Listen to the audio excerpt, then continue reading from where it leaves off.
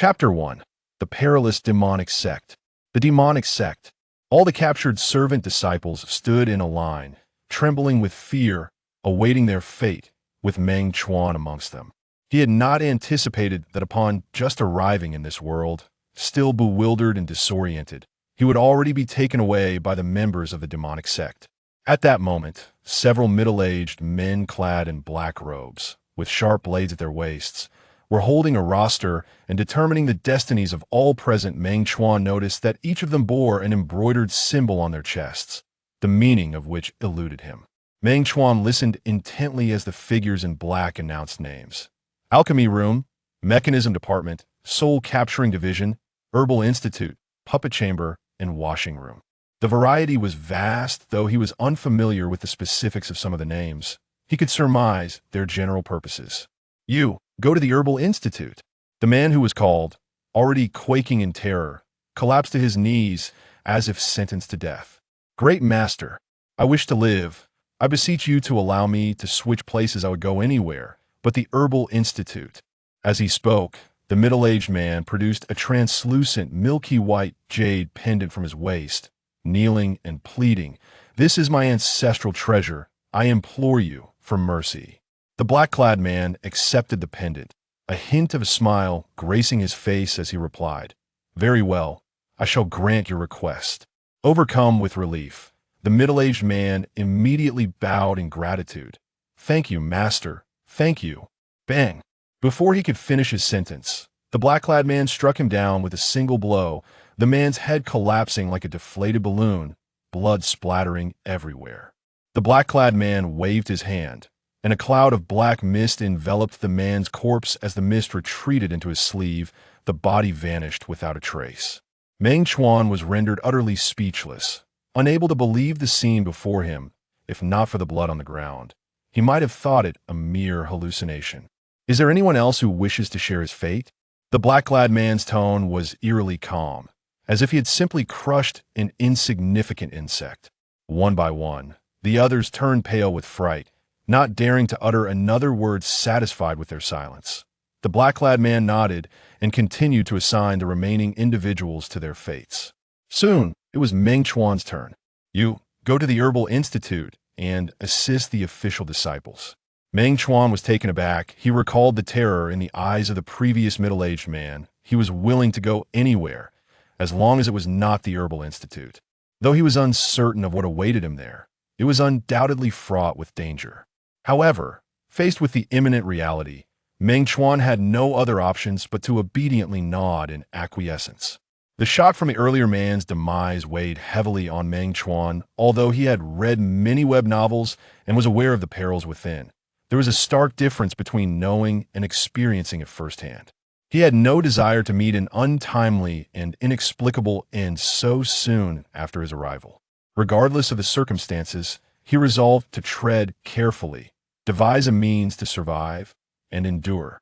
In no time, all were divided into several groups, and the leader of Meng Chuan's group was a woman shrouded in a black veil. Although her features were obscured, she exuded an undeniable beauty. Her cold voice echoed in the ears of the gathered. The Herbal Institute is divided into the front yard and the backyard. The front yard is primarily overseen by official disciples. While you'll be tasked with gathering spiritual herbs in the backyard each month, you will receive a task list that must be completed. Failure to do so will result in your transformation into puppets.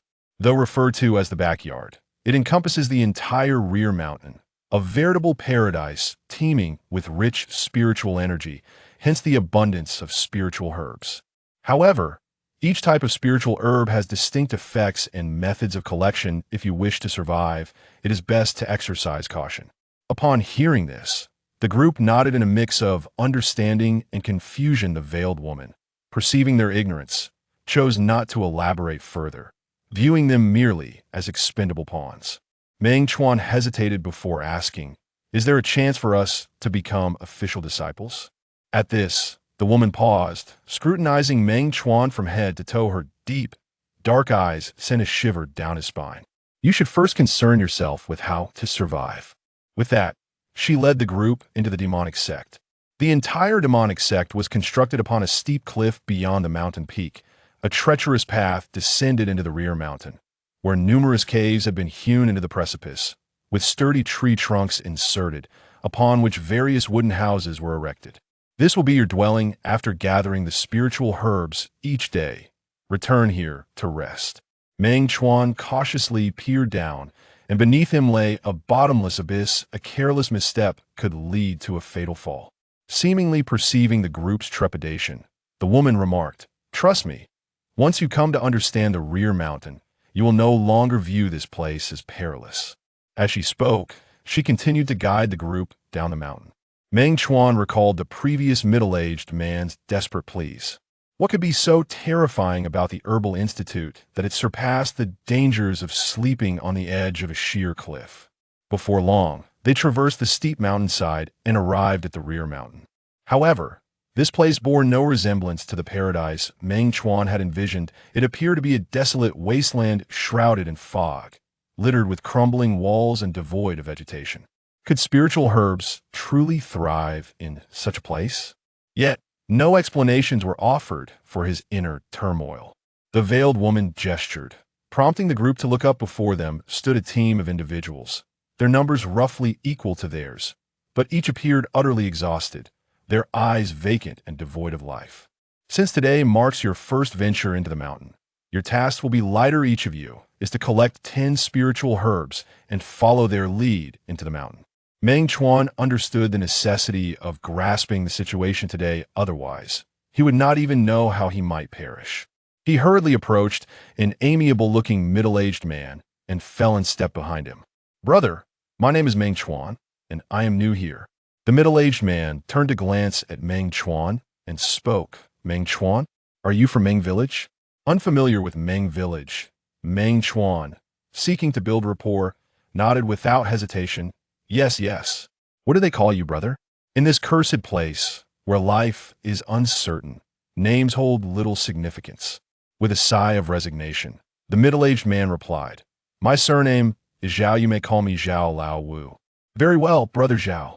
Meng Chuan promptly voiced his curiosity. "Brother Zhao, what is it that makes the rear mountain so terrifying?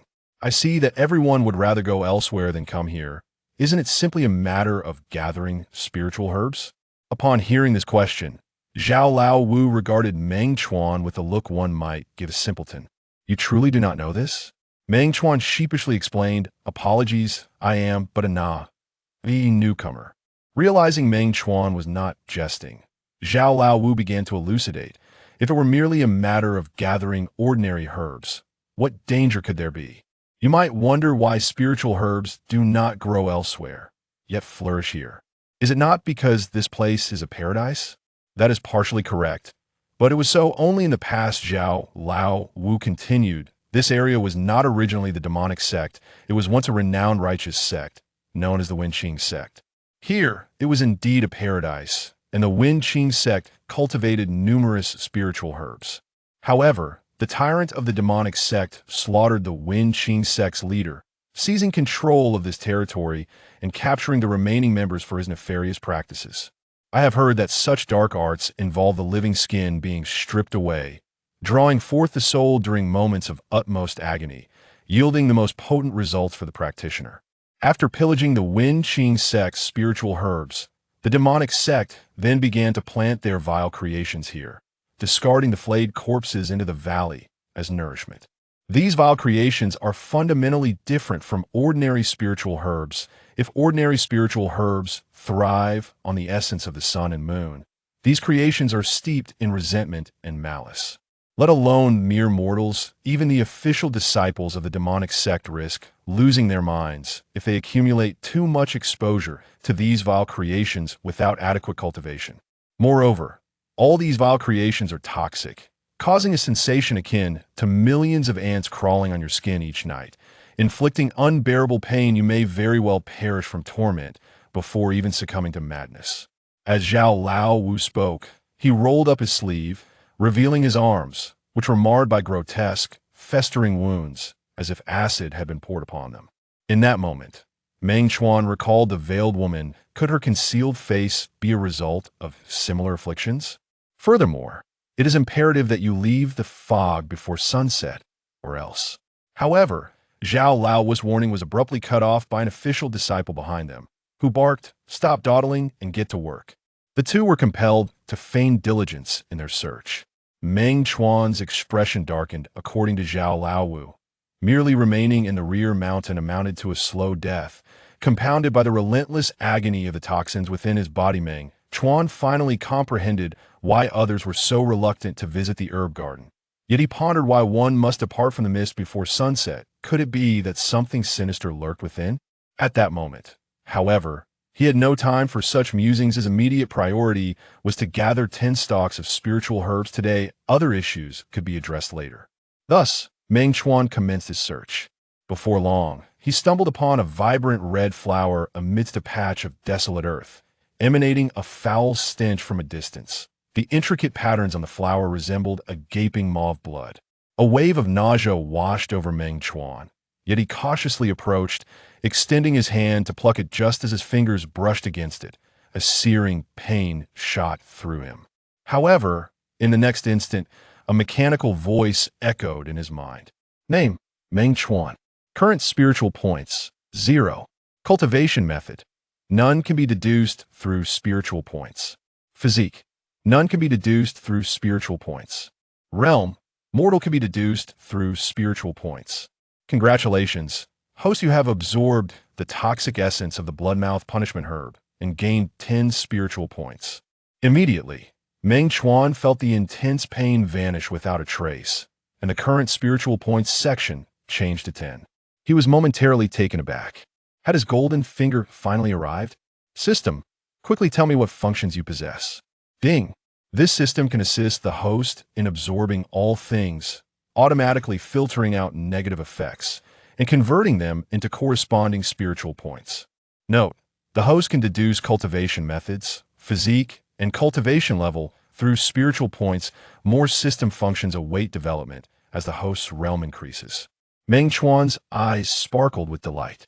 In an instant of euphoric excitement, he realized that the excruciating pain he had felt earlier had vanished because the system had filtered out the toxins. So, it seemed he could not only be immune to all poisons, but could also acquire spiritual points through these malevolent substances. Calm down. Steady yourself. In the midst of his overwhelming exhilaration, Meng Chuan reminded himself to maintain composure and not attract the attention of those around him due to his momentary triumph. He decided to delve deeper into the system upon his return later that evening, suppressing his inner fervor and continuing his search for spiritual herbs.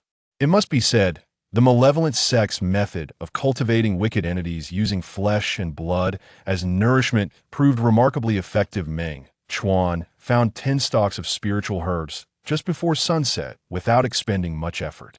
Without exception, the system had filtered out all toxins for him, and he had garnered a total of 120 spiritual points. After submitting the 10 stalks of spiritual herbs, the first day finally came to a close, and everyone returned to the wooden cabin atop the cliff to rest. Chapter 2. You are powerful, yet there will always be someone stronger than you. Nightfall. The moon shines brightly amidst the sparse stars, and the mist below the cliff thickens, seemingly destined to linger indefinitely. In such a perilous domain of demonic sects, Meng Chuan harbors an urgent desire to grow stronger. What good is a system? In this cannibalistic world, even with a system, one can only cultivate marginally faster than others. You are powerful, yet there will always be someone stronger than you. Regardless of how gifted you may be, there will always be those with greater talents and strength. With the system interface opened, Meng Chuan noted that aside from his spirit points, nothing else had changed. He understood quite well that to survive, he must swiftly enhance his capabilities, becoming a king of survival, steadily developing while maintaining a low profile, which is the path to longevity. Without hesitation, he accessed the system interface once more. Aside from the spirit points, everything else remained unchanged. He glanced at the panel, intending to begin with his physique. Please allocate spirit points. Summoning his resolve, Meng Chuan decided to invest all the spirit points he had acquired that day. The number in the spirit points section dwindled to 0. A voice resonated in his mind. You have invested 120 spirit points to enhance your physique. The physique is innate, categorized into 4 levels: heaven, earth, mysterious, and yellow. Those possessing unique physiques often find their cultivation significantly more efficient. The inherently gifted possess natural physiques, while ordinary individuals must rely on external aids or fortuitous opportunities to forge their physiques. Refine your physique. You have absorbed the essence of malevolent entities daily, training for 12 years, ultimately forging a low-grade yellow-tier 5 poison corpse physique. As the system's words faded, Meng Chuan felt a remarkable transformation within himself. That it was as if he possessed boundless strength. Both his power and speed surged dramatically, and the soreness from the day vanished without a trace. Most importantly, he discovered that he could instinctively summon a trace of poison, akin to that which lingered among the malevolent entities in the valley. This the physique? Although only a low-grade yellow-tier physique. Meng Chuan felt immense satisfaction, for he had acquired some degree of self-protection. He also gained a deeper understanding of the enhancement process. It appeared that this enhancement was contingent upon his immediate surroundings and conditions. Since he could not leave the Garden's rear mountain, the only external force available for enhancement was those malevolent entities. However, as Meng Chuan pondered, a piercing wail suddenly shattered his thoughts. Bang! In the next moment, a dull thud reverberated. Meng Chuan felt as though something had struck the base of his wooden dwelling. Something lurked in the valley. His heart raced, recalling Zhao's unfinished warning about leaving the mist before sunset. Fortunately, the crashing sound subsided after a brief incense's duration, allowing Meng Chuan to breathe a sigh of relief. After waiting a while longer to ensure his safety, he cautiously crouched by the window, peering through the gap to survey the outside. The mist within the valley had thickened, and a flash of red light darted through, as if a pair of eyes were scrutinizing something, though uncertain. Meng Chuan's instinct suggested that it was indeed that entity. Whatever the case may be, he resolved to seek clarity from Zhao the following day. After ensuring all windows and doors were securely closed, he returned to bed to rest. The following morning, Meng Chuan was roused from his slumber by the clamor outside. He quickly arose and stepped out of the wooden house, noticing that the mist had lifted considerably, and everyone was preparing to descend the mountain. Spotting Zhao, he hurriedly followed. Zhao, did you hear anything unusual last night? It seemed like something was banging against my house. After recognizing Meng Chuan, Zhao Lao explained. You didn't open the window, did you? No, then that explains ITO encounter D Shah on the very first night. Your luck is somewhat unfortunate. D Shah. What is that? I mentioned before, though this place is referred to as the Herb Garden. It is essentially a breeding ground for malevolent entities nourished by piled corpses. The valley is rife with bones and remains, and restless spirits coalesce here, known as D Shah. After sunset, the Yin predominates over the Yang. When D Shah enters the mist, it can devour the living. If one is invaded by D Shah, they become akin to a living corpse. Perhaps noticing Meng Chuan's pallor, Zhao Lao reassured him, but you need not worry too much. That entity lacks intelligence and cannot leave the toxic mist. That's so. Meng Chuan recalled the red light from the previous night and felt it did not resemble something devoid of intellect. However, he chose not to press further. That moment, the woman in black gauze who had led them into the valley reappeared, holding a scroll. Before Meng Chuan could gather his thoughts, others eagerly surrounded her. What is happening? You may not know, but whenever newcomers arrive, there is a test, our only chance at survival. Without allowing Meng Chuan to inquire further, the woman in black gauze tossed the scroll into the air, where it unfurled and hovered suspended. The scroll bore several lines of bold text, radiating a blinding light that threatened to blind anyone who gazed upon it for too long. This is the cultivation method of our demonic sect. The sect is considerate of the laboring disciples. All newcomers from yesterday may step forward to observe. Those who can cultivate this technique to the foundation establishment stage will be promoted to formal disciples. The woman's cold voice echoed in the ears of the crowd.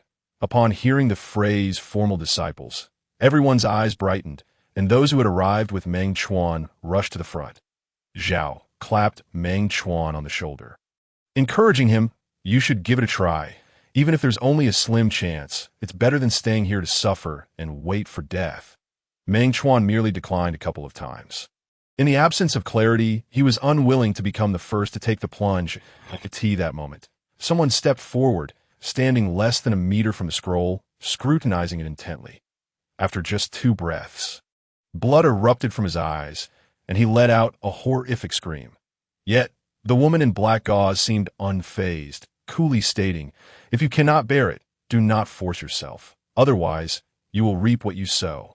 Next, with his cautionary tale, the others became significantly more cautious. Most could barely withstand a few seconds of observation, while a few managed to last a dozen seconds. However, what astonished everyone was a seemingly frail woman who endured for a full 30 seconds. After observing, Meng Chuan decided to step forward. As he stood before the scroll, he immediately felt an overwhelming pressure. His eyes felt as though they were staring directly into the midday sun. Surprisingly, it was not as terrifying as he had anticipated. Yet, Meng Chuan understood the importance of maintaining a low profile in this ruthless world, that he silently counted the seconds, pretending to struggle after approximately 17 or 18 Chapter 3. The pinnacle of the Black Stone after the test concluded. Everyone resumed their quest for spiritual herbs. Meng Chuan, not one to linger, was eager to complete his task for the day and venture out in search of opportunities, now that he could finally depart from the valley.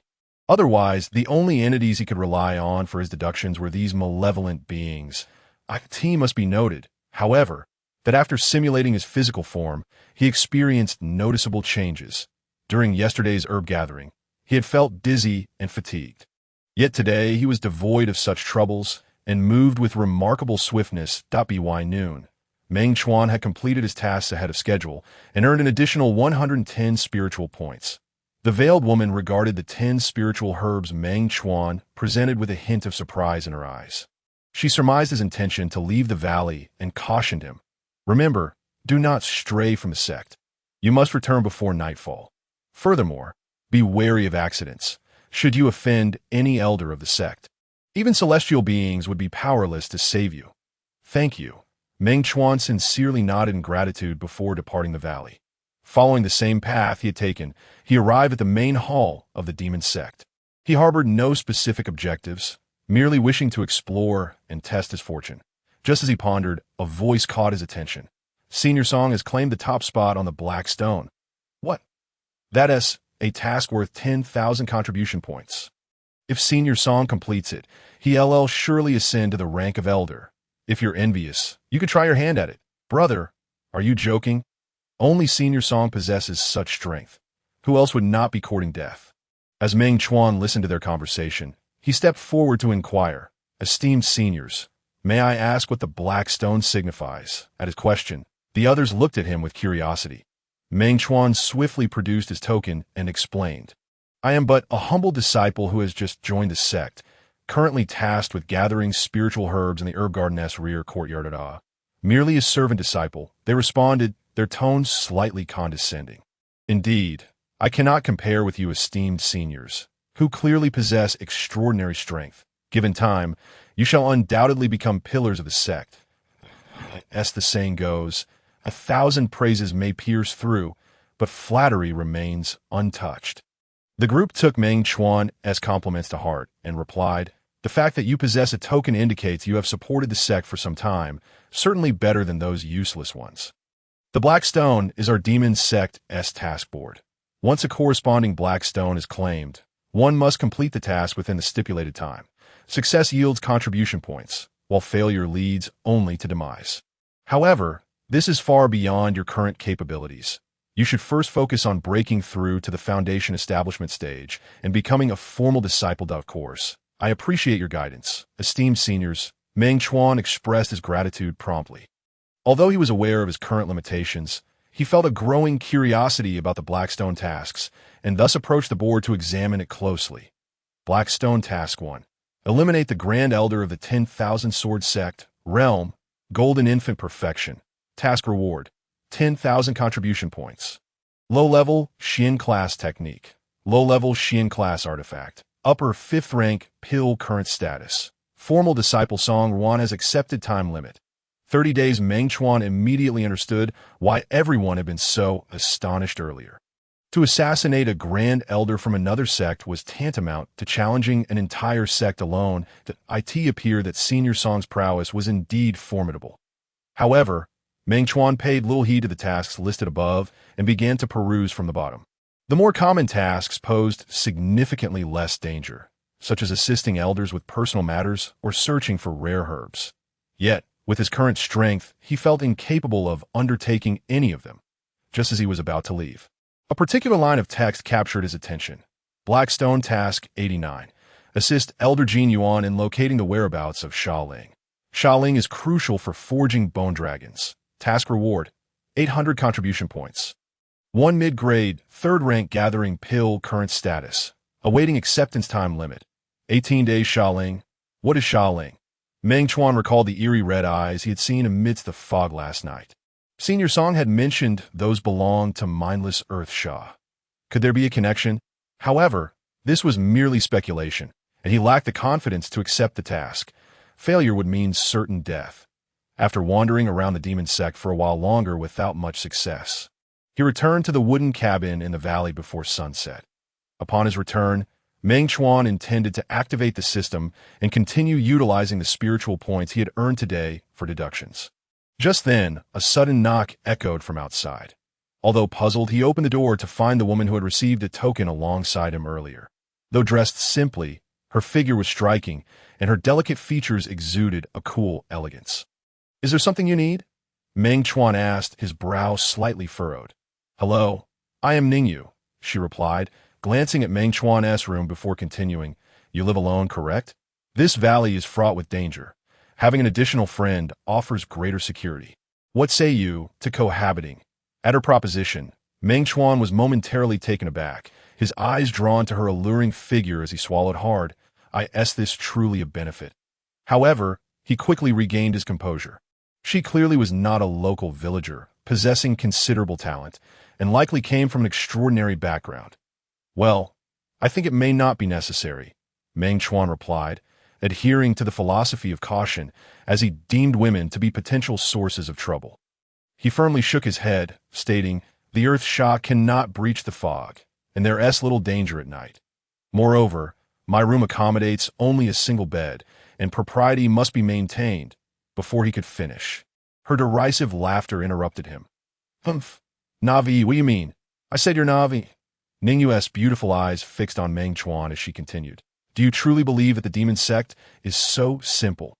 I sought you out merely because your strength is commendable. Do not think that a modicum of talent will ensure your survival." Meng Chuan persisted. "There is no need for concern. Besides, I can endure longer than another individual. You would be better off seeking him." He began to close the door. Ningyu, taken aback by his stubbornness, produced her trump card, saying coolly, "Do you really believe your poor acting can deceive everyone? If that is the case, I shall inform them that you are concealing your true strength." Hearing this, Meng Chuan's heart skipped a beat, his surprise evident. "How did you see through me? Let me in, and I shall explain." Considering the woman before him, Meng Chuan hesitated for a moment before ultimately conceding. "Come in." Chapter 4.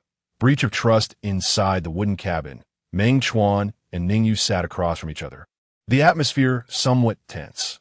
"How did you discern that I was hiding my strength?" Meng Chuan initiated the conversation. "If I said it was a guess, would you believe me? You, woman, are rather untrustworthy." Meng Chuan was taken aback. Despite her cool demeanor, she displayed a playful side. Seeing Meng Chuan's flustered expression, Ningyu smiled softly. "I'm just teasing you. I cannot reveal that, but you may ask me about other matters." Meng Chuan recognized that this woman held leverage over him. Since he couldn't escape her for now, he might as well learn more about the underlying truths. "You mentioned earlier that I underestimated the dangers of the Demon Sect. What other threats exist here?" Upon hearing this, Ningyu's expression darkened slightly as she replied coolly, "The Demon Sect is notorious for its malevolence. Being captured here is akin to facing a near-certain death sentence. Do you genuinely believe that after a month, upon reaching the Foundation establishment stage, you will secure your life? Then what should I do?" Ningyu continued, "You must have noticed today that many disciples exist within the Demon Sect. In fact, we surpass even those from prestigious Orthodox sections that require us to reach the Foundation establishment stage within a month to qualify as formal disciples. Yet in other sects, achieving this within 6 months is already considered exceptional talent. Do you know why this is?" Meng Chuan, having previously been unaware of this, shook his head in confusion. The reason is simple. All disciples, including us, are merely fodder for the sect's tyrannical leader. Though Meng Chuan had already suspected as much, he was still uncertain and pressed further. What do you mean by that? The demonic arts we have been instructed to comprehend, the demon heavenly treasure record, is fundamentally corrupted. Compared to ordinary techniques, it allows for rapid cultivation, yet its drawbacks are severe. In the later stages, it often leads to chaotic meridians, necessitating long-term consumption of special elixirs to suppress the chaos. The Demon Sect precisely employs such elixirs to control its disciples.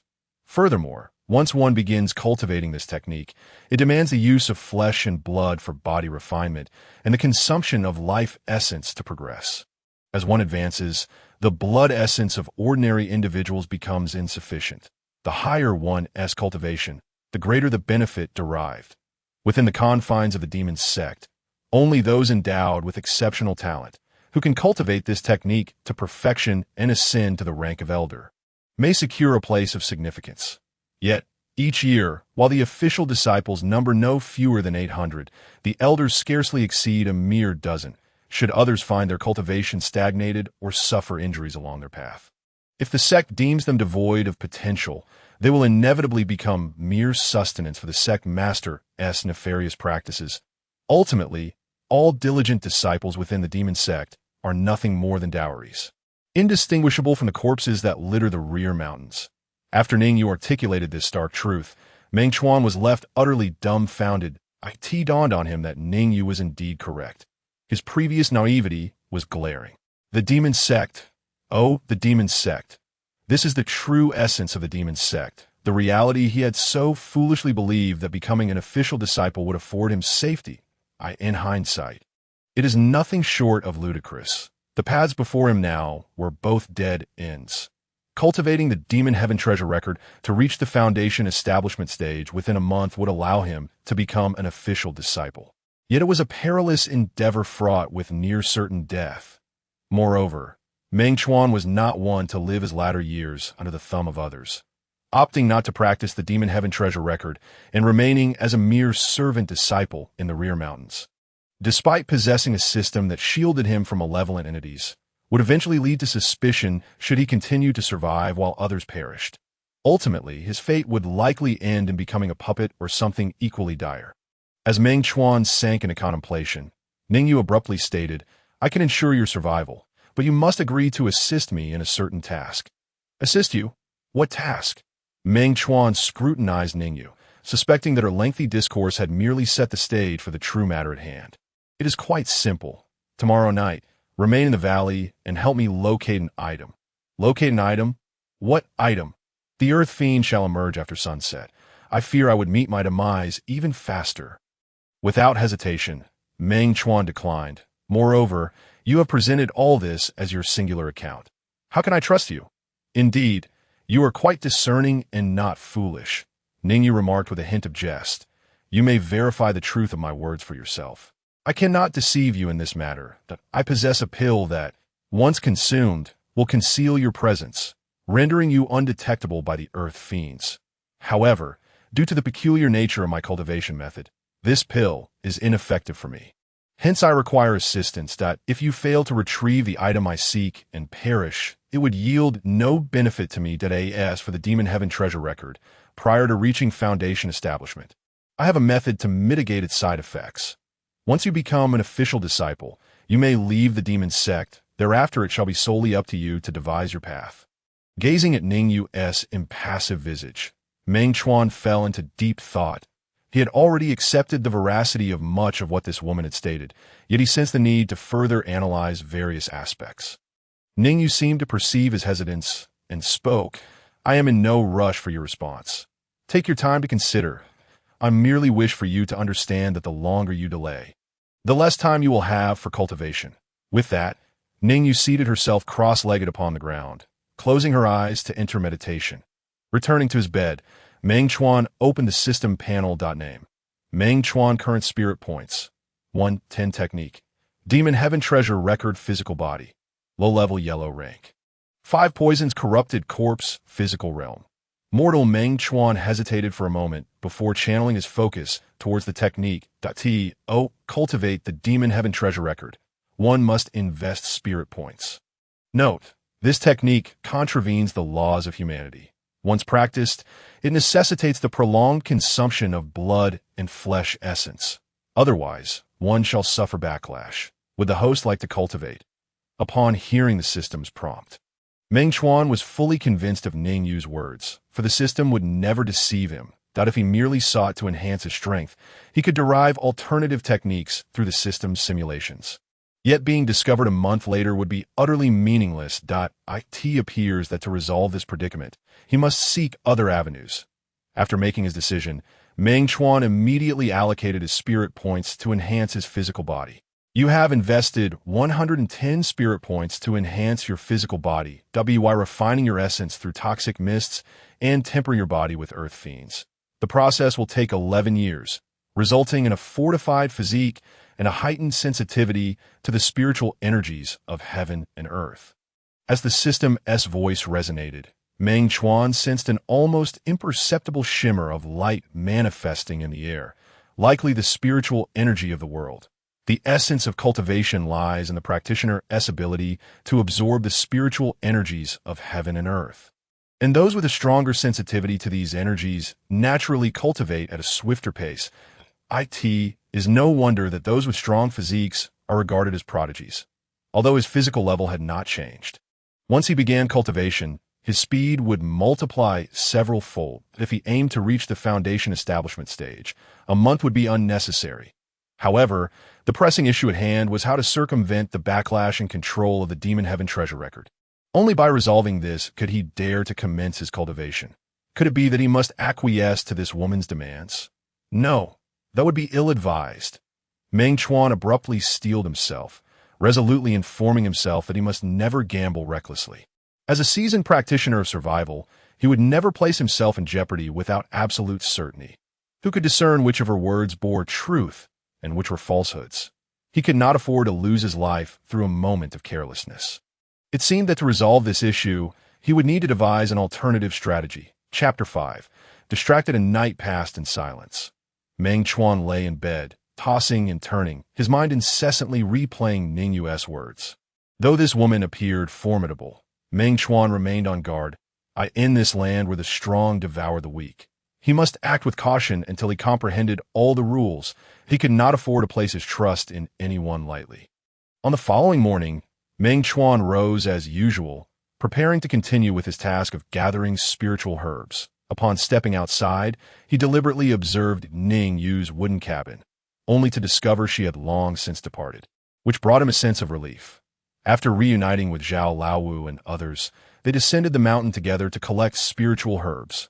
Meng Chuan, why do you seem so distracted today? Zhao Laowu inquired, his gaze fixed on the ground as he searched for something. Snapping back to reality, Meng Chuan managed a strained smile. It's nothing. Perhaps I didn't sleep well last night. Zhao Laowu nodded in understanding and did not press further. Given the perilous cliffs and the ever-present toxic mists, it was indeed remarkable for a newcomer like him to have slept soundly. Meng Chuan mechanically sifted through the seemingly ordinary spiritual herbs before him. Yet his mind was preoccupied with finding a way to break the backlash of the Demon Heaven treasure record.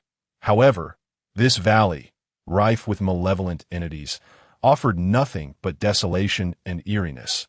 Just as Meng Chuan felt a sense of hopelessness, he suddenly noticed a seemingly ordinary spiritual herb emanating a faint spiritual energy fluctuation. Intrigued, he approached for a closer inspection.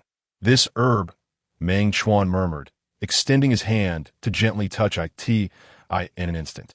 A warm and pure wave of spiritual energy surged into his body, starkly contrasting the toxic miasma of the malevolent entities. Could it be, Meng Chuan pondered, that amidst these malevolent entities lies the key to unraveling the backlash of the Demon Heaven treasure record? It seemed imperative to complete the task of gathering spiritual herbs today, allowing him time to uncover the secret to breaking the curse of the Demon Heaven treasure record. Armed with the experience from the previous day, Meng Chuan worked swiftly to gather the herbs. Just as he was about to submit the herbs to the woman in black gauze, a sudden spark of inspiration struck him, accompanied by the system's notification. Ding! The system has detected a significant opportunity nearby. Please proceed to investigate immediately. Meng Chuan's heart raced with excitement. What a delightful surprise. This felt akin to possessing a divine perspective. Thrilled, he eagerly grabbed his basket and headed towards the direction indicated by the system. Here are today's spiritual herbs, he announced. After submitting the herbs, Meng Chuan prepared to follow the system's guidance. Behind him, the cold voice of the woman in black gauze pierced the air once more. You may venture to the rear mountains, but do not blame me for not warning you. At times, curiosity can be fatal. What? Meng Chuan spun around, a tea that moment. The black gauze woman had shifted her attention entirely to others. With a crack, a whip of condensed demonic energy lashed out. You dare present such inferior herbs as substitutes. Do you wish to hasten your demise? Go and gather more. She commanded that if you do not return before sunset, you shall face death? Yes, I understand. I shall go at once. The hapless individual scrambled to collect the scattered herbs, fleeing the scene in a panic. Meng Chuan watched, his lips twitching in disbelief, the depths of human greed. The insidious nature of the Demon Sect truly treated its disciples as cattle. Yet he realized that it was not his place to intervene. For now, his primary concern remained his own survival. Following the system's guidance, Meng Chuan made his way toward the rear mountains, halting before a concealed cave. The woman's warning echoed in his mind, leaving him momentarily at a loss as to whether to advance or retreat. Ding! The system alerts the host that a significant opportunity is nearby. Curse it! No matter what, he could not doubt the system. Surely it would not mislead him, its benefactor. With newfound resolve, he declared, I shall proceed. Let me see what other demons and monsters lurk here. Meng Chuan stepped inside. The cave was concealed amidst a thicket of dense shrubs. Without the guidance of the system, he would have found it exceedingly difficult to locate this place. Cautiously, he parted the foliage and ventured into the cave. The interior was dim and damp, permeated by a musty odor. Meng Chuan ignited a torch, illuminating the path ahead. He traversed the narrow passage, his heart a blend of anticipation and anxiety. After approximately a quarter of an hour, he was suddenly enveloped by a rich aura of spiritual energy. He quickened his pace, rounding a bend, and was greeted by a breathtaking sight. Deep within the cave lay a small stone chamber, at the center of which grew a herb emanating a soft, radiant glow. The herb stood about a foot tall, its leaves glistening with a verdant sheen, and its petals, crystalline and translucent, appeared as though sculpted from the purest jade. To one side of the spiritual herb, Meng Chuan seemed to discern a small, semi-transparent screen of light. Dots of luminescence coalesced into a few lines of text. Pure spirit herb, a millennium-old elixir, capable of purifying all malevolent energies, greatly beneficial for cultivation. But oh my goodness, what a treasure! Meng Chuan's heart soared with joy as he cautiously approached the pure spirit herb. The moment he drew closer, he distinctly felt a refreshing wave of spiritual energy surge into his body, instantly dispelling some of the malevolent energies within him. He felt invigorated, as if he had undergone a complete transformation. What a marvelous find! This is truly a remarkable treasure, he murmured to himself, leaning in closer to scrutinize the herb. The herb thrived on a stone pedestal, surrounded by intricate runes, seemingly protecting it. Meng Chuan attempted to reach out and touch it, only to find that the runes emitted a faint glow, preventing him from advancing. It appeared that some special method was required to procure this herb. Meng Chuan pondered and then opened the system panel to check for any relevant hints. Name: Meng Chuan. Current 0 points. 0 technique. Demon Heaven Treasure Record Body. Yellow rank, low level, 5 poisons corpse body realm. Mortal detected absorbable materials in the vicinity. Would the host like to absorb? What? Is there a mistake? I want to know how to pluck this herb. Meng Chuan scratched his head in confusion, utterly baffled. Just then, the mist outside suddenly surged in, sealing the cave entrance entirely. Oh no. I am trapped. System, you can't be serious. You wouldn't let me meet my demise here, would you? Please confirm. Would you like to absorb? Wait. Absorbable materials? Could the system be referring to this poisonous mist? But if I absorb it, wouldn't I end up floating like those toxic entities, unable to leave it behind? Swallowing hard, Meng Chuan took small, hesitant steps backward, but yes, he reached a point of no retreat. He steeled himself. Damn it, I'll absorb it. At worst, I'll become a poison fiend. Chapter 6. Transforming Spirit Points. The system announced. Detected absorbable materials in the vicinity. Would the host like to absorb? Without hesitation, Meng Chuan confirmed that he began to absorb the mist, the mysterious power within being filtered and converted into spirit points by the system. Current 0 points. 10, 20, 30. What is this? Transforming spirit points. Meng Chuan was astonished to discover that as he continued to absorb the mist, the quantity of spirit points was rapidly increasing. Concurrently, subtle changes were occurring within his body. The mysterious power from the mist seemed to meld with his physique, enhancing his constitution further. He lost track of time. And after a while, much of the mist within the cave had dissipated. Name. Meng Chuan current 0 points. 1000 technique. Demon Heaven treasure record body. Yellow rank, intermediate level, 5 poisons corpse body realm. Mortal Meng Chuan glanced at the system panel, noting the considerable accumulation of spirit points and the enhancement of his physique. Haha, this truly is a case of fortune arising from misfortune. I haven't lost out. Meng Chuan rejoiced inwardly, redirecting his gaze to the spiritual herb. Upon checking the panel again, he noticed an option for simulation had appeared. He tentatively clicked on it. Please select a simulation target. Meng Chuan hesitated for a moment, focusing his attention on the millennium-old herb. You have chosen to simulate the millennium-old herb. It requires investment of spirit points. Upon successful simulation, you will gain its effects and methods of harvesting. Would the host like to continue? Without hesitation, Meng Chuan confirmed and invested 100 spirit points. You have invested 100 spirit points to simulate the millennium-old herb. Through the simulation, you discover that this herb is called Pure Spirit Herb, capable of purifying internal malevolent energies, and is highly beneficial for those cultivating the Demon Heaven treasure record. The method of harvesting requires the use of spiritual energy to activate specific runes in order to pluck it. The system's voice faded. The method of harvesting the Pure Spirit Herb vividly materialized in Meng Chuan's mind. Following the system's guidance, he concentrated his internal spiritual energy, gently activating the runes. The runes gradually illuminated, radiating brilliant light that enveloped the Pure Spirit Herb. Seizing the moment, Meng Chuan reached out and successfully plucked the herb, which fell effortlessly into his hands. I did it. Meng Chuan's heart swelled with joy as he quickly stored the Pure Spirit Herb in a storage bag, preparing to exit the cave. However, as he turned, a denser fog suddenly enveloped the cave entrance. Damn it. Is this mist never-ending? There's so much of it. Can my intermediate level, yellow rank mortal body withstand it? Meng Chuan cursed inwardly, yet he quickly regained his composure and began to contemplate his options.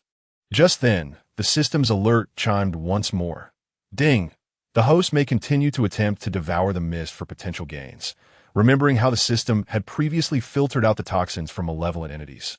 And the surge of spirit points he had just absorbed from the mist, Meng Chuan formulated a daring hypothesis. With the system at his disposal, he was now impervious to toxins, resolute in his thoughts. He opened his mouth wide and began to consume the mist surrounding him.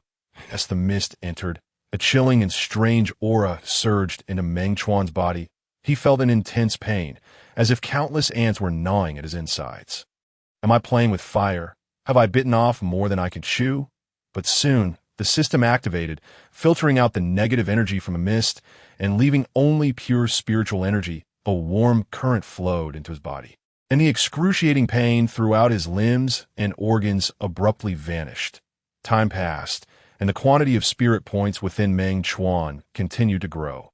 Finally, after consuming a substantial amount of mist, the fog at the cave entrance completely dissipated.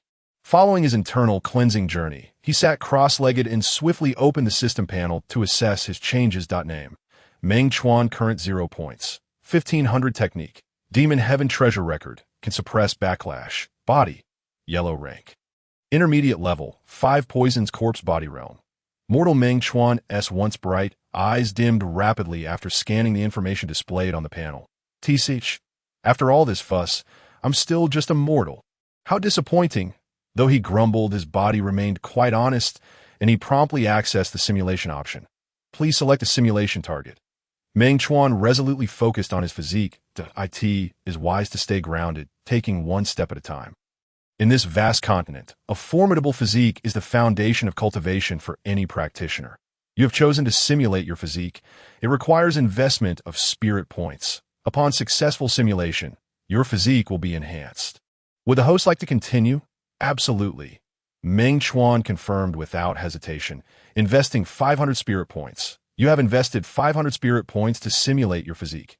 You find yourself engulfed in mist, harnessing the spiritual energy of heaven and earth, refining your body and bones over a decade, resulting in a further enhancement of your physique, reaching the yellow rank, advanced level, 5 poisons corroded body.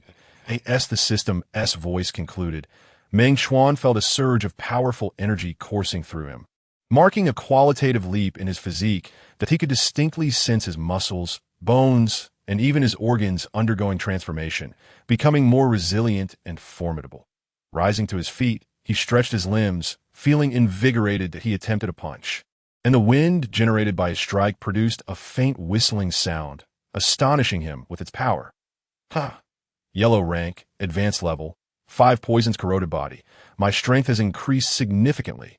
Meng Chuan rejoiced, placing greater trust in the system's simulation function. He opened the system panel once more to review his changes. Name: Meng Chuan, current 0 points, 1000 technique. Demon Heaven treasure record, can suppress backlash, body. Yellow rank, advanced level, 5 poisons corroded body realm. Mortal gazing at the information on the panel, Meng Chuan felt a twinge of dissatisfaction regarding his mortal realm status.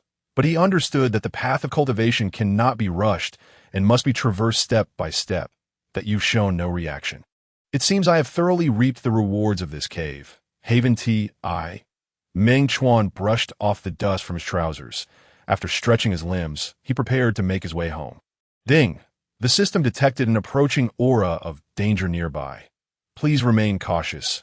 Host. The jolt of alarm surged through Meng Chuan, prompting him to halt and scan his surroundings. However, apart from the dim cave and the occasional sound of wind, he discerned nothing unusual. System, from where does this danger emanate? Meng Chuan pondered quietly within his heart. He had no acquaintances within this demonic sect, let alone any enemies. Could it be that the patrolling disciples of the sect had discovered his presence? With this thought, he dared not let his guard down for even a moment, swiftly seeking refuge in a secluded corner. Holding his breath, he endeavored to diminish his presence, while simultaneously observing the situation outside through the system panel. Chapter 7. What? Not living anymore. Before long, several figures clad in black robes appeared at the entrance of the cave. Armed with sharp blades, their expressions were vigilant, clearly searching for something. It seemed they truly were patrolling disciples. Meng Chuan mused to himself, but how could they have suddenly appeared here? Had someone discovered his whereabouts and reported him to the sect? Despite his inner turmoil, now was not the time for such reflections. The most crucial thing was to remain calm and devise a plan once the patrolling disciples departed. Time passed slowly, and after meticulously searching the cave, the patrolling disciples seemingly found nothing amiss. It appeared that the Earth Fiend had not ventured this way, returning instead to report to Lady Haisha. Let us go. We're heading back. They exchanged glances, nodded in agreement, and then turned to leave. It was only when the figures of the patrolling disciples had completely vanished from sight that Meng Chuan let out a sigh of relief. He patted his chest, grateful to have narrowly escaped disaster. Clearly, he needed to exercise greater caution in the future. Meng Chuan reflected, this demonic sect was fraught with peril. One misstep could lead to utter ruin. Ding! The system detected a dangerous presence approaching nearby. The host is advised to respond with caution. What? Did I miss here, or are you mistaken? That group of patrollers has already left. System, tell me, where is this danger coming from this time? The dangerous presence originates from outside the cave. The host must find a hiding place within 3 seconds. What? 3 seconds? Isn't this a bit late for you to inform me? I ask you, why not wait until I am safely buried before telling me? 3, 2, 1. Danger, danger, danger. Meng Chuan's inner complaints were drowned out by an overwhelming instinct for survival that surged within him at that moment. Almost instinctively, he sought out the nearest hiding place, darting behind a massive rock. Holding his breath so as not to make a sound, just as he concealed himself, He witnessed a strange red light stealthily glide into the cave, precisely the same shadow he had seen outside his room. The Earth Fiend. Meng Chuan gasped inwardly, recalling the mention of the Earth Fiend by the woman in black. It must be this peculiar entity before him. The Earth Fiend drifted about the cave, seemingly searching for something. That shadow emanated an indescribable pressure, causing the air around it to thicken. Meng Chuan silently lamented. Why did the Earth Fiend have to appear at this precise moment? How was he to leave now? Was he a delectable meal for it? He cautiously adjusted his breathing, fearful of making even the slightest noise that might reveal his presence to this ominous being. However, contrary to his wishes, he inadvertently disturbed a loose stone, the sound of it rolling echoing painfully in the stillness of the cave. Damn it! What ill fortune has befallen me today? Meng Chuan cursed inwardly, realizing he needed to evade. But it was already too late. Swish! The Earth Fiend abruptly turned, lunging towards him. Oh my! It's coming for me! In a panic, Meng Chuan flailed his arms and burst forth from behind a massive rock. Since awakening the system, he had focused solely on enhancing his physique. He had no knowledge of any offensive techniques. Run, legs, run. The cave was a labyrinth, and Meng Chuan darted back and forth, frequently glancing over his shoulder to check on the Earth Fiend's movements. Noticing its absence, he took a moment to wipe the sweat from his brow. Thank goodness for my swift legs. They're proving useful now. Back in high school, I was quite the athlete. Meng Chuan's laughter abruptly ceased. Before him lay a wall that rendered him speechless. What the hell? Can I be this unlucky? Where's the exit? Ding! The system detected the Earth Fiend. The host may attempt to devour it, and upon success, will gain a special treasure. The system's notification echoed in his mind once more. Meng Chuan was taken aback. Devour the Earth Fiend. Are you out of your mind? This Earth Fiend is a terrifying entity within the demonic sect. How could a mere mortal like him possibly devour it? It would be a miracle if the Earth Fiend didn't devour him first. Suddenly, Meng Chuan felt his body stiffen, swallowing hard. Cautiously, he turned to see the Earth Fiend with its gaping maw ready to engulf him whole. And his heart nearly leapt from his chest. His mind blanked, yet instinctively, he crouched down and wrapped his arms around his head, as if that would shield him from the impending disaster. Don't eat me. I am not tasty at all. In that critical moment, a strange force erupted from within Meng Chuan. This power, formless and intangible, bore an indescribable might that instantly repelled the oncoming Earth Fiend. Bang! The Earth Fiend was hurled against the cave wall like a leaf caught in a tempest, producing a thunderous crash. Its red glow flickered erratically, clearly shaken by the impact. The anticipated agony did not ensue. Instead, Meng Chuan heard a resounding boom that he reached to touch his body, and to his astonishment, he was still alive. Thank heavens! What was that sound? Curiosity piqued. Meng Chuan cautiously peeked out, only to be rendered speechless by the sight before him. Utterly unable to believe his eyes, the Earth Fiend, a being feared throughout the demonic sect, now lay on the ground, disheveled and diminished, its red glow significantly dimmed. What on earth is happening? Meng Chuan was filled with confusion, scanning the surroundings in search of the source of that mysterious power. However, aside from himself and the Earth Fiend, there were no other creatures in the cave, let alone any hidden masters. Could it be me? As soon as this thought crossed his mind, Meng Chuan dismissed it. Aside from his robust physique, he had no offensive capabilities, much less such formidable power that could instill fear in the Earth Fiend. The Earth Fiend seemed to sense Meng Chuan's approach. Its red glow intensified and dimmed in rapid succession, as if desperately struggling. Yet how could he explain the scene before him? Meng Chuan took a step closer, and with each step, the Earth Fiend retreated until it found itself cornered against the cave wall. With nowhere left to flee, the Earth Fiend appeared to have completely lost its previous arrogance. It attempted to escape, yet was bound by invisible chains that tightened with each struggle, inflicting greater torment upon it. Seeing this, Meng Chuan felt an unprecedented surge of courage. Humph, weren't you quite arrogant just a moment ago? What's wrong now? Are you afraid? Although Meng Chuan had no idea why he could intimidate the Earth Fiend, he certainly would not let this opportunity slip by. Chapter 8. A bicycle transformed into a motorcycle. Observing the trembling Earth Fiend, Meng Chuan curiously reached out, cautiously touching the air surrounding it, but found nothing to grasp. That invisible force seemed to target only the Earth Fiend, having no effect on him. Could it be that a certain power within me is protecting me? A thought sparked in Meng Chuan's mind. Recalling the mysterious force he had sensed while enhancing his physique, that he had been unsure of its origin and purpose, but it appeared that this power had indeed saved him at a critical moment. With this realization, Meng Chuan's confidence surged. He straightened his back and looked at the Earth Fiend, stating, "I care not what kind of demon or monster you are, since you have crossed paths with me. It can only be deemed your misfortune." With that, he took another step forward and gently kicked its intangible form. The Earth Fiend emitted a mournful wail, as if pleading for Meng Chuan to spare it. "Spare you? You had no intention of sparing me just moments ago.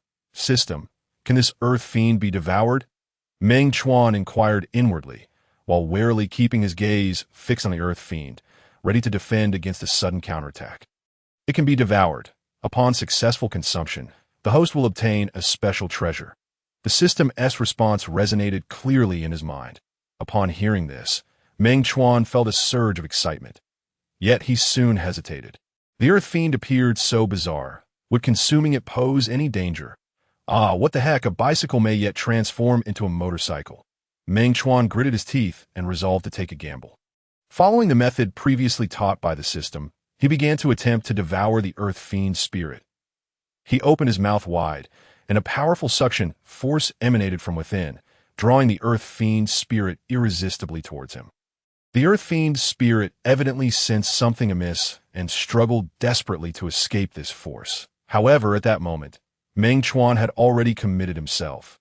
He clenched his jaw tightly, and a certain power within him surged wildly. Finally, at the very instant the Earth Fiend's spirit was about to break free, it was completely swallowed into his belly. In that fleeting moment, Meng Chuan felt an upheaval within, as if countless energies were rampaging through his body. "Burning the cauldron, I was careless," he groaned in agony, rolling on the ground as the veins on his forehead bulged. Meanwhile, the system once again sprang into action. It began to assist Meng Chuan in refining the power of the Earth Fiend's spirit, gradually transforming that chaotic energy into spiritual power he could control. Slowly, the pain within Meng Chuan began to subside, replaced by an unprecedented sense of fulfillment.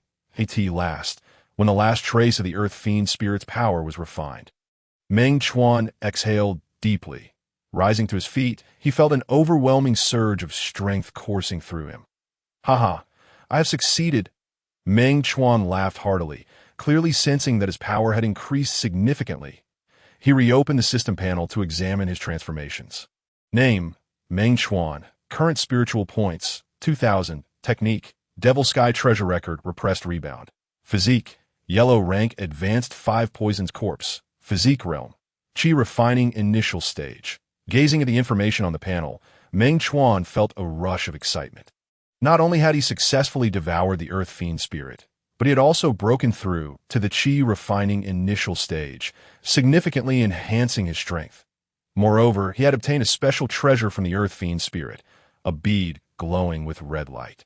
The system notified him that this was the Earth Fiend Pearl, containing potent Earth Fiend energy, which could be used to forge magical treasures or enhance cultivation. Truly, this misfortune has turned into a blessing. Meng Chuan rejoiced inwardly as he stowed away the Earth Fiend Pearl, preparing to leave the cave. Just as he was about to step out, the system's notification chimed again. Ding! His foot halted mid-air, his entire being frozen in place, lips quivering. "What now?" "Congratulations, host. You have acquired Spiritual Rhythm 100. This spiritual rhythm can be used to eliminate any negative effects suffered by the host or to promote the evolution of techniques and physique." Upon hearing this, Meng Chuan's heart stirred, and his gaze immediately fell upon the line reading Devil Sky Treasure Record, Repressed Rebound. Although this technique was powerful, its long-term practice required the consumption of blood essence, which posed significant side effects and had always troubled him. Now that he had Spiritual Rhythm, perhaps this issue could be resolved. With such a valuable resource at hand, what was there to wait for? System, use the Spiritual Rhythm to attempt evolving the Devil Sky Treasure Record and reduce its negative effects. Meng Chuan silently commanded, his tone laced with anticipation. Threads of spiritual rhythm began to seep from his body, encircling the imprint of the Devil Sky treasure record, akin to warm sunlight illuminating icy coldness, gradually penetrating its essence. The consumption of spiritual rhythm brought about subtle changes within Meng Chuan, as the meridians that had been aching due to the practice of the Devil Sky treasure record were soothed by a gentle force, alleviating the pain. Moments later, the system's notification sounded once more.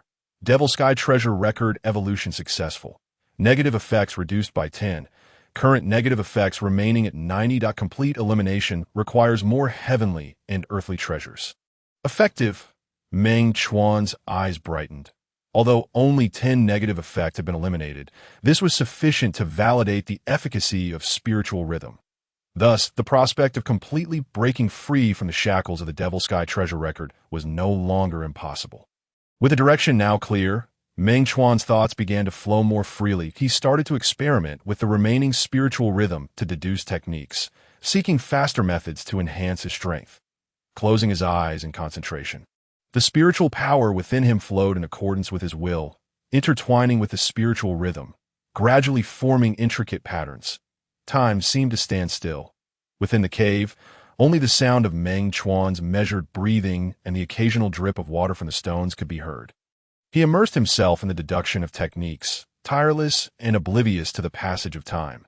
Eventually, after an unknown duration, Meng Chuan suddenly opened his eyes, brilliance shining forth as if he had grasped the profound mysteries of the universe.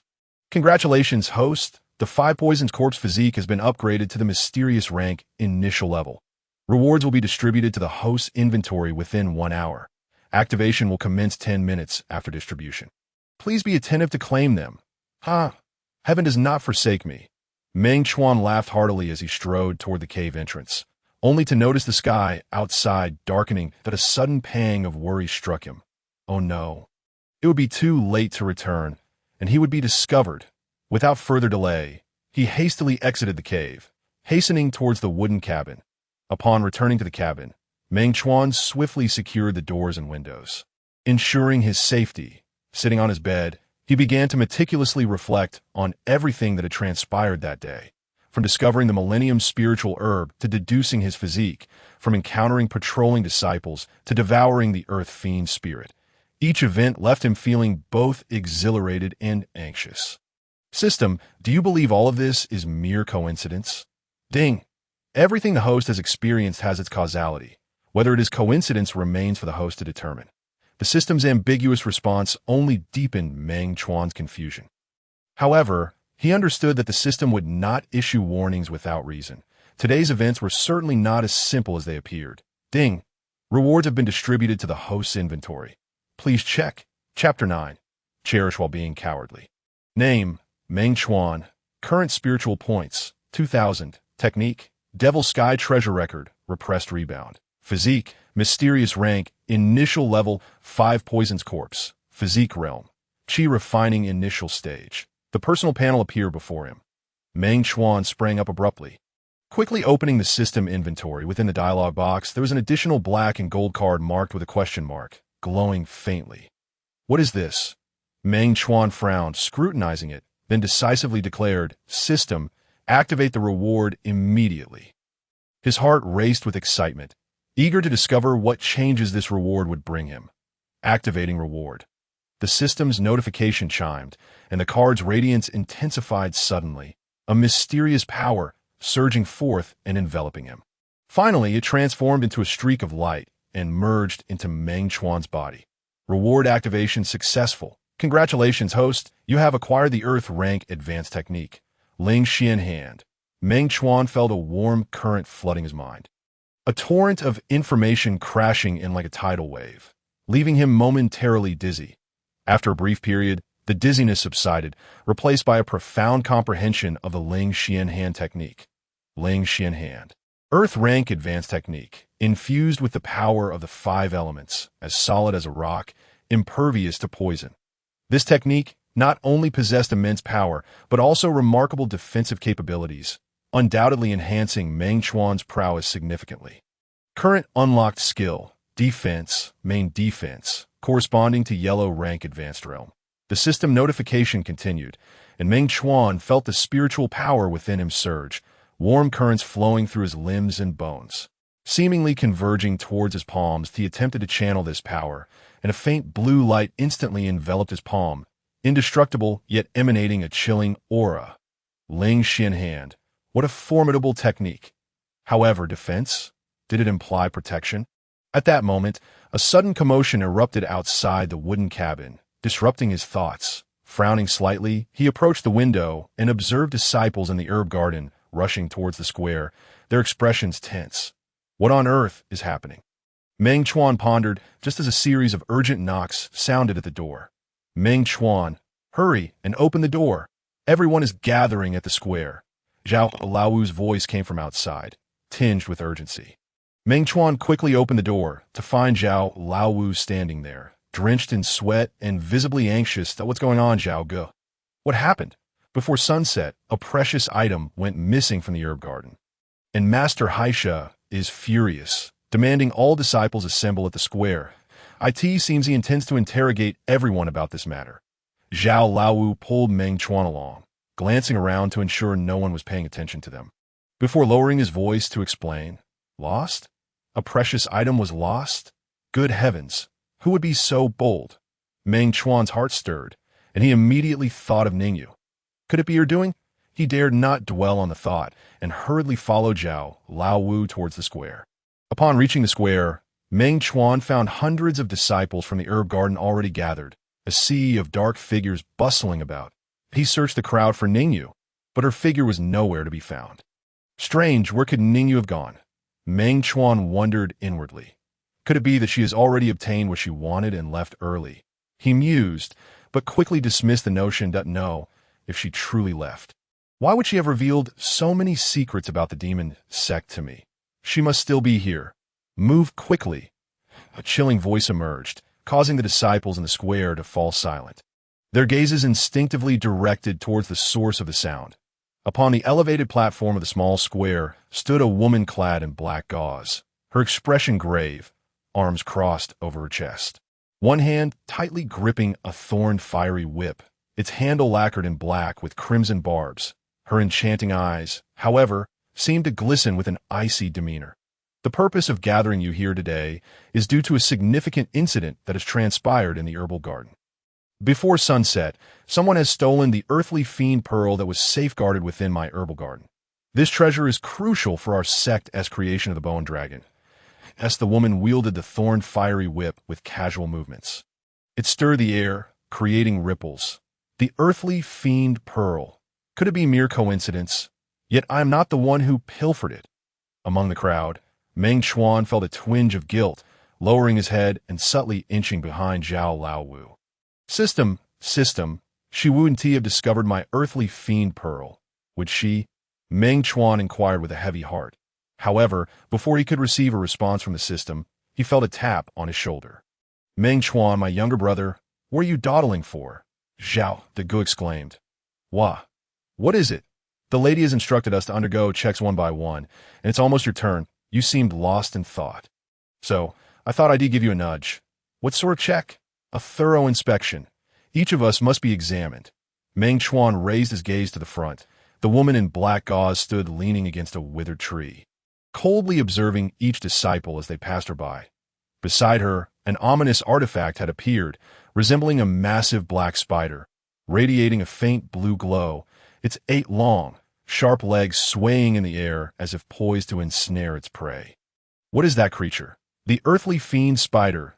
It can sense the aura of the earthly fiend pearl, and anyone hidden nearby cannot escape its scrutiny. Meng Chuan's eyes widened as he abruptly turned his head. Ningyu cast him a fleeting glance. He quickly realized his excitement had betrayed him, cleared his throat, and lowered his voice to inquire. You haven't left, have you? Leave? Where would I go? Ningyu furrowed her brow in confusion. You're seeking that treasure, which must be the earthly fiend pearl, correct? It's in your possession. Sent it? Ningyu did not respond, merely regarding his words with a quizzical expression, casting him a disdainful glance. If you're the one, just admit it. Don't drag us into this mess. If the earthly fiend pearl on him were discovered, It wouldn't merely jeopardize his standing in this demonic sect. It would undoubtedly lead to his demise. Next, Meng Chuan. Meng Chuan's heart sank, his head reluctantly lifting to meet Ningyu's gaze, as if awaiting her next move. Yet, Ningyu, resembling an outsider, shrugged her shoulders, exuding an air of innocence. This is bad. Given her demeanor, could she be the one responsible? What does this all mean? Could it be a case of mistaken identity, and that pearl truly belongs to him? Meng Chuan, why are you hesitating? It's your turn. What should I do now? Panic surged within Meng Chuan. He certainly did not wish to expose himself due to the earthly fiend pearl. Crack, a dark and crimson flash whizzed by, severing a lock of hair from Meng Chuan's forehead, which drifted slowly to the ground a hair's breadth away. He nearly suffered a disfigurement. How could one strike a man without striking his face? Meng Chuan cherished his visage above all, hoping to rely on it for sustenance in the future. Any further delay could mean disaster. Meng Chuan's fury dissipated in an instant upon uttering those words. With a forced smile, he scurried forward. All right, I'm coming, my lady. Chapter 10. The game of heartbeats. All disciples lined up, proceeding one by one to undergo the earthly fiend spider's inspection, ensuring complete transparency. The disciples, upon hearing this, formed an orderly line, their expressions tense as they awaited their turn. Pushed forward, Meng Chuan found himself at the forefront of the queue. He contemplated observing the procedure to see how the earthly fiend spider conducted its inspections. Who would have thought his turn would come so swiftly? The disciple before Meng Chuan stepped forward, placing his hand upon one of the spider's legs. Instantly, the earthly fiend spider emitted a more intense blue light, beginning to scrutinize him thoroughly. Moments later, the blue light retracted, and the disciple exhaled in relief, evidently having passed without issue. Now it was Meng Chuan's turn to inhale deeply, feigning calmness as he approached and placed his hand upon a leg of the earthly fiend spider. The creature immediately enveloped him in a vibrant blue glow. Meng Chuan felt an inexplicable energy coursing through him, as if searching for something. His heart raced, fearing that the earthly fiend spider might detect the aura of the earthly fiend pearl.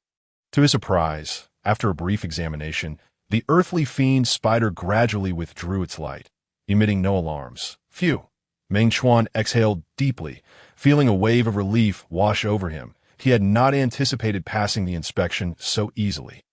Next time you hesitate, I'll confiscate your token. Next! The voice of the woman in black gauze echoed again, prompting Meng Chuan to instinctively clutch his token tighter. He still wished to retain the freedom to enter and exit the valley. If it were taken away, he would be left with nothing. With that thought, he quickly stepped aside to allow the next disciple to proceed. Next, Ningyu. Ningyu, being the last of their group to arrive, was naturally the final disciple to undergo inspection. Meng Chuan watched with curiosity. The earthly fiend spider remained unperturbed, and she passed without incident. Does this creature truly work? It seems rather unreliable, Meng Chuan mused. As if sensing his thoughts, the earthly fiend spider shifted slightly, its legs quivering. Meng Chuan retreated a few steps, acknowledging the danger. After an intense inspection, no suspicious individuals were discovered. The woman in black gauze frowned, clearly dissatisfied with the outcome. Could it be that no one had stolen the earthly fiend pearl? She muttered to herself. Meng Chuan, listening from the side, pondered silently. The earthly fiend pearl lay quietly within his system backpack, and the earthly fiend spider had detected nothing amiss. This could only signify one thing. The system's concealment abilities were extraordinarily potent, even eluding the earthly fiend spider's detection. Contemplating this, Meng Chuan felt an increased sense of reverence for the system. Concurrently, a delayed message from the system resonated in his mind. The earthly fiend spider of the mid-tier Xian stage cannot detect the high-tier earthly fiend pearl. Please rest assured, host. Meng Chuan, now hidden within the crowd, twitched the corners of his mouth. You wretched thing, could you not have informed me sooner? Are we playing a game of heartbeats here? Should I demonstrate my demise for you? Following the inspection, the woman in black gauze announced the temporary dismissal of the gathering, allowing the disciples to return and rest. Meng Chuan entered his wooden hut. Ningyu followed closely behind. Hey, how dare you? A lady, so brazenly intrude into a man's abode in broad daylight? Disregarding Meng Chuan's protests, Ningyu boldly seated herself in the lone chair within the room. Have you given any thought to the terms I previously proposed? You are to cohabitate with me and assist in retrieving that item. Meng Chuan raised an eyebrow. This girl was indeed quite haughty. When requesting assistance, one should adopt a more humble demeanor. What was her approach here? Moreover, remaining in the valley at night was tantamount to courting death. Even with the system at his disposal, he could not guarantee there wouldn't be other monstrous creatures lurking in the mist. Ahem. I stand by my previous statement. I merely wish to survive here without grand ambitions. As for cohabitation, if you are willing, I might not be entirely opposed. His mundane existence was manageable, but now that he possessed the system, he must not allow anyone to uncover his secrets. Are you implying you reject my proposal for collaboration? Ningyu's displeasure was evident as she approached Meng Chuan, step by step. Coming to a halt before him, she fixed her gaze upon him. Meng Chuan, do you believe you can remain unscathed within this demonic sect? Meng Chuan's heart quaked. He understood Ningyu spoke the truth. In this realm, where strength reigned supreme and the weak were devoured, it was nearly impossible to remain untarnished. Yet he remained reluctant to accede to Ningyu's request. For it entailed considerable risk. I understand your perspective, but I have my own reservations. Meng Chuan sighed. Staying in the valley at night is exceedingly perilous. Moreover, I cannot ascertain whether I possess the capability to assist you in locating that item. Ningyu pondered in silence for a moment, seemingly lost in thought. After a brief interval, she suddenly declared, How about this? I can offer you some assurances that if you agree to help me, I will teach you some self-defense techniques, and I will do my utmost to protect you in times of danger. Teach me self-defense techniques? Protect me? Ningyu's prowess was formidable. If she could genuinely impart skills for self-preservation and assist him in perilous situations, his safety would undoubtedly be significantly enhanced.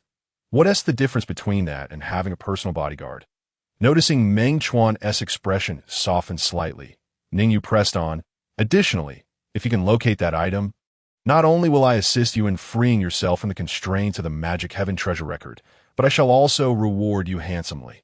Meng Chuan felt a flicker of uncertainty within.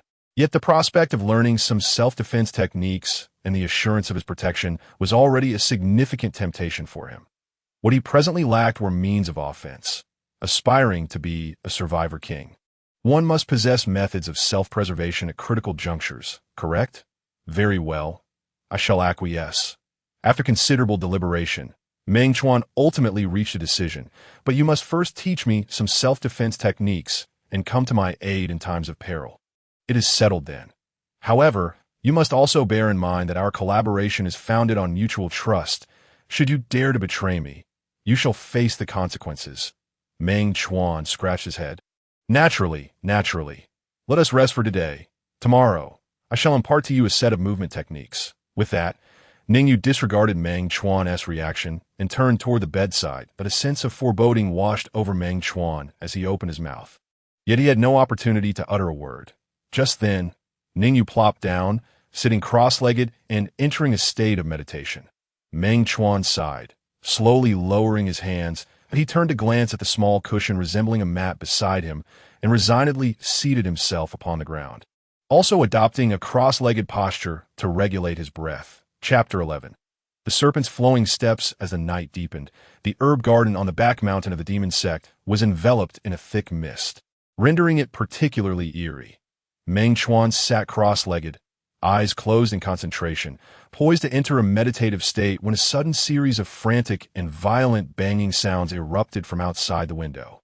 His heart raced. He quickly opened his eyes, only to see a flickering red light visible through the window screen, accompanied by a surge of rich demonic energy rushing towards him. The spirit of the earthly fiend? Meng Chuan was taken aback, never expecting the spirit to appear at this moment, seemingly frenzied as it barreled toward his wooden cabin. Initially, the impacts caused the cabin to shake noticeably, emitting creaking sounds. Concerned about disturbing Ningyu, who was in meditation, Meng Chuan hastily approached the window to assess the situation. However, as he reached the window, a system notification echoed in his mind. Ding, detection of absorbable earthly fiend energy nearby. Would you like to absorb it, host? Meng Chuan paused for a moment. Then a thought struck him. Since the spirit of the earthly fiend had appeared, why not seize the opportunity to devour it and enhance his strength?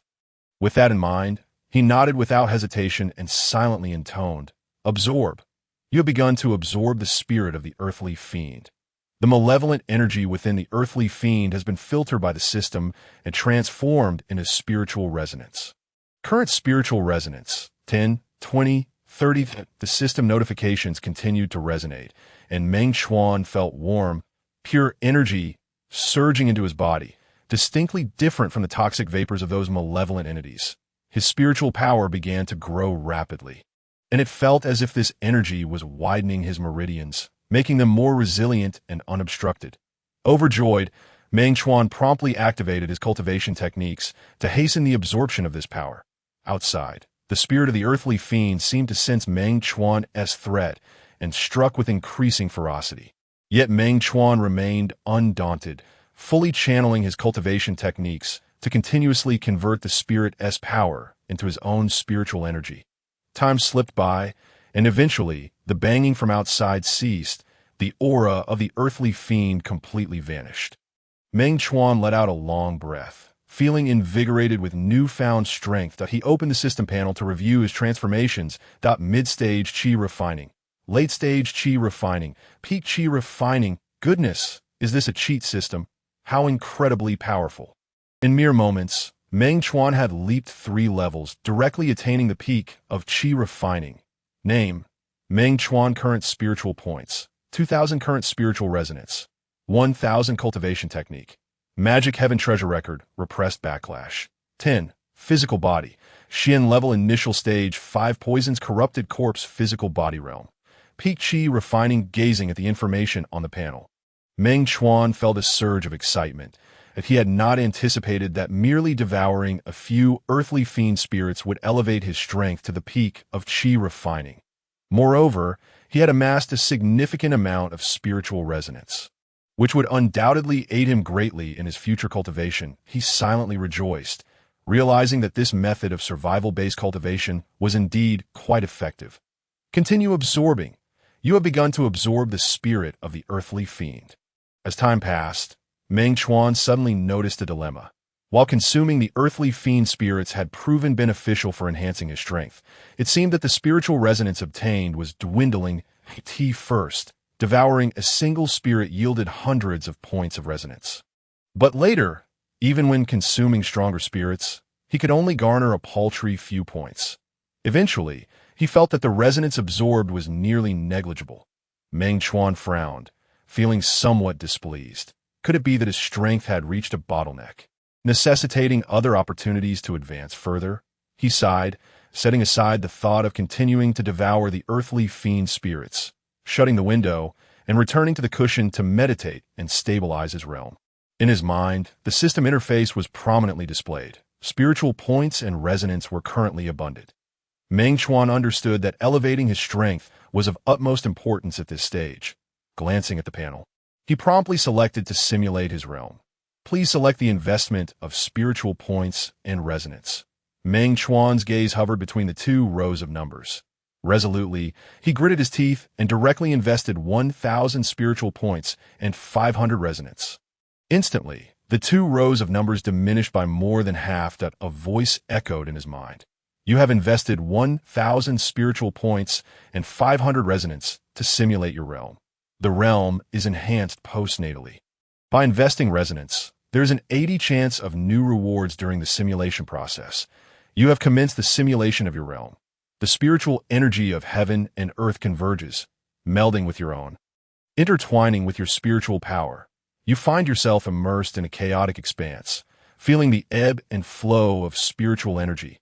Waves of warm, pure spiritual energy surge from all directions, interlacing with Meng Chuan's spiritual power, forming powerful streams of energy. These energy streams traversed through his meridians, continually expanding them and fortifying his spiritual power. Meng Chuan closed his eyes tightly, fully concentrating on the transformation of this power. However, the simulation of his realm was not without its challenges. During this process, Meng Chuan suddenly sensed a formidable resistance, as if an invisible force were obstructing his progression. What was happening? Alarmed, Meng Chuan quickly focused his mind. Attempting to break through this resistance. At that moment, the system prompt sounded once more. Encountering a bottleneck during simulation, additional spiritual points or resonance are required for a breakthrough. Upon hearing this prompt, Meng Chuan did not hesitate. He immediately invested all his remaining spiritual points and resonance. You have invested your remaining spiritual points and resonance. The bottleneck begins to loosen, and the spiritual energy of heaven and earth surges more vigorously into your body, resulting in a qualitative leap in your spiritual power. Simulation successful. Your realm has advanced to the initial stage of foundation establishment. Simultaneously, the information on the system panel also underwent a transformation. Name: Meng Chuan current spiritual points. 0 current spiritual resonance. 0 cultivation technique. Magic heaven treasure record. Repress backlash. 10. Physical body. Xian level initial stage. 5 poisons corrupted corpse. Physical body realm. Initial stage of foundation establishment. Meng Chuan slowly opened his eyes, astonished that he had reached the initial stage of foundation establishment so swiftly. As he reveled in the joy of his breakthrough, the system prompt sounded again. Simulation successful. Additional rewards are being dispensed. Meng Chuan's heart leapt, and he hurriedly accessed the system backpack. Within, he discovered a glowing elixir and an ancient cultivation manual. Additional rewards. Foundation establishment pill 1. Earth level intermediate technique. Serpent's flowing steps. Meng Chuan's eyes sparkled. The foundation establishment pill was an excellent aid for cultivators at the foundation establishment stage to break through their bottlenecks, while the serpent's flowing steps was a technique that would greatly enhance his speed and agility. Yet, being an earth-level intermediate technique, did it require his physical body to reach that level before he could utilize it? Reward successfully claimed. Automatic interpretation in progress. Chapter 12. A grip on a situation. Ding. The system begins to interpret the serpent's flowing steps. Meng Chuan gazed at the newly acquired serpent's flowing steps manual in his system backpack, filled with anticipation. However, the system's notification felt akin to a bucket of cold water, extinguishing his enthusiasm. Serpent's flowing steps, earth-level intermediate technique. To cultivate this technique, the practitioner's physical body must reach the earth level, or else it will be difficult to harness its power. Meng Chuan furrowed his brow, realizing that his current physical body was merely at the Xian level initial stage, leaving considerable distance to the earth level. This revelation left him somewhat disheartened. He had hoped to immediately cultivate this technique to enhance his speed and agility. But it now appeared that he would first need to elevate his physical body. Indeed, cultivation is not an endeavor that yields immediate results. Alas, it seems I must prioritize enhancing my physical body first. Meng Chuan let out a sigh and murmured to himself that he reopened the system panel to assess his resources. Name: Meng Chuan current spirit points. 0 current spirit rhythms. 0 technique. Demon heaven treasure record. Counteracted backlash. 10. Physique. Mysterious stage, initial level, 5 poison corrupted corpse physique realm. Foundation establishment initial stage. Gazing at the completely depleted spirit points and spirit rhythms, Meng Chuan couldn't help but feel a twinge of worried. He was in urgent need of resources to enhance his strength, but where could he find them? At that moment, he suddenly recalled the Blackstone mission board he had seen earlier, which seemed to have a task related to the Earth Sha spirit. That's right. I can take that task and exchange the Earth Sha spirit for resources. Meng Chuan's eyes lit up, and he immediately formulated a plan. He quickly rose to his feet, ready to leave the wooden cabin. Creak. Meng Chuan, where are you headed? Ning Yu's voice suddenly rang in his ears. He halted his steps, slowly turned around, and awkwardly smiled. Miss Ning Yu, what brings you up so early? Ning Yu replied with a faint smile, her gaze appraising Meng Chuan from head to toe. For cultivators, what difference does it make between morning and night? But you, it seems, have made considerable progress overnight. It appears you have reaped quite the harvest. Feeling somewhat embarrassed, Meng Chuan scratched his head. Oh, it was merely a stroke of luck. Ning Yu chose not to say more, casting him a glance before turning to leave the wooden cabin. Did you hear any strange sounds last night? Ah, what strange sounds? No, I didn't hear anything. Did I ask that so? I thought there was an earthquake. Perhaps I misheard. Where are you going? Meng Chuan, feeling guilty, scratched his head and in a daze blurted out, "Where are you going?" As soon as the words left his mouth, he regretted it and lightly slapped his face. At that moment, the figure ahead had already turned around, arms folded, with an expression of disbelief. "Wasn't I teaching you self-defense techniques? Hurry up and catch up." Seeing this, Meng Chuan hurriedly followed. "Hey, wait for me." He trailed behind Ningyu, secretly relieved that he had reacted quickly and diverted the topic. Otherwise, he truly would not know how to explain the sudden increase in his strength overnight. The two of them made their way toward a clearing in the herb garden. The morning mist had yet to dissipate completely, casting a hazy veil over everything around them.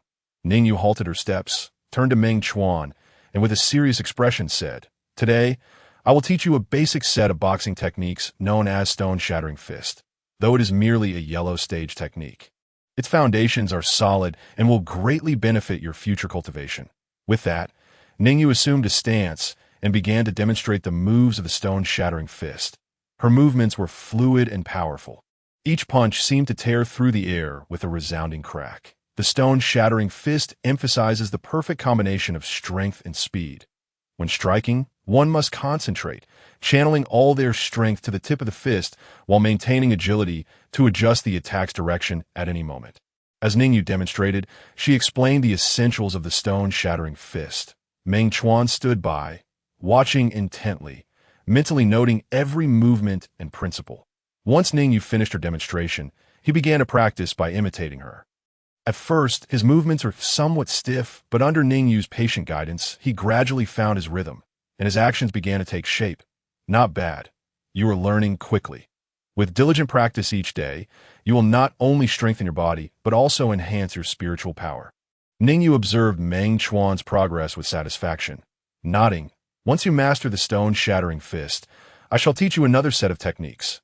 Ningyu once again assumed a stance, and her figure danced lightly across the grass, each step seemingly blending with the surrounding air, leaving behind faint afterimages. This is a mysterious stage technique. It enables silent movement, with steps and breaths harmonizing perfectly, creating afterimages to confuse enemies of the mysterious stage and below. "Ah, isn't that a bit much?" Meng Chuan watched in awe, his heart filled with astonishment at the marvel of this technique, his eyes shining brightly. If the opponent could hear his thoughts, Meng Chuan would have certainly guaranteed that the sound of abacus beads would drive them mad. Unfazed by Meng Chuan's reaction, Ningyu continued, "Since we are cooperating, I'll let you in on a little secret. The precious treasure you will help me find will earn you a set of boxing techniques and a set of movement techniques in return." Clang! Both turned their heads simultaneously, exchanging glances of surprise. "Sai, let us go. It's time to gather spirit herbs. Of course. I will heed my master's words." Ningyu's expression froze momentarily, her voice soft yet quick to respond. "Who is your master? We are merely partners. Lady Blackveil, should we warn them not to practice here anymore?" "No need." The woman in black raised her eyebrows, the thorny fire whip in her hand tapping rhythmically against her palm. "I want to see how far these two somewhat talented servant disciples can progress."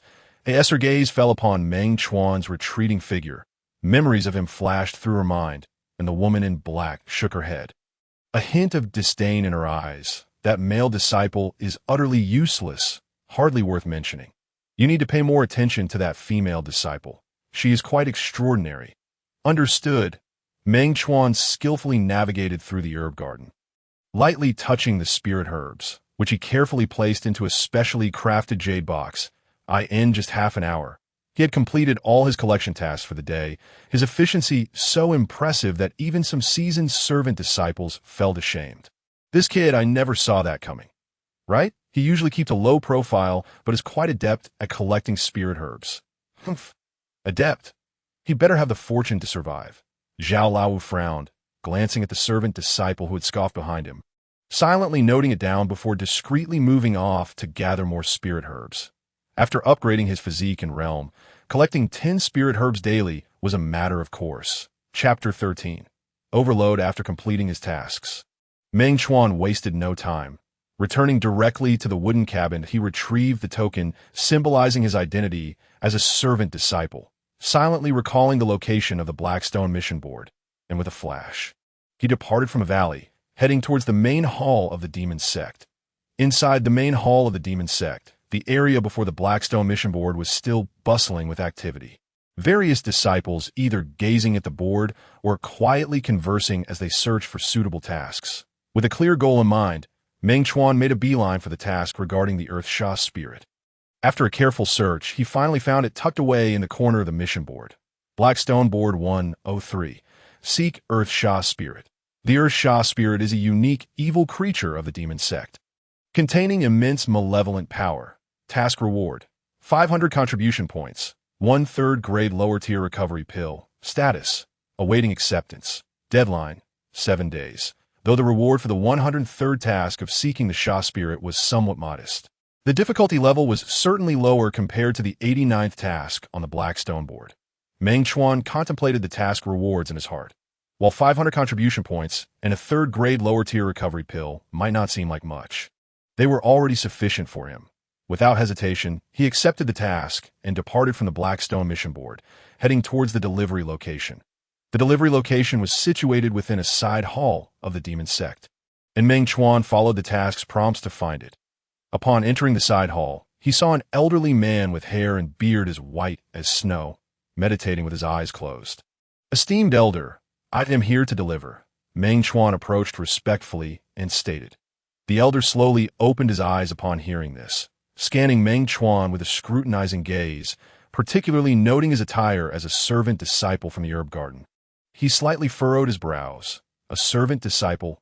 Here to deliver? Go away. Don't disturb the atmosphere. This task on the Blackstone board is not something you can accept." Before the elder could finish his sentence, Meng Chuan hurriedly presented the task token, explaining, "I am indeed a servant disciple from the herb garden, but I assure you, I am not here to cause trouble. I genuinely accepted the task to find the Earth Sha spirit and am here to deliver." The elder took the token, examined it, and remarked, "This is the reversal token issued to servant disciples by the Demon Sect. If one lacks talent, they cannot obtain this token." The elder straightened his posture and casually returned the token. With a meaningful tone, he asked, "Since that is the case, where is the Earth Sha spirit you found?" Meng Chuan, upon hearing this, pulled out an object resembling an oversized magnifying glass from behind him. He slightly opened his mouth, clearly taken aback. "What does this old man think of me?" Meng Chuan retrieved the Sha spirit from the storage pouch distributed by the Demon Sect's herb garden and handed it to the elder. The latter immediately stood up, exclaiming, "You actually found the Earth Sha spirit." The elder received the malevolent spirit, examining it closely, a flicker of astonishment crossing his eyes. He had not anticipated that a mere servant disciple could genuinely uncover the earthly malevolent spirit. The essence of this spirit was so pure. "How did you manage to find it?" The elder could not help but lean towards Meng Chuan, his gaze appraising him as if he were a rare treasure. Meng Chuan's heart tightened. He understood that he could not divulge the truth, for doing so might invite unnecessary trouble. Thus, he feigned an air of mystery, smiling enigmatically as he replied, "Elder, it was merely a stroke of fortune that led me to it. I stumbled upon a mist-shrouded valley in the back mountains, where something seemed amiss. Braving my fears, I ventured inside, and to my surprise, I truly discovered this earthly malevolent spirit." Upon hearing this, the elder's skepticism deepened. "Do you think I would believe such a tale?" He was well aware of the valley cloaked in mist. It was one of the most perilous places within the Demon Sect. The audacity of a mere servant-disciple daring to enter alone and actually finding the earthly malevolent spirit was indeed unexpected. "Huh, are you inquiring of me?" Meng Chuan quickly suppressed his look of bewilderment. "Thinking, whether you believe it or not, is of no consequence to me." Evidently, the elder chose not to press further, merely nodding as he said, "Regardless, you have completed the task, and this is your reward." With that, the elder retrieved 500 contribution points and a 3rd grade lower tier recovery pill from his storage ring, handing them to Meng Chuan. Meng Chuan accepted the reward, a surge of excitement coursing through him. He had not anticipated the task would conclude so smoothly. Now he possessed the resources to enhance his strength. "Thank you, elder." Meng Chuan bowed respectfully, eager to depart the side hall. Just then, the elder abruptly called out to him, "Wait." Meng Chuan halted, a look of confusion directed at the elder. Have you noticed any abnormalities in your body lately? The elder's keen gaze bore into Meng Chuan, seemingly attempting to pierce through his thoughts. Meng Chuan's heart raced. This question was troublesome to answer. Had he not possessed the system, the effects of the mist from the herb garden would likely have begun manifesting in his body. What symptoms might there be? Now, Meng Chuan regretted not conversing more with Zhao Lao W. In such a scenario, he could not simply fabricate a story, as that would only make his deception more apparent. Feigning calm, he shook his head, replying, "No, elder, my body is perfectly fine." Upon hearing Meng Chuan's response, the elder's brow furrowed slightly, yet he refrained from further inquiry. He waved his hand, signaling that Meng Chuan could leave. Meng Chuan exhaled a sigh of relief and exited the side hall. Upon returning to the wooden cabin, he eagerly opened the system panel to check his resources. Name: Meng Chuan current spiritual points, 0 current spiritual rhythm, 0 contribution points, 700 technique. Demon heaven treasure record, rebound suppressed at 10, physical body. Intermediate level, 5 poison corrupted corpse, physical realm. Mid-foundation establishment, gazing at the newly acquired contribution points. Meng Chuan felt a surge of joy. Contribution points appear to be a vital resource within the Demon Sect, theoretically usable for exchanging various cultivation materials or enhancing his physical capabilities. Next, he needed to carefully plan how to utilize these contribution points. Observing the information panel before him, Meng Chuan seemed to be weighing his options. Ultimately, he decided to use his contribution points to enhance his physical prowess first.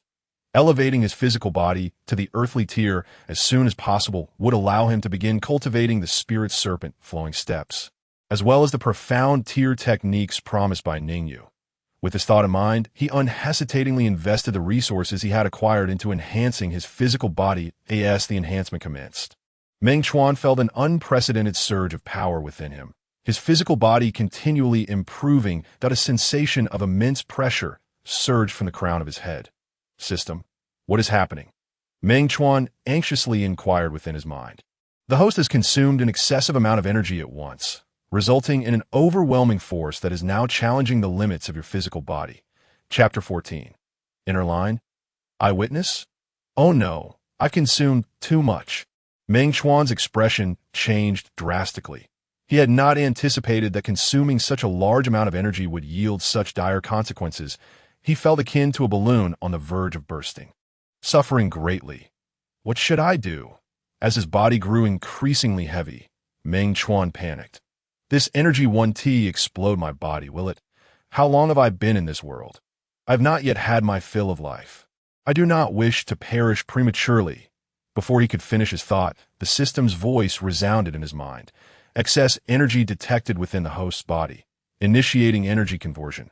The system's intervention gradually alleviated the aching sensation, allowing Meng Chuan's body to return to normal, but he could feel the surplus energy being transformed and absorbed by the system, converting into spiritual power he could control. Time seemed to stretch endlessly.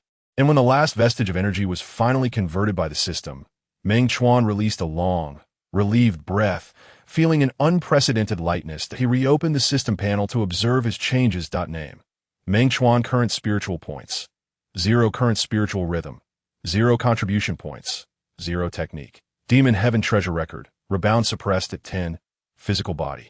Initial level, earthly, 5 poison corrupted corpse, physical realm.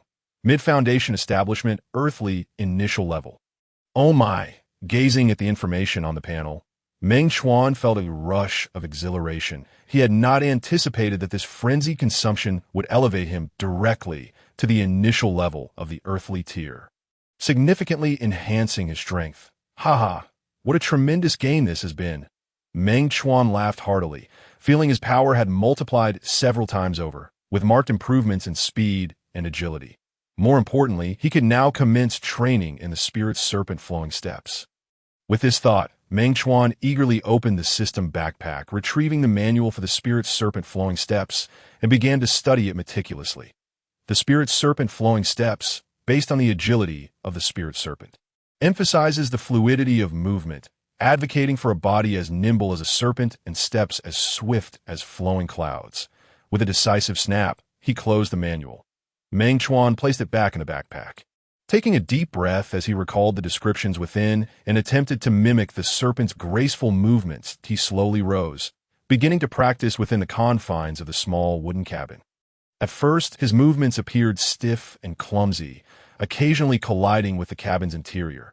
However, after a few attempts, he gradually found his rhythm, becoming more agile. "You can actually perform such a technique?" Startled, Meng Chuan turned to find Meng Yuan had somehow leaned against the doorway, her gaze sparkling with evident approval. "It seems you have grasped the preliminary techniques of this movement. The true power of the spirit serpent flowing steps lies in its ever-changing forms and elusive speed. Once you begin training, you must not let up for even a day. However, with so many techniques to cultivate, are you certain your body can withstand it?" Meng Chuan scratched his head, admitting, "I hadn't truly considered that. In my 21st century, managing 10 courses a day was trivial. Surely, 3 techniques, 1 tea drive me mad. How absurd." Seeing Meng Chuan's nonchalant demeanor, Ningyu shook her head and could not help but remind him. On the path of cultivation, one must avoid the pitfalls of haste. Even if you're exceptionally gifted, it remains crucial to balance work and rest. Otherwise, you risk straying into madness. Do not underestimate this world. True power often lurks in the shadows. Moreover, within the Demon Sect, experts abound, and you must remain ever vigilant. Meng Chuan nodded, fully agreeing with this notion. "I will remember your counsel, Miss Ning." Ningyu offered a slight smile, choosing not to elaborate further as she turned to leave the wooden cabin. "Are you not going to?" Ningyu paused, glancing back at Meng Chuan with a look of confusion. The latter quickly waved his hand. "No, it's nothing." What was he thinking? Why was he even contemplating why Ningyu had not intended to stay the night? What a frightening thought. Watching Ningyu depart, he shook his head, casting aside his distractions, and refocused on his cultivation. Moonlight filtered through the sparse treetops, casting mottled shadows upon the small wooden cabin perched on the cliff. Tap, tap, tap. The cabin's window rattled rhythmically, just as he immersed himself in this unprecedented training experience. A subtle yet sharp sense of impending danger suddenly enveloped him. Ding! Dangerous aura detected approaching. Who? Meng Chuan abruptly opened his eyes, rising swiftly as the spirit serpent flowing steps were executed to perfection, allowing him to dodge to the side in an instant. Almost simultaneously, a shadow darted past the very spot he had occupied, leaving behind a glimmer of cold light. It was a blade. Meng Chuan's heart sank. Such speed and skill were not those of an ordinary individual. He had always reminded himself to remain low profile since entering the herb garden. Survival is paramount. Who had he inadvertently offended? Quick reflexes. It seems this herb garden is not entirely populated by inept individuals. You, my friend, have truly surprised me. In the darkness, a deep and hoarse voice emerged, accompanied by a chilling laugh that sent shivers down one's spine. Meng Chuan narrowed his eyes, straining to discern the silhouette of the newcomer in the moonlight. Clad in a black robe, the figure's face was obscured by the shadow of a hood, with only a pair of eyes glimmering with cunning and greed. "You are not from the herb garden, are you?" "Of course not. Those worthless fools from the herb garden are not worthy of being compared to me. I am Lu Ming, a disciple of the Shadow Hall of the Demon Sect." The Demon Sect is divided into 4 halls: the Shadow Hall, Blood Slaughter Hall, Nether Hall, and Refining Hall, each with its own duties. The Shadow Hall is primarily responsible for intelligence gathering and assassination missions, making it an exceptionally mysterious and perilous entity within the Demon Sect. Lu Ming? I have never heard of him, Meng Chuan thought, recalling that he had not encountered any such name among the boastful official disciples during his visits to the inner sanctum. Lu Ming slowly stepped out of the shadows, his iron-clawed fingers lifting the hood to reveal a sinister face, a playful smirk curling at the corners of his mouth. "What is your name?" "Kid." Meng Chuan felt a surge of wariness within, though he maintained a calm in light of the unknown enemy's strength. It would be folly to recklessly disclose his own information. Thus, he feigned composure and retorted, "What do you want from me? If there is nothing, I kindly ask you to leave swiftly, lest I summon the elders of the herb garden." The woman in the black veil appeared cold and indifferent. Yet in such circumstances, she should come to his aid, shouldn't she? Just as these thoughts crossed his mind, he heard Lu Ming scoff, "Summon the elders? Do you think they would come to your rescue? Oomph. Those old geezers from the herb garden are barely competent themselves. If they were to face me, they would struggle to save their own skins, let alone yours. What do you truly desire? Meng Chuan inquired, trying to maintain his composure. Quite simply, Lu Ming said as he slowly advanced, the iron claws glinting ominously in the moonlight. I've heard you've been doing quite well in the herb garden lately. Even taking on the task of locating the earth fiend spirit, I am curious how a mere servant disciple managed to achieve such a feat. Meng Chuan's mind raced. It was evident that Lu Ming had ulterior motives regarding him. But how had he learned of his exploits? Did the herb garden have spies in its ranks? Or was it Chapter 15? Discovered? Meng Chuan recalled the elder responsible for liaising with him regarding the fiend spirit. With this thought, his vigilance heightened. He slightly turned his body, forcing a naive smile that I just happen to be lucky. There's nothing extraordinary about my abilities. Luck? Lu Ming sneered. I don't believe in such fortuitous happenstance. If you reveal your secrets obediently, perhaps I might leave you with a whole corpse. Before the words had fully left his lips, Meng Chuan, lost in thought, felt a sharp pain pierce his neck. Wait! Lu Ming's eyes suddenly narrowed as he leaned closer, sniffing intently. Why do you carry such a strong scent of the earth fiend spirit? Meng Chuan's heart tightened. Had the other party discovered his energy absorption? Or had his system been detected? What could he possibly possess that would warrant Lu Ming's intense scrutiny? Feigning confusion, he attempted to draw out Lu Ming's intentions. Humph, stop playing coy. Lu Ming suddenly accelerated, his figure flickering as he appeared before Meng Chuan, a hand extending like a ghostly claw, aimed directly at his chest. Meng Chuan had anticipated this, employing the serpent's slither technique to its utmost, twisting his body like a serpent to deftly evade Lu Ming's attack. Haha, I knew you were no ordinary kid. Stay back. Meng Chuan protested, retreating as Lu Ming lunged at him, with a cry of alarm. The sleeping disciples of the herb garden within the cliffside hastily lit their lamps and opened their doors, peering out. Warning to the host. The woman in the black veil is approaching. The black-veiled woman was coming. Meng Chuan's gaze darted around, catching a glimpse of her garment through the sparse branches. An idea sparked in his mind. He deliberately exposed a flaw, saying, Brother Lu Ming, you've intruded upon our herb garden. The black veil lady will not let you off easily. The black veil? She must have the capability to deal with me first. Once a favored disciple of the Blood Slaughter Hall, now relegated to this menial guard duty. What could it possibly be but a grave mistake? I hope she doesn't come. If she does, I would relish the chance to witness the Blood Slaughter Hall disciple's strength, who monopolize nearly a third of the sect's resources. She is coming. Meng Chuan's lips curled into a faint smile. Brother Lu, your little wish shall come true. I can only hope you do not end up on the ground, picking up your teeth, when I face the black veil. It will only be me tormenting her. Oh, is that so? Then let us see. A beam of black light shot from the hand of the black-veiled woman, striking Lu Ming's back directly. Lu Ming let out a howl, his body propelled by the immense force, crashing heavily against the wooden wall of the hut. Seizing the opportunity, the black-veiled woman unleashed a flurry of attacks upon Lu Ming, like a tempest.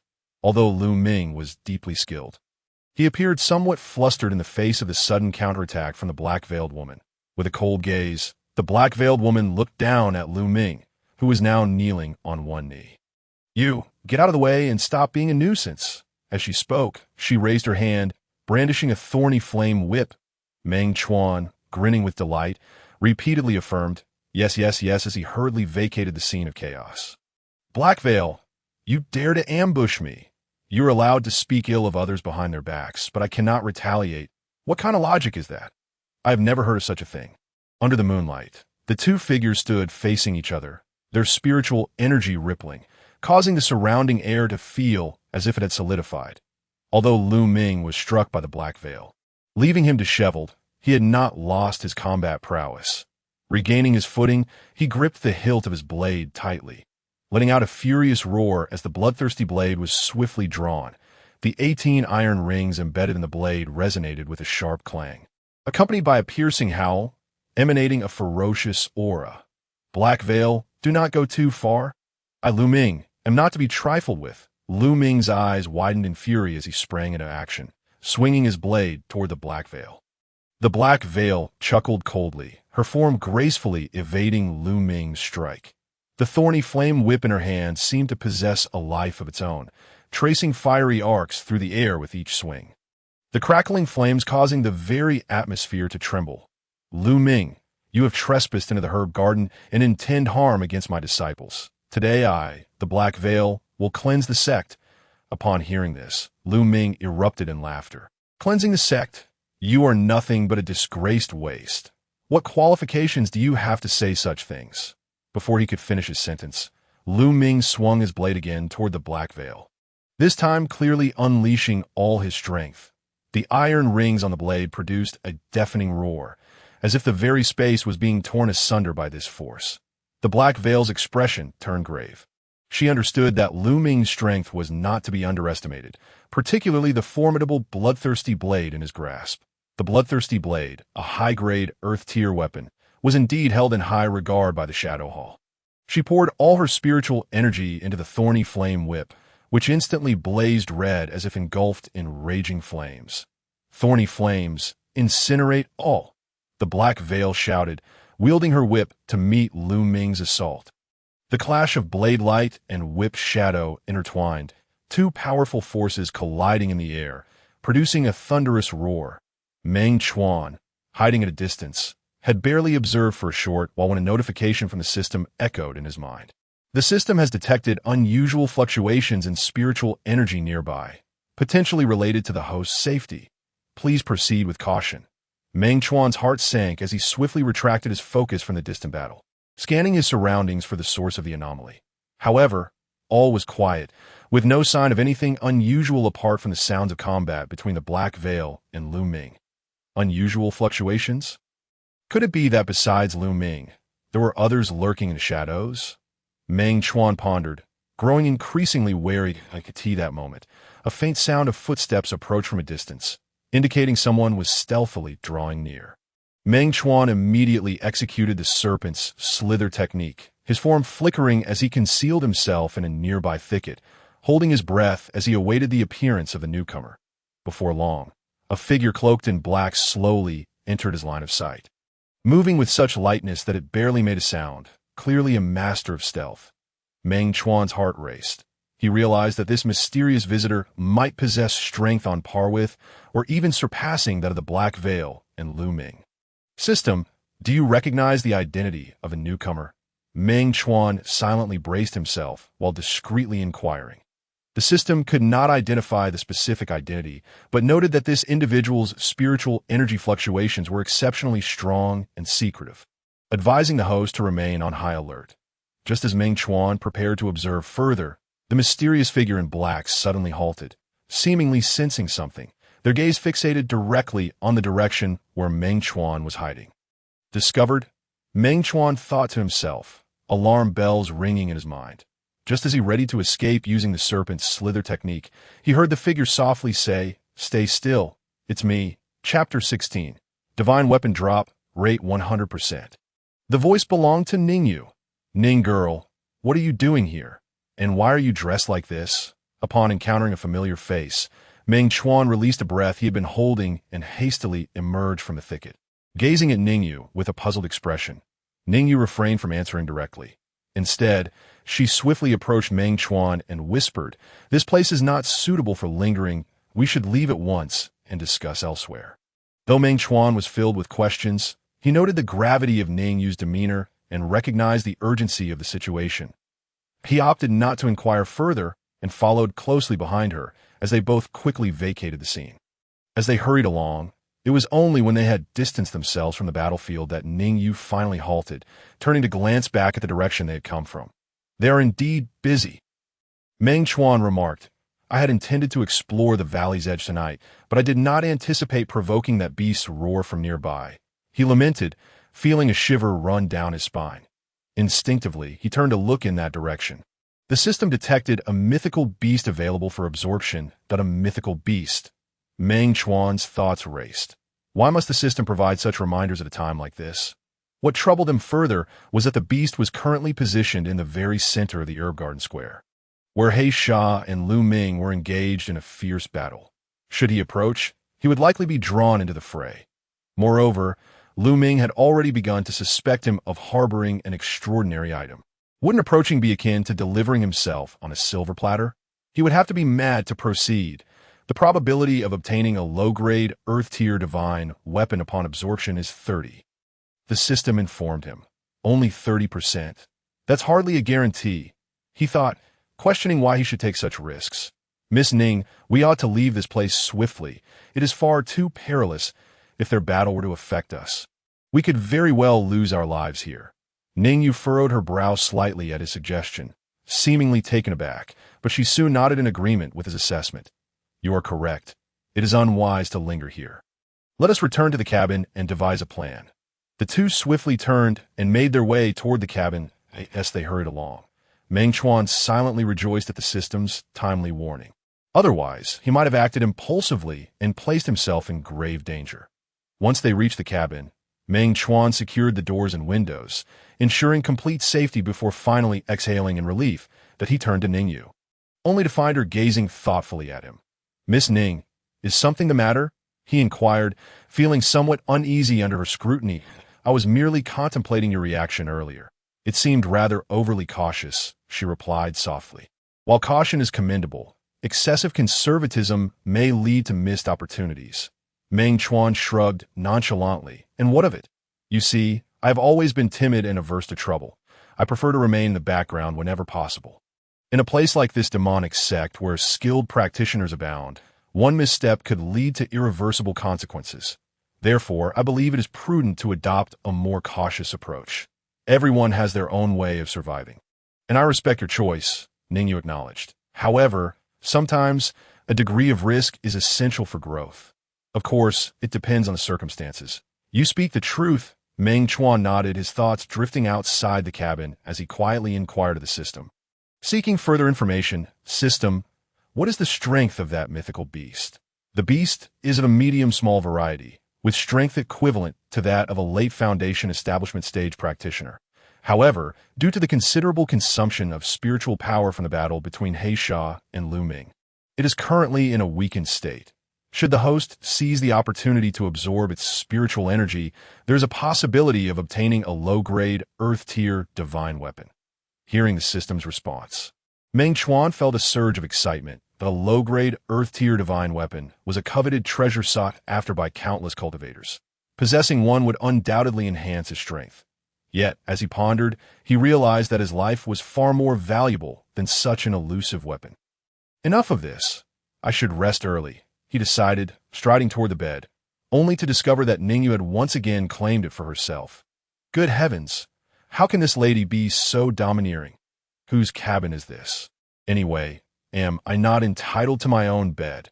Just as he placed one foot on the bed, a swift sound echoed above him, and a gleaming white longsword unsheathed itself from above Ningyu's head. Hovering ominously in the air, its tip aimed directly at Meng Chuan's brow, radiating a chilling light that, my apologies. I did not mean to intrude. I shall withdraw at once, he stammered. Dawn. Meng Chuan's head drooped suddenly, awakening him to a startling realization. Through the small window, he noticed that the outside had fallen eerily silent. Unable to resist, he rose and stretched, asking the system, where is that mythical beast currently confined?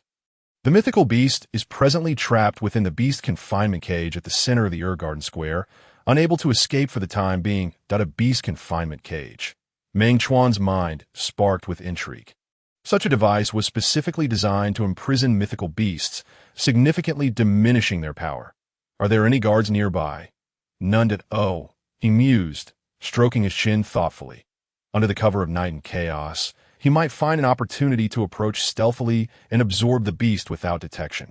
A 30% probability, while not high, was still a chance worth taking. Sitting cross-legged on the mat, Meng Chuan weighed the pros and cons in his mind. After a considerable time, he resolutely made his decision. Very well, I shall take this gamble. He donned his outer garments with utmost care, striving to avoid disturbing the slumbering Ningyu.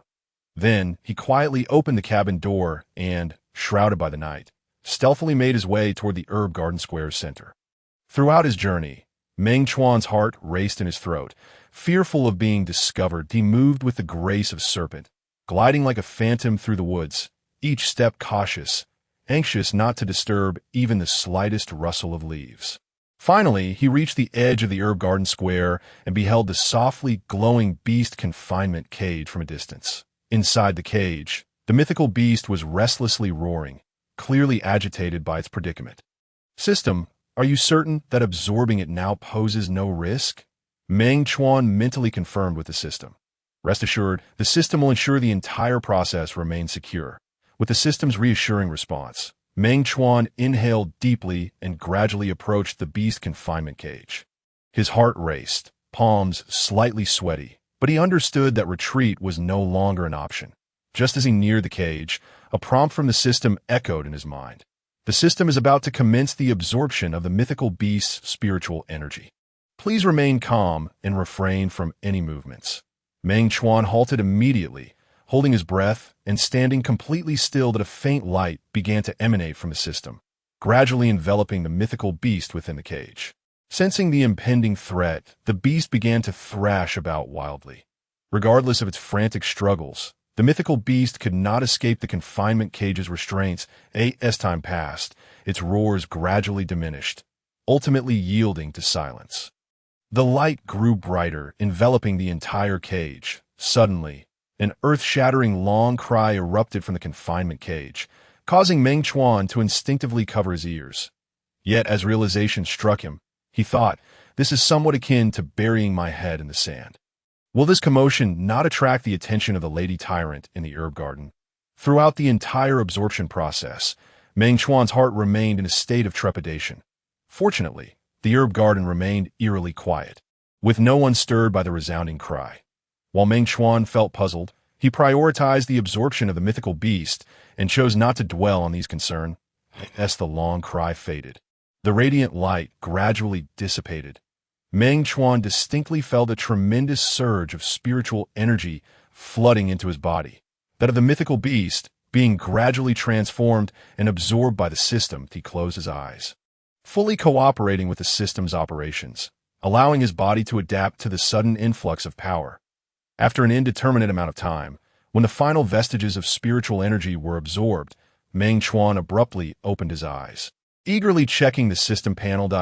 In addition to his basic information, he immediately noticed the changes. Physique: low-grade Earth Tier 5 Poison Corpse Physique, Spiritual Energy Enhancement. Realm: Late Foundation Establishment. New item obtained. Low-grade Earth Tier Longsword Shadow, a low-grade Earth Tier Longsword. The 30% probability truly yielded results. The risk had indeed rewarded him with a divine weapon of Earth Tier quality. "Who goes there?" A voice roared from a distance, snapping Meng Chuan back to reality. Elated as he was, he realized that this was not the time for celebration. Instantly silencing himself, he understood that he must vacate the premises swiftly to avoid detection, utilizing the serpent-like stealth technique. Meng Chuan hurriedly fled the center of the herb garden square, racing back toward the cabin.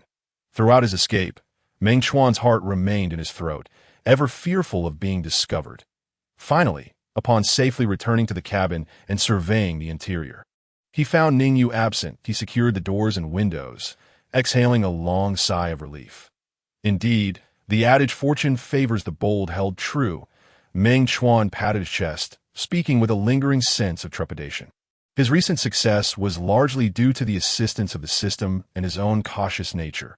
However, he understood that such reckless ventures could not become a habit, lest they invite calamity. It would be wiser to tread carefully in the future. After all, survival was paramount. He silently admonished himself before lying down in bed, ready to rest and recuperate. Just as he was on the brink of slumber, the system suddenly issued a new notification. "Congratulations, host, for completing the hidden quest, Nightfall Stealth. You have received an additional reward, 500 contribution points, and 1 Lingyun pill." Surprised by the unexpected boon, Meng Chuan felt a rush of elation.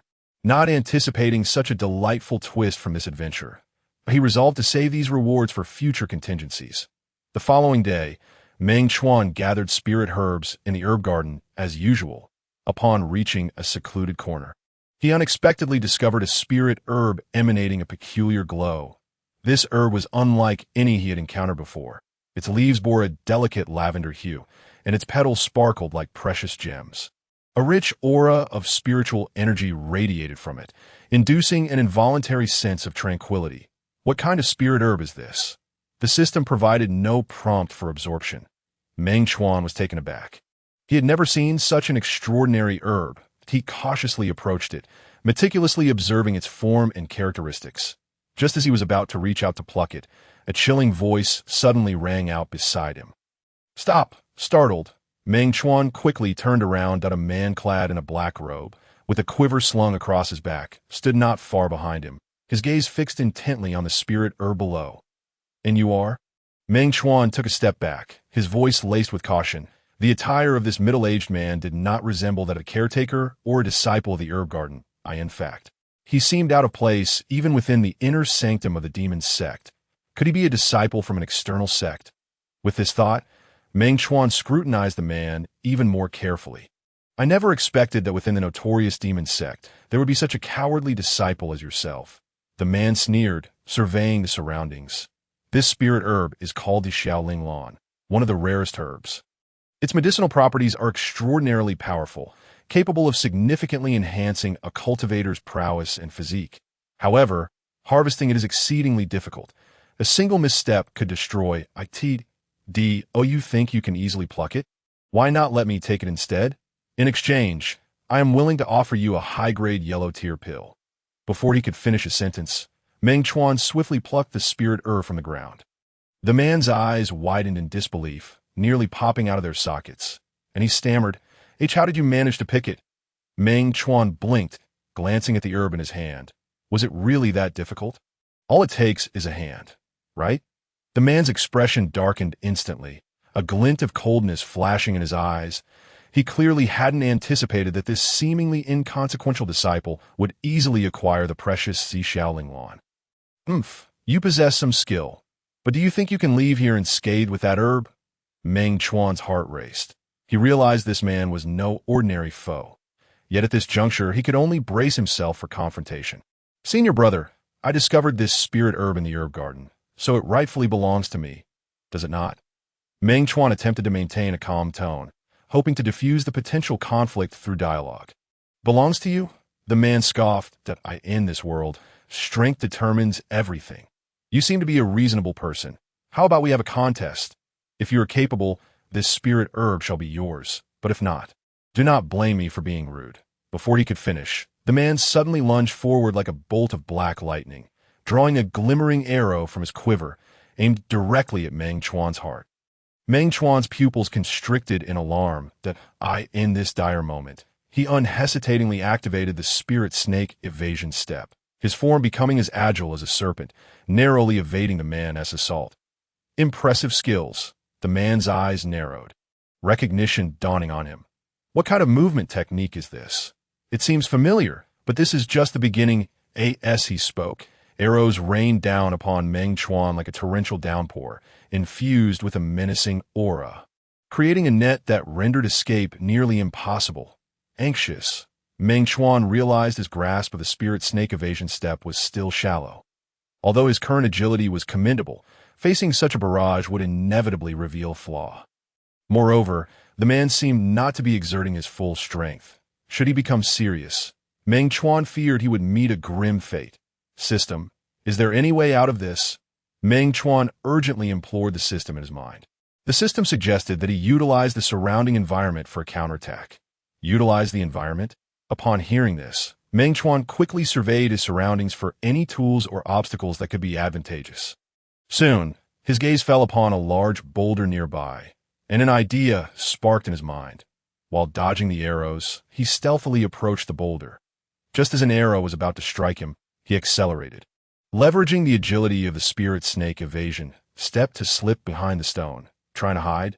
The man sneered, preparing to pursue, but suddenly felt a surge of danger. Almost simultaneously, Meng Chuan burst from behind the boulder, a sharp rock inexplicably in his hand, and hurled it with blinding speed toward the man. The man reacted swiftly, sidestepping to avoid the projectile. However, in that fleeting moment of distraction, Meng Chuan seized the opportunity to close the distance and threw a punch aimed at the man's face. The man's expression shifted as he hurriedly raised his arm to defend. A resounding impact echoed as their fists collided, sending shockwaves that swayed the surrounding flora. The man staggered back, his face paling slightly. He had not anticipated such explosive power from this seemingly inconspicuous disciple. "You," the man began, but Meng Chuan interrupted. "Senior brother, although we hail from different sects, since we are both cultivators, why must we resort to violence over a single spirit herb?" Meng Chuan spoke earnestly, attempting to quell the escalating conflict. "How about this? We split the Zixiao Linglan in half. Splitting it in half would diminish its efficacy." The man slowly lowered his bow, an arrow, his eyes flickering with uncertainty. Continuing the fight would yield no benefit, and Meng Chuan's strength had surpassed his expectations. A direct confrontation might not end favorably. Ultimately, the man nodded. "Very well, we shall split it." With that, he produced a jade box from his robe, dividing the Zixiao Linglan and offering half to Meng Chuan. Meng Chuan accepted the herb, feeling a wave of relief wash over him. Though the encounter had been perilous, he had managed to avert disaster. "Thank you, senior brother." Meng Chuan expressed his gratitude with a respectful bow, then turned to leave. The man hesitated, calling out to him, "Wait. Harvesting the Zixiao Linglan is no easy task, and your ease is commendable. Moreover, your honesty compels me not to take advantage of you." He then produced a softly glowing pill from his robe and presented it to Meng Chuan. "This is a lower-grade Xian pill, although it may seem modest. It can significantly enhance a cultivator's spiritual resonance, greatly aiding in their training. Consider it a trade for your half of the Zixiao Linglan. That should suffice, no? A lower-grade Xian pill. That's a treasure in its own right." Meng Chuan maintained a composed facade, feigning deep contemplation before finally nodding. "All right, it's a deal." The man's expression brightened as he handed over the Lingyun pill, cautioning, "Be mindful when consuming this pill. It is best taken in a meditative state for optimal results." Meng Chuan accepted the Lingyun pill, secretly elated. Having acquired the Zixiao Linglan by sheer chance, the labor of harvesting it hardly counted. This transaction was undoubtedly a significant gain for him. "Thank you," he replied courteously, watching as the man departed. Once the man was a distance away, Meng Chuan eagerly opened the system panel to examine the information on the Lingyun pill. New item. Lower grade, Xian-tier Lingyun pill, seeing the notification on the panel. Meng Chuan nodded in satisfaction. Not only had he unexpectedly acquired a lower grade Earth-tier sword, but he had also obtained a precious Lingyun pill. Truly a double blessing. He decided not to rush into consuming the Lingyun pill, but to keep it as a reserve for a critical moment. In the inner sanctum of the Demon Sect, beneath a gnarled old tree, an elder with snow-white hair sat cross-legged, his eyes tightly shut, surrounded by a swirling black and purple aura. Only when a particular presence brushed past his ear did he speak languidly. "How goes the task I assigned you?" Before he could finish, a faint scent of blood abruptly pervaded the air. "Master, I have failed in my duties and could not uncover the secrets of that young man. However, I am certain he possesses treasures." Lu Ming raised his hand to wipe away the trace of blood at the corner of his mouth, his eyes glaring fiercely in the direction of the herb garden. The elder furrowed his brow slightly, slowly opening his eyes, and with a gesture of his hand, pressed down with a single finger. An overwhelming pressure descended upon Lu Ming. He suddenly fell to his knees, blood spilling more from his mouth. The master had guards stationed in the herb garden. The disciples were truly... Humph! The elder waved his sleeve and stood up, his brows knitted in displeasure. That boy, a mere servant disciple, could produce such high-quality earthly spirit essence. He must have some backing. If that is the case, then this old man shall take matters into his own hands, since he was able to emerge. It indicates a chance to become an official disciple, if I can recruit him into our sect. A glint of brilliance flashed in the elder's eyes, as if he had already devised his next plan. He slowly rose, his black robe billowing without wind, exuding an undeniable authority. "Lu Ming, you may withdraw and tend to your injuries. As for that boy, I shall handle it myself." Upon hearing this, although Lu Ming felt unwilling, he dared not defy his master's command and could only grit his teeth in acceptance. "Yes, master." After saying this, he staggered to his feet and turned to leave, his back appearing particularly desolate. After watching Lu Ming depart, the elder turned his gaze toward the herb garden, a complex emotion flickering in his eyes. He sighed softly and murmured to himself, "I hope this boy can bring me some surprises." Within the herb garden, Meng Chuan remained blissfully unaware that he had become the object of desire for certain individuals. He was immersed in the joy of acquiring the Ling Yun pill, sitting cross-legged in the open space in front of his wooden cabin. Eyes closed in concentration, preparing to consume the precious elixir.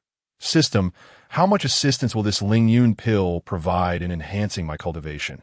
Meng Chuan inquired in his mind. The low-grade Xiantir Ling Yun pill can significantly enhance a cultivator's spiritual resonance, greatly benefiting their training. After consumption, the host's cultivation efficiency will dramatically increase for a period, with specific effects varying from person to person. Chapter 19. Arrogance based on strength. The system's response heightened Meng Chuan's anticipation. He took a deep breath, slowly opened his eyes, and carefully examined the Ling Yun pill in his hand before tilting his head back and swallowing it whole. The pill melted upon entering his mouth, and a warm surge of spiritual energy instantly coursed through his body.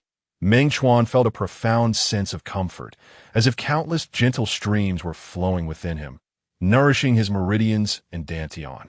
He immediately entered a state of cultivation, guiding this flow of spiritual energy to merge with himself, accelerating his advancement.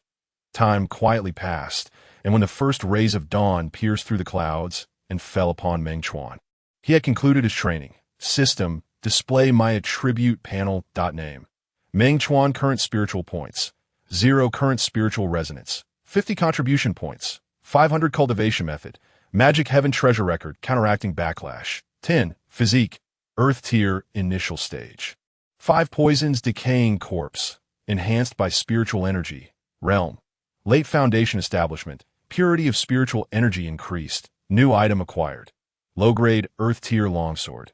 Shadow Phantom. Meng Chuan surveyed the changes on the panel, stroking his chin with satisfaction. The increase in spiritual resonance indicated greater potential for advancement in his cultivation, while the rise in contribution points provided more possibilities for future resource exchanges. Sitting cross-legged on his bed once more, he closed his eyes and focused, allowing the spiritual energy within him to circulate slowly, solidifying the gains from the previous night. The low-grade earth-tier longsword, Shadow Phantom, lay quietly beside him, its blade shimmering with a faint ghostly light, as if ready to draw blood at any moment. System, what special features does this Shadow Phantom sword possess? This sword is forged from unique materials. Its blade is exceptionally light and sharp, capable of greatly enhancing the user's attack speed and power. Furthermore, it conceals an unactivated sword technique, awaiting the host's further exploration. Hidden sword techniques? Quite splendid. This experience card has indeed brought me much enjoyment, that I just wonder how long it will last. That moment. A sudden rush of footsteps outside the wooden cabin interrupted Meng Chuan's cultivation. Frowning slightly, an ominous premonition surged within him. He quickly sheathed the longsword and approached the door, peering through the crack. Meng Chuan, my brother, Lord Blackveil has summoned everyone. Hurry and prepare. I will head over first. Zhao Laowu shouted from outside, hastening towards his own wooden cabin. Through the window, Meng Chuan immediately noticed Zhao Laowu's sallow complexion, sunken eyes, and pronounced dark circles, making him appear as though he were merely hanging on by a thread. Looking at the others, he saw that they had all lost considerable weight compared to when they first entered the herb garden. Sigh, it seems the toxic mists in the herb garden have had a significant impact on their health. Fortunately, I have the purifier with me. Otherwise, I would be no different from them. Meng Chuan muttered to himself as he gathered his belongings and opened the door of the wooden cabin. With a swift whoosh, a long black shadow lunged towards him. Meng Chuan instinctively reached out his hand. Bang! Crack! Meng Chuan looked at the wood shavings left in his hand and the wooden stick that had broken in two on the ground. Casually dusting off his hands, he raised his gaze to the servant disciple beside him. Who are you? As far as I recall, I hold no grudge against you. As he spoke, Meng Chuan crossed his arms and scrutinized the individual, silently awaiting their feeble defense. The servant disciple was dumbfounded, seemingly having never anticipated that a sneak attack would be so effortlessly neutralized. Will you dare to block me? The servant disciple's face flushed red, clearly incensed by Meng Chuan's nonchalant response. Gritting his teeth, he spat. Meng Chuan, don't think you're impressive just because you've obtained a token. As long as you're here, you will always be a servant. Meng Chuan furrowed his brow. Understanding the underlying jealousy of this individual, the IT seemed this person had harbored resentment from the beginning, merely seeking an opportunity to vent his frustrations. The token is issued by the sect. I obtained it through my own strength. What do you have to complain about? If you're dissatisfied, you could try to obtain one as well. Oh, right, I seem to recall that you didn't last even half a minute under the demonic sect's cultivation techniques. Did you? Ha. No wonder. My apologies, it appears you truly had no chance to earn a token. You rely on strength? Humph. I see you've merely struck it lucky. The servant disciple sneered, pulling out a dagger from his pocket and lunging at Meng Chuan with malicious intent. Meng Chuan's laughter faded, and with a swift movement, he evaded the attack with ease. He had no desire to entangle himself with such a minor character. After all, it was better to avoid trouble whenever possible. I advise you, it would be best not to provoke me. Meng Chuan said coldly, his gaze warning the other, I'm not stooping to your level. I simply find you too weak. How infuriating. I will kill you. The servant disciple was thoroughly enraged, attacking with renewed ferocity. You are simply courting your own demise. Meng Chuan scoffed, darting through the servant disciple's strikes like a phantom, evading every blow without even grazing his clothes. As the two exchanged barbs, other servant disciples in the vicinity began to gather, murmuring among themselves. When did Meng Chuan become so formidable? Indeed, his movements are almost like a dance. Humph, he is only relying on a bit of skill to act arrogant. Someone in the crowd still spoke disdainfully. Meng Chuan paid no mind to the surrounding chatter, keeping his focus solely on the servant disciple before him. If he did not resolve this matter swiftly, it would likely attract more onlookers and troubles. To that point, maintaining a low profile in the herb garden would be impossible. Just then, a clear, cold voice rang out. Enough! Everyone turned toward the source of the voice, only to see the woman in black veil standing not far away, her gaze icy as she watched them. The servant disciple's face turned ashen upon seeing her, and the dagger fell from his hand. Lord Blackveil? He stammered. The woman in black veil paid him no mind, instead striding directly to Meng Chuan, appraising him from head to toe before saying coolly, Follow me. Meng Chuan nodded, saying nothing further, and followed the woman in black veil away from the scene, leaving the servant disciple and the surrounding crowd in a state of confusion, unsure of what to do. The woman in black veil led Meng Chuan to a secluded corner before finally stopping. Your performance just now was commendable, she stated flatly. Meng Chuan felt a jolt of apprehension within. Uncertain of the woman's intentions, he cautiously replied, Thank you for your praise, Lord Blackveil. The woman in black veil did not pursue that topic further, instead shifting her focus. What are your plans? What? Meng Chuan scratched his head in confusion, unsure of what the black-veiled woman meant. The woman in black veil, maintaining her patience, reiterated, You understand what I mean. Chapter 20. Foundation Establishment Initial Stage. Average talent as she raised her hand. The token hanging at Meng Chuan's waist slowly levitated. Have you reached the Foundation Establishment realm? Meng Chuan nodded in silence, choosing not to elaborate. While he had indeed attained the Foundation Establishment realm, would he easily divulge this information? He sought no great wealth or status. He merely wished to survive in the herb garden, and what fault lay in that? The enigmatic woman in black gauze remained silent for a moment before she gradually spoke. The herbal garden is not as simple as it appears on the surface. It conceals numerous secrets. The mist that envelopes this place is not merely ordinary fog. Rather, it is a toxic haze imbued with the essence of the earthly fiend. Earthly fiend? Meng Chuan feigned surprise, yet he dared not meet her gaze that he felt a pang of guilt. Indeed, a profound sense of guilt. Precisely.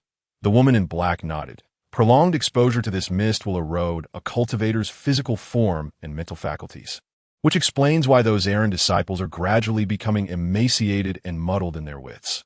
Meng Chuan suddenly understood. It was no wonder those errand disciples appeared so frail. It was the mist's doing. "But why are you unaffected?"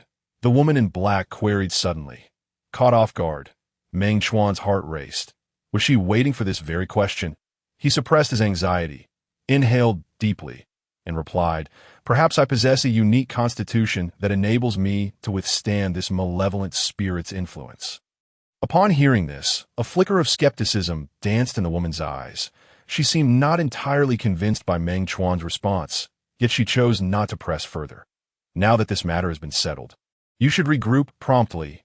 Yes, Meng Chuan nodded, his mind alert with caution. Although the woman in black appeared cold and unfeeling, one could not afford to be careless with her words.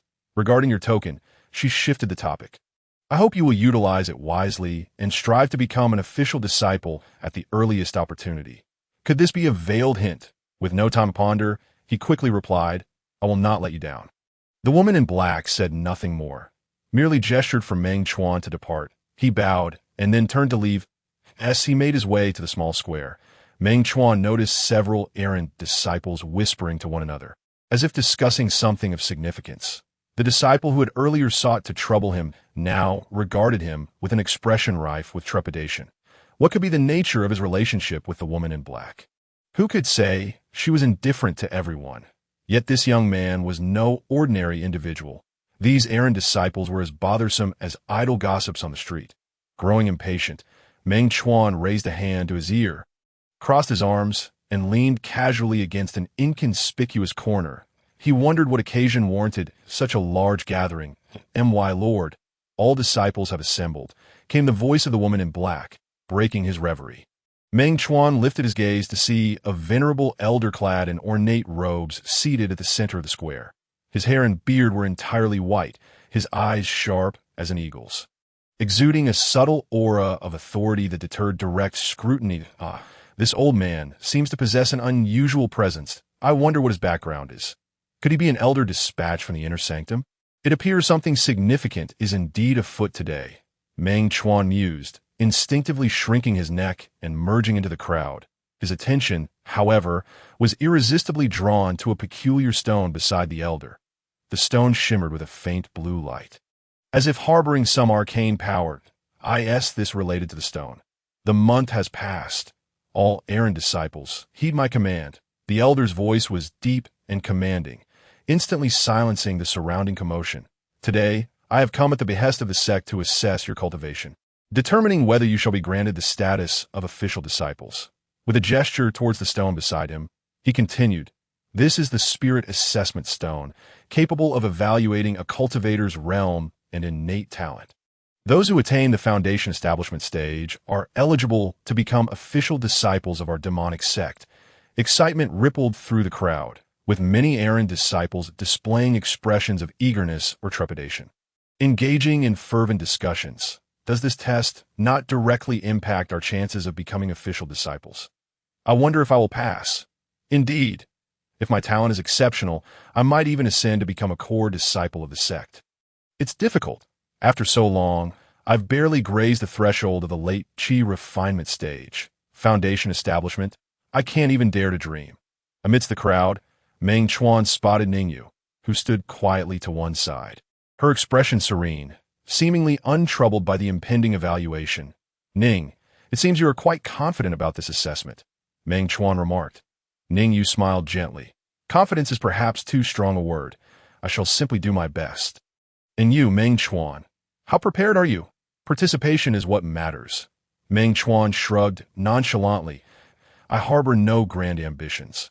Many in the crowd wore expressions of concern, clearly lacking confidence in their cultivation levels. The elder's gaze swept over the assembly, eventually landing on Meng Chuan and Ningyu, his eyes flickering with a barely perceptible glimmer before moving on. Let us begin with you. The elder pointed to an errand disciple, signaling him to step forward. The disciple, trembling with fear, walked up and placed his hand on the spirit assessment stone.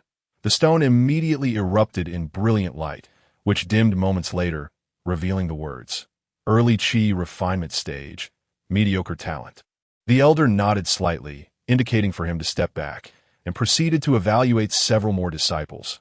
most of whom yielded disappointing results. One by one, the errand disciples approached. Some displayed joy, while others hung their heads in despair. Meng Chuan observed that only a few managed to pass the foundation establishment assessment, with the highest talent barely reaching the pinnacle of the Qi refinement stage. Alas, I have no hope of becoming an official disciple. To reach the pinnacle of the Qi refinement stage in just a month is impressive enough. I refuse to believe anyone could achieve foundation establishment in that short time.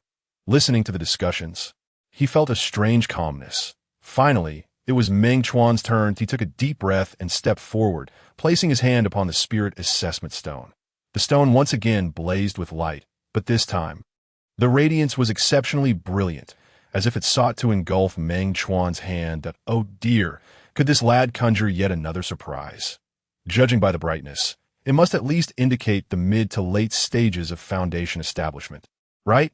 If so, would he not become a key figure for cultivation within the sect?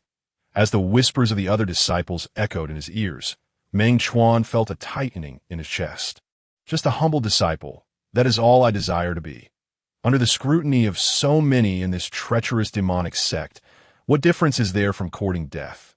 With this thought, he hastily suppressed his spiritual power through the system.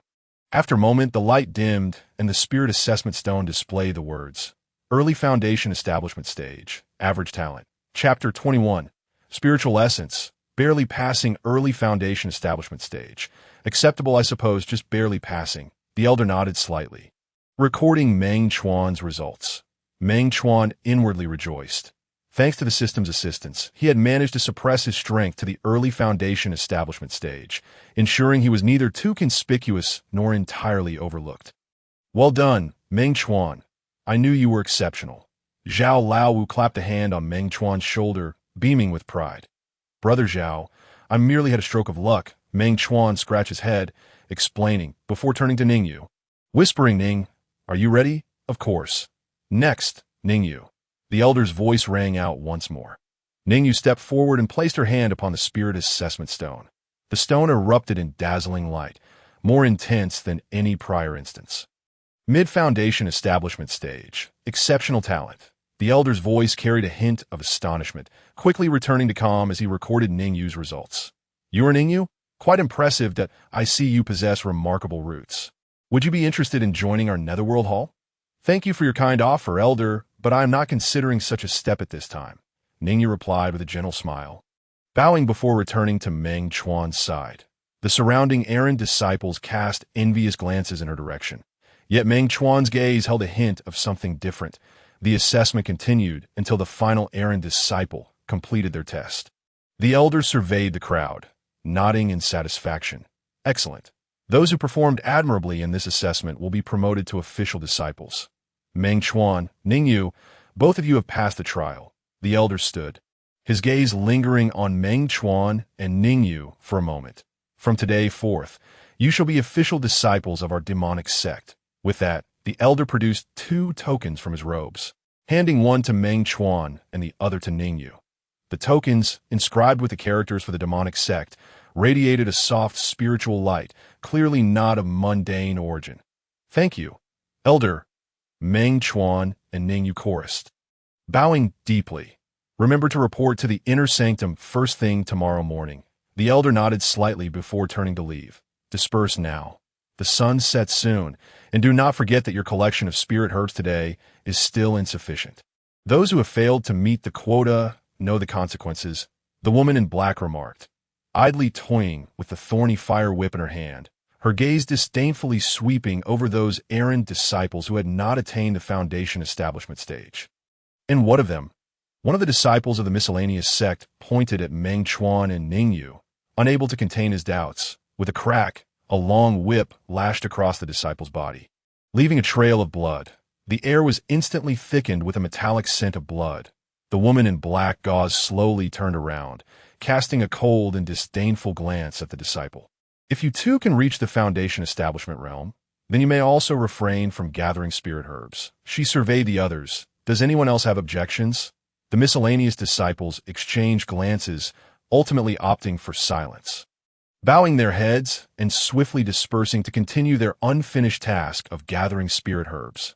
Meng Chuan and Ning Yu exchanged a knowing look before turning toward their wooden cabin. Upon returning to the cabin, Meng Chuan closed the door and let out a long sigh, feeling a mix of anticipation and unease. Becoming an official disciple meant he would have access to deeper secrets and resources of the Demon Sect.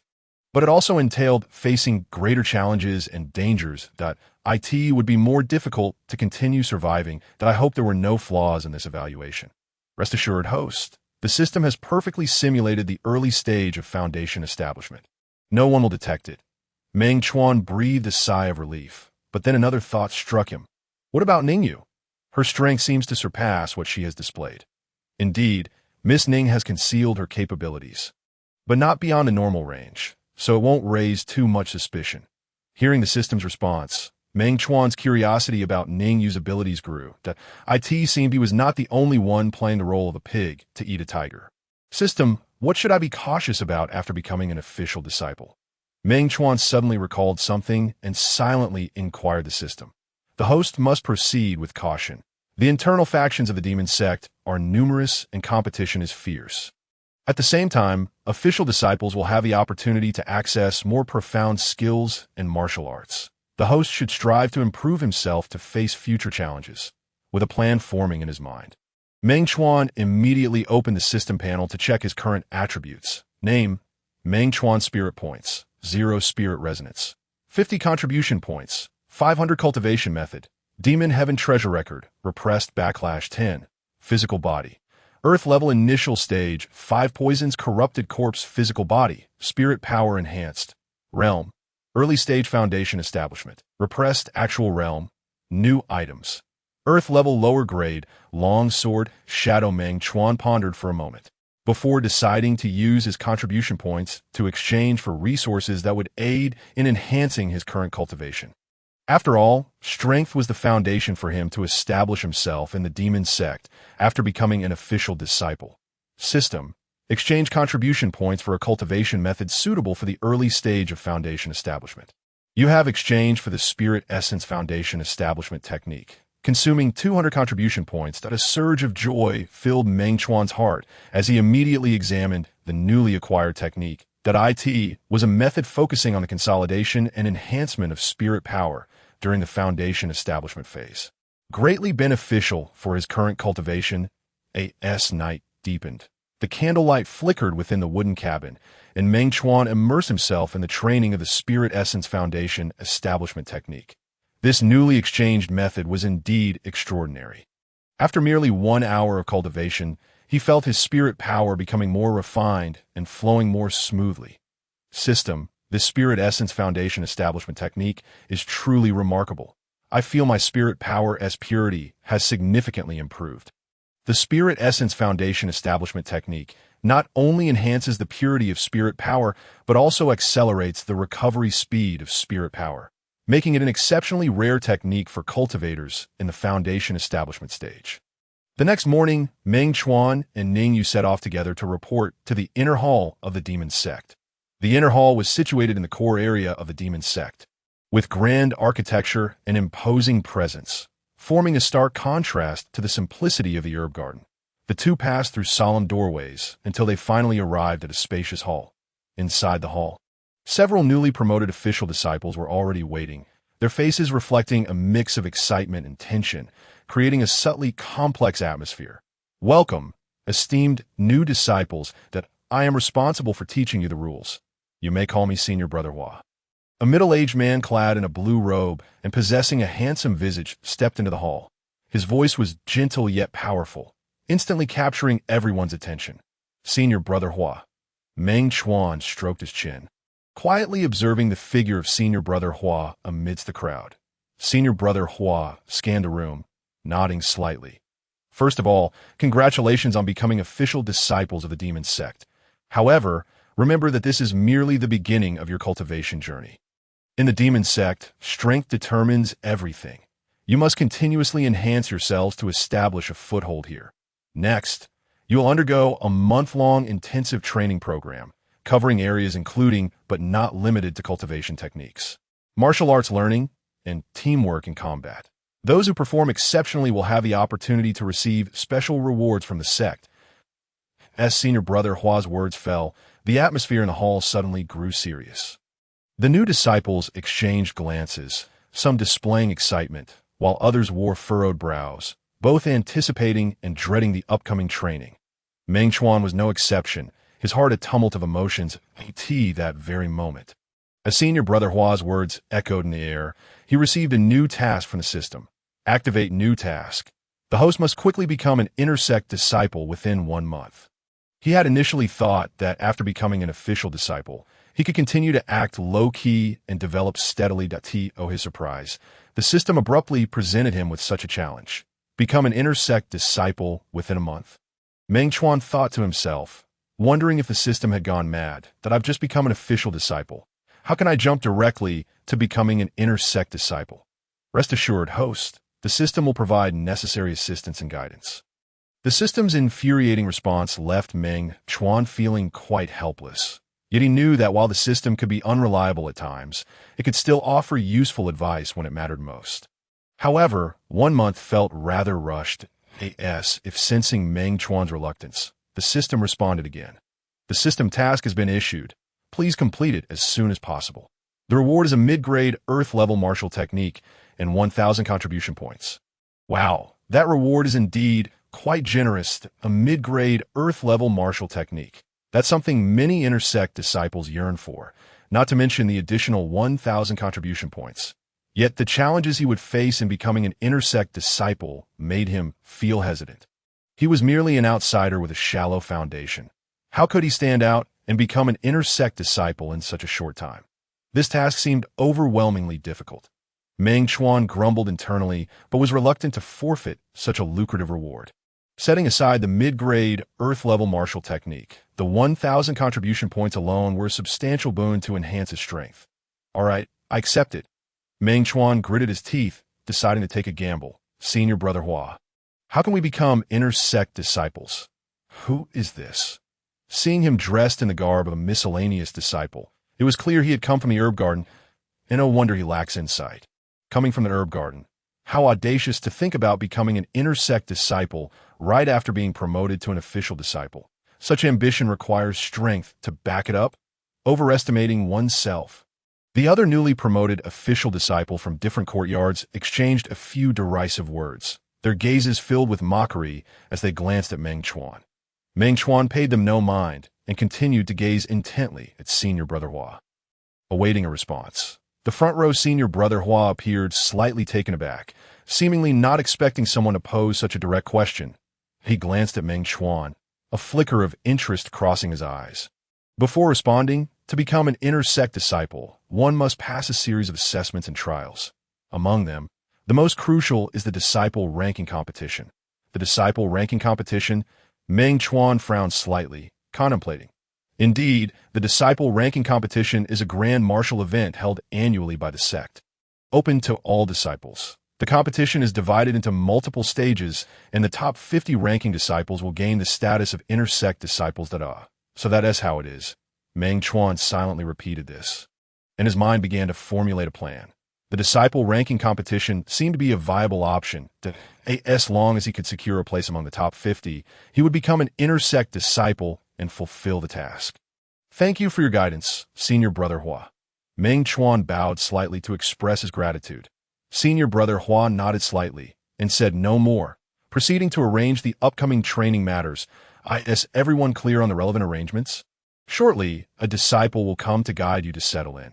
Training will officially commence tomorrow. Yes, a quarter of an hour later, disciples arrived to lead them to their respective residences.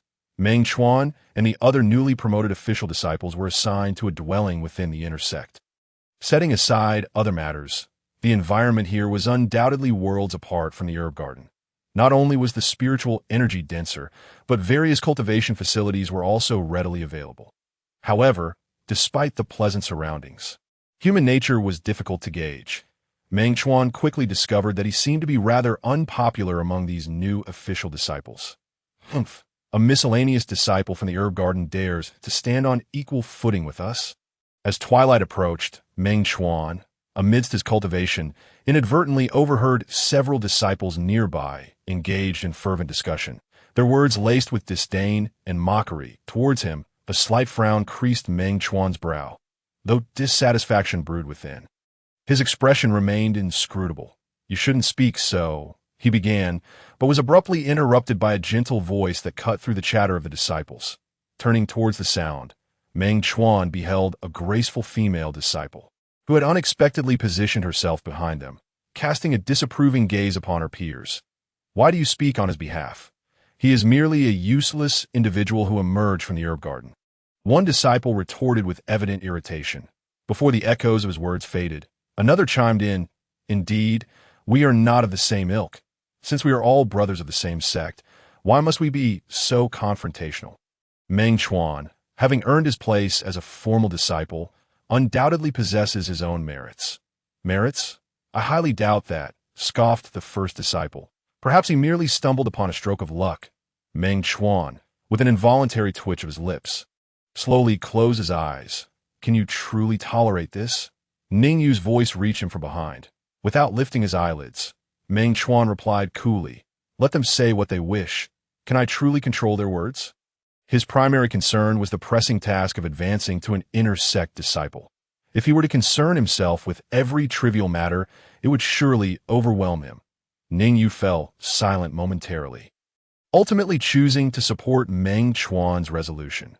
"Very well. Since you have made your decision, I shall refrain from discouraging you. That I wish you success." That night, as the stillness of the night enveloped the surroundings, Meng Chuan stealthily approached Brother Hua's quarters and gently rapped on the door.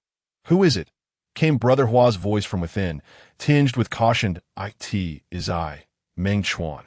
The door creaked open, revealing Brother Hua, who scrutinized Meng Chuan with a look of surprise at this unexpected late-night visit. "Meng Chuan, what brings you here at such an hour?" Meng Chuan hesitated briefly before deciding to be forthright. "Brother Hua, I wish to inquire about the specific requirements for becoming an inner sect disciple." Brother Hua blinked in surprise, then broke into a knowing smile. "Oh, you are so eager to become an inner sect disciple." Meng Chuan nodded, not denying it is commendable to possess ambition. Brother Hua remarked with an approving smile. With that, he leaned against the doorframe, his thumb and forefinger idly rubbing together, as if to ensure that others could see his gestures. Being a man who had lived 2 lifetimes, Meng Chuan was quick to understand. He promptly retrieved a jade vial and a jade box from the system's repository, presenting them with both hands.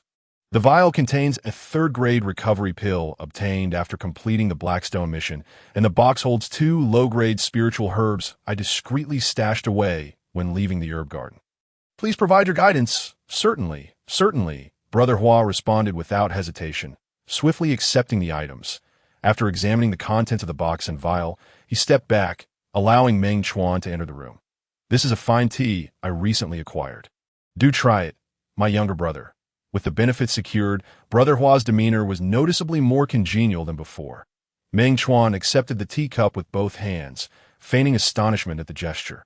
After tasting a sip, he immediately praised, "Brother, your taste is exquisite.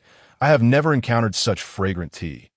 "Haha, as long as it suits your palate, that is sufficient," Brother Hua replied, his spirits evidently lifted. Raising his teacup, he fancied himself quite cultured as he savored a couple of sips. Before Meng Chuan could urge him on, he broached the topic at hand. The so-called disciples' ranking competition is essentially a selection event, open to all formal disciples who wish to participate, as long as one ranks within the top 50. They will be promoted to inner sect disciples. This explanation had already been shared earlier when welcoming newly initiated formal disciples. Noticing the concealed dissatisfaction on Meng Chuan's face, Brother Hua smiled as he added, "On the surface, it seems there are no requirements for this competition, yet there are many hidden intricacies, such as..." Meng Chuan's curiosity was piqued. "Before and after your initiation as a formal disciple, have any members from the 4 halls approached you?" Brother Hua did not provide a straightforward answer, but instead regarded Meng Chuan with a glimmer of intrigue. A jolt of realization struck Meng Chuan as he recalled the woman in black from the herb garden in Luming. Taking a deep breath, he feigned ignorance, shaking his head. "Upon careful reflection, it appears there has been no contact. If no one seeks you out before the competition begins, you must tread carefully." Brother Hua's tone shifted to one of gravity. "The 4 halls are perpetually at odds, and the disciples' ranking competition provides them with a platform to showcase their prowess. I do not quite comprehend, Meng Chuan remarked, his brow furrowing in confusion. Let me explain. Each year during the disciples' ranking competition, the four halls will discreetly select a group of seed candidates from the eligible formal disciples and provide them with support. Those who are not seed candidates are merely stepping stones. Seeing that Meng Chuan still struggled to grasp the concept, Brother Hua patiently elaborated. Regardless of how the competition unfolds, 50 individuals will ultimately be promoted to the inner sect, and those 50 will be distributed among the four halls. Whichever hall claims victory will relish in the glory before the other three. Now it makes sense. Meng Chuan finally understood. Brother Hua's gaze flickered. His lips pressed together as if in contemplation. However, his hesitation did not linger long, and he gently advised, "My younger brother, you have only just become a formal disciple. There is no need to be so hasty in participating in that so-called disciples' ranking competition." At these words, Meng Chuan felt a pang of bitterness, silently lamenting. "I do not wish to rush either, but this is a task set forth by the system. If I fail to become an inner sect disciple within a month, who knows what punishment awaits me? Participation is what truly matters. Consider it an opportunity to accumulate experience for the future." Meng Chuan feigned nonchalance. "Why, dear younger brother?" Brother Hua's expression turned serious as he grasped Meng Chuan's shoulders. "I should not be saying this, but I cannot bear to witness you walk into danger. Brother, you exaggerate. It is merely a friendly competition among peers." Meng Chuan chuckled awkwardly. "This is the Demon Sect. We do not adhere to the notion of playing it safe."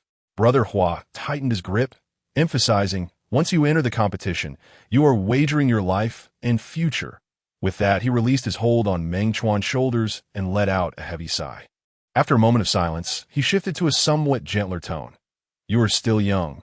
There is no need to rush. Prepare for a year or two before entering the competition." Listening to Brother Hua's unexpectedly sincere words, Meng Chuan found himself momentarily dazed. This was the first time since arriving in this world that he felt the care of another person. Yet he did not allow himself to dwell in the warmth of this unexpected sentiment. "Meng Chuan, oh Meng Chuan, do not forget that this individual before you is also a seasoned player within the Demon Sect." Secretly pinching his waist to regain his composure, he replied, "I appreciate your concern. Brother, I will exercise caution." Brother Hua sighed, ultimately refraining from further admonishments. "Then I wish you the best in achieving your desires." "Thank you, brother." Meng Chuan rose to take his leave. "I have troubled you long enough. It is time for me to return." He offered a respectful bow, turned, and, as he exited the room, he endeavored to maintain his decorum. Once he had fully stepped outside the small courtyard and evaded Brother Hua's gaze, he rubbed his temples. "It seems I must gather intelligence on the chosen seeds from each hall. As the saying goes, know thyself and know thy enemy, and you will never be defeated." As a seasoned practitioner of survival, he understood that caution was the foundation of his existence. Though, with whom should I inquire about this information? Logically, Brother Hua would serve as a decent source of intelligence. However, Meng Chuan preferred not to become too closely acquainted with him, thus instinctively seeking another avenue. With a quiet sigh, he scratched his scalp in frustration. Just then, the system emitted an alert. "Ding! A foreign spiritual consciousness has been detected. Please remain vigilant." As the system's warning faded, Meng Chuan felt a chill envelop the air, causing the hairs on his body to stand on end. Such an overwhelming murderous intent. Instinctively shivering, he immediately assumed a defensive stance. Yet, after waiting for 3 or 4 minutes, the source of the murderous aura did not reveal itself. Instead, the evening breeze stirred, rustling the grass and trees in a melodramatic response to his presence. "I have only just come from the herb garden. Could I truly have attracted unwanted attention?" Furrowing his brow, Meng Chuan muttered to himself, eventually shaking his head and retracting his gaze from the depths of the night. Following this incident, he remained alert to any external movements. Fortunately, he encountered no unforeseen events on his return to his quarters. However, upon spotting the graceful silhouette draped across his bed, his eyelids fluttered. "Sister, do you not fear being misunderstood at this late hour?" Chapter 24. An unwarranted calamity. Rest assured, I am quite cautious. No one will know of my visit, she assured him. Ningyu languidly turned over, propping herself up on her delicate form, her eyelids slightly lifted as her phoenix-like eyes cast a fleeting glance. Meng Chuan, on the other hand, withdrew his gaze from her and turned to the table, pouring himself a glass of cool water. So, what brings you here? Ningyu inquired directly. Are you planning to participate in the disciple ranking competition in half a month? Meng Chuan did not deny it. Why? Ningyu's brows knitted tightly. I cannot comprehend this. Is it not natural for one to strive for higher ground? You are merely at the initial stage of foundation building. What difference does it make between joining the ranking competition and courting death? Ningyu's tone was stern, as if to dissuade him. Are you afraid that if I die, no one will assist you in searching for things in the Forbidden Valley on the back mountain? Meng Chuan chuckled lightly, appearing more relaxed than she. Ningyu did not refute him but stated in a low voice, You are a man. Having promised to cooperate with me, you must follow through. There are countless men in this world. Why do you fixate on me? Meng Chuan feigned frustration, though his tone carried a hint of flirtation. As soon as the words left his mouth, he braced himself for a verbal onslaught. However, to his surprise, he was met with silence from Ningyu instead of her usual sharp retorts and ire. Hey, are you all right? Struggling against the discomfort, Meng Chuan waved his hand dismissively at her. What could possibly be wrong with me? After all, it is not me who is rushing to court death. With a dismissive huff, Ningyu rose from the bed and, before departing, tossed a scroll his way. To avoid being struck, Meng Chuan hastily caught it. I picked this up on the way here, she stated coolly, and with a flick of her sleeve, she vanished into the night. Observing her receding figure and then glancing at the scroll in his hand, Meng Chuan could not help but mutter, This woman must have some issues. However, after reading the contents of the scroll, he stood frozen in place. The scroll contained precisely the information he urgently needed at that moment. Indeed, Ningyu had brought him the detailed information of their respective chosen candidates. It is I who must be the one with issues. From now on, you shall be my dear sister. In that instant, Meng Chuan's gratitude towards Ningyu was entirely genuine. Even the slight resentment he harbored from earlier threats dissipated. As long as I successfully become an inner disciple, I will wholeheartedly assist you in your search. Only those who understand the principle of reciprocity are truly human. Although he remained unaware of what Ningyu sought, he was willing to lend a helping hand. Clutching the scroll, he meticulously read it twice and did not drift into slumber until deep into the night. That sleep was unusually profound. Upon rising the next day, he experienced a refreshing sensation he had not felt in a long time. Just after finishing breakfast, a clamorous sound from a gong reverberated through the air. Subsequently, as the instructor, senior brother Hua gathered all newly initiated formal disciples on the vast grassy expanse. Now that everyone is here, let us commence our first day of training. Today, you will learn the basic fist technique of our sect, known as the Tearing Cloud Fist. I will demonstrate it once. Pay close attention. Senior brother Hua was quite direct, not allowing the group any time to acclimatize before assuming a stance. He then began to execute the movements before them. The speed of his position changes was so rapid that even Meng Chuan could not ascertain whether he was practicing fist techniques or footwork. The entire set of movements concluded in less than 5 minutes. At the end, senior brother Hua impatiently questioned the bewildered students. Did you all see clearly? Under his cold gaze, not a single disciple dared to speak. I am asking you a question, senior brother Hua emphasized. Finally, one brave new disciple mustered the courage to speak timidly. Could you possibly demonstrate it again? I did not quite catch it. Upon hearing this, senior brother Hua's expression instantly darkened, his brows furrowing as he shouted angrily. After all my efforts, you dare say you did not see clearly. Have your eyes gone to feed the dogs? I apologize, but your speed was simply too fast. I cannot keep up. The chastised disciple shrank back, trembling as he attempted to defend himself. This single remark only served to further darken senior brother Hua's countenance. Not being able to keep up is your own inadequacy. The reprimanded disciple clenched his fists quietly, a flicker of indignation in his eyes. Progress from a novice to foundation building in a week. He felt a sense of pride swelling within him. Taking a deep breath, he suddenly raised his head, no longer shying away from senior brother Hua's piercing gaze. I am not the only one who could not keep up. The disciple shifted his gaze to the other dejected classmates. I will ask one question. Among you, who was able to see clearly the techniques senior brother Hua just demonstrated? Upon this declaration, the crowd fell silent, with everyone burying their heads even lower. Observing this scene, the outspoken disciple deliberately raised his chin, casting a disdainful glance back at senior brother Hua, as if to say, "Do you see? It is clearly your inability to teach, as an instructor, as a senior brother, and as a true inner disciple. How could senior brother Hua tolerate such disrespect? Who says no one saw?" His gaze shifted abruptly to Meng Chuan. "Meng Shitty, you come forward and demonstrate the techniques I just performed for them." Caught off guard, Meng Chuan nearly choked on his own spit. With one hand on his neck and the other pointing at himself, he incredulously exclaimed, "Are you referring to me? Apart from you, is there anyone else here with the surname Meng?" Senior brother Huan nodded. "Surely you must have seen it clearly." Though it sounded like a question, the tone was unmistakably threatening. Facing his suddenly cold demeanor, chills coursed through Meng Chuan's heart in that moment. He was immensely grateful that he had not laid bare his heart to this senior brother Hua the night before. Indeed, my wariness towards him was justified. Amid his relief, Meng Chuan could not help but feel disheartened. Cursing inwardly, "Damn it, why did he have to single me out? I have done nothing to provoke him." As a true low-profile individual, he genuinely did not wish to draw attention to himself at such a moment. Yet senior brother Hua grew impatient, urging him sternly, "Why are you not starting? What are you waiting for?" Noticing the scornful gazes from his fellow disciples, Meng Chuan instinctively sought an excuse to decline. However, remembering that he would have to endure a month under senior brother Hua, he found no courage to refuse. "Oh heavens, why must you treat me this way?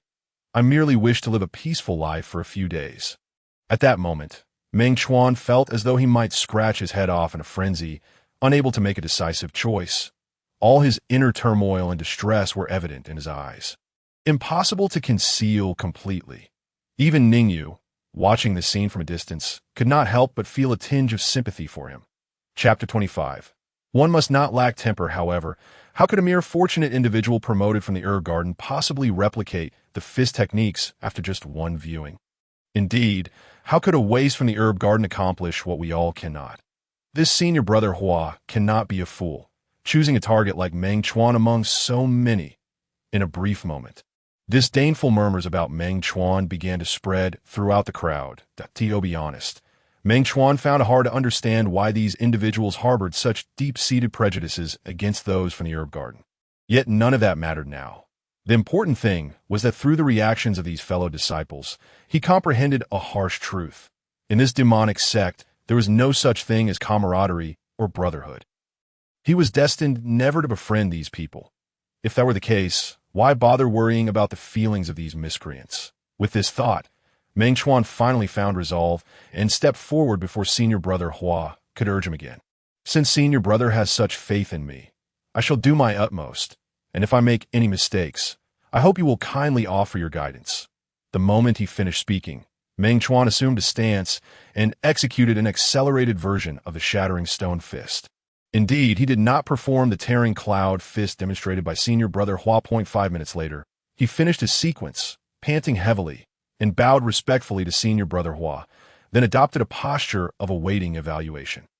Senior brother Hua did not expose him, folding his arms as he stepped closer. "Not bad. To be able to mimic the technique so closely upon first learning, I am quite pleased. However, mere mimicry is insufficient. You must grasp the true essence of the technique to unleash its full power. I have been enlightened."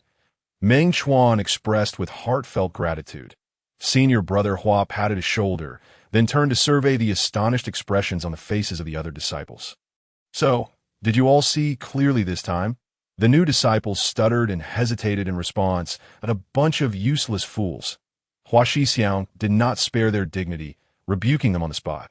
This time, no one dared to retort, all of them shrinking their necks in silence. However, while the disciples remained mute, their gazes toward Meng Chuan were filled with resentment, as if blaming him entirely for the humiliation they had suffered.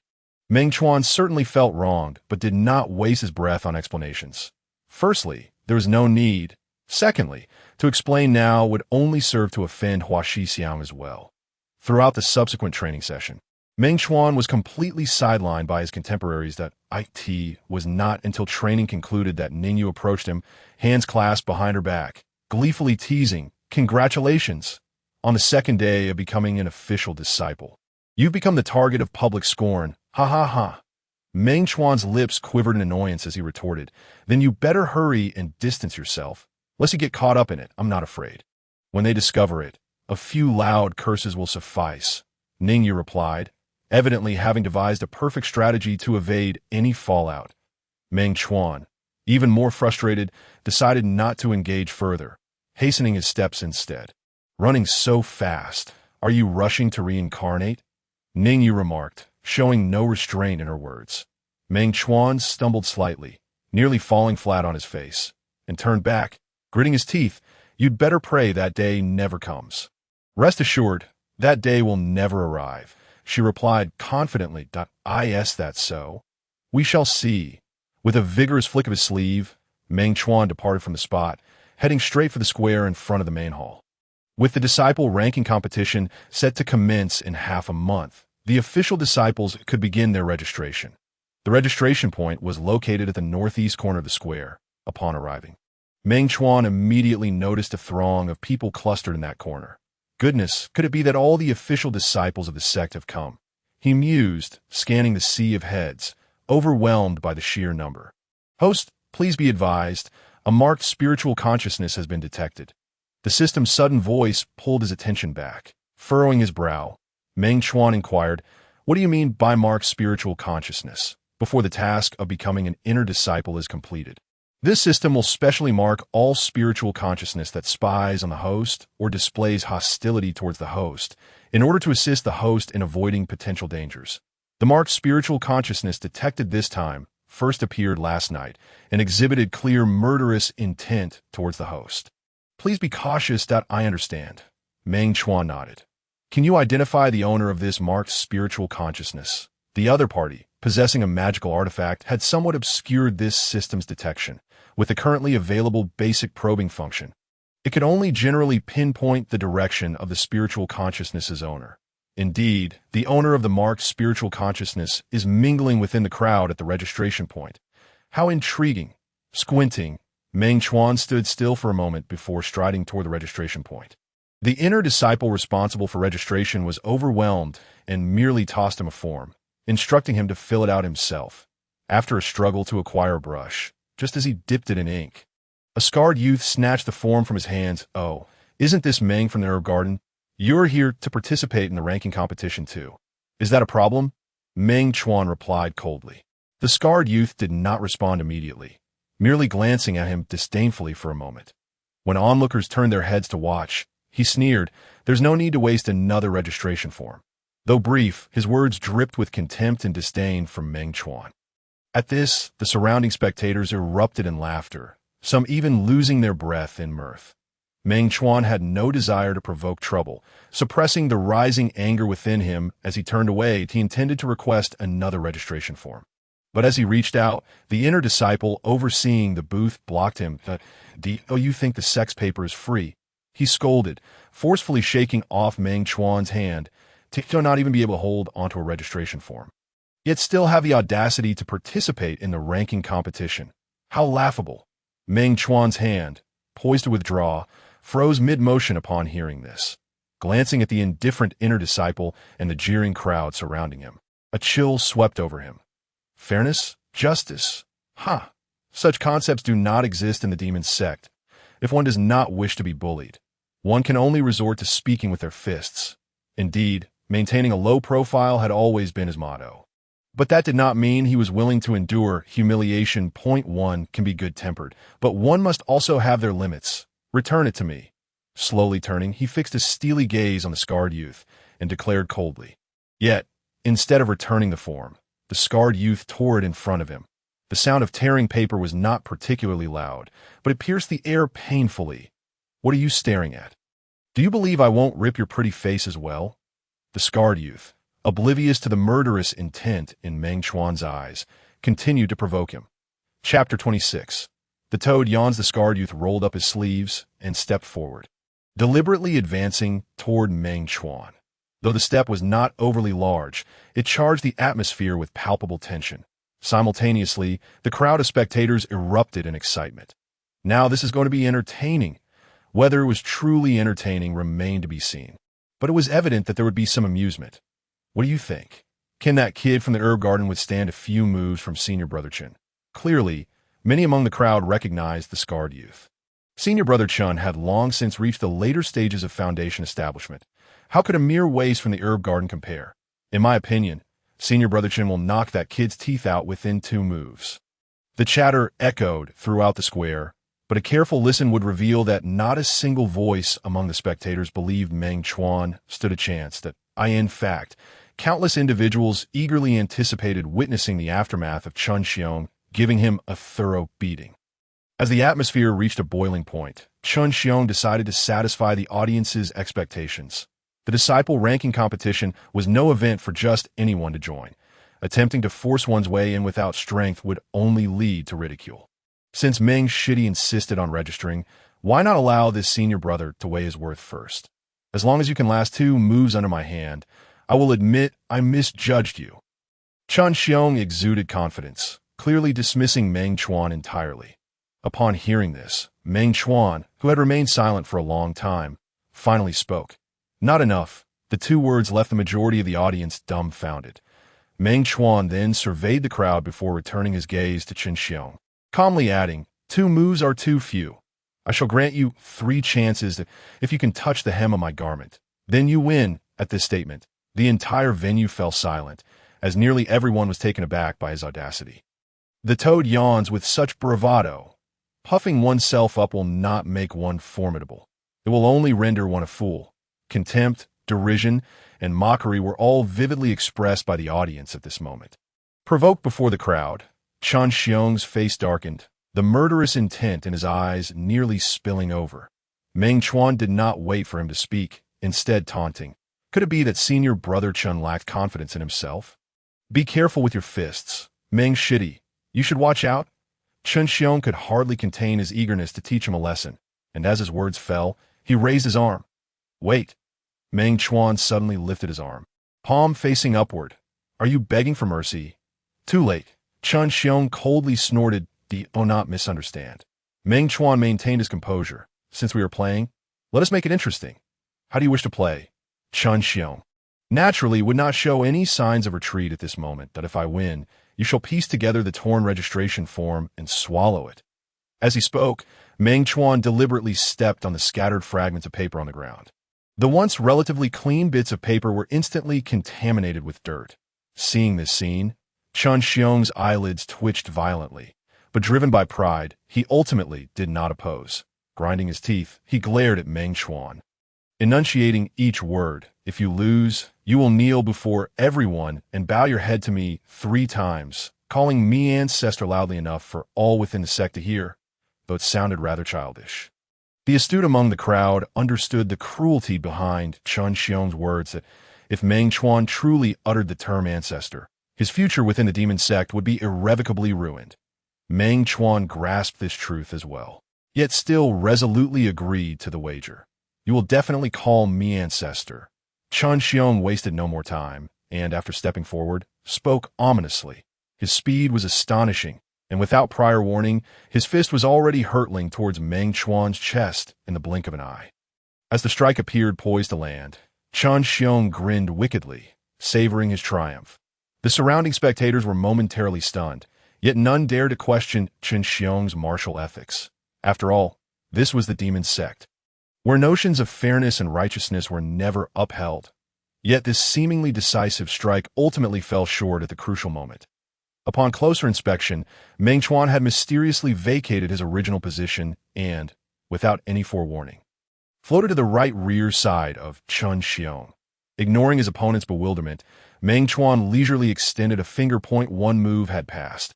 Humph, just now, I merely refrained from making you lose too embarrassingly, so I intentionally held back. Chun Xiong, however, did not feel disheartened. He swiftly turned and propelled himself forward. As he leapt, his arms swung in unison, with the gale of his fists enveloping a shimmering blue wave of energy, layering upon itself. In an instant, he enveloped Meng Chuan with a fierce punch, a tempest rising, causing Meng Chuan's garments to flutter audibly. Although the attack was slightly slower than before, its power had multiplied several times over. Having already noticed Meng Chuan's remarkable agility, he deliberately sealed off Meng Chuan's escape route. "I wonder how you plan to flee now. You had better keep your eyes wide open," as his voice fell. Meng Chuan's feet shifted slightly, and his body swayed. "Too slow." Chun Xiong sneered contemptuously upon witnessing this. Yet when his fist struck the space where Meng Chuan had been, there was not the slightest sensation of impact. Momentarily stunned, he realized that the Meng Chuan standing before him had suddenly vanished. With his eyes widened in disbelief, he stood frozen for 3 seconds before abruptly coming to his senses. It turned out that the figure he had just struck was merely an afterimage. As for the real Meng Chuan, he had long since stealthily positioned himself behind Chun Xiong, smirking at him as if he were a full 2 moves had passed. "Brother Chun, you must exert yourself a bit more." As his opponent, Meng Chuan audaciously cheered Chun Xiong on, vividly illustrating the meaning of having unwavering confidence. "You scoundrel, I will kill you." Enraged and humiliated, Chun Xiong's face contorted in fury. "Humph." Meng Chuan merely cast a sidelong glance at him. Along with a dismissive curl of his lip, Chun Xiong, thoroughly provoked, drew forth a 4-foot-long greatsword. The instant the sword was unsheathed, a phantom of a colossal sword, towering 2 zhong, took shape in the air and lunged at Meng Chuan to cleave him in two. Meng Chuan's gaze sharpened as he gathered his energy and infused it into his legs. Temporarily abandoning his unusual agility, he poured all his strength into enhancing his speed. Ultimately, he successfully dashed out of the lethal range of the giant sword's illusion just before it could sever him in half. Once the phantom blade dissipated, the sight of him unscathed darkened Chun Xiong's countenance to that of a pot's bottom. It appears that Meng has emerged victorious. Meng Chuan, with a carefree flick of his sleeve and his head held high, calmly declared his triumph. A man must accept defeat gracefully. "Brother Chun, you wouldn't dare to deny it, would you?" As his words settled, Meng Chuan raised his hand and swept it through the air. Stirred by the gust from his palm, the scattered fragments of the registration forms on the floor tumbled and floated towards Chun Xiong's feet. Chapter 27. Adaptability. The onlookers could hardly have anticipated that Meng Chuan would prevail. Even long after the contest had concluded, they remained engulfed in astonishment and confusion. Yet, Meng Chuan had no mind to concern himself with the spectators. He merely regarded Chun Xiong's face with indifference. "Why are you still hesitating to eat, Brother Chun? How could Chun Xiong possibly lower himself to that extent?"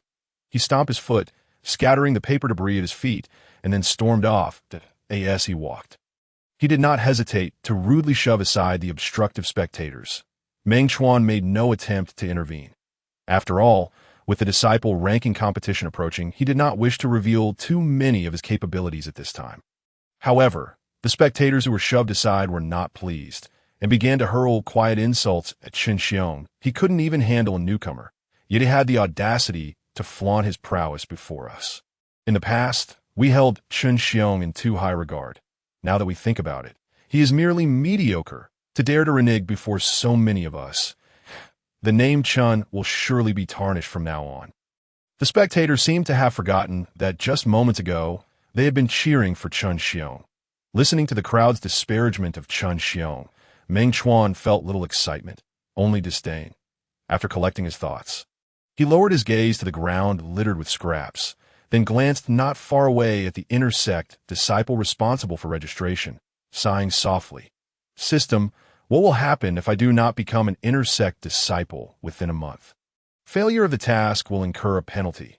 "What kind of penalty?" Meng Chuan felt a twinge of anxiety at a deduction of 3,000 spirit points, 1,000 spirit rhythm, and 500 contribution points.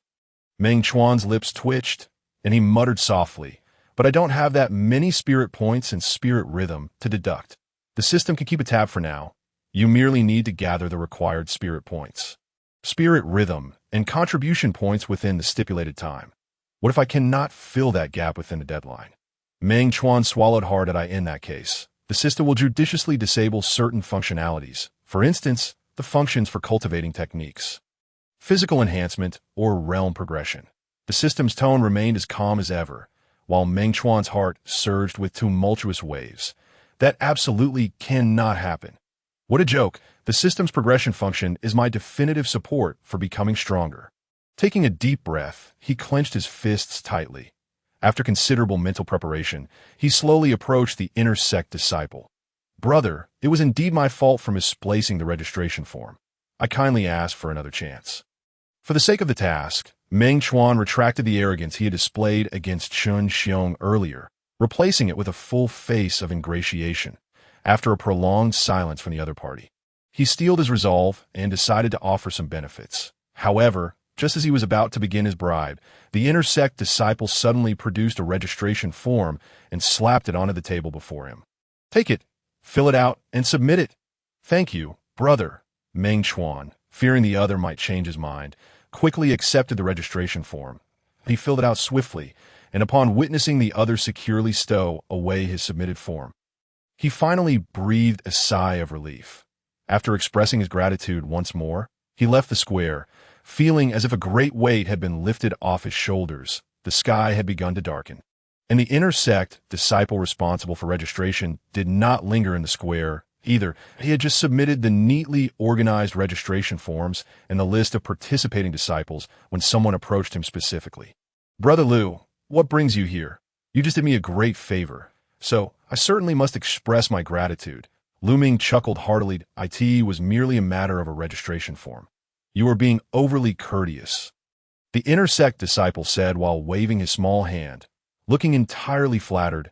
At the same time, the news of the wager duel between Meng Chuan and Chun Xiong began to spread from the main hall. Even the prominent figures of the four halls soon heard Meng Chuan's name. Our sect hasn't seen such an active newcomer in a long time. After all, he is merely a foundational ant, hardly worthy of my attention. The big shots either found it amusing or dismissed it, but without exception, they did not regard Meng Chuan as a threat. Only Lu Ming's master repeated Meng Chuan's name twice in contemplation. Chun Xiong is this year's chosen seed of the weapon refining hall. He actually could not handle Meng Chuan. Muttering under his breath, the old man slowly narrowed his eyes and began tapping his fingers against the armrest. Very well, let us first test Meng's caliber in the ranking competition. If he truly possesses the ability to break into the top 50, then he must be drawn into our shadow hall. As he spoke, a flicker of light danced in his eyes, appearing both astute and cunning, almost shrouded in an eerie aura. The moment Meng Chuan returned to his room, he could not help but sneeze involuntarily. Rubbing his itchy nose, he murmured softly, "Who is speaking ill of me?" As fatigue washed over him, he yawned. Just as he was about to lie down for a brief rest, a sudden knock resounded at the door. Meng Laudi, it's me. The familiar voice of Brother Hua followed the knock, reaching Meng Chuan's ears. What brings him here? Meng Chuan felt puzzled. After a moment's hesitation, he slowly approached the door and pulled it open. Greetings, brother. Please come inside. Little brother, you have worried your elder brother to death. As soon as he entered, Brother Hua began to scrutinize him, having heard that you had a confrontation with someone named Chun Xiong. You weren't injured, were you? Thank you for your concern, brother. I am unharmed, Meng Chuan replied verbally, yet his internal confusion only deepened. To gauge the other's true intentions, he deliberately asked, Did you come specifically to give me a message? Why do you say it like that? Can't I come to see you out of concern? Brother Hua feigned displeasure. Meng Chuan quickly apologized, even going so far as to slap himself dramatically. You need not go to such lengths. Brother Hua replied, returning to his usual demeanor and adopting a serious tone. I am here to remind you that it is best not to wander around too much in the near future. Why do you say that? The hero you face today is no ordinary person, Brother Hua sighed. He just a formal disciple. Meng Chuan dismissed the notion. That was in the past. This year, he has already been recognized as a seed by the weapon refining hall, and Meng Chuan pressed for more. And that person holds considerable influence among the formal disciples. It is likely he may seek trouble with you covertly. Brother Hua suddenly pounded his chest, fervently adding, Of course, as long as I am here, he would never dare to come here to cause a ruckus. So you can rest easy for now." The implication of his words was that he was willing to act as a protective shield for Meng Chuan. However, having lived through life again, Meng Chuan never believed in the existence of free lunches. Almost the instant the other finished speaking, his suspicions surged. What exactly is this fellow up to? Though his heart brimmed with vigilance, Meng Chuan's words were laden with gratitude. To encounter a senior brother in this lifetime must surely be a blessing earned through 8 lifetimes of merit.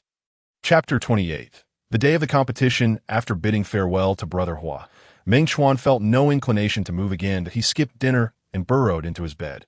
After a deep slumber, he awoke the next morning to the familiar sound of the gong. Just like the day before, he had a simple meal before swiftly diving back into training. Heeding Brother Hua's advice, Meng Chuan remained in the training camp thereafter, not once departing it, of course. His resolve was not born of fear of retaliation from Qin Xiong, but rather a determination to prepare as thoroughly as possible for the ranking competition. To this end, he deliberately intensified his training in the spirit snake movement and the shattered stone fist.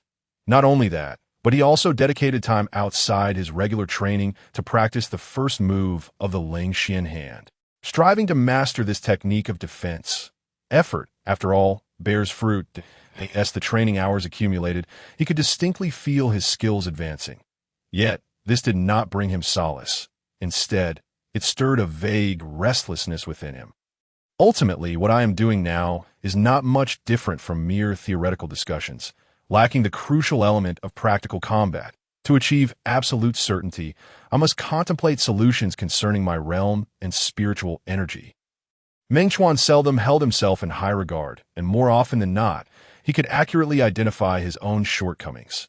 With an idea forming, he adeptly summoned the system interface. Name: Meng Chuan Spirit Points, 0 Spirit Rhythm, 50 Contribution Points, 300 Cultivation Method, Magical Heaven S Treasure Record, Repressed Backlash 10, Physical Body, Earth Grade. Initial Stage, 5 Poisons Corroding the Body, Enhanced Spiritual Power, Realm. Foundation Establishment, Early Stage, Repressed Actual Realm. Equipped Weapon, Earth Grade, Low-Quality Long Sword.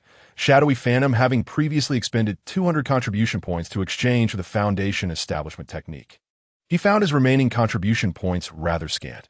Upon seeing the glaring 0 in the Spirit Points column, Meng Chuan sighed in frustration. After the ranking competition concludes, he must find time to earn some Spirit Points. Thinking of the plentiful earth spirit herbs in the herbal garden, an inexplicable sense of nostalgia washed over him. Regardless, he resolved to utilize all remaining resources to enhance his strength. It seemed the system sensed his intentions and confirmed. Does the host wish to allocate all spirit rhythm and contribution points to deducing the realm? With his physical body already upgraded to the earth grade, further deductions would yield little breakthrough. It was clear that deducing the realm was the more prudent choice. Investing 50 spirit rhythm and 300 contribution points to deduce the realm, you draw upon the spiritual energy of heaven and earth, absorbing the essence of the sun and moon. After 95 years, you have successfully ascended to the pinnacle of Foundation Establishment. The system's mechanical voice resonated like a sacred hymn in that moment. Simultaneously, Meng Chuan felt a powerful energy coursing through his limbs and bones. The familiar sensation of fullness compelled him to let out a joyful exclamation to the heavens. Yet soon after, the surging energy within him reached its limit, and an intense sense of obstruction suddenly enveloped him. It appeared that the elevation of his realm had hit a bottleneck. He had experienced something similar when reaching the pinnacle of chi refinement.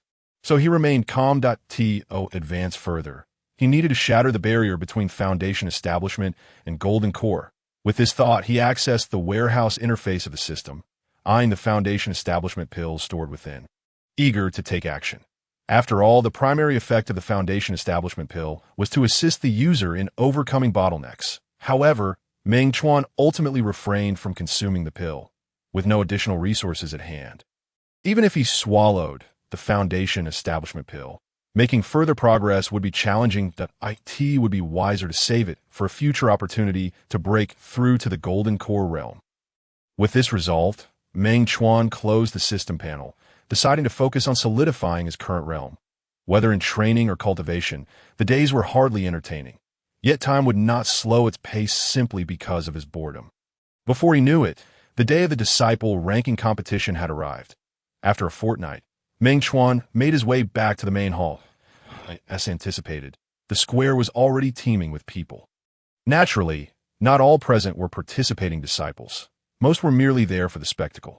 Perhaps due to his previous bout with Chun Xiong, Meng Chuan unexpectedly attracted many gazes. The stares directed at him ranged from disdain to scrutiny, and even wariness. Yet, regardless of the type of gaze, Meng Chuan remained unperturbed, completely unfazed. Amidst the crowd, Chun Xiong squinted, glaring fiercely in his direction. After hiding for half a month, you have finally shown yourself. Let me settle the score on the arena. With interest, he clenched his fists, muttering his hatred for Meng Chuan under his breath. And no sooner had he finished speaking than the entire square trembled. The crowd gathered in the square swiftly retreated towards the edges like a receding tide. Meng Chuan, initially thinking it was an earthquake, sprinted away faster than anyone else. Upon escaping the square, he sought a place to hide, but as he glanced back, he was shocked to see the once even square beginning to undulate like ocean waves.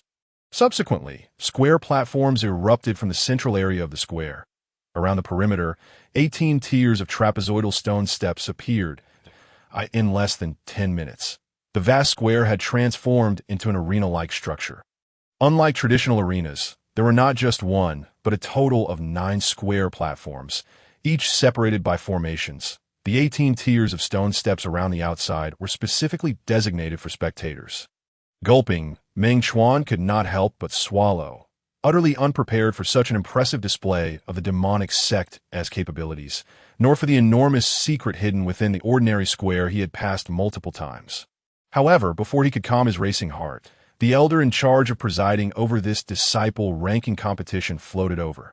This year's disciple ranking competition is divided into 3 rounds. The specific rules and procedure for the matches have been posted on the notice board. You have 1 hour to review them and complete the draw. The first round of matches will commence in 1 hour. Meng Chuan was taken aback by the elder's opening remarks, he had to admit. The organization of this competition was rather haphazard. Though he grumbled internally, he dared not delay and hurried towards the notice board located on the west side of the main hall. He arrived at the location, but could hardly decipher what was written on the notice due to the overwhelming crowd obstructing his view. With no other choice, he had to push his way forward. Taking a deep breath, he readied himself and plunged into the throng. Utilizing his peak foundation establishment cultivation, he forced a path through the crowd. After considerable effort, he finally reached the front of the crowd, and without pausing to catch his breath, he glanced at the notice. However, before he could fully comprehend the competition rules, an intense sense of crisis surged within him. Even the system issued an urgent warning. Detecting strong murderous intent, host must evacuate this location immediately. Chapter 29. Finally begun. Unlike previous instances, this time the system's reminder carried a palpable urgency. IT seemed to recognize that remaining trapped in the crowd could spell disaster for Meng Chuan. He was acutely aware that he needed to escape the throng. Yet before he could exert himself to break free, a hand filled with spiritual energy struck him from behind. Even before being hit, Meng Chuan felt the hairs on his body stand on end. Sensing danger, he instinctively gathered his spiritual energy. Swiftly, he activated the defensive technique of the Ling Xian hand. He then heard a dull thud as the hand aiming for his back was deflected by his counter. Upon contact, the spiritual energy infused in their palms reacted violently. The ensuing shockwave sent those around Meng Chuan sprawling in all directions. Without a moment to catch his breath, he turned to catch a glimpse of his assailant. Yet all he could see were undulating shadows of densely packed figures and a narrow gap in the crowd. That rascal! How quickly he escapes! Meng Chuan gritted his teeth in frustration, unable to suppress an expletive. Although he longed to pursue, breaking through the crowd proved to be a formidable challenge. Meanwhile, those who had managed to stabilize themselves after the upheaval glared at him with hostility. What kind of madness is this? Don't you think that just because you got lucky against that waste Chun Xiong, I won't dare to take you down? In the blink of an eye, Meng Chuan found himself submerged in a sea of malevolent gazes, with some even puffing their cheeks and glaring at him. Fortunately, as the ranking competition was about to commence, the crowd managed to restrain their tempers and refrain from taking any aggressive action against him. With a furrowed brow, Meng Chuan chose not to waste his breath on explanations and swiftly perused the announcement, departing alone shortly thereafter. The rules of this ranking competition were quite straightforward. The first round would follow an elimination format until the top 200 were determined. The second round would adopt a point system, where each of the top 200 contestants would start with 2 initial points, which they could earn through duels, with those whose points fell to 0 being eliminated. The top 50 in points would advance to the next round, and their rankings would be provisionally determined by the amount of points they acquired in this round. In Meng Chuan's view, the competition could have concluded at this juncture. However, the sect had specifically arranged for a third round. This round would take the form of a challenge competition, wherein any disciple ranked lower could challenge those ranked higher. Should the challenger prevail, they would exchange rankings with the defeated. There were no restrictions on the number of challenges a disciple could make, nor on the number of times they could be challenged. Ultimately, the top 10 disciples would gain the privilege to choose their respective service departments. And additionally, every 10 would receive rewards of varying tiers, be it elixirs, manuals, or spiritual artifacts. Yet the reward provided by the sect did not stir Meng Chuan's heart. After all, he wielded an earth-grade spiritual sword and practiced an earth-grade movement technique that he held little regard for mere low-tier, mystical-grade manuals and artifacts that, in summary, as long as he secured a place within the top 50. He would be content. Perhaps due to his lack of ambition regarding the final standings, Meng Chuan appeared notably more relaxed than others. Even upon returning to the square, a radiant smile graced his face. After lingering for a while, he suddenly recalled that he hadn't yet drawn his lot and hurriedly made his way to the draw station. And one competed with him for this process. After all, drawing lots was a quick affair, and the sect had prepared a full 20 boxes for the lots. Number 734, well, this might take some time. Just as Meng Chuan opened his lot to check, a head suddenly popped up beside him. "Ningyu, what are you doing here?" he exclaimed, swiftly turning his head, unable to hide his surprise. Ningyu grinned, holding her lot high and waving it at him. "I should be on stage before you. Just wonder if we'll have the chance to meet on the arena afterward." Her tone carried a hint of mischief, causing Meng Chuan's brows to knit together in a frown. Facing her eager gaze, he let out a soft hum. "Regardless, I'm bound to enter the inner sect. If we do cross paths, I won't show any mercy." "Ha! Are you so certain you can win?" Ningyu retorted with a smirk. Just as the two were conversing, a resounding drumbeat echoed throughout the venue. Simultaneously, the elder presiding over the ranking competition made his appearance once more. "Now that everyone has drawn their lots, let us not waste any more time." With that declaration, a flurry of movement filled the air, replacing the previous drumbeat. 9 figures floated up to 9 different arenas, in unison. These 9 elders, acting as judges, surveyed the crowd and called out 2 numbers. As their voices fell, the disciples holding numbers 1 through 18 ascended the arenas. Finally, it had begun. Standing at the foot of the arena, Meng Chuan's expression grew solemn. The 18 competitors atop the stage were clearly far more anxious than he was. As the judges announced the commencement of the matches, the 18 individuals lunged towards their opponents almost simultaneously, resembling a pack of ravenous beasts eager to devour one another. For a fleeting moment, Meng Chuan even questioned if he had stumbled into a primordial jungle. "This competition is quite different from what I had envisioned," he mused, expecting to witness impressive techniques on display. Yet in reality, the 18 disciples were largely engaged in close-quarters combat. Although they were all formal disciples, few had the opportunity to learn advanced martial skills. Ningyu seemed to sense his thoughts and remarked in a tone laced with subtle warning. Meng Chuan felt a jolt in his heart. Squinting as he turned his gaze towards her, scrutinizing her for a few moments. "Why are you staring at me like that?" Ningyu inquired, lifting her gaze. "It's about to be your turn.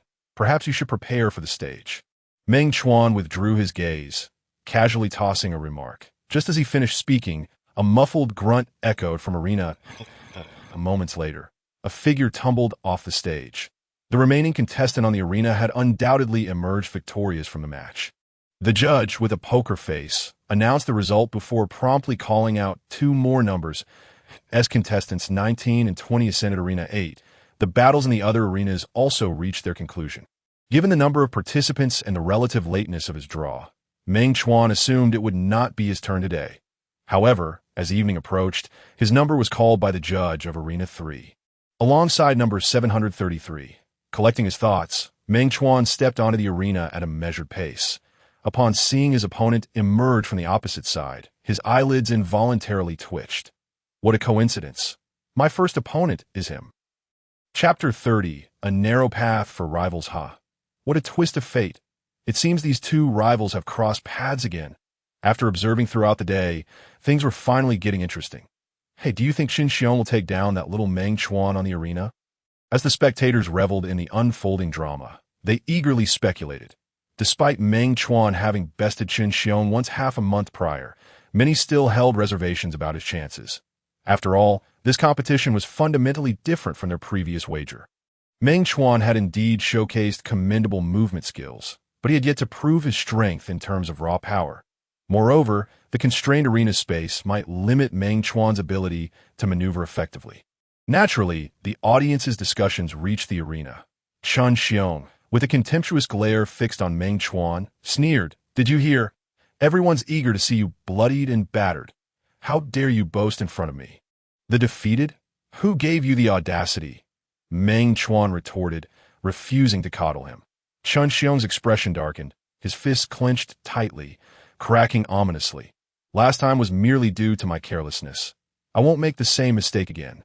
Drawing his 4-foot great sword, he pointed it threateningly at Meng Chuan's nose. "Are you ready to face your demise, kid?" Though the judge stood nearby, Qin Xiong showed no intent to restrain himself.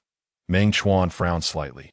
Glancing at the indifferent judge at this point, what more could he expect? With an inward sigh, he redirected his gaze back to Qin Xiong that "I'm afraid I'm not done living yet." As he spoke, he grasped the hem of his garment and gave it a vigorous shake, assuming a stance of readiness. Qin Xiong wasted no time, swinging his great sword directly at him. The massive blade, mid-swing, bizarrely split into numerous colossal sword shadows, all descending upon Meng Chuan. In an instant, half of the arena was engulfed by the sword shadows unleashed by his opponent. In no matter which direction Meng Chuan attempted to evade, he found himself unable to escape the onslaught. Unfortunately, you won't have time to leave a dying message. With certainty that his opponent had nowhere to flee, Qin Xiong's lips curled into a cruel smile. He was convinced that Meng Chuan lacked the power to withstand such an assault. Yet the next moment, his smug grin began to tremble involuntarily to his astonishment. Meng Chuan casually waved his right arm, effortlessly deflecting the descending great sword. The massive sword shadows that followed disintegrated with a piercing clang. Witnessing this scene, not only was Qin Xiong left astounded, but the surrounding audience also wore expressions of disbelief. Did I just see that correctly? Meng Chuan managed to block Qin Xiong's ferocious strike with nothing but his bare hand. No, there must be some mistake. Isn't he just a newly minted disciple? How could he be this strong? After this single exchange, the audience's attitude towards Meng Chuan began to shift subtly. Qin Xiong's face turned ashen, his grip on the great sword tightening to the point of creaking. "I only used 60% of my strength just now. Go ahead and try to withstand another strike." With a sudden surge, a colossal aura emanated from him, swiftly enveloping the entire arena. The sudden gust of wind not only lifted Meng Chuan's garments, but also tousled his long hair. Then his body involuntarily swayed twice, as if unable to withstand the oppressive force of his opponent. Qin Xiong keenly seized the opportunity presented by Meng Chuan's momentary lapse. Brandishing his sword with a fierce determination, charging forward, the great sword surged forth like an arrow released from a bow, accompanied by a wave of shimmering azure energy, aiming directly at Meng Chuan's left chest. Sensing the imminent danger, Meng Chuan barely had time to steady his unsteady form before he hastily propelled himself off the ground. However, after retreating just a couple of steps, he found himself perilously close to the edge of the platform. Due to his unstable footing, even his attempt to retaliate was delayed. Observing this scene, the majority of the spectators held their breath, while a small fraction couldn't help but chuckle. "This is more like it. I thought that Meng fellow had some real prowess." They sneered, as expected. The first to fall from the platform had to be the fool from the herb garden. Haha. Those who had recently begun to regard Meng Chuan with a hint of respect swiftly retracted their unrealistic hopes. Yet, the anticipated spectacle of bloodshed did not unfold. Instead, the seemingly invincible Chen Xiong tumbled off the platform in an unusual manner. The sound of his heavy fall was not only abrupt but also jarring to the ears. Meng Chuan stood at the edge of the arena like a startled butterfly, his body angled at 120 degrees. Flailing his arms, after a struggle, he managed to retract himself onto the platform, immediately patting his chest in relief. Phew, I'm glad I didn't fall off. That was truly terrifying, he muttered, wiping his forehead. Once he caught his breath, he turned to look down at the audience. Chen Xixiang, why are you lying on the ground? At his words, Chen Xiong glared up in fury, but before he could respond, Meng Chuan suddenly slapped his thigh in realization. Wait, does this mean I won? Chen Xiong's already grim visage darkened further, his face turning as black as a pot bottom. He stood up, gripping his great sword, seemingly intent on leaping back onto the platform. However, before his feet could touch the surface, the referee swiftly knocked him away with a slap. This time, the fall was far more severe, sending him rolling several meters before finally coming to a halt. In this match, Meng Chuan is the victor. The referee, indifferent, announced the result without casting a glance at Chen Xiong. Meng Chuan secretly exhaled in relief, bowing slightly to the referee before retreating from the platform. Yet the audience remained entranced by the clash between him and Chen Xiong. Can anyone explain what just happened? It must be that Chen Xixiang slipped, which is why he fell off the platform. As for Meng Chuan, he merely got lucky. Brother, your analysis is quite reasonable, but Chen Xiong's luck seems truly abysmal. The narrow-mindedness of people often stems from their inability to acknowledge the excellence of others. Listening to such discussions, Meng Chuan felt no anger. Rather, he secretly reveled in their reactions. Excellent. This is precisely the response I desired. He preferred to be regarded as an ordinary person with a streak of luck rather than being seen as a master or genius. Only in this way could he continue to survive. His self-proclaimed remarkable acting skills had indeed deceived many, yet the audience was not entirely foolish. Indeed, on the southeast side of the stands, a couple had discerned his ruse. From evading the great sword to tripping his opponent, this Meng Chuan executed his movements with remarkable fluidity and speed, leaving Chen Xiong as the one truly caught off guard. Hee, this lad is quite intriguing.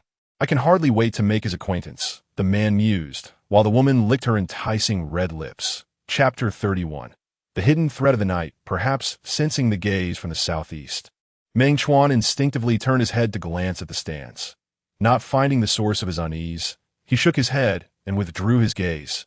Taking a deep breath, he lingered not at the scene, but returned to the training camp after receiving his new number tag. By now, news of his first victory had already reached the palace. The gazes of his contemporaries, just finished with their training, had shifted towards him, some tinged with envy, others awkwardly attempting to ingratiate themselves, while a few distanced themselves in discomfort. Yes, as soon as he sat down, someone poured him a cup of tea. Meng Xixiang. You've worked hard. Here, have a cup of tea to refresh yourself. The speaker was a tall, graceful young woman, slightly freckled. In response, Meng Chuan showed little reaction, but a burly man sporting a thick beard scoffed disdainfully. She's not even an inner disciple yet. I sent your eagerness a bit premature. The bearded man made no effort to conceal his contempt for the freckled girl. That's not fair. Meng Xixiang has already proven his strength by defeating Chen Xiong twice. That I believe with Meng Xixiang's abilities, he will surely secure a promotion in this ranking competition. The girl's tone brimmed with admiration for Meng Chuan. Defeated? Ha! The burly man sneered. What has he truly accomplished apart from being flustered on the platform? Chen Xiong's loss was entirely due to his poor choice of shoes. It had nothing to do with this Meng fellow. The burly man stepped forward to confront Meng Chuan, continuing, I refuse to believe you can progress to the third round solely on luck. As Meng Chuan was openly ridiculed, the freckled girl hesitated before ultimately choosing to remain silent. After a lengthy pause without a rebuttal from Meng Chuan, she couldn't help but mutter in her heart, could it be I overestimated him? This is rather pathetic. With such thoughts, she began to regret her earlier attempts to ingratiate herself. The burly man raised his chin, casting a scornful glance at Meng Chuan. Tea that moment. Ningyu stepped forward, slowly approaching Meng Chuan's side, her gaze icy as she regarded the burly man. Whether he can progress to the third round is not for you to decide. I'll stake my word today. Meng Chuan absolutely will not make it to the third round. The burly man, undeterred, stood his ground, directly confronting Ningyu. The suddenly tense atmosphere between them left Meng Chuan feeling quite out of place. What is up with this woman? Has she lost her mind today? He furrowed his brow, casting a glance at Ningyu, unable to suppress his thoughts. Naturally, Ningyu was unaware of his inner musings. She coldly addressed the burly man. Care for a wager? Sure. Let us bet. Who is afraid of whom? The burly man responded, his demeanor suggesting he was more inclined to fight than to bet if I win. You will apologize to Meng Chuan respectfully, and from now on, whenever you see me and Meng Chuan, you must address us as Shi Xiang Enchiji. No problem. The burly man agreed readily, but if I win, you have to spend a night with me. The burly man clearly dismissed Meng Chuan as insignificant, barely acknowledging him in their wager. This turn of events left Meng Chuan feeling like an outsider. He stammered, trying to interject, but before he could speak, Ningyu nodded in agreement to the bet, with a burly It's been a while since I've been with a woman. I'm looking forward to spending a wonderful night with such a charming lady. The burly man leered, casting a lascivious gaze at Ningyu. Ningyu, however, said nothing further, seizing Meng Chuan's hand and swiftly departing. Upon returning to the dormitory, Meng Chuan finally extricated his hand from hers. Sighing, what was that all about? I was trying to help you. Ningyu turned back, visibly annoyed. Well, thank you for that. Meng Chuan's words were clearly insincere, and no need to mention it. Ningyu's anger remained. An extended silence enveloped them, lasting long until the cold evening breeze swept through the door, prompting Meng Chuan to break the tension with a low voice. You must be tired after a long day. You should rest now. His somewhat polite dismissal was met with an immediate, puffed-up response from Ningyu, who stormed out without uttering a single word. What did I do wrong? Meng Chuan pondered, watching her retreating figure with a heart full of frustration. Meanwhile, Ningyu returned to her room, throwing herself into bed. His strength surpasses my expectations. If I want him to continue cooperating with me, mere threats won't yield good results. I must strive to maintain a friendly relationship with him. Despite these thoughts, recalling Meng Chuan's earlier nonchalant attitude filled her with irritation. Moreover, the sight of the fawning freckled girl sparked a subtle pang of jealousy within her. Gritting her teeth, she stared at the ceiling for a while before speaking again. Regardless, I cannot postpone the search any longer. Taking a deep breath and clenching her delicate fists, she appeared to have resolved herself to a certain determination. Meanwhile, Meng Chuan did not hasten to bed for rest. After leisurely finishing dinner and practicing for a while, he finally lay down on the bed. Unbeknownst to him, the sky had darkened considerably, and the evening breeze stirred the shadows of the trees outside, creating a rustling sound that, in a state of drowsiness, the system's alert tone echoed in his mind. Detected someone approaching stealthily. Please remain vigilant. Accompanying the system's voice was a faint rustling sound. Soon after, the wallpaper was punctured from the outside, and a tubular object intruded through the gap. Subsequently, wisps of blue smoke began to waft out from the tube. Detected low-grade hallucinogenic smoke. The system swiftly identified the specific components of the smoke. At the same time, a wave of dizziness overcame him.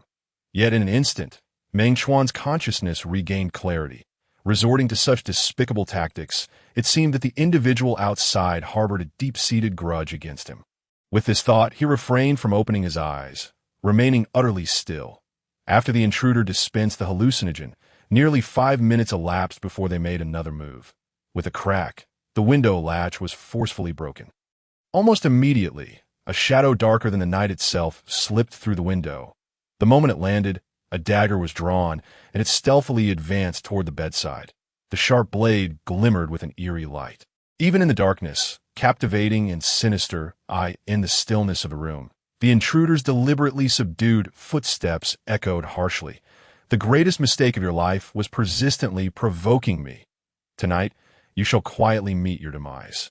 And in your next life, remember to keep your eyes wide open, lest you fall into my hands again. With that said, the intruder raised the dagger, aiming for Meng Chuan's chest, and thrust down with ferocity. Chapter 32. The wronged have their grievances, The debts have their owners, perhaps due to confidence in the hallucinogenic agent he employed. The intruder had not anticipated that Meng Chuan would resist. It was only when his wrist was tightly gripped and the descending blade froze mid-air that the malevolence on the intruder's face faltered. Realizing the precariousness of his situation, he instinctively tugged at his arm. Yet Meng Chuan's grip was akin to a vice, firmly locking his wrist in place. Chun Xiong, one must uphold integrity. The moment Meng Chuan's eyelids fluttered open, he forcefully tossed the intruder aside. Instantly, hurried footsteps reverberated throughout the room. Wrapped in a dark cloak, Chun Xiong was forced to retreat from the bedside, colliding violently with a square table, which collapsed under the impact, causing him to stumble to the ground. The splintered wood sent debris flying, covering his face in an instant. Witnessing this scene, Meng Chuan felt no sympathy. Instead, he leisurely tossed aside the covers and rose with ease. If I recall correctly, it has always been you who provoked me since our first encounter. Meeting the intruder's malevolent gaze, Meng Chuan continued, "You were indeed the one who tore my registration form. It was you who sought to exchange that number 733 signature today." Having repeatedly sought trouble with him, Meng Chuan mused aloud, "Given that I still wish to spare your wretched life, shouldn't you express your gratitude? Yet you did not. Not only did you not, but you also had the audacity to attempt an assassination at this hour." As he spoke, Meng Chuan's countenance grew cold, his tone laced with an icy chill. Seeing Chun Xiong struggle to rise, he emphasized his words, "Are you not afraid of facing the sect's wrath for your actions?" "Ha ha!" Chun Xiong scoffed derisively. "You, a mere insect who has just become a formal disciple, could hardly rouse the elders." Pausing briefly, he surveyed Meng Chuan with a look of utter disdain, then continued, "Let alone killing you here. Even if I were to hang your corpse at the entrance of the training camp, the elders wouldn't bat an eye." Nonchalantly brushing off the dust clinging to him, Chun Xiong discarded the dagger and drew out his 4-foot-long sword. A familiar azure glow immediately flickered across the sword blade. Simultaneously, an overwhelming pressure surged through the room like crashing waves. "Boy, prepare to die." With that cold command, Chun Xiong swung his sword upward at a long phantom blade. Forged from a fusion of spiritual energy and sword energy, shot forth, hurtling toward Meng Chuan. After unleashing the strike, Chun Xiong did not remain still to await the outcome. Almost instantaneously, as the phantom blade took shape, he launched himself at Meng Chuan. With fervent swings of his arms, dozens of sword lights followed closely behind the phantom blade, encircling Meng Chuan single-handedly. It seemed he intended to conclude the battle swiftly, leaving no opportunity for Meng Chuan to retaliate. Unfortunately, Chun Xiong had clearly overestimated his capabilities. Unlike the earlier match on the arena, Meng Chuan no longer needed to feign for an audience. Thus, the moment his opponent drew the sword, Meng Chuan was already poised for a full counterattack. In that instant, he drew forth his long-unused, treasured sword. The Shadow of the Abyss, a ground-level sword matched with peak foundational spiritual energy, could shatter his opponent's assault even without sword techniques. In the blink of an eye, he crushed the sword energy and phantom blade launched by Chun Xiong with brute force. Seeing this unfold, Chun Xiong's eyelids twitched. Yet, in the heat of battle, he had no time to ponder further. Suppressing his astonishment, he gripped his sword with both hands and swung down with all his might. "I refuse to believe your head is harder than my profound-level spiritual sword." As he spoke, his lips curled to reveal a row of menacing, white teeth. Meng Chuan did not respond. Instead, he secretly channeled spiritual energy in his right arm, swinging his sword upward. In the next moment, a sharp clang resounded above him. Following that, a spiraling blue light cut through the air. The 4-foot sword held in Chun Xiong's grasp shattered in two under the force of their clash. The upper half spiraled away, crashing through the wooden wall where the door was located, creating a gaping hole. Chun Xiong, clutching the remaining half, fell backward into the debris of the broken table and chairs. "My head is certainly not harder than your sword, but..." Meng Chuan stepped forward, reaching Chun Xiong before he could rise again. With a swift flick of the Shadow of the Abyss, he precisely positioned the blade against the intruder's neck. After lifting Chun Xiong's chin with the cold blade, he continued, "However, my sword is undoubtedly far sturdier than yours." Cowering on the floor, Chun Xiong was no longer the arrogant figure from before. The malice that had once adorned his face vanished, replaced by a pallor akin to winter snow. "W, what are you going to do? I warn you, I am a designated inner disciple of the refining hall." Meng Chuan chuckled unfavorably. "Perhaps before the ranking competition began, you were indeed a seed selected by the refining hall, but now you are merely my defeated foe, a discarded pawn of the refining hall." With a smirk, he added, "To the cold-hearted elders of the refining hall, your remaining value now likely pales in comparison to that of a newcomer like me, who has just become a formal disciple." Chun Xiong faltered, his lips quivering as if he wished to retort. Meng Chuan, his expression darkly charming, teased, "How about we put that to the test?" With that, he deliberately extended the sword's edge forward by a couple of millimeters. "If the elders of the refining hall truly come seeking revenge for you, I will be sure to burn paper offerings to inform you." His tone bore no hint of malice, even exuding an inexplicable tenderness. However, Chun Xiong felt an icy dread engulf him, rising from his feet to his head. "Please don't kill me. I don't want to die." As his defenses crumbled, terror washed over him like a tsunami, easily swallowing his pride and spirit. Before Meng Chuan could respond, he fell to the ground, sobbing and apologizing. "I didn't intend to cross you. It was all Lu Ming. He forced me. Grievances have their origins. Debts have their owners. If you seek revenge, you should go after him. I only made a mistake by accident. You are magnanimous, so why bother with a mere errand boy like me?" Under the shadow of death, Chun Xiong did not hesitate to reveal the mastermind behind it all. Meng Chuan, however, was completely unprepared to learn that Lu Ming was involved. "He sent you to take my life? Aside from you, how many others have been bribed?" Taking a deep breath to calm his inner fury, he coldly pressed for answers. Chun Xiong, not daring to delay, quickly replied, "As far as I know, those disciples considered most likely to enter the top 10 in this ranking competition have all received favors from Lu Ming." And what else?"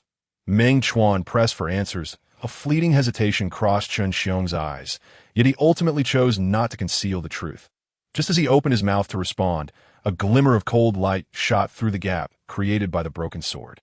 Chapter 33. Playing the fool to the end, the sudden appearance of that cold light was so unexpected that neither the system nor Meng Chuan sensed any warning beforehand. By the time they finally noticed, the poison needle was already perilously close to Meng Chuan's spine. Instinctively, he executed the serpent's dance to evade it. The needle grazed his sleeve. However, before he could even feel relieved at having narrowly escaped, Chun Xiong, half collapsed on the ground, suddenly trembled violently. Seeing this, Meng Chuan's expression changed dramatically as he hurriedly dragged Chun Xiong to a corner of the wall. When he crouched down to check on Chun Xiong's condition, it was already too late. Lying on the ground, Chun Xiong had blood staining his brow, his eyes wide in disbelief, filled with an unwillingness to part from this world. Even in his final moments, the affection for life lingered on his face. Meng Chuan clenched his fists and suddenly turned to charge out of the room. Yet outside, aside from the familiar darkness, there was not a single suspicious figure in sight. Could it have been Lu Ying's doing? Such an overt act of murder and silencing seemed to suggest that only Lu Ying had a clear motive. Thus, Meng Chuan's first suspicion fell upon the one surnamed Lu. Not Lu Ying, but Hua Wenfeng. The system interjected suddenly, dismissing his speculation. Hua Wenfeng was indeed the instructor of his training camp. Known as Brother Hua, if you knew, why didn't you say so earlier? Meng Chuan was furious, his lips quivering in indignation towards the system as the instructor of the training camp. Hua Wenfeng's solitary patrol of the camp was entirely appropriate, and he had never exhibited any overt hostility towards the host. Therefore, the system had not marked him as special, nor predicted that he would suddenly turn on Chun Xiong. From now on, mark him for me. The moment that man's presence appears within 100 meters, alert me immediately. The system complied, having marked Hua Wenfeng and raised the alert level regarding him. Ding, host, please be aware, marked individual Hua Wenfeng has appeared 98 meters away from the host. Just as the marking was completed, the system issued a warning to Meng Ch in a splendid mood. Even in slumber, the corners of his mouth curled into a gentle smile. The evening breeze howled, scattering the stars that frolicked with the moon. Unbeknownst to him, only a solitary moon remained suspended in the vast sky.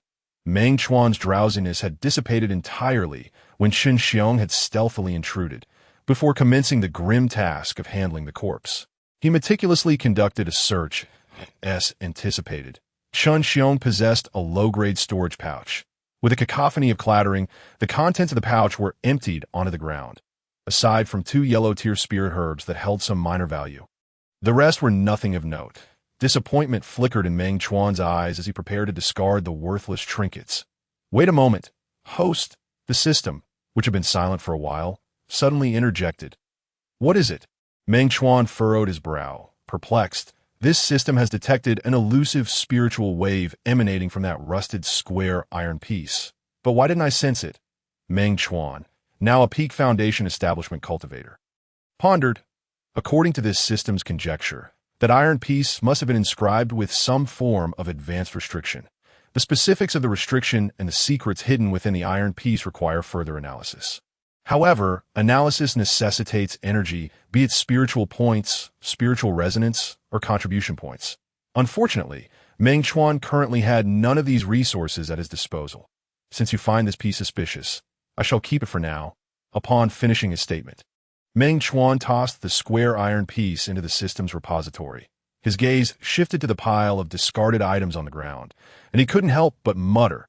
Wasn't it said that the 4 halls would provide resources to selected candidates? How come this fellow doesn't even have a proper bottle of elixir? The host should check around his neck. What did you discover?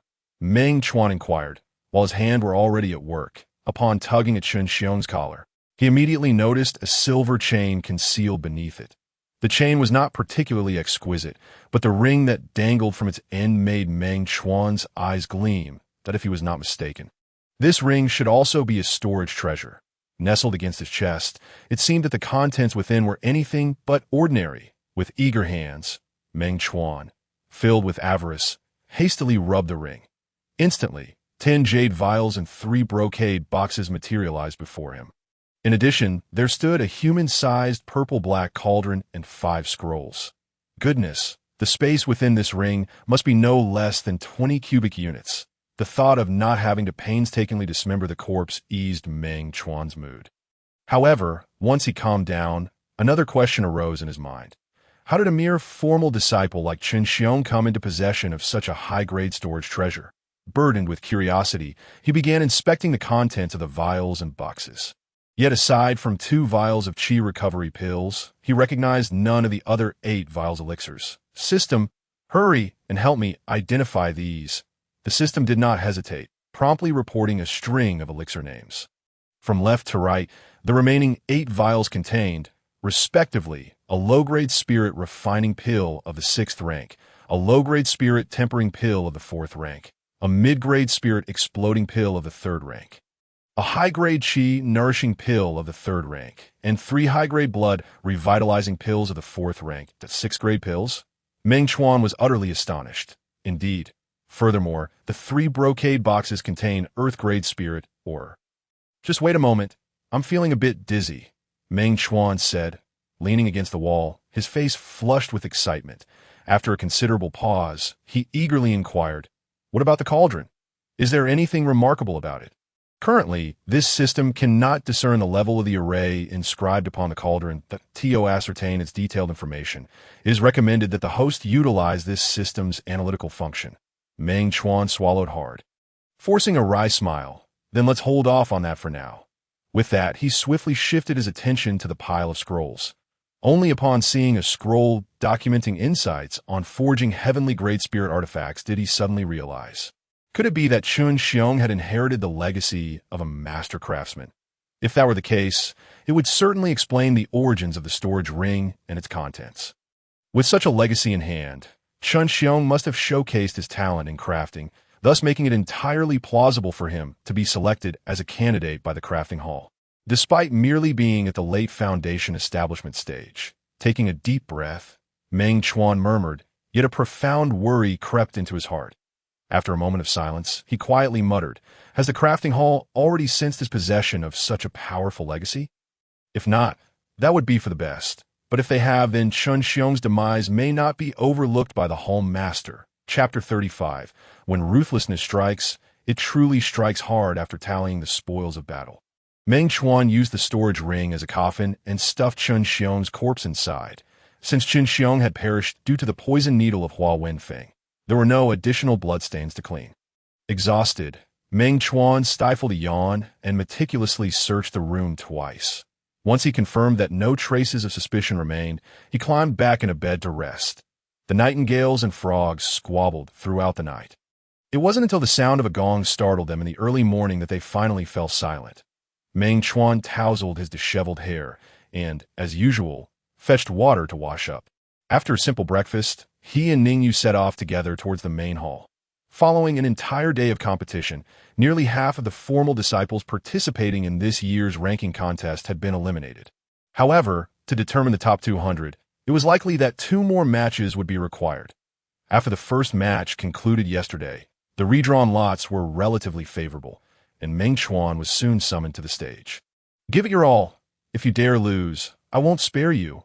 Ningyu brandished her delicate fists, encouraging him in a mock-threatening tone. Meng Chuan did not engage further, merely raising his right hand and giving a light wave. Upon ascending the stage, he immediately sized up his opponent for this match. It was a burly man in his 30s, standing at nearly 6.5 feet tall, with a light-colored birthmark on his left cheek. Overall, while his appearance was unremarkable, his imposing physique was undeniably eye-catching. Standing on the stage, he resembled a small mountain, exuding an invisible pressure without needing to release any of his own aura. This guy's shoulders are probably broader than my thighs. Meng Chuan couldn't help but think to himself. Even the dog I raise is sturdier than you. The burly man, however, did not introduce himself. With a slight smirk, he scoffed, "You're quite the talker." Meng Chuan was momentarily taken aback, but did not feel angered. The larger the frame, the louder the sound when they hit the ground. The man with the birthmark snorted coldly. "You've given me a great idea. I'll kindly toss you off the stage shortly." As soon as the referee announced the start of the match, he immediately swung his fist. The rushing wind from his punches resembled a waterfall cascading downwards, aimed directly at Meng Chuan's head. Meng Chuan's gaze sharpened. He promptly executed the spirit snake movement, deftly evading the attack. The birthmarked man's punch, however, remained unaltered, crashing heavily onto the ground in an instant. The stage trembled. Failing to strike his opponent, the man furrowed his brow and turned to glare at Meng Chuan. "If you're a man, don't dodge. Why should I dodge if I'm practicing my footwork?" Meng Chuan, no child of course, wouldn't fall for his provocation. Instead, his opponent, incited by his words, charged at him with claws bared. The newcomer possessed formidable momentum, yet his speed left much to be desired. Consequently, whenever he finally closed the distance, Meng Chuan would effortlessly create space with his nimble footwork. In summary, Meng Chuan was determined to avoid a direct confrontation. This not only frustrated his opponent, but also led the spectators to voice their discontent. "We came to watch a fight, not to see you play a boring game of cat and mouse." "Not daring to fight, yet you have the gall to sign up. That aren't you ashamed, Meng?" Undoubtedly, the tedious contest between Meng Chuan and the burly man drew widespread dissatisfaction from the audience, amidst the barrage of insults and disdainful glares. Meng Chuan remained unfazed. "You all understand nothing. I'm just being low profile. Otherwise, with this big oaf's sluggish reflexes, I could easily defeat him in 3 moves." He muttered to himself while closely observing his opponent's expression. As time passed, the birthmark man's complexion gradually turned pale, and a fine sheen of sweat began to bead on his forehead. Such evident signs of fatigue should have been noticed by the sharp-eyed spectators. With a light chuckle, Meng Chuan knew that the moment he had been waiting for had arrived, and no longer content to simply evade, he suddenly launched a counterattack. The birthmarked man's eyes lit up as he threw another punch. But behind him appeared the phantom of a fierce tiger, claws of illusion entwined around his fist, the tiger's fury. He bellowed, "Kid, lie down," panting like a dog and still talking big. Meng Chuan smirked, raising his voice. "The one who should be lying down is you." In that instant, his body twisted in an unusual manner, his steps becoming ethereal. The birthmarked man's confident punch, much like Chun Xiong's before him, ultimately struck only Meng Chuan's afterimage. By the time he realized what had happened and attempted to change his tactic, it was already too late. With a deft maneuver, Meng Chuan circled to his opponent's side, delivering a fierce kick. Accompanied by a resounding thud, the tattooed man's right knee slammed against the floor. Seizing the opportunity, Meng Chuan did not allow his adversary a moment to retaliate. In the next instant, he stepped directly onto his opponent's ankle, which lay sprawled on the ground. A piercing cry of pain followed. As the tattooed man's veins bulged, his face contorted in agony. Witnessing this spectacle, the audience instinctively fell silent. It wasn't until Meng Chuan dragged the tattooed man's leg and hurled him off the stage that gasps of astonishment resonated throughout the crowd. Thank goodness it wasn't me who was thrown out. Otherwise, I would surely be too embarrassed to show my face again. One cannot help but remark that when Meng Chuan is timid, he is truly timid, but when he is fierce, he is undeniably ruthless. Alas, what a pity. Had it not been for Meng's underhanded tactics, that large fellow could have won, perhaps due to deeply ingrained biases. Hardly anyone in attendance applauded Meng Chuan's victory. Fortunately, Meng Chuan felt no disappointment. Rather, he reveled inwardly in his success. It seems my performance was effective. Once again, no one has noticed me. Once the referee announced the results, Meng Chuan swiftly exited the stage and slipped into a secluded corner. Initially, he intended to behave like a proper spectator before the third match commenced. Yet, someone, unable to endure the silence, approached him, eager to assert their presence. Who would have thought that with just a stroke of luck, you could win 2 matches in a row? However, this is the limit of your fortune. If someone like you, who relies on opportunism, were to advance to the second round, it would be a grave insult to the brothers who have progressed through sheer skill. The newcomer wore a purple robe, was of similar age to Meng Chuan, and possessed an extraordinary demeanor and handsome features. However, the words that escaped his lips were far from melodious. Meng Chuan furrowed his brow, scrutinizing the newcomer for over 10 seconds before muttering, "Do we know each other? With your stature, you are hardly worthy of my acquaintance. Is that so? Then I bid you farewell." Meng Chuan waved his hand dismissively, his impatience evident. He had no desire to engage further with such a self-important individual. With that, he crossed his arms, closed his eyes, and feigned a nap. Chapter 36. Visitors from the refining hall. Once the purple-robed youth had turned away, Meng Chuan reopened his eyes. Could it be that this fellow also received some benefit from Lu Ming? Although the newcomer had not revealed his name, Meng Chuan had taken the initiative to familiarize himself with the so-called seed candidates. If he was not mistaken, this young man in purple was one of the seeds chosen by the Shadow Hall. His name was Lu Jie, a Peak Foundation establishment cultivator, viewed by most elders as a primary contender for the championship in this ranking competition. Surely, he wouldn't resort to any underhanded tactics during the third match.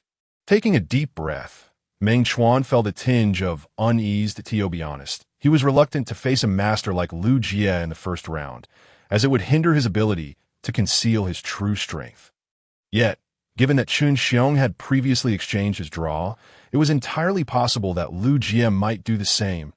Reflecting on this, Meng Chuan scratched his head in frustration. Hadn't he already achieved victory? Why was he still frowning? I fear I may have garnered someone else's attention. Meng Chuan sighed, looking somewhat dejected. Are you referring to Lu Jie? Ningyu, who had approached him with her hands clasped behind her back, seemed to have noticed the earlier exchange. Yes, Meng Chuan nodded. Didn't you say you would protect me? I have no confidence in defeating him. As a man, Meng Chuan felt no shame in seeking refuge from a woman. After all, providing protection had been her proposition to begin with. Could you not exhibit a semblance of backbone? Ningyu retorted, exasperated. Backbone does not fill the stomach. What use is it? You are simply impossible. Ningyu scoffed, her lips curling in annoyance. Fine, I shall assist you just this once. With that, she produced her draw and handed it to Meng Chuan. What do you mean by this? Meng Chuan asked. Perplexed, based on the previous draw patterns, it was almost certain that the holder of a low-number draw would be exempt from the third match. After all, the numbers were called sequentially, and after the second match, only 375 contestants remained to meet the requirement of 200 advancing to the second round. Only 175 would be eliminated from those 375. Moreover, the only means of elimination was through combat. This implies that among the 200 who would ultimately advance to the second round, 25 would be exempt from the third match in the first round. Upon hearing this explanation, Meng Chuan found himself even more hesitant than before. This was a direct ticket to the second round. Are you truly willing to part with it? Quit your prattling and take it already, Ningyu insisted, forcefully placing the draw into his hand. Do you believe you could defeat Lu Jie? Meng Chuan gazed at her, a flicker of concern surfacing in his heart. Who says I intend to fight him? Ningyu replied with a playful smile. Before Meng Chuan could respond, she swiftly snatched the draw from his waist. With a casual wave of her hand, she made no further effort to linger by his side. Watching her retreating figure and glancing at the fragrant draw in his hand, Meng Chuan furrowed his brow. Very well, I shall consider this a debt owed to you. Knowing that the woman was not to be underestimated, he refrained from returning the draw he had received. Taking a deep breath, he glanced at the sky, then rose to his feet. The first round of matches concluded for the day, and both the audience and contestants began to disperse, after a night of rest. The final day of the first round of competitions commenced, as Ningyu had predicted. The draw Meng Chuan received was indeed an exemption. However, to his surprise, Ningyu, who had drawn a number indicating she should compete, also claimed an exemption. Wait a moment. Where did you obtain that exemption? Meng Chuan asked, his expression filled with suspicion as he observed the different number on Ningyu's draw from yesterday. Why dear lady has connections. Obtaining another exemption is hardly difficult. You aren't causing any trouble, are you? Meng Chuan's unease intensified. What trouble could there possibly be? Even if there were, it certainly wouldn't involve you. Ningyu spoke with unwavering confidence, her demeanor far more relaxed than his. Hearing this, Meng Chuan couldn't help but twitch his eyelids, muttering, "Let us hope so." After exchanging a few more words, the two settled in to observe the battles unfolding on stage. For them, this was undoubtedly an excellent opportunity to gather intelligence on their opponents. After all, once they entered the second round, there would be no more draws. Any participant could potentially face them. As night fell, the final battle at last came to a close. With a lighter step than usual, Meng Chuan returned to the training camp. Just as he approached the entrance of the camp, he unexpectedly collided with two stern-faced inner disciples. "Watch where you're going, you blind fool! Get out of my way!" The lanky one on the left thrust his arm, forcefully pushing Meng Chuan back 3 or 4 meters. Meng Chuan managed to steady himself against a nearby pine tree to avoid falling, his brows furrowing as he glared at them, anger simmering beneath the surface. How dare they collide with me and not apologize, then have the audacity to glare back? Perhaps the lanky one was in a foul mood, as he stepped forward, raising his hand to slap Meng Chuan. The commotion at the camp's entrance clearly attracted the attention of those inside. Everyone watched the spectacle from a distance, none willing to come to Meng Chuan's aid. Only Ningyu remained at the entrance, her fists clenched, hesitating. Just as the lanky one was about to deliver a slap to Meng Chuan's face, she finally sprang into action. However, as she raised her arm to intervene, the stout, dark-skinned man behind the lanky one spoke up. "Hold on, Ho-san. This kid seems to be Meng Chuan. This pretty boy managed to defeat Qin Xiong." The lanky one paused, his expression dripping with disdain. With that, his gaze turned fierce, and he brought his hand back down with renewed force. Meng Chuan's eyes flickered as he instinctively employed his agility, deftly dodging the incoming attack. "Hello, I've met you both before," he said, clasping his hands and greeting. As the saying goes, one should not strike a smiling face. Moreover, it was apparent that Ho-san and his companion had come specifically to seek him out. "Has Qin Xiong come looking for you these past few days?" The stout man inquired directly, without any preamble. Meng Chuan feigned contemplation for a couple of seconds, then replied, "Since the match with Qin Xiong 2 days ago. I have not encountered him again." He feigned curiosity, asking softly, "Are you looking for Qin Xiong for something in particular? If I happen to meet him, I could relay your message." Naturally cautious and low-key, Meng Chuan adopted a warm-hearted demeanor at that moment. "Are you certain he hasn't come by?" Ho-san's brow furrowed, clearly unconvinced that Qin Xiong had not sought out Meng Chuan in the past 2 days. "Well, Qin Xiong and I are indeed close enough to visit each other," Meng Chuan said, scratching his head, his face a mask of embarrassment. "I'll give you the benefit of the doubt this time." The stout man sighed quietly, adding, regardless, should you encounter that bastard Chun Xiong in the future, be sure to inform him to come find us at the refining hall. Meng Chuan's heart suddenly thudded in alarm. It seemed the refining hall had indeed come knocking at his door. Chapter 37. The second round of the competition in order to maintain his composure and avoid revealing any vulnerabilities. Meng Chuan exerted great effort to remain calm. Fortunately, the two individuals, Hosan and his companion, were still unaware of Chun Xiong's demise, which naturally led them to harbor no profound suspicions towards him. After managing to send them away, Meng Chuan took a deep breath. "How are you?" Ningyu stepped forward, her concern subtly evident. "That I'm fine." Meng Chuan forced a smile, turning away to discreetly wipe his sweaty palms on his clothing. He refrained from engaging in further conversation with Ningyu and hastily returned to his dormitory. Securing the door and windows, he immediately contacted the system. "Can you ascertain the cultivation levels of those two individuals?" They possess no treasure to shield their perceptions, thus this system has discerned their realms. Hosan, male, age 45, is at the initial stage of the Golden Core realm. The other, whose real name is temporarily unknown, is 37 years old, also at the initial stage of the Golden Core realm. Should the host wish to acquire more detailed information, it can be obtained by gazing directly into their eyes while utilizing the deduction function. The system was straightforward, presenting all the information it had gathered thus far. I knew those two exuded an unusual pressure. It turns out they are both Golden Core experts. Meng Chuan inhaled deeply, secretly relieved that he had not clashed with them earlier. Rubbing his temples, he spoke again. "Do you think those two have encountered Hua Wenfeng?" This system cannot draw conclusions without any basis for speculation. However, I believe they must have met. Meng Chuan continued to ponder. After all, this is Hua Wenfeng's territory. Those inner sect disciples from the artifact refining hall would not bypass someone with the surname Hua. This system must correct the host. Hosan and his companion are likely more than just inner sect disciples.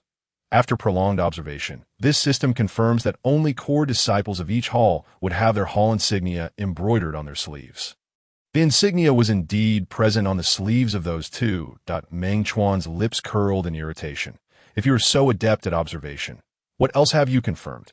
This system has also confirmed that disciples of the Demon Sect are rarely virtuous. Meng Chuan smirked bitterly. The Demon Sect, by its very nature, does not nurture virtuous individuals. After sitting in silence for a while, he ventured out for dinner in order to gather strength and prepare for the second round of the competition commencing the next day. He retired to bed unusually early. Perhaps due to the depth of his slumber, he nearly missed the assembly the following day. Fortunately, thanks to his agile movements, he arrived at the venue just in time. Unlike the rules of the first round, every contestant advancing to the second round would receive 2 initial points. Contestants could compete against each other to seize one another's points, with a maximum wager of 1 point per battle. There were no restrictions on the number of matches any contestant could engage in during the competition. The entire round would last for 12 hours, commencing at the hour of the snake today and concluding at the same hour tomorrow. After the competition, rankings would be determined based on the points held, with the top 50 advancing to the third round. Though Meng Chuan was already aware of the format for this round, he could not help but feel disheartened. After all, such a system would likely lead to him being targeted by contestants who had been bribed by Lu Ming. His concerns were soon validated. Just as the referee announced the start of the second round, a familiar figure approached him with haste. "Ultimately, you managed to sneak in, but this is where it ends." Lu Jie glared at Meng Chuan with a face full of malice. His cold and cruel gaze fixated on him. His voice, raspy and ominous, sounded like a malevolent spirit sharpening its teeth. However, with just those 2 piercing glances and a single harsh remark, it was evident that Meng Chuan remained unshaken. "What kind of benefits has Lu Ming offered you?" At the mention of Lu Ming, Lu Jie's eyes flickered momentarily, and he scoffed to mask his unease. "This has nothing to do with senior brother Lu. I simply find you irritating. I initially thought you were a hound sent to do someone else's bidding, but it turns out you are merely a rabid dog."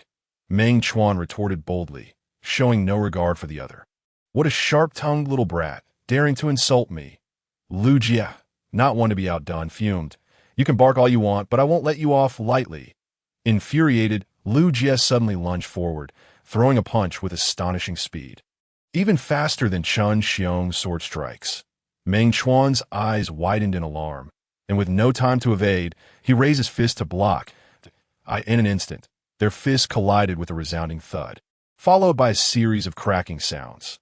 The force of the impact jolted Meng Chuan backward, causing him to stagger several steps. Lu Jia, having gained the upper hand, smirked triumphantly. I only used 70% of my strength. And you couldn't withstand it? Without allowing Meng Chuan a moment to regroup, he pressed forward. With the speed of the wind, he closed the distance between them once more. Tiger roars in the 9 heavens. As he shouted, a phantom of a fierce tiger enveloped his arm. The tiger's gaping maw seemed to merge with Lu Jia's fist, unleashing a torrent of ferocious wind. Recognizing the potency of this attack, Meng Chuan dared not underestimate it and immediately activated the U character technique to counter. In an instant, spiritual energy coalesced in his palm, allowing him to withstand the blow. The force erupted, sending waves of energy crashing around them, forcing several spectators to retreat. In no way, Lu Jia's signature move has been blocked. If Meng Chuan truly is at the initial stage of foundation establishment, how can this be? Hearing the murmurs from the crowd, Meng Chuan's heart sank. In the next moment, he feigned being pushed back, bending his back at a significant angle to make his act more convincing. He let out a muffled groan as he retreated. Uncertain if the audience was deceived, he noticed that Lu Jia appeared genuinely convinced. Don't worry, I'll end this tiresome battle with my next move. Lu Jia raised his chin, adopting the demeanor of a victor. As he spoke, he charged forward once again, and before he arrived, 3 tiger-shaped fist shadows raced toward Meng Chuan. Realizing he could not take another hit, Meng Chuan decided to evade in order to conceal his true strength and avoid drawing unwanted attention. As he executed the agile serpentine movement, he successfully distanced himself from Lu Jia. Meanwhile, all of Lu Jia's attacks fell short. Noting Lu Jia's relentless pursuit, Meng Chuan smirked. Did you not say you would end the battle? Why are you still chasing me? Shut your mouth. Lu Jia growled, his expression dark as he nearly bit down on his own silver teeth. I've changed my mind.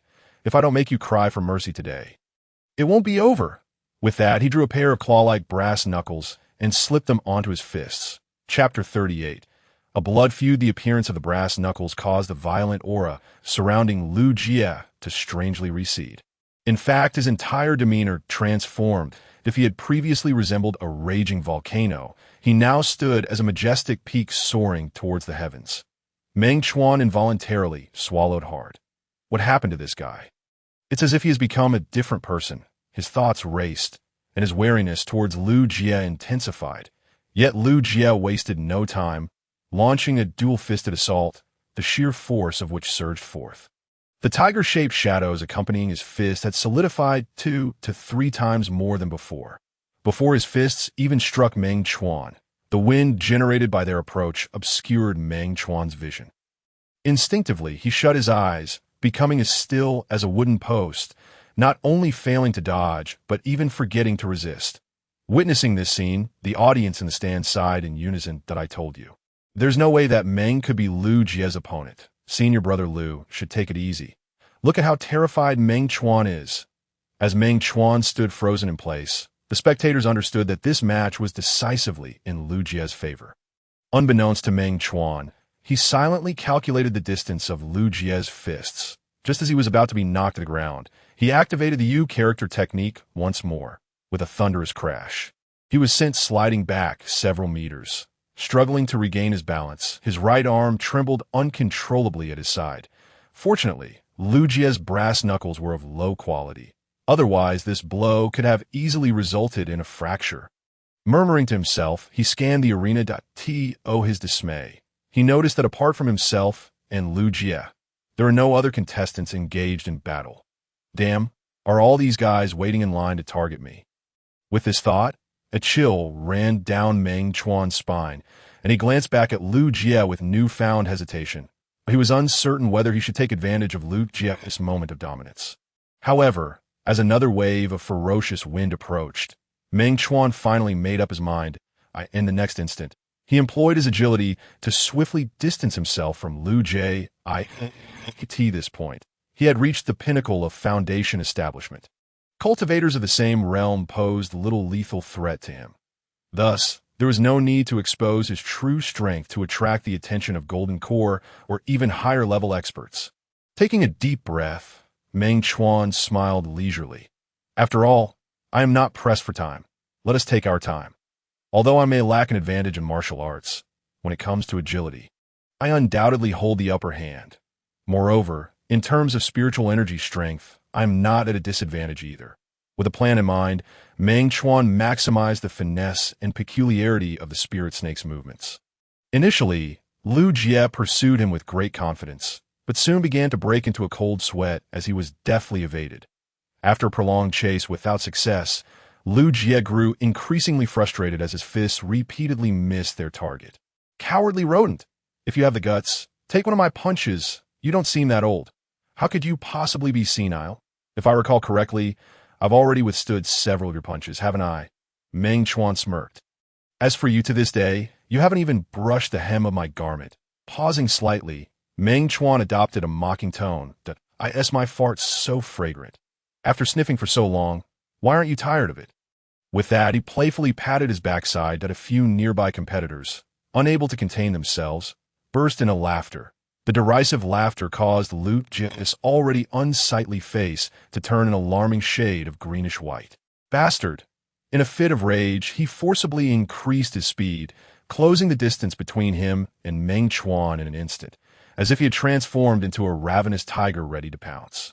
Die! Though he did not vocalize the words, he conveyed them telepathically. Despite the concealed voice, the murderous intent radiating from him was unmistakable. In the blink of an eye, a colossal tiger illusion lunged at Meng Chuan's head. Yet, Meng Chuan remained completely unfazed in his eyes. Although Lu Jie's attack had become fiercer, it had lost its previous structure. In other words, Lu Jie's current assault was riddled with flaws. Moreover, due to his overly aggressive approach, he had forfeited the possibility of adapting mid-attack, relying solely on a single, stale strike. With a graceful twist of his body, Meng Chuan deftly evaded the blow, seizing the opportunity to counter with a punch just as Lu Jie's assault became predictable. Simultaneously, he swept his leg, delivering a sharp kick to Lu Jie's calf. Am I seeing things? Meng Chuan actually found an opportunity to counterattack. Some spectators speculated that Lu Jie had deliberately exposed a flaw. Just watch. That fellow Meng will soon be knocked down. The audience had little belief that Meng Chuan could triumph with such a seemingly trivial punch and leg sweep. However, in the next moment, they widened their eyes in disbelief. The very Lu Jie they had favored had indeed fallen to the ground. Ignoring the audience's reactions, Meng Chuan delivered a swift kick to Lu Jie's abdomen. In pain, Lu Jie instinctively cradled his belly and involuntarily slid 4 meters along the ground. Nevertheless, Meng Chuan showed no sign of halting his assault. Like a flash of lightning, he closed in on Lu Jie as the latter emitted a pained grunt. Then he skillfully dislocated both of Lu Jie's elbows. As his actions concluded, Lu Jie's grunts morphed into a chilling scream.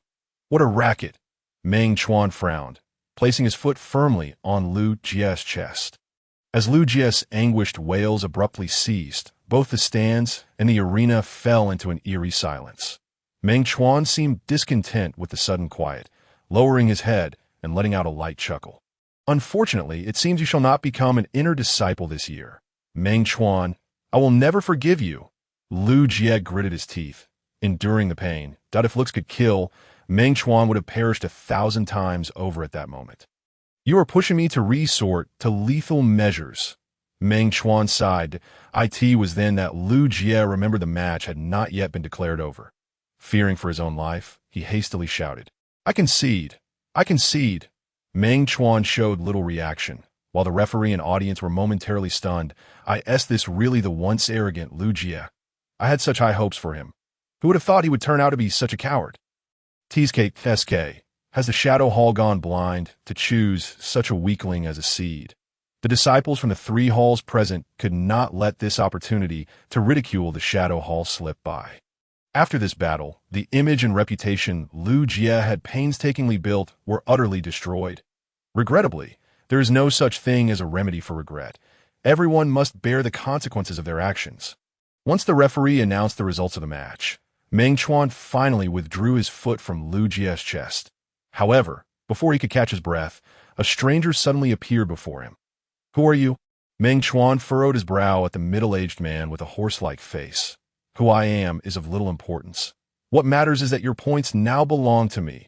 The horse-faced man was even more arrogant than Lu Jie had been. Completely oblivious to the impropriety of his opportunistic behavior, Lu Ming, Meng Chuan sighed, seeking a small confirmation. Indeed, upon hearing Lu Ming's name, the horse-faced man's expression shifted noticeably. It seemed there was no need to waste further words. With a chill in his tone, Meng Chuan realized he could no longer remain low-key today. Even so, he had no intention of revealing his trump card, hoping to rely on the abilities he had already displayed to last until the end. "It was only Lu Jie's carelessness that allowed you to exploit a flaw. I will not make the same mistake." Hearing this, Meng Chuan's eyes gleamed as he deliberately raised his voice. "It sounds like you and Lu Jie are quite familiar with each other, of course," the horse-faced man readily admitted, not suspecting anything amiss. Before Meng Chuan could respond, the man continued, "No more nonsense. Prepare to take a hit."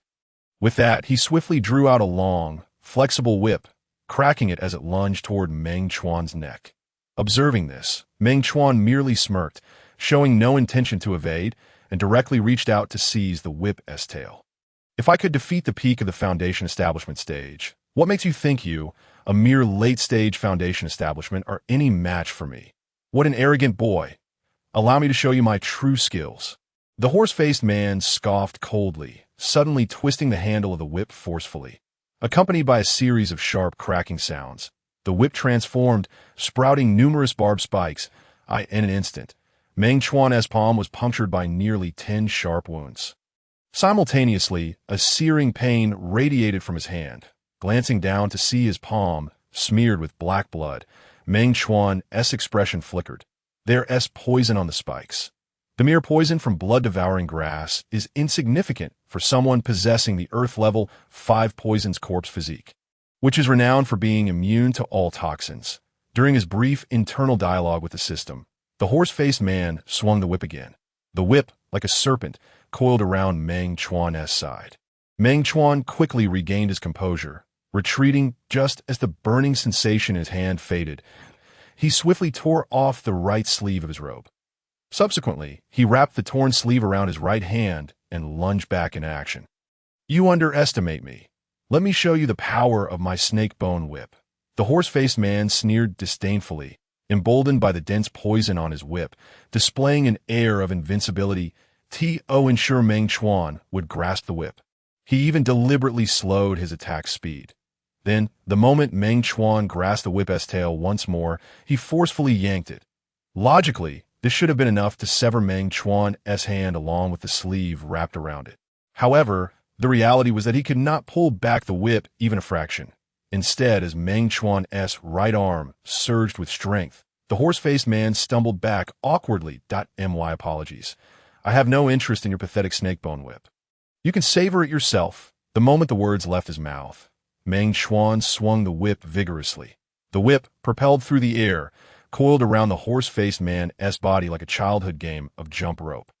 Moments later, the man was adorned with a series of puncture wounds oozing black blood. With a thud, he collapsed to the ground, unable to even retrieve an antidote before rolling his eyes and frothing at the mouth. Unconscious that it appears I have won this round as well, Meng Chuan, seemingly unfazed, slowly untangled the tattered sleeve from his hand and turned to the referee. Once the referee, caught up in the moment, finally announced the result. Meng Chuan lifted his chin and cast a provocative glance at the remaining competitors present. "Anyone who wishes to stand up for Lu Jie can come forth. Meng Chuan shall take them all on." Though his voice was not particularly loud, it resonated throughout the arena. Upon finishing, he showed no intention of retracting his gaze, even adding a touch of mockery to his challenging expression. Originally, after the horse-faced man's defeat, several individuals had been eager to take action. Yet upon hearing Meng Chuan's seemingly audacious provocation, they all hesitated and withdrew their steps. Observing this, a sense of triumph welled up within Meng Chuan, though his expression remained as indifferent as ever. Without uttering another word, he turned aside to tend to the wounds on his hands. Meanwhile, The group of competitors who had just retreated stood there, exchanging glances, the audience in the stands, frustrated by their earlier misjudgments, directed their ire toward the group of dazed competitors. Are these individuals truly fools? The one surnamed Meng has already fought twice and is undoubtedly fatigued. Why not continue at this moment? Indeed, the one surnamed Meng has accrued 4 points, rendering him the most conspicuous target on the field. Yet, not all spectators are similarly foolish. There remain a few astute individuals among them. To strike at the one surnamed Meng at this juncture would be tantamount to acknowledging a willingness to stand in for Lu Jie. It is one thing for the Shadow Hall to select its seeds, but how could the other 3 halls dare to make a move at this moment? As for those non-seed competitors, they remain unaware of which hall they may eventually join. Hastily aligning themselves with Lu Jie, who bears the Shadow Hall's label, brings them no advantage whatsoever. This fellow named Meng Chuan possesses quite a sharp mind. The cacophony outside persists, yet within the arena, Meng Chuan finds himself involuntarily sneezing. Rubbing his slightly itchy nose, he discreetly contacts the system. Meticulously document the allocation of points in the arena, and present me with real-time rankings every half hour. Such trivial matters are certainly manageable. Additionally, please keep a close watch on Ningyu. Meng Chuan hesitates momentarily. To what extent should I be vigilant? As long as she is not eliminated and remains in no danger to her life. That suffices. This system comprehends the host's intentions. Should Miss Ning encounter any peril of elimination or life-threatening circumstances, I shall promptly issue a warning. Understanding is sufficient. Must you articulate it? Meng Chuan rolls his eyes. The system, however, remains silent, diligently commencing its tasks. As time elapses, the competitors gradually divert their attention from him. Subsequently, several bouts unfold within the arena, leaving little room for tranquility. Meng Chuan appears to be entirely forgotten by everyone. Until the early hours of the following day, as the second round draws to a close, no one else approaches him for a duel. Although he relishes the peace, prolonged solitude inevitably breeds boredom. Meanwhile, the other contestants toil tirelessly for their rankings. As the sky begins to brighten, basking in the morning glow, Meng Chuan once again initiates contact with the system. Inform me of how many individuals currently rank above me. Chapter 40. Little Brother Chuan the host is currently ranked 46th. Hey. This cannot be right. I only possess 4 points. Meng Chuan is astonished by this ranking. Having initiated combat first, he had soared to the top as the second round commenced. However, as the competition progressed, his standing steadily declined. Remarkably, after nearly a day's worth of battles, he is yet to fall out of the top 50 based on his initial estimations. Retaining a position within the top 50 would likely necessitate proactively seeking out additional opponents. The system seems to grasp his confusion and offers a calm explanation that, in theory, the second round holds 400 points to be distributed, yet in practice, numerous injuries have compelled many to withdraw, resulting in a significant number of voided points. According to this system's predictions, even possessing merely 6 points would afford a reasonable chance of breaking into the top 10.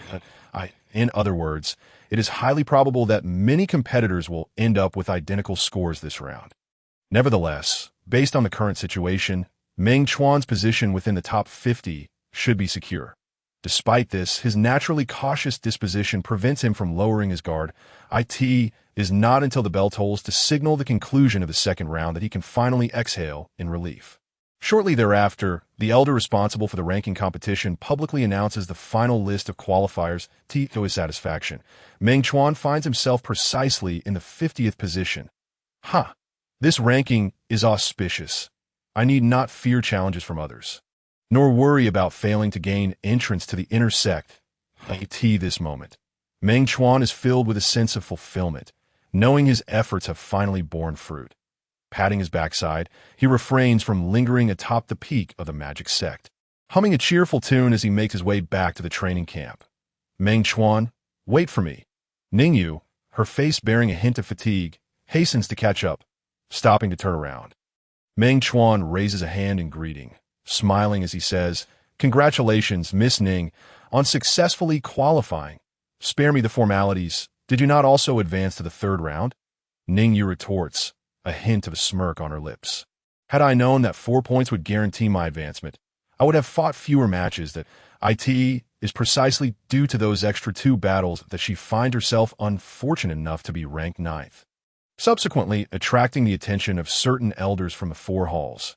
May you ascend to great heights, and I hope you will look after this humble one. Meng Chuan seizes the opportunity to tease. Look after you? Nonsense. Ningyu replies curtly. Once the 3rd round begins, should anyone challenge me, I will promptly concede, ensuring my rank plummets to the 40s. I have heard that the top 10 receive a 4th grade high-tier fusion pill. How unfortunate it would be to miss out. A mere 4th grade pill. I have no interest in such trivialities. Ningyu scoffs, completely dismissing the significance of the fusion pill. Meng Chuan feels a tremor of disbelief. Musing, what on earth is her background? She certainly does not appear to be putting on a facade. Why are you staring at me? Ningyu feels a bit uncomfortable under his gaze. That you're simply so captivating that I cannot help but look longer. Meng Chuan replies casually. Ningyu, clearly taken aback by sudden levity, blushes profusely. Noticing her changing demeanor, Meng Chuan hastily clarifies. Once we truly enter the inner sect, who knows how we may be allocated to different halls. Perhaps we will have fewer opportunities to meet. Are you suggesting that you would miss me? Ningyu's beautiful eyes lift slightly, her small hand subtly clutching the hem of her garment. That of course I would miss you. After all, you are my only friend within this magic sect. Having genuinely received her assistance, Meng Chuan's impression of her has significantly improved. Not only has his perception changed, but emotionally, he feels a newfound closeness to her. Who said anything about being friends? Ningyu huffs, tossing her hair back and quickening her pace as he watches her walk away. Meng Chuan chuckles awkwardly, rubbing his nose. That I must be a peacock to have pressed my warm face against her cold backside. Suppressing the twinge of disappointment, he ultimately refrains from pursuing her. However, Ningyu suddenly halts in her tracks. We had a prior agreement. You cannot go back on your word. A strikingly handsome young man with ruby-red lips and white teeth blocks her path with outstretched arms. Who is your junior sister? Ningyu furrows her brow, openly displaying her disdain. The young man, named Xiao Junhong, seems incensed by her indifference, his handsome features twisting in anger. When you previously requested me to exchange badges, you addressed me as your senior brother. You even said that as long as I agreed to the exchange, you would promise to be my partner.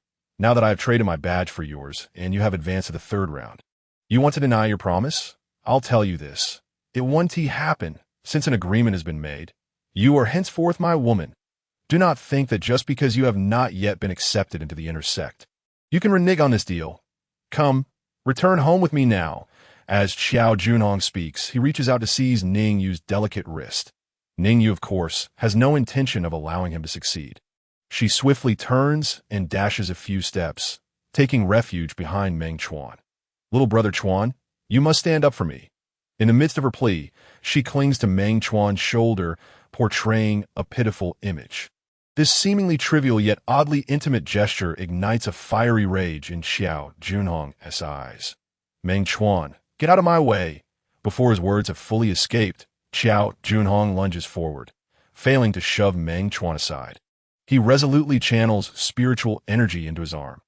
Hand over my woman. His demeanor suggests he intends not merely to push Meng Chuan aside, but to flay him alive. Meng Chuan feels a swell of frustration, pondering, what is wrong with you? Seeing a beautiful girl and claiming her as your own. He regards Xiao Junhong with scorn, questioning both his intelligence and character.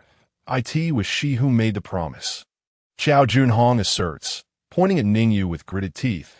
Yes, that's so. Meng Chuan turns back, feigning confusion as he seeks confirmation from Ningyu. He is lying. Ningyu vehemently denies. He persistently hounded me for my number. I never agreed to give it. Before Xiao could retort, she continues, I never intended to concede, but he would not relent, to the point that I had no time to prepare for the subsequent matches.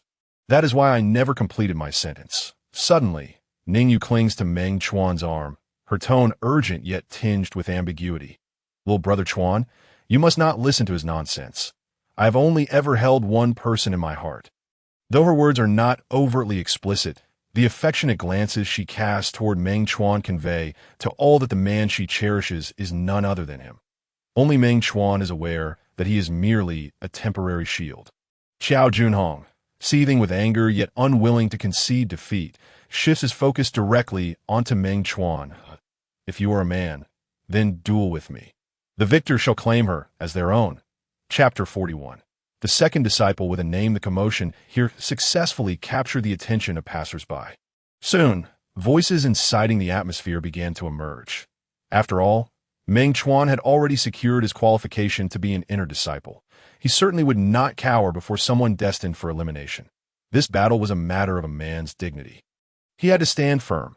As if fearing that Meng Chuan might decline the challenge, the onlookers relentlessly pressed him with their words. Xiao Junhong was also not idle. He deliberately raised his chin and provocatively taunted. If you're afraid, feel free to say so. Meng Chuan, who had been silent, suddenly chuckled twice. In the next moment, he extended a finger and playfully hooked it under Ningyu's chin. Have you forgotten? She was originally mine. Without giving Xiao Junhong a chance to respond, he continued in a mocking tone. I must say, your calculations are quite clever. If you lose nothing, but if you win, you gain a beautiful woman for free. Xiao Junhong was momentarily taken aback, instinctively wanting to defend himself. However, Meng Chuan interrupted him with a dismissive snort. How about this? Since we're gambling, why not wager your life? His tone remained as indifferent as ever. Yet Xiao Junhong could not help but shiver at his words. The surrounding crowd, now thoroughly excited, began to voice their support for Meng Chuan's proposition. In the blink of an eye, Xiao Junhong found himself in a precarious position. Yet Meng Chuan did not grant him a moment to ponder. He adopted a challenging tone and said, if you lack the courage, feel free to admit it. I promise I won't mock you. Despite his words, his face was alight with derision. Xiao Junhong bit down hard on his lip, his fists clenched tightly.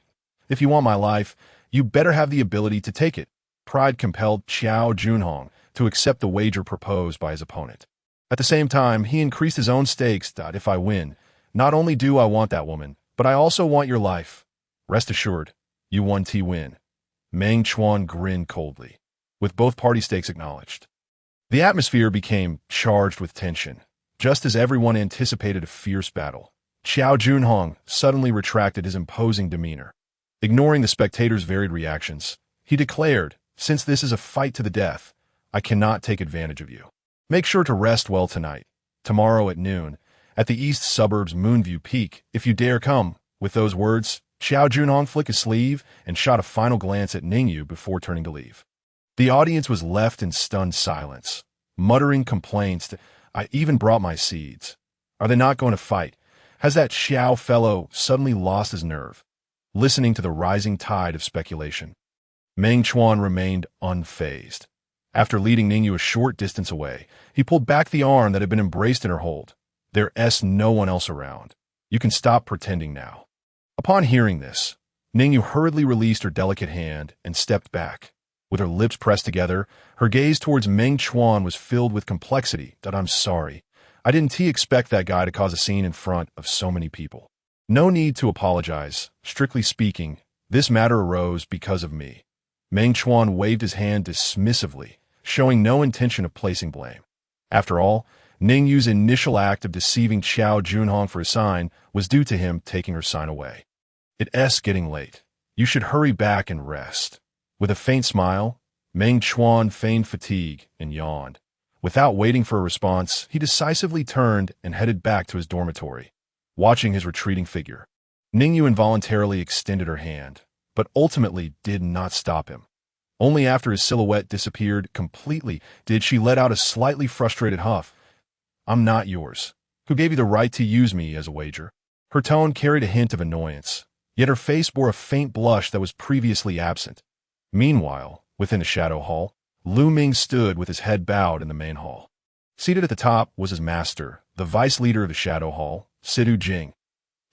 That Meng Chuan lad hasn't disappointed me. He has indeed surged into the top 50 of this ranking competition.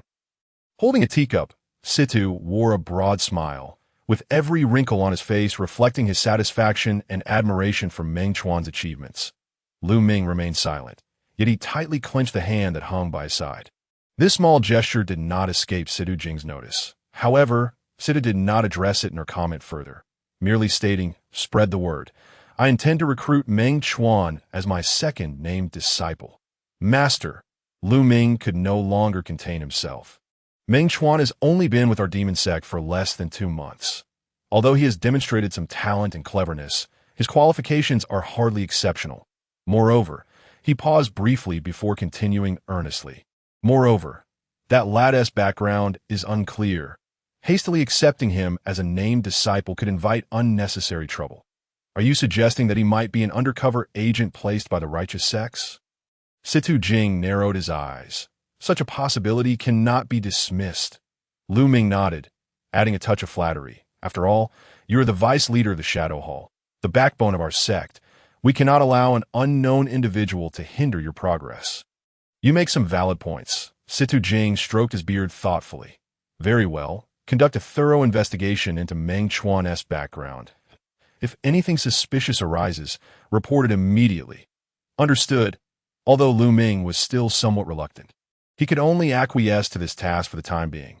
Once he exited the meeting hall, he let out a cold snort, his expression darkening. Just a waste of space who lucked up from the herb garden. How dare he consider himself my junior brother? My master does not need a second disciple, nor does the Shadow Hall require another candidate for vice leader. With this thought, a layer of murderous intent crept onto Lu Ming's face, and his gaze grew significantly colder. In the training camp. After finishing dinner, Meng Chuan rubbed his arms vigorously. Why is it getting colder and colder? He muttered under his breath, glancing toward the camp area. Perhaps due to the chilly weather, everyone had retreated to their dormitories, with no one wandering outside. His eyes darted, and Meng Chuan looked towards the direction of the herb garden, with a day of rest before the 3rd round of competition. Perhaps I could take a stroll in the herb garden tonight. Deduce the earth-level sword technique inherent to the shadow sword. I need to accumulate spirit points as much as possible. Additionally, to further enhance my realm or physique, spirit points are an indispensable resource. Chapter 42. Show some mercy upon returning to his dormitory. Meng Chuan immediately instructed the system to conceal his aura. Confirming that Hua Wenfeng had not taken notice of him, he stealthily climbed over the wall and slipped out of the camp, having received considerable care from the woman in the black veil overseeing the herb garden. He ought to find an opportunity to express his gratitude someday. However, tonight was evidently not the right moment for such sentiments. After all, it was already dark, and disciples were not permitted to be outside in the herb garden at night. This meant that Meng Chuan had to sneak into the herb garden without alerting anyone. The sound of his footsteps, accompanied by the whispering night breeze, composed a monotonous melody. As he drew closer to the herb garden, the toxic mist that enveloped the area thickened. The streams of crimson light swirling within the noxious fog felt strangely familiar to Meng Chuan after a long absence. Without me around, it seems you all have been living quite well. But today I, Hu Hongxi, have returned. Looking at the clusters of earth spirits, Meng Chuan licked his lips in anticipation. The roaming earth spirits soon detected his presence, baring their fangs and roaring at him in the shadows. A bearded man watched this scene from a distance, his eyes trembling. That Meng fellow really trying to enter the herb garden at night? Is he out of his mind? Because of the distance. Even the system was unable to detect the presence of this tale. Having composed himself, Meng Chuan did not waste any more time outside the herb garden. He plunged into the toxic mist. Just before being surrounded by the earth spirits, he executed his movement technique and successfully took refuge in the cave where he had hidden before. This way, thousands of earth spirits could not surround him. They could only approach him from one direction at the cave's entrance. Meng Chuan need not worry about being flanked from behind. He only had to focus on dealing with the earth spirits before him. Host successfully absorbed the mysterious energy within the toxic mist. Spirit points 1. Continuing to absorb the mysterious energy within the toxic mist. Spirit points 2. Ding. Congratulations to the host for successfully devouring an earth spirit. Spirit resonance 68. Upon entering the cave, the system's alert tone has been incessantly ringing as various energies continue to surge in. Meng Chuan's face gradually begins to show signs of fatigue.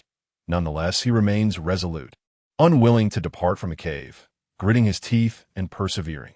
Perhaps due to his enhanced cultivation, devouring the earth fiend spirits has become noticeably easier than before.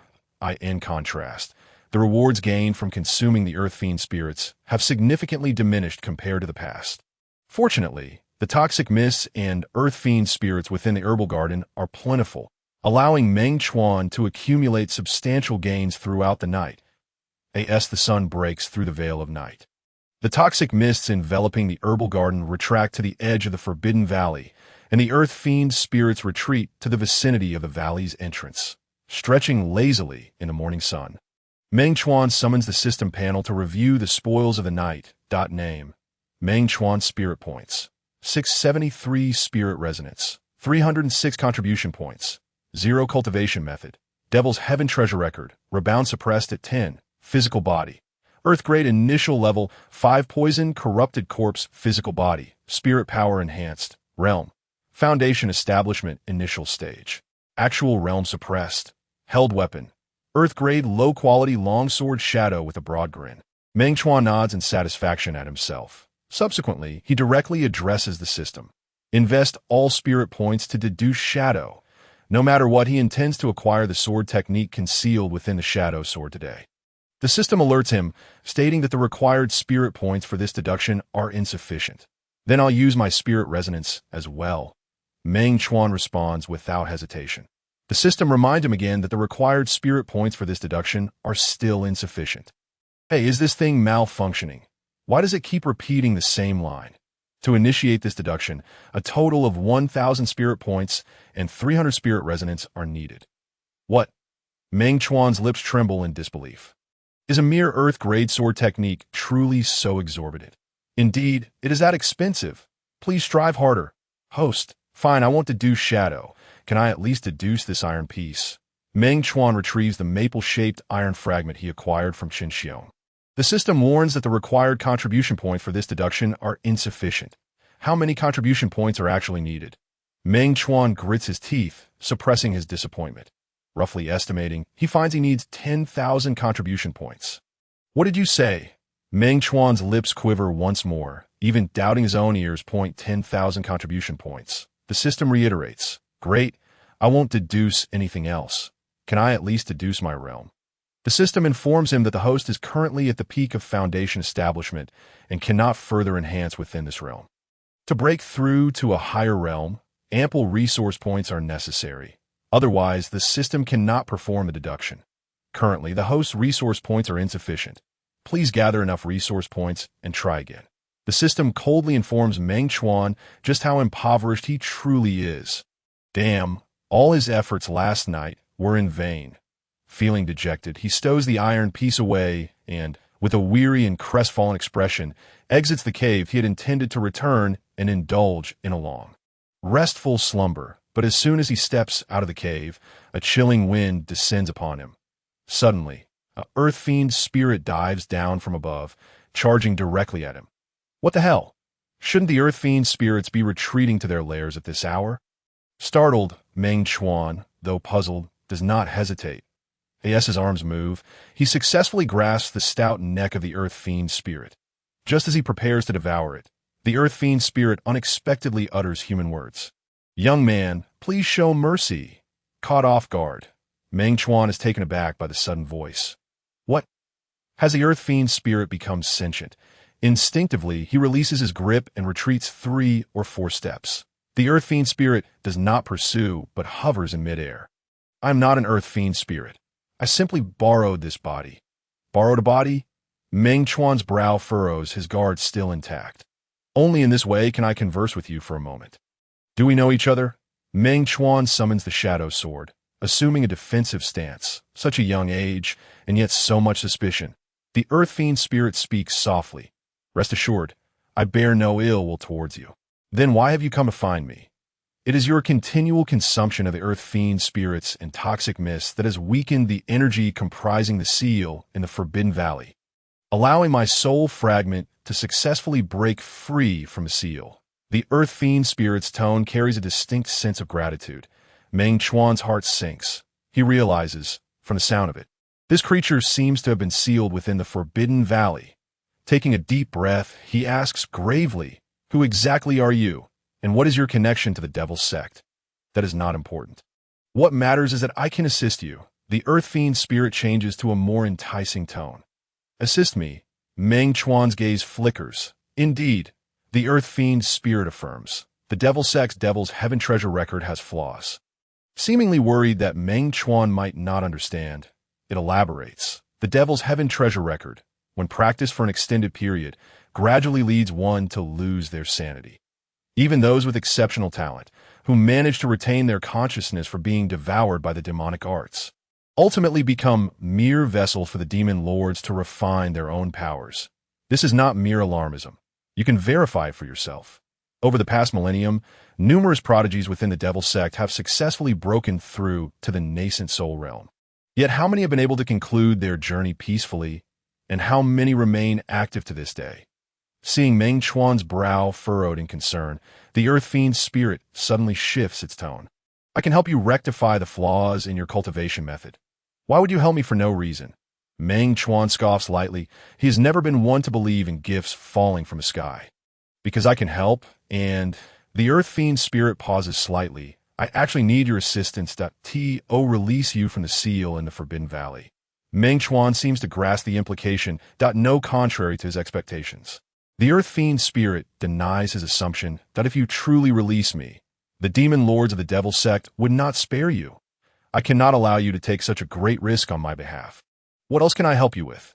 Meng Chuan feigns confusion, yet deep within, he remains wary of every word from this being. You can help me send a message. Oh, to whom? Meng Chuan instinctively inquires. My soul fragment is about to dissipate, and I cannot elaborate further. You may find an opportunity to come to the Forbidden Valley, and we can discuss it in detail then. As these words fall, the earth fiend spirit possessing a body suddenly shudders as if afflicted by a seizure. Once it stabilizes, it immediately lunges at Meng Chuan. Meng Chuan does not relent, but retaliates with a powerful strike. Once he has subdued the earth fiend spirit, he collaborates with the system to begin devouring it. After considerable time, he finally acquires 60 spirit resonance points to avoid detection by the nearby disciples gathering herbs. He refrains from releasing his aura. Stealthily, he navigates through the area, and just as noon approaches, Meng Chuan finally emerges from the spirit garden. Ding! The system has detected a special marked individual appearing 99 meters from the host. Hua Wenfeng? Meng Chuan's gaze sharpens, instinctively slowing his pace. Besides him, there is another unmarked spiritual sense spying on the host. Act as if I haven't noticed. Meng Chuan hesitates briefly before ultimately deciding to ignore it. Ding! The veiled woman is approaching. The system's alerts come in rapid succession. Meng Chuan's heart tightens, unease bubbling within him.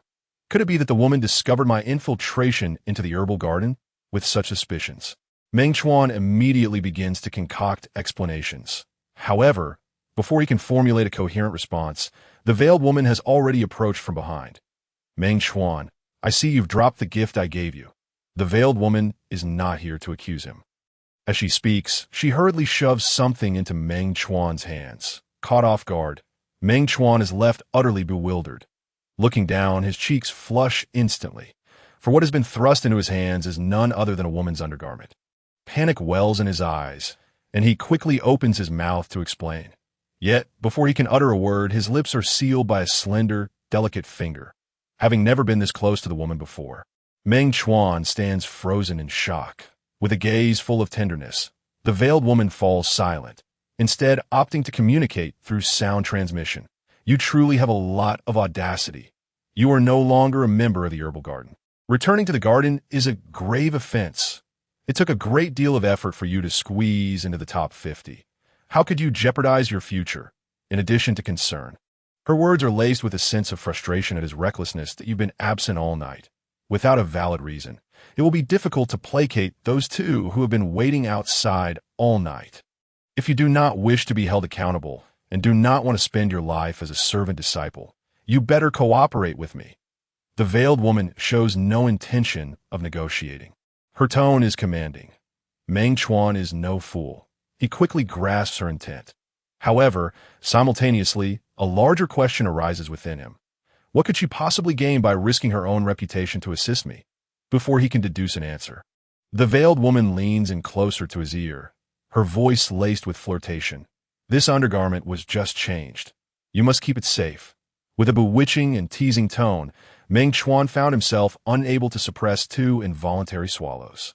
Senior sister, when there's no one around in the future, just call my name. The woman in black lace maintained her alluring demeanor, even leaning closer into Meng Chuan's embrace, struck by the unexpected fortune that had befallen him. Meng Chuan felt utterly at a loss. Unable to counter this sudden stroke of luck, he knew he had to remain composed. Otherwise, the truth would be revealed. Observing his rigidity, the woman in black took the initiative to wrap her slender waist around his arm. Knowing your tendency for suspicion, I shall speak plainly that I am not helping you unconditionally. Once you successfully enter the inner sect, you must perform a small favor for me. I asked that why you didn't chase me away from the herb garden last night. To ensure I owe you a debt of gratitude today. Meng Chuan's fleeting sense of appreciation dissipated, and he muttered in a low voice. The woman in black did not deny it, responding calmly. You ought to know that I could easily deliver you to the blood slaughter hall. As the sect's law enforcement, the blood slaughter hall never showed leniency towards disciples who broke the rules.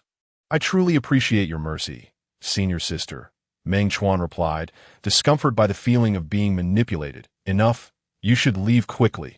If you delay, the spectators on Moonview Peak will grow impatient.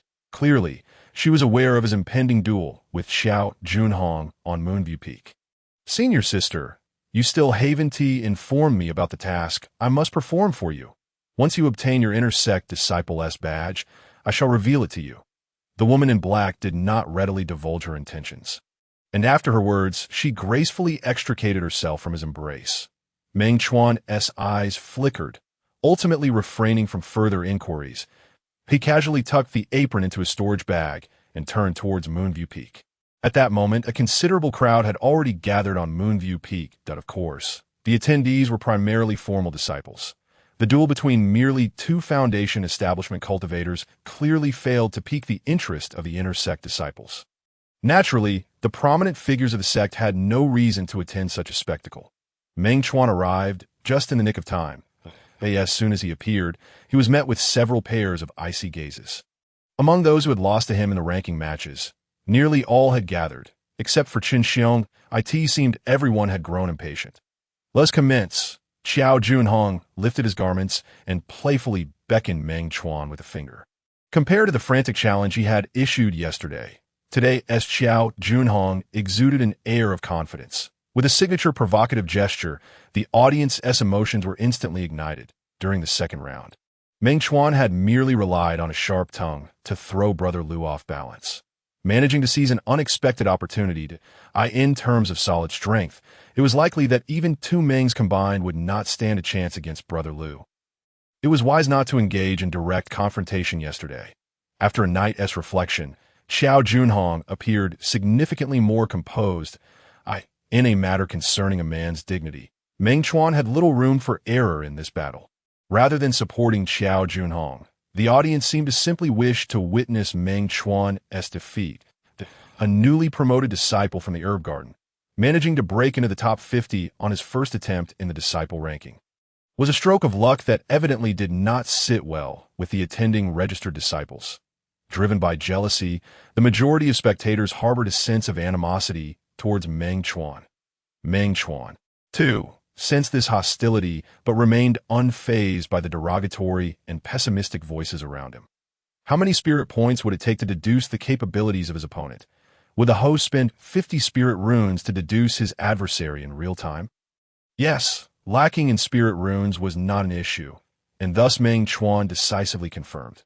The system did not hesitate, providing preliminary results within seconds. Xiao Junhong, male, 23 years of age, has been a member of the Demon Sect for 3 years and currently possesses a late-stage Foundation establishment realm. Fundamental technique, Demon Sky treasure record, proficient martial skill, low-tier profound level crumbling sky palm. Weapon, low-tier profound level red scale dagger. Accompanying magical artifact, middle-tier profound level python coiling carving garment. Meng Chuan listened intently. Feeling a sudden tension in his heart, he quickly inquired, is the python coiling carving garment particularly formidable? The system advised the host should utilize the shadow sword. Relying solely on the shattering stone fist would prove insufficient to effectively strike your opponent. The system's response was relatively tactful, allowing Meng Chuan to retain some dignity. On the opposite side, Xiao Junhong, lacking the system's patience, raised an eyebrow and coldly urged, "Are you prepared?" Xiao's fists have long been eager for action.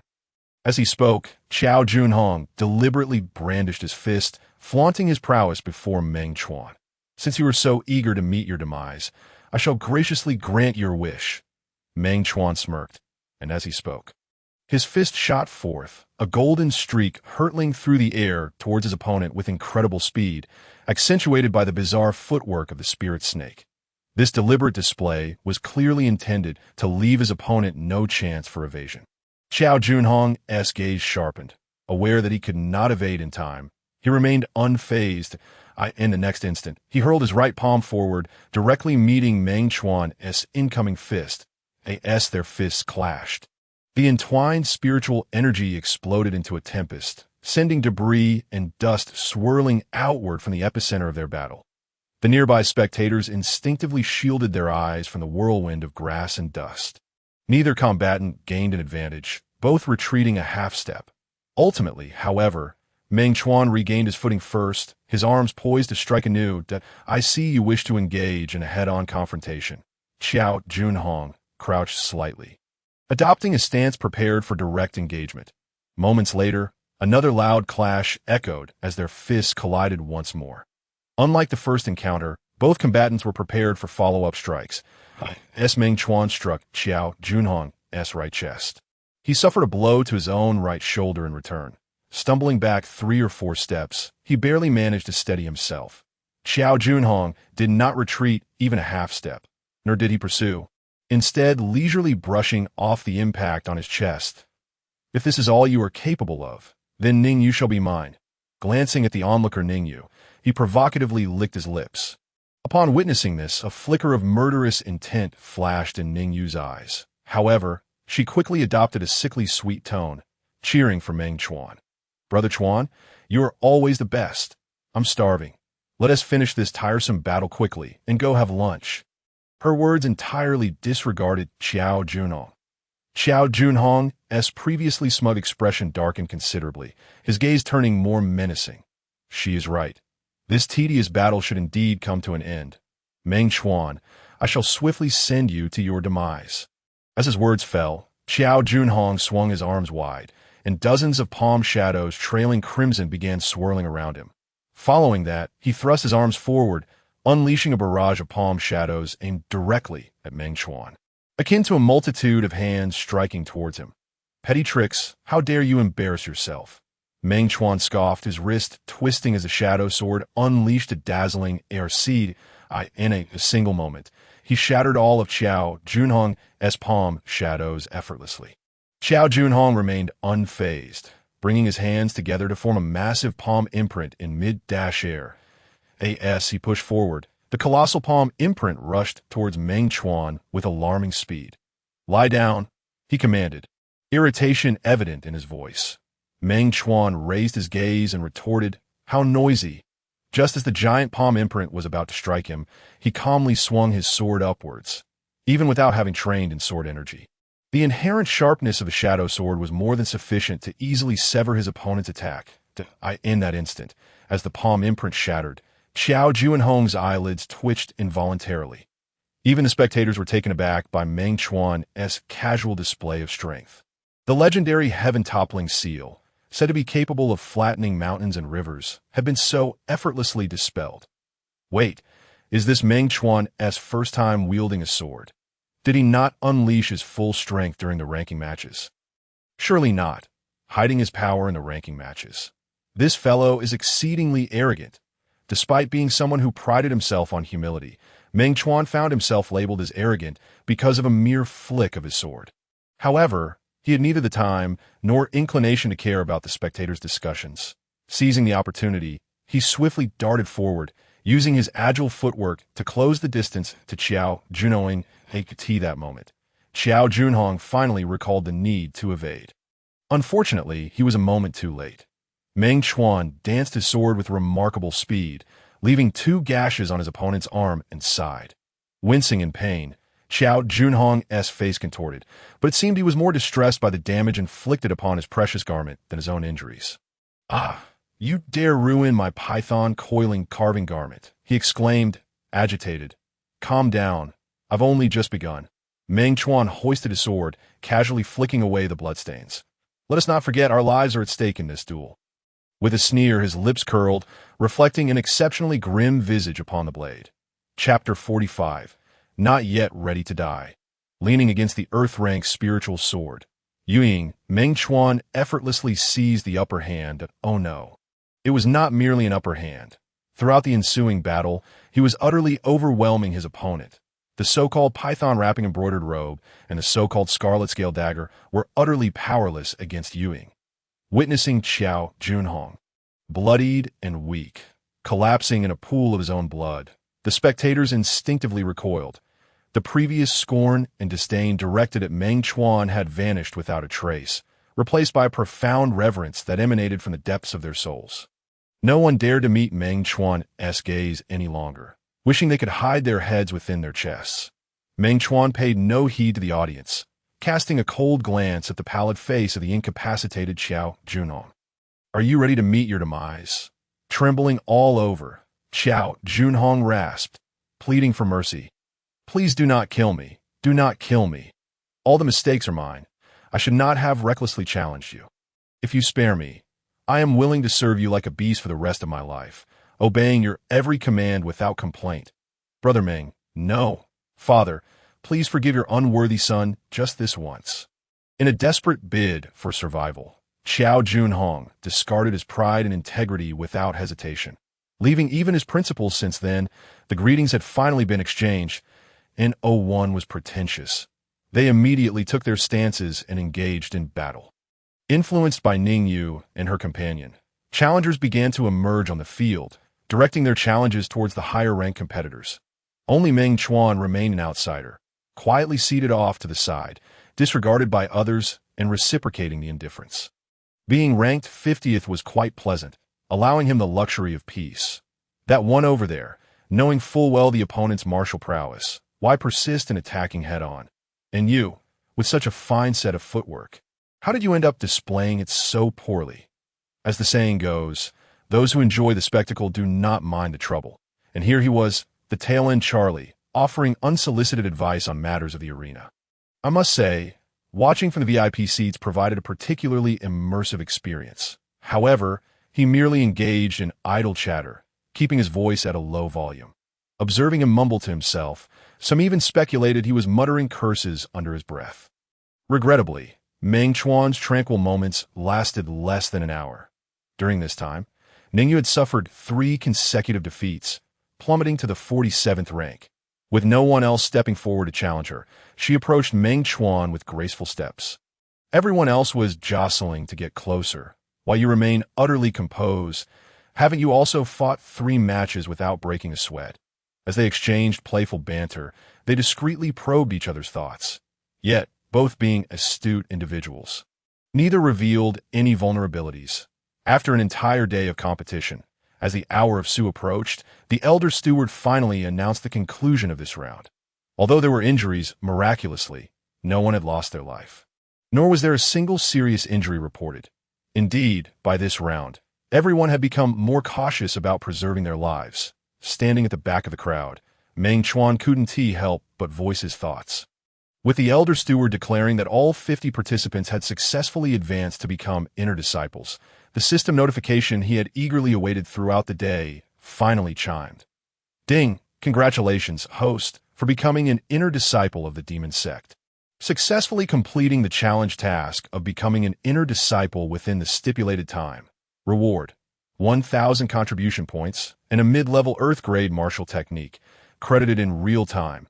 Please check at your convenience, regardless of the presence of others." Meng Chuan promptly called up the system panel. After all, this panel was visible only to him. Name: Meng Chuan spiritual points, 673 spiritual rhythm, 316 contribution points, 1,000 cultivation method, demon heaven treasure record, repressed backlash 10, physical body. Earth grade primary level, 5 poison corpse, spiritual power enhanced, realm. Foundation establishment early stage, actual realm repressed, held weapon, earth grade lower quality long sword shadow. New item, 1 black gold martial technique scratch card. The technique was akin to the cards used by Ling Xian, so Meng Chuan was well acquainted with the scratching process. Wasting no time, he began the operation while silently praying. Heaven bless me. Let me scratch out a sword technique. I can't keep using the shadow sword as a kitchen knife. As a dazzling light display erupted that only he could see. The outcome of the scratch card was finally revealed. Upon seeing the technique that emerged, Meng Chuan's spirits plummeted. The Sun Long Palm, well, at least it sounds decent. Suppressing the surge of disappointment within, Meng Chuan placed the newly acquired technique into the system warehouse. System, with these 1,000 contribution points, I should be able to deduce my realm, right? Please confirm, host, whether to spend 1,000 contribution points to deduce your realm. Hold on, let us discuss that later, as long as I can deduce. Meng Chuan was not in a rush. Just as he continued conversing with the system in his mind, a small hand reached out to him. Meng Chuan, are you all right? Ningyu waved her hand in front of him, and seeing him unresponsive, she pinched him at the waist. The sudden pain jolted Meng Chuan back to reality, and he turned to glare at her, irritation evident in his voice. I haven't annoyed you, right? Why suddenly pinch me? The elder steward is talking to you. If you don't respond, he might get angry. Ningyu lowered her voice, intentionally gesturing towards the elder steward's direction. Upon hearing this, Meng Chuan was startled and quickly glanced towards the elder steward. Noticing the furrowed brows of the elder, he immediately bent at the waist. Disciple Meng Chuan is present. Please instruct me. Elder. Although he was unaware of what had been said, Meng Chuan understood that he needed to display an attitude of unconditional cooperation. Suddenly, C2 Jing stood up, giving a friendly pat on the shoulder of the still fuming elder steward. Then, this vice hall master, in front of the group of competitors who had exerted themselves all day and were still panting, kindly asked Meng Chuan, would you be willing to take me as your master? Chapter 47. A gentleman does not usurp others' joy. C2 Jing's amiable inquiry left everyone in attendance in a state of shock, their eyes wide in disbelief. Half the crowd regarded him with skepticism, while the other half stared incredulously at Meng Chuan's bewildered face. It seemed no one could comprehend why the esteemed vice hall master would take an interest in someone ranked so low, or why Meng Chuan was so fortunate. Even Meng Chuan himself could hardly believe that someone of C2 Jing's stature would consider him. In the midst of his astonishment, however, he felt no joy, only anxiety. Yes, he had always believed there is no such thing as a free lunch. Lu Ming hails from the Shadow Hall. Could it be that this vice hall master harbors similar intentions towards me? His inherently suspicious nature led him to consider this unsettling possibility. Unconsciously swallowing hard, he looked at C2 Jing, his mind suddenly filled with wariness. For caution's sake, it might be best to avoid the Shadow Hall. With a quick thought, Meng Chuan racked his brain for a polite way to decline C2 Jing, however, did not rush him, merely smiling with an air of patient expectation. The onlookers could no longer contain themselves, interjecting with sarcastic remarks. What is Meng waiting for? To have the chance to apprentice under the vice hall master is a stroke of luck that ordinary people could only dream of. Clearly reveling internally, he is still trying to play it cool. Just wait, C2 Jing might change his mind, and then you'll be the one crying. It was evident that the speakers were laced with a sense of envy bordering on animosity. Yet Meng Chuan felt a pang of frustration, unable to suppress a mutter in his heart. I would gladly swap places with you. Despite his firm resolve to refuse, he dared not openly embarrass C2 Jing. After all, he needed to survive within the Demon Sect. Offending someone of such high status would make life unbearable. Heaven, you've already granted me a second chance at life. Can't you allow me to live a bit more smoothly this time? Just as he lamented his plight, a man with hair touched by frost sitting not far from C2 Jing suddenly spoke. I too. Please wait. I also find this young man, Meng Chuan, quite appealing. Upon hearing this, C2 Jing's smile froze instantly as he turned to glare. Tao, aren't you a weapon refiner? How come I've never noticed that Meng Chuan possesses any potential in refining? It is true that I am a weapon refiner, but in terms of cultivation, I shouldn't be significantly inferior to my fellow disciples. After a moment's pause, Elder Tao smiled lightly and continued.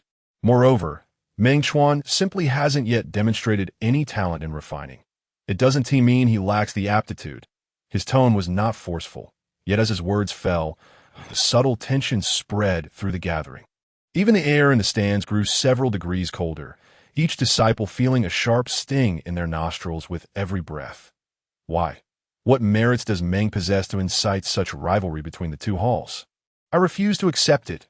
What makes this waste from the herb garden superior to me?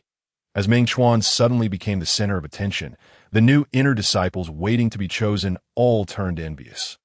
Despite this, the esteemed figures on the stage paid little heed to the disgruntled crowd below. Meng Chuan, however, let out a long sigh of fatigue that moment. He could hardly ponder why Elder Tao found him appealing. He was simply elated.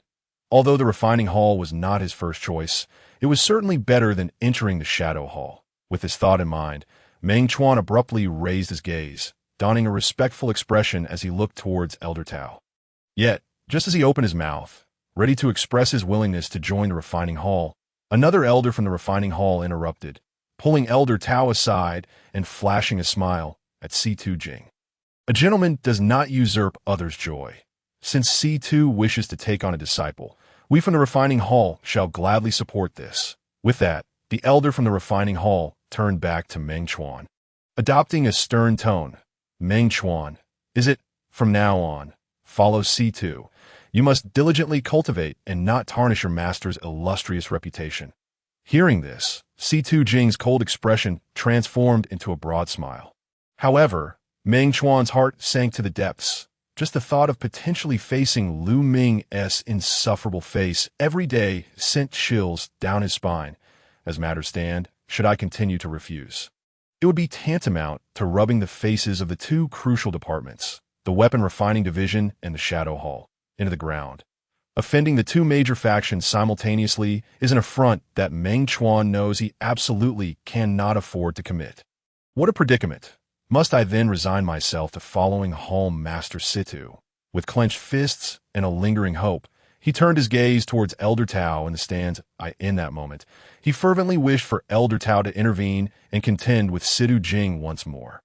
Yet in reality, Elder Tao had already sealed his lips, even shutting his eyes. Seated in the stands, he resembled a stone statue, as if he had never spoken a word from the very beginning, silently retracting his gaze. Meng Chuan stifled his disappointment and slowly turned towards Situ, cupping his hands and bowing slightly. Since resistance is futile, acceptance is the only path forward. Who knows, perhaps my concerns are merely unfounded. Despite his efforts to maintain an optimistic demeanor, his bow was slower than that of a snail. Disciple Meng Chuan pays his respects. With great difficulty, he parted his lips, his voice devoid of any trace of joy. Just as he finished speaking, a high-pitched and urgent male voice abruptly rang out from the side. Wait! Lame-legged Lu Jie suddenly leaped forth. As words fell, all eyes in the arena turned towards him. Swallowing hard, Lu Jie strained to straighten his back, forcing himself to appear unyielding. However, Situ Jing's expression darkened, and he coldly admonished, What? Do you have an objection to my accepting a disciple? Though his tone was inquisitive, it was laced with an unmistakable air of menace. Lu Jie's facade of calm was easily shattered by that icy reprimand, causing him to involuntarily shudder.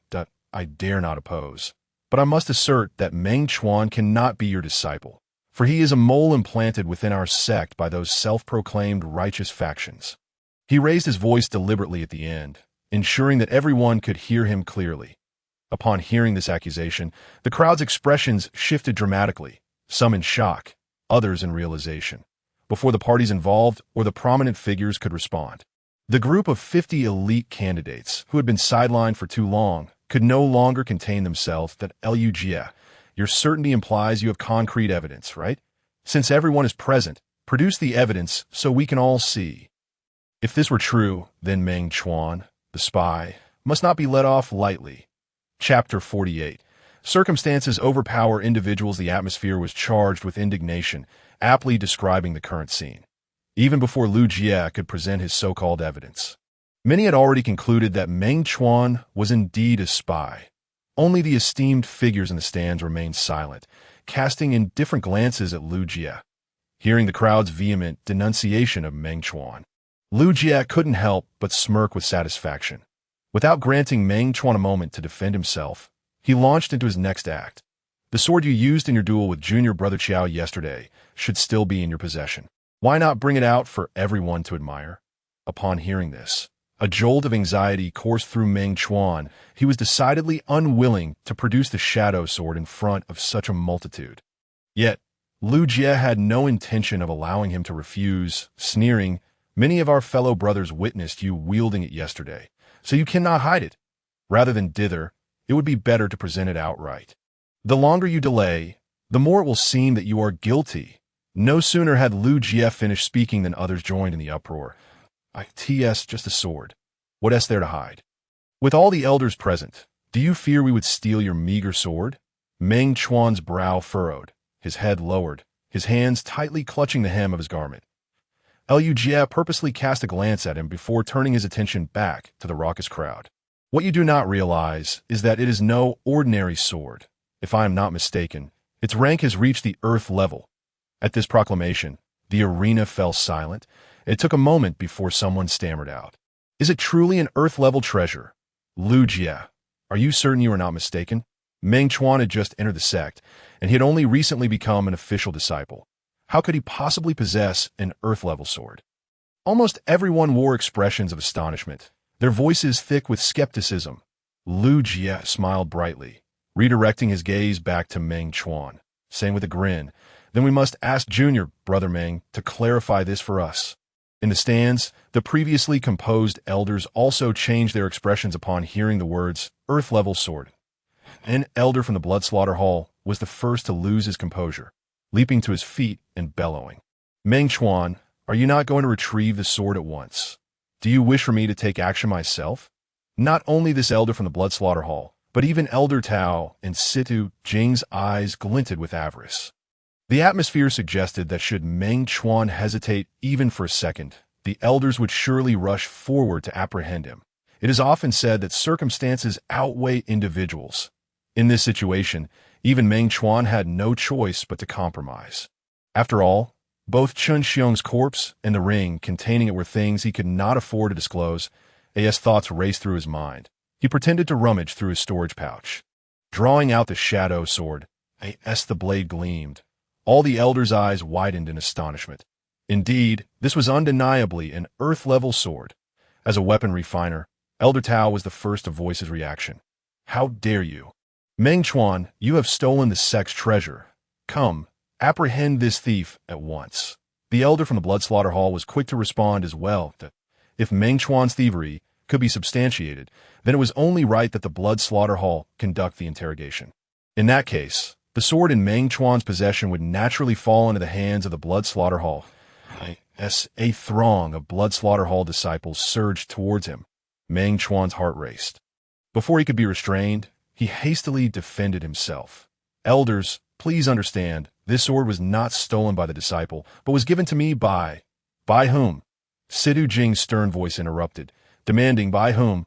Meng Chuan feigned great difficulty, and only when he was pressed to the ground did he respond. "This sword was given to me by Chan Xiong the other night." "Nonsense!" Lu Jie scoffed, countering, "Is there anyone in the sect unaware of your rivalry? Why would he gift you an earth-level spirit sword? Unless it was to encourage you to use it against him in the future?" He did not hide his derision from Meng Chuan in his words. Both overtly and covertly, he was indicating that Meng Chuan's explanation was not credible. Lu Shixiang is correct. Meng Chuan, if you're going to fabricate a story, at least make it a more plausible one. It is laughable. Chun Xiong is merely a formal disciple. Where could he possibly acquire an earth-level sword? Undoubtedly, nearly everyone present was skeptical of Meng Chuan's claims, even questioning his intelligence right then and there. The only exceptions were the prominent elders from the weapon refining division, who exchanged furtive glances, their eyes flickering with intrigue. "Where is Chun Xiong?" Elder Tao suddenly inquired, appearing more agitated than when he had first seen the shadow sword. Brother Chun was preparing to sneak into the back mountain. Due to the prior instructions for Brother Monkey San, I intended to relay a message to Brother Chun. However, upon seeing me, he was startled. After a brief pause, Meng Chuan collected himself, and added, just as I was about to inquire how he came into possession of such a sword. He pressed it into my hands, repeatedly instructing me not to mention having seen him to anyone in the back mountain. I was also curious as to how he acquired such a treasure, but before I could voice my question, he hurried towards the Forbidden Valley, saying that if all went well, I would surely benefit from it. Swallowing hard, Meng Chuan maintained a facade of terror as he continued to defend himself. I have only just embarked on the path of cultivation and have yet to master the sword techniques. What use could this earth-level sword possibly hold for me? To me, it is merely a burden that if you do not believe me, I am willing to head to the Forbidden Valley and have Brother Qin Xiong confront me. Having heard tales of the dangers of the Forbidden Valley, Meng Chuan deliberately claimed that Qin Xiong had gone there. Once there, if he could dispose of Qin Xiong's corpse and conveniently return the ring to him, perhaps he could evade detection, but of course, the prerequisite was that Meng Chuan himself would have to survive long enough to emerge from the Forbidden Valley. What is Qin Xiong doing in the Forbidden Valley? Situ Jing demanded sternly. I do not know, Meng Chuan replied, shaking his head. Aside from giving me this sword, he did not mention anything else to you. Elder Tao from the Weapon Refining Division stepped down from the stands, slowly approaching Meng Chuan. With his face pressed firmly to the ground, Meng Chuan's thoughts raced, contemplating how to extricate himself from this predicament. It seemed he would need to rely on the Weapon Refining Division's influence. Observing the sinister expressions of the elders from the Blood Slaughter Hall and the Underworld Hall, he murmured to himself. Having formulated a plan, he rolled his eyes and feigned deep contemplation. Once he managed to pique Elder Tao's interest. He raised his voice. Oh, I remembered. Brother Chen also mentioned that a mere earth-level spirit sword is insignificant, as long as one thoroughly studies the insights in hand. In due time, even forging a heaven-level spirit weapon would not be beyond reach. Upon hearing this, Elder Tao's eyelids fluttered, and his breathing quickened. Situ Jing tightened his brows, murmuring, what insights? It seems that Meng Chuan did not dare to be negligent and was about to respond. Before he could finish his words, Elder Tao forcefully covered his mouth. Chapter 49. May heaven protect us. Elder Tao's sudden action left the other elders and all the disciples present utterly bewildered. Situ Jing expressed his dissatisfaction, saying, Elder Tao, what are you doing? This earth-grade sword has just been confirmed by Tao, and it is the latest creation of our hall's master. The master, recognizing Qin Xiong's potential in weapon crafting, temporarily bestowed this sword to ensure Qin Xiong's smooth ascension to the inner sect.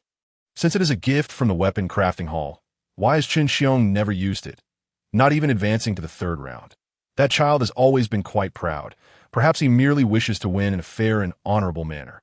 Or maybe he simply does not want to attract unwarranted attention to the master because of himself. Elder Tao was quite adept at fabricating stories. However, the elders present were not fools and had detected some undercurrents in Meng Chuan's earlier words. If Qin Xiong is so considerate, how could he casually pass on something bestowed by our esteemed master? Elder Tao was momentarily taken aback, unsure of how to continue his charade. Meng Chuan's eyes darted around, whispering to himself, so this sword belongs to the weapon crafting hall.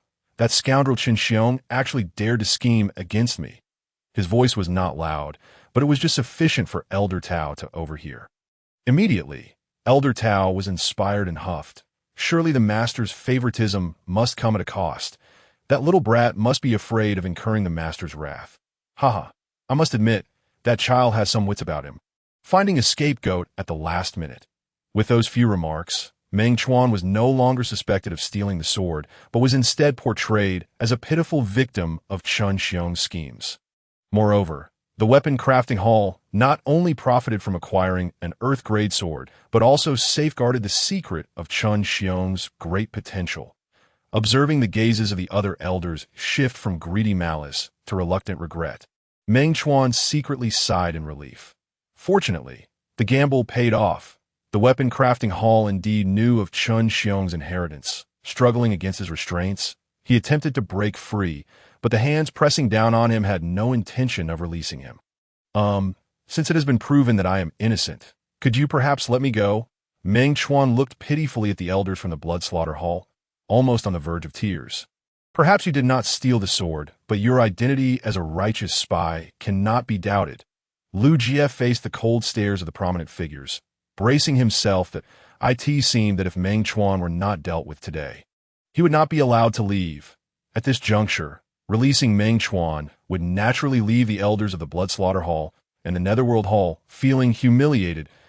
Lu Jie precisely seized upon this psychological vulnerability of the higher-ups and boldly suggested, "I propose that we search Meng Chuan's room. As a spy, there must be evidence of his contact with the righteous sect hidden within." In other words, he had no tangible proof to substantiate that Meng Chuan was indeed a spy. However, at this moment, nearly no one cared whether Meng Chuan was wronged, because only by confirming his identity as a spy could the vast majority present save face. The vice-master of the Blood Slaughter Hall took the lead, accompanied by a throng of subordinates, escorting Meng Chuan towards the training camp.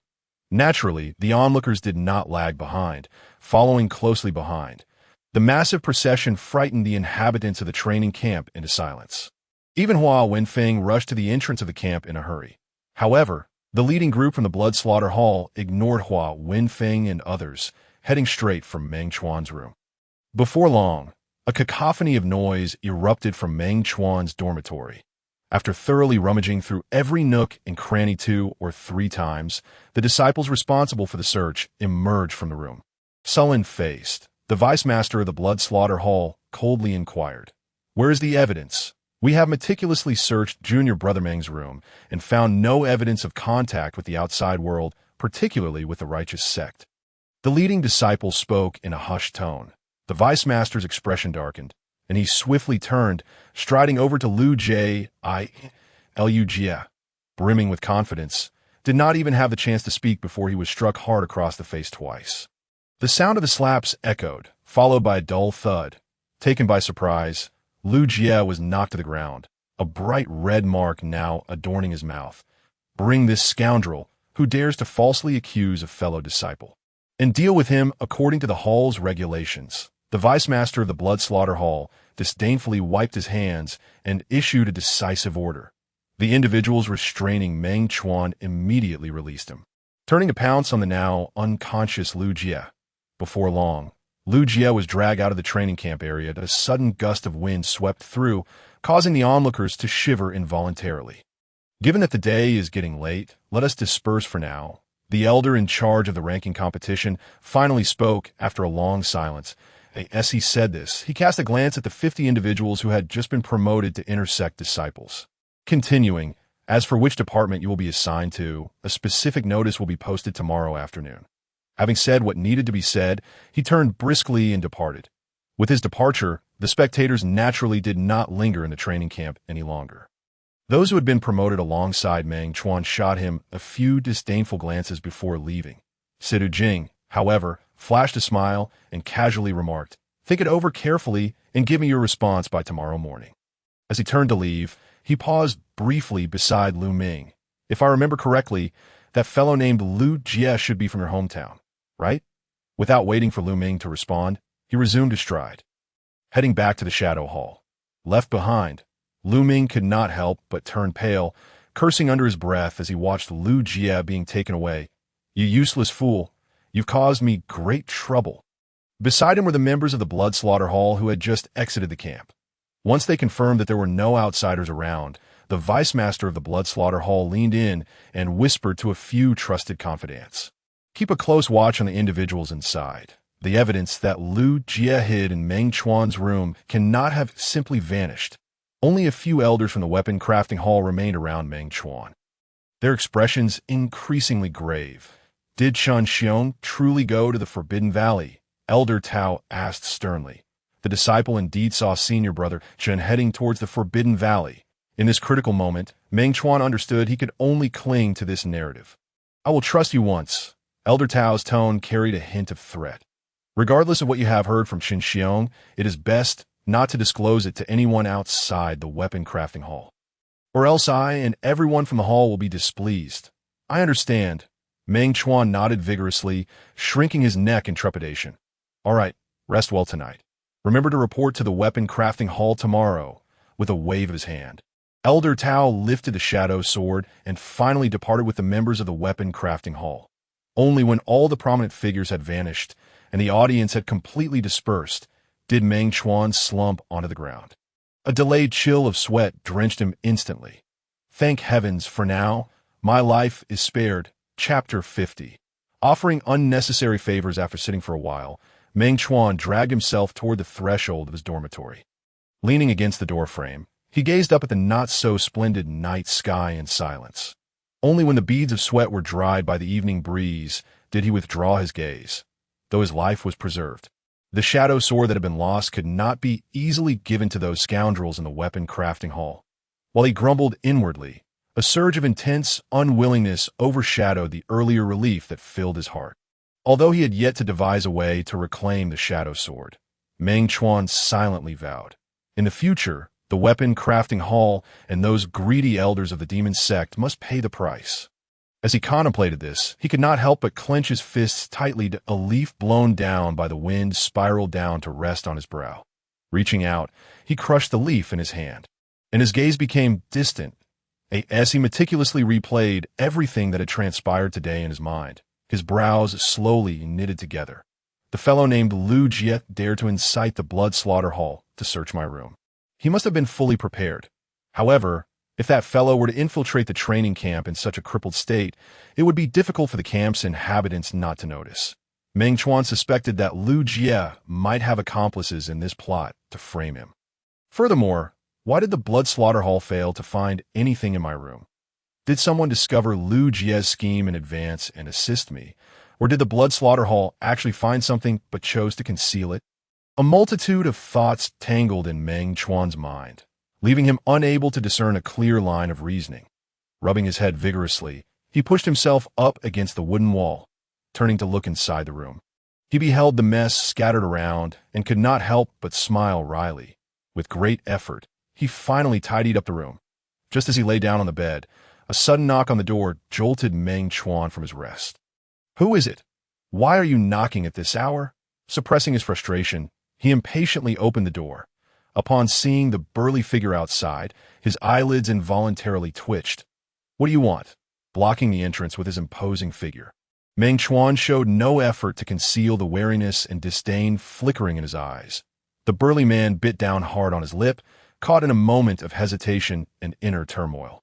Ultimately, however, he did not linger at the door for long before forcefully bending at the waist. "Brother Meng, I apologize." Noticing Meng Chuan's bewilderment, he took the initiative to bring up the wager he had made with Ning Yu a few days prior. "It was my foolishness that caused me to utter such blind words, blinded as I was by my own ignorance. Brother Meng is undoubtedly gifted, destined to become a pillar of the Demon Sect. Please do not take my previous nonsensical ramblings to heart. Do not hold me, a mere speck of dust, to the same standard." As he spoke, the burly man dared not straighten his back, nor even lift his head a fraction.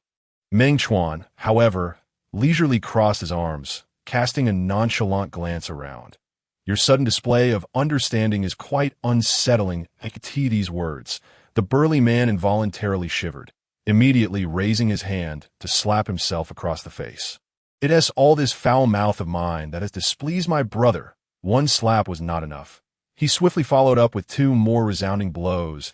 By the time he stopped, both cheeks were flushed a deep red. "Leave now. Just don't come before me and be an eyesore again." With a dismissive wave of his hand, Meng Chuan did not make things difficult for the man. After the burly fellow hurriedly retreated, he cast a distant glance towards Ning Yu's room, pondering where that woman would be assigned. Murmuring softly to himself, he closed the door and, lying back on the bed, promptly shut his eyes. The evening breeze whistled, harmonizing with the rustling of the grass and trees, serenading throughout the night. The following day, the sun lingered in obscurity, and it was not until nearly noon that Meng Chuan groggily awoke. "Oh no. I haven't tea yet," responded a home Master Sidhu. Hastily dressing and splashing some water on his face, he rushed out of his room. Just as he stepped outside, a delicate hand unexpectedly reached out from the side. "What is the rush? Aren't the announcements supposed to be posted in the afternoon?" "I'm heading to the Shadow Hall," Meng Chuan replied, frowning slightly, feeling a tad vexed. "After everything that happened yesterday, Home Master Sidhu hasn't given up on taking you as a disciple." "It seems not. He asked me to reply this morning." Meng Chuan forced a bitter smile as he glanced at the sky, which was indeed well past morning. That I truly believe you needn't make this trip. Ningyu chuckled playfully. Why is that? You have no intention of joining the Shadow Hall anyway. The difference between refusing in person and not replying at all is minimal. After a brief pause, Ningyu added, moreover, you have already become a prominent figure within the Demon Sect. Going to the Shadow Hall now would only invite further scrutiny from Hallmaster Sidhu. But leaving him hanging might lead to misunderstandings. And I fear it will cause trouble later. Meng Chuan expressed his concerns. You worry too much, Ningyu replied with a smile, that if you don't go, outsiders will simply think Hallmaster Sidhu has already abandoned you, viewing him as calm and rational. However, if you do go to the Shadow Hall today, not only will they ridicule you for being shameless, but they might also secretly criticize Hallmaster Sidhu for being cold-hearted. Gently patting Meng Chuan's shoulder, she continued, after all, he is the Vice Hall Master and must maintain his own dignity. If he were to go to great lengths to deal with you, wouldn't that imply that he, a mere inner disciple, was rejected by you? If I were him, I would not only refrain from causing you trouble, but would even send someone to offer compensation. Withdrawing her hand, Ningyu turned her gaze toward the Shadow Hall, as if offering a suggestion to Situ Jing from afar. Hearing this, Meng Chuan's mood lightened somewhat. Have you had lunch yet? He asked, patting his belly, realizing he hadn't eaten since last night. That I was just waiting for you to join me. Ningyu replied with a sweet smile, producing a beautifully crafted food box. Ignoring the astonishment on Meng Chuan's face, she effortlessly pulled him back into the room. Once the door was closed, she expertly laid out the meal from the box on the table.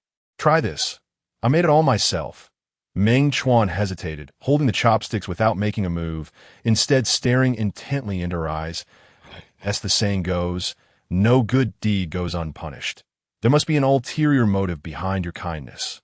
Out of caution, Meng Chuan began to question her intentions for preparing this meal. Could it be that you're finally going to reveal what it is you seek within the Demon Sect? Narrowing his eyes, he spoke in a tone that was both teasing and probing. Chapter 51. If one night is not enough, you might not believe me, but I actually don't know what exactly I am looking for. Ningyu sighed dramatically after her statement. Meng Chuan was not fooled by her performance. This fish tastes delightful, he remarked, taking a piece of fish and savoring it. That I am telling the truth, Ningyu insisted, gazing unwaveringly into his eyes. With that, she retrieved a palm-sized crystal disc from her sleeve. The disc was bordered with metal, and within the crystal was a small black that resembling an ant. What is this? Meng Chuan asked, confusion etched across his face. This is a specially crafted tracking disc, Ningyu explained without hesitation. Once the object I'm searching for appears within a 2-mile radius of this disc, the black insect inside will begin to crawl towards its direction. All I need to do is follow where the insect leads, and I will surely find attained. It was clear that Ningyu was well acquainted with the utility of this tracking disc and was filled with confidence. However, her expression quickly darkened as she continued. It has been nearly 2 months since I entered the Demon Sect, and I have searched nearly every possible location, yet the insect remains completely still. As she spoke, she pushed the tracking disc toward Meng Chuan. The only place I have yet to explore is the Forbidden Valley at the back of the mountain. You must help me. Due to her cultivation method and physique, Ningyu was unable to enter the Forbidden Valley. This was why she had sought out Meng Chuan for cooperation. Inside, there are detoxifying pills that can significantly reduce your risk of being affected by the valley's poisonous miasma. To demonstrate that she was not sending Meng Chuan to his doom, she then produced a jade vial. Meng Chuan did not reach for the 2 items she offered. Instead, he continued to eat. Noticing this, Ningyu pouted her lips and playfully shook his arm. You had already agreed to help me. At that time, I had no choice but to agree. Meng Chuan rolled his eyes, not relenting. No matter the reason, you agreed. Ningyu was relentless, insisting, you're a man. How can you go back on your word? Seeing that her attempts at coaxing were ineffective, Ningyu decisively switched to a provoking tactic. I'm not even sure if Ningyu is your real name. Why should I help you? Oh, I see. Ningyu feigned surprise, sliding closer to him. You want to learn more about me? With a coy smile. She tilted her head back, bringing her crimson lips close to his ear, continuing, once you emerge from the Forbidden Valley, I can ensure you get to know me well, intimately, even in just a brief phrase. She epitomized the essence of seduction. Meng Chuan could not help but swallow hard, coughing to mask his inner turmoil. If one night is not enough, I would be willing to let you understand me over several nights. Ningyu, undeterred, leaned in closer, breathily whispering near his ear. Unable to endure such teasing any longer, Meng Chuan instinctively leaned back, attempting to create some space between them. Before he could exhale in relief, he suddenly felt a tightness around his neck. Glancing down, he saw the beautiful woman who had unexpectedly seated herself on his lap, encircling her arms around his neck. Meng Chuan's eyelids trembled, for an object of which he had no knowledge. Was it worth sacrificing one's composure? Are you scolding me, or are you feeling sorry for me? Ningyu boldly straddled his lap, meeting his gaze directly. Meng Chuan, however, turned his head away, refusing to look at her stunning face so near. If we don't eat soon, the food will get cold. What are you feeling guilty about? Ningyu seemed to have grasped his weakness. What do I have to feel guilty about? Meng Chuan would never admit it. Then why won't you look at me? Ningyu cupped his face, attempting to turn his averted gaze back to her. The fragrant scent of her body filled his senses, already causing his heart to race. At this moment, he was merely pretending to remain calm. That I'm full. You can take your time, he finally declared, unable to hold on any longer, pushing Ningyu off his lap. He swiftly stood up and hurriedly dashed out the door. Thud, thud, he raced out of the training camp area and found a stone to sit on. Once the cool mountain breeze whisked away the heat from his heart, Meng Chuan dared to glance back. What on earth was happening? Had that woman taken the wrong medicine? Murmuring to himself, his mind was awash with the vivid images of the recent teasing he endured at the hands of Ningyu. One must ponder, why should he, a mere man, be flustered by a woman who seemingly cared little for him? The more he contemplated, the stronger his feelings of regret became. He lamented the fact that he was not a gentleman. Yet he had been putting on a faade of propriety. However, he soon shook his head, casting those disordered thoughts from his mind. In this demonic sect, where survival was a constant struggle, there was no room to indulge in matters of romantic entanglement. After muttering to himself one last time, he vigorously rubbed his face and made his way toward the main peak. Upon arriving at the notice board area, he immediately spotted the pristine announcement. Please let it not be the Shadow Hall. While fervently praying in his heart, Meng Chuan searched for his name on the notice. Fortunately, the words Refining Hall adorned his name, a welcome embellishment. Coincidentally, Ningyu had also been assigned to the Refining Hall. Would he truly be unable to escape her grasp? After staring at her name for a prolonged moment, Meng Chuan couldn't help but feel a twinge of frustration in his heart. He did not linger near the notice board, swiftly turning to head toward the Refining Hall. Aside from the main peak where the main hall was located, the demonic sect comprised 4 secondary peaks to the east, west, south, and north. Naturally, these 4 peaks varied significantly in height and scenery. The highest was the South Peak, home to the Blood Slaughter Hall. The East Peak, lush with vegetation, housed the Shadow Hall at its summit. The North Peak, rife with traps and mechanisms, was overseen by the Nether Hall. While the West Peak, characterized by bizarre rock formations and treacherous paths, contained a mine traditionally managed by the Refining Hall. As Meng Chuan approached the Refining Hall for the first time, he couldn't help but feel a twinge of anxiety. Upon reaching the summit, a massive bronze cauldron immediately captured his attention. Beneath the cauldron lay an enormous furnace, its opening measuring a full yard in diameter. Below, it connected to the molten lava beneath the earth. Should one fall in, no one would be able to rescue them. As Meng Chuan peered into the furnace, a cool male voice emerged from beside him. Junior brother Meng Chuan, I greet you. Senior brother. Meng Chuan was quick to respond. The newcomer, clad in a blue robe, twitched his eyelids noticeably upon receiving the greeting, his gaze suddenly turning scrutinizing. After a few seconds, he let out a slight huff, remarking, You hardly weigh a couple of pounds. How did Elder Tao come to favor you? Meng Chuan forced a dry smile, instinctively wiping his nose. May I inquire which direction the new recruit should head? Follow me. The blue-robed man waved his hand dismissively and turned on his heel. Meng Chuan, not daring to lag behind, closely followed in his footsteps. Chapter 52. A new challenge tasked. The place to which Meng Chuan was led was neither the main hall of the Refining Hall nor the plaza where other disciples gathered. It was a study. Seated within was Elder Tao, whom he had met the previous day. Disciple Meng Chuan, I pay my respects to the elder.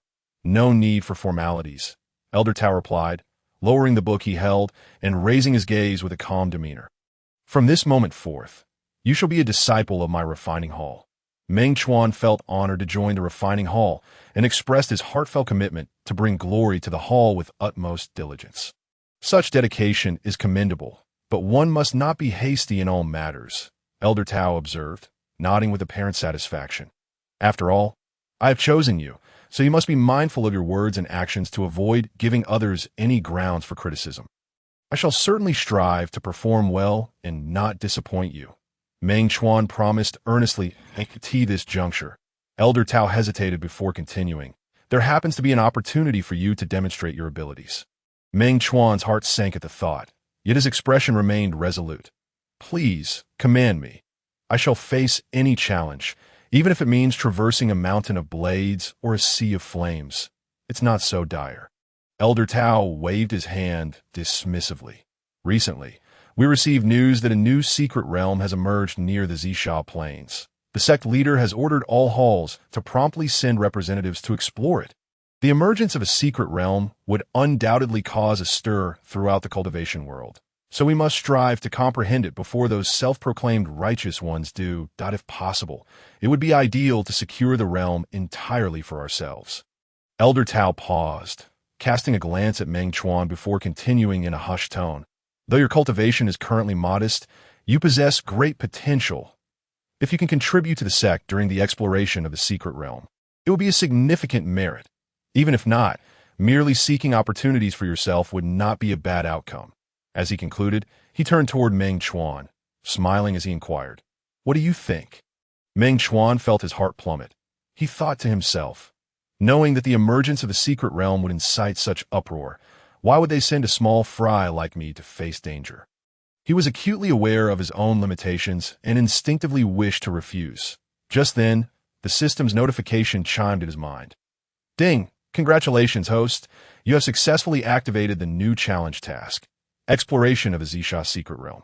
The task is divided into 4 stages, with the first stage requiring you to enter the secret realm and collect 9 resurrection herbs.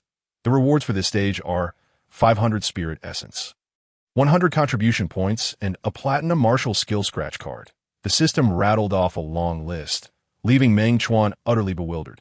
After some time, he managed to grasp the situation, and a wave of hesitation washed over him. Collecting a few low-grade spiritual herbs for 500 spirit essence seemed quite profitable. However, he felt a profound unease regarding the 3 yet undisclosed stages of the task, a primal fear of the unknown gripping him. Can I decline? He hesitated, finally asking, "Of course. But should you refuse this task, the system will temporarily cease all task assignments to the host."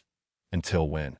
Until the system confirms that the host has regained the desire to accept tasks.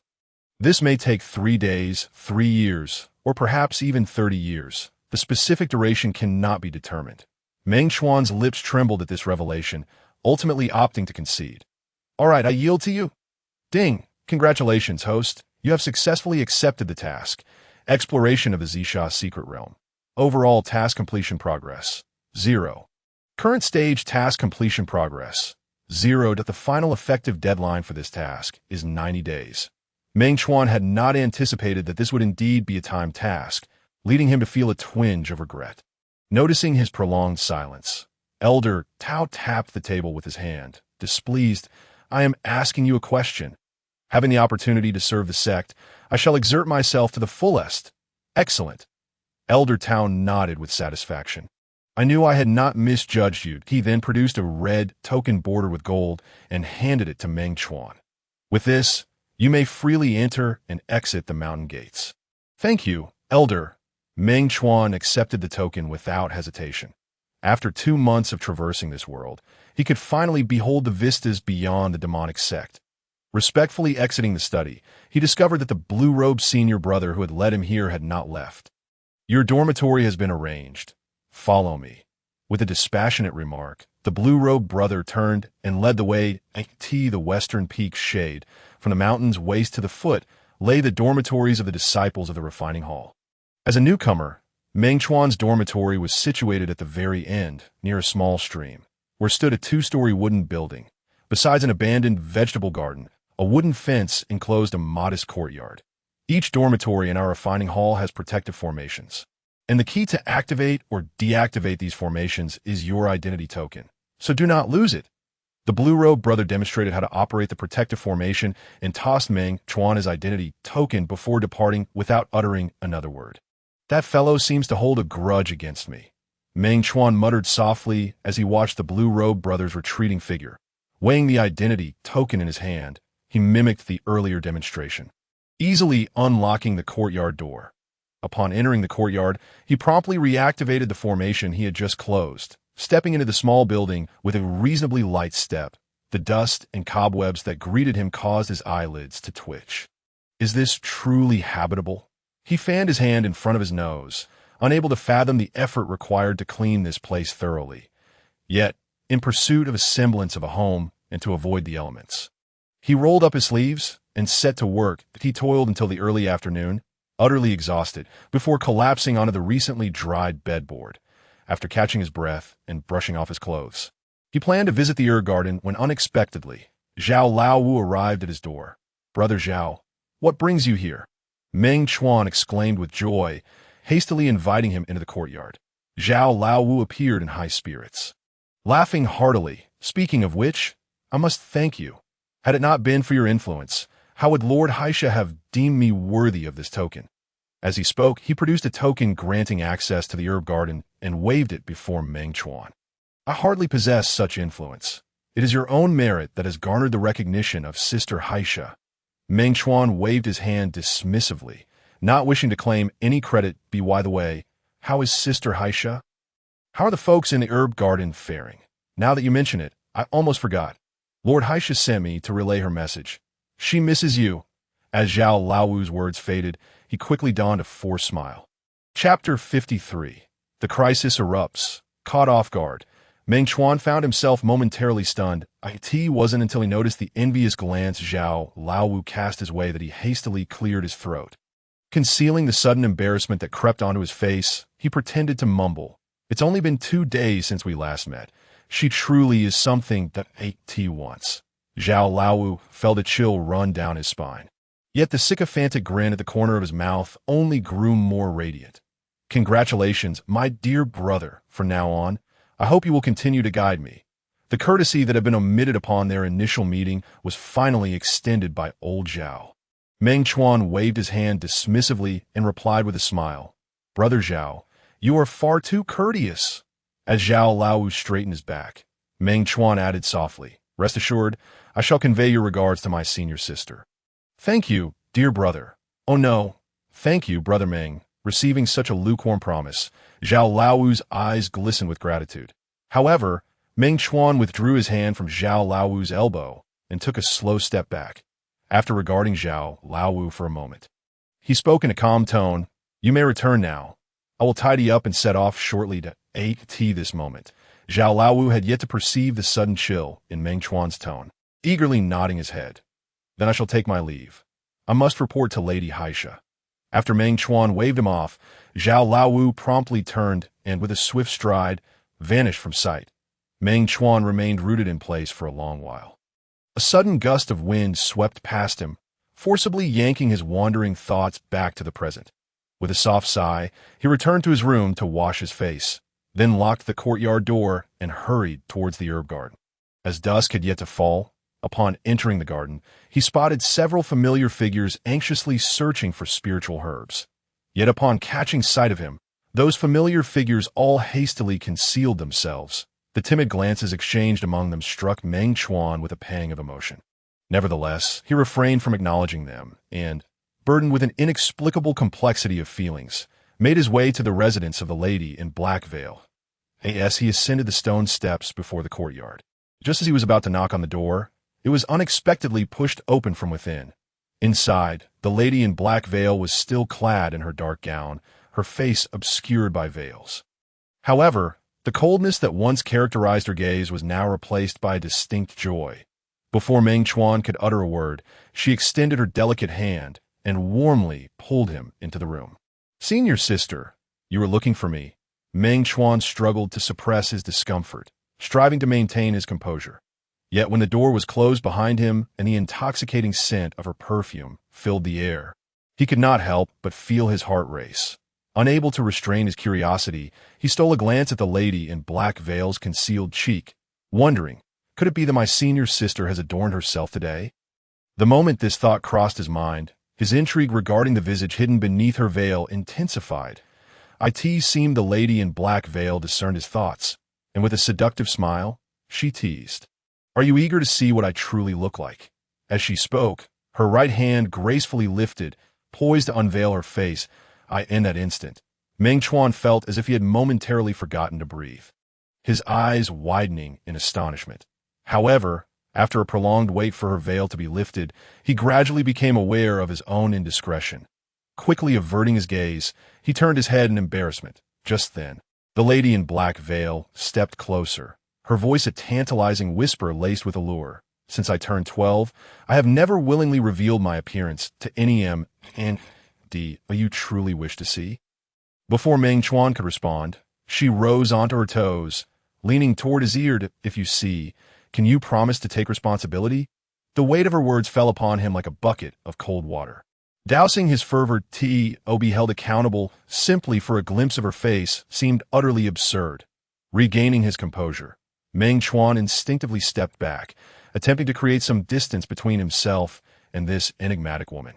Yet, just as his foot landed, an unexpected alert from the system echoed in his mind. Ding! A marked individual has been detected, 97 meters from the host. Why has Hua Wenfeng come here? Meng Chuan furrowed his brow. The newcomer was not Hua Wenfeng, but rather the mysterious expert who had attempted to assassinate him in front of the notice board. At this revelation, Meng Chuan's heart raced, his pulse quickening in alarm. Perhaps this was an excellent opportunity to finally discern the true appearance of that individual. Clenching his fists, he abruptly turned to charge toward the door. However, just as he took a step, he felt a sudden tightness in his arm.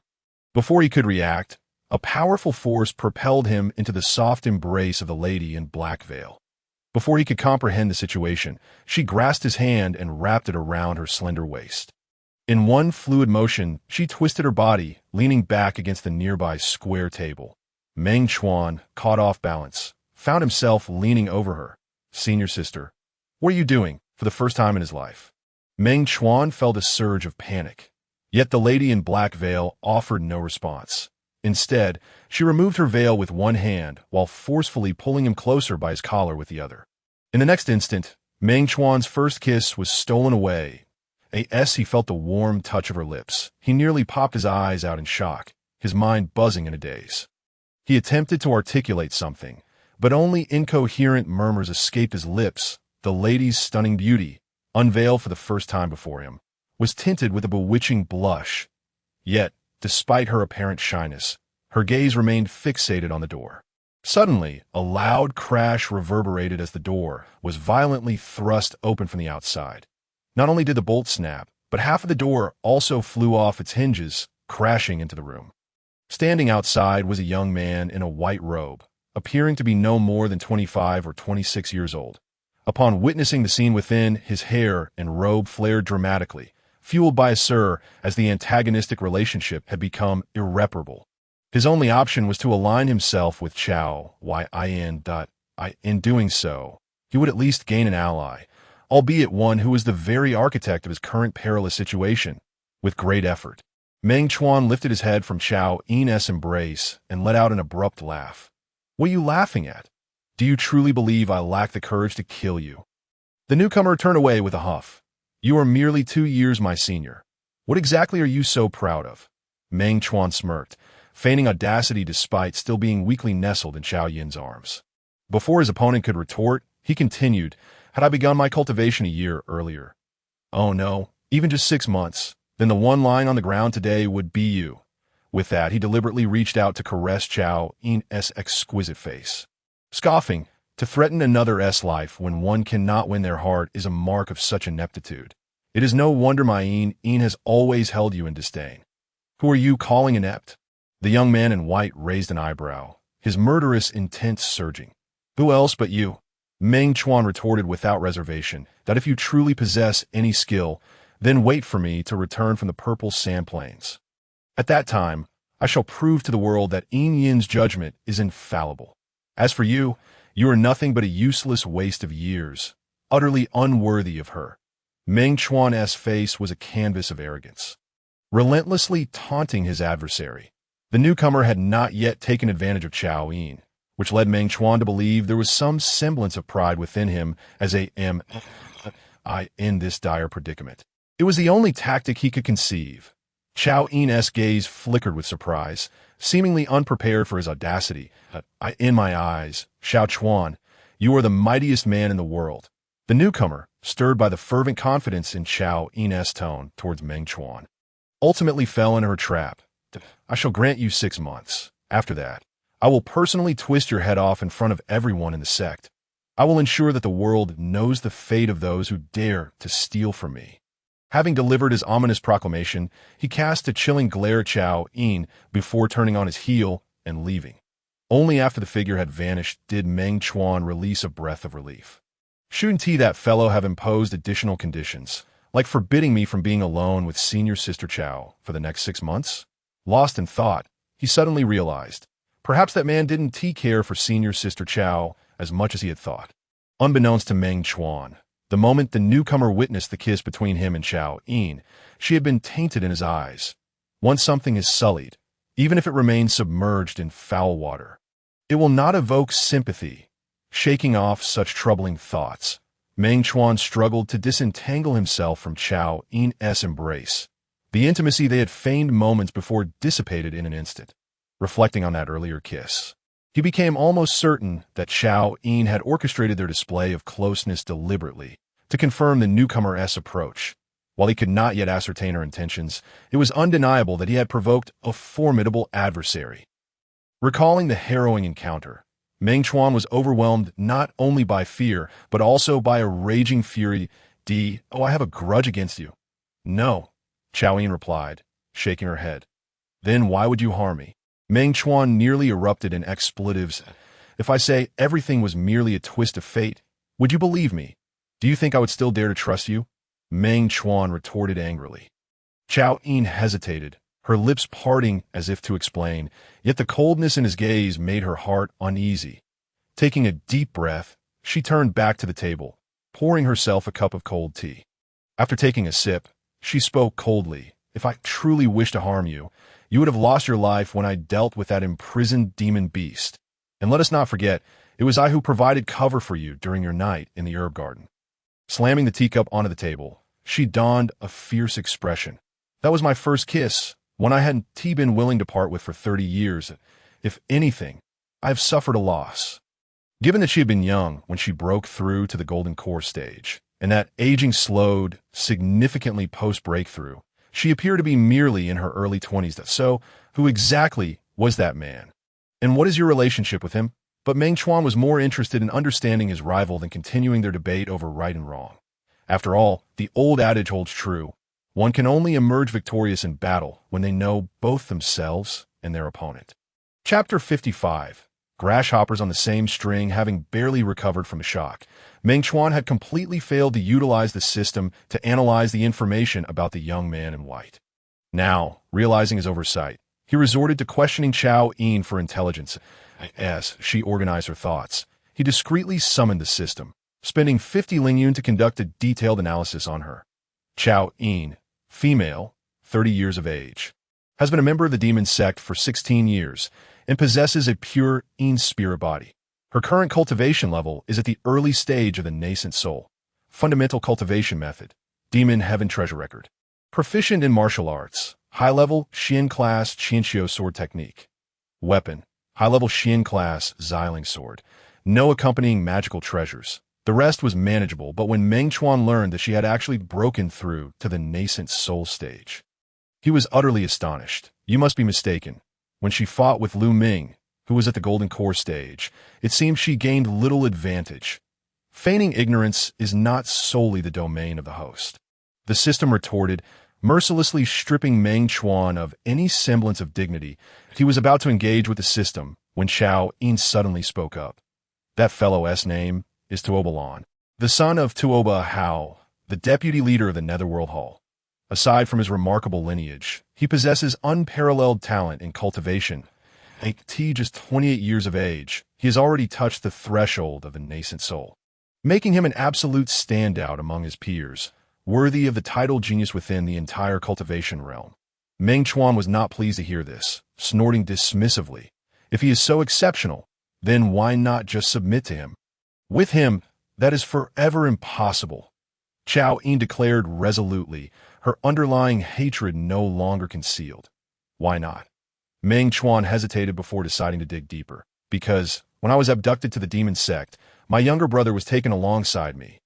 Chao Yin clenched her fists, gritting her teeth. Xiao Feng lacked my talent for cultivation. He couldn't even survive until I was promoted from the herb garden to an inner disciple before being captured by Tuoba, Hao, and turned into a puppet.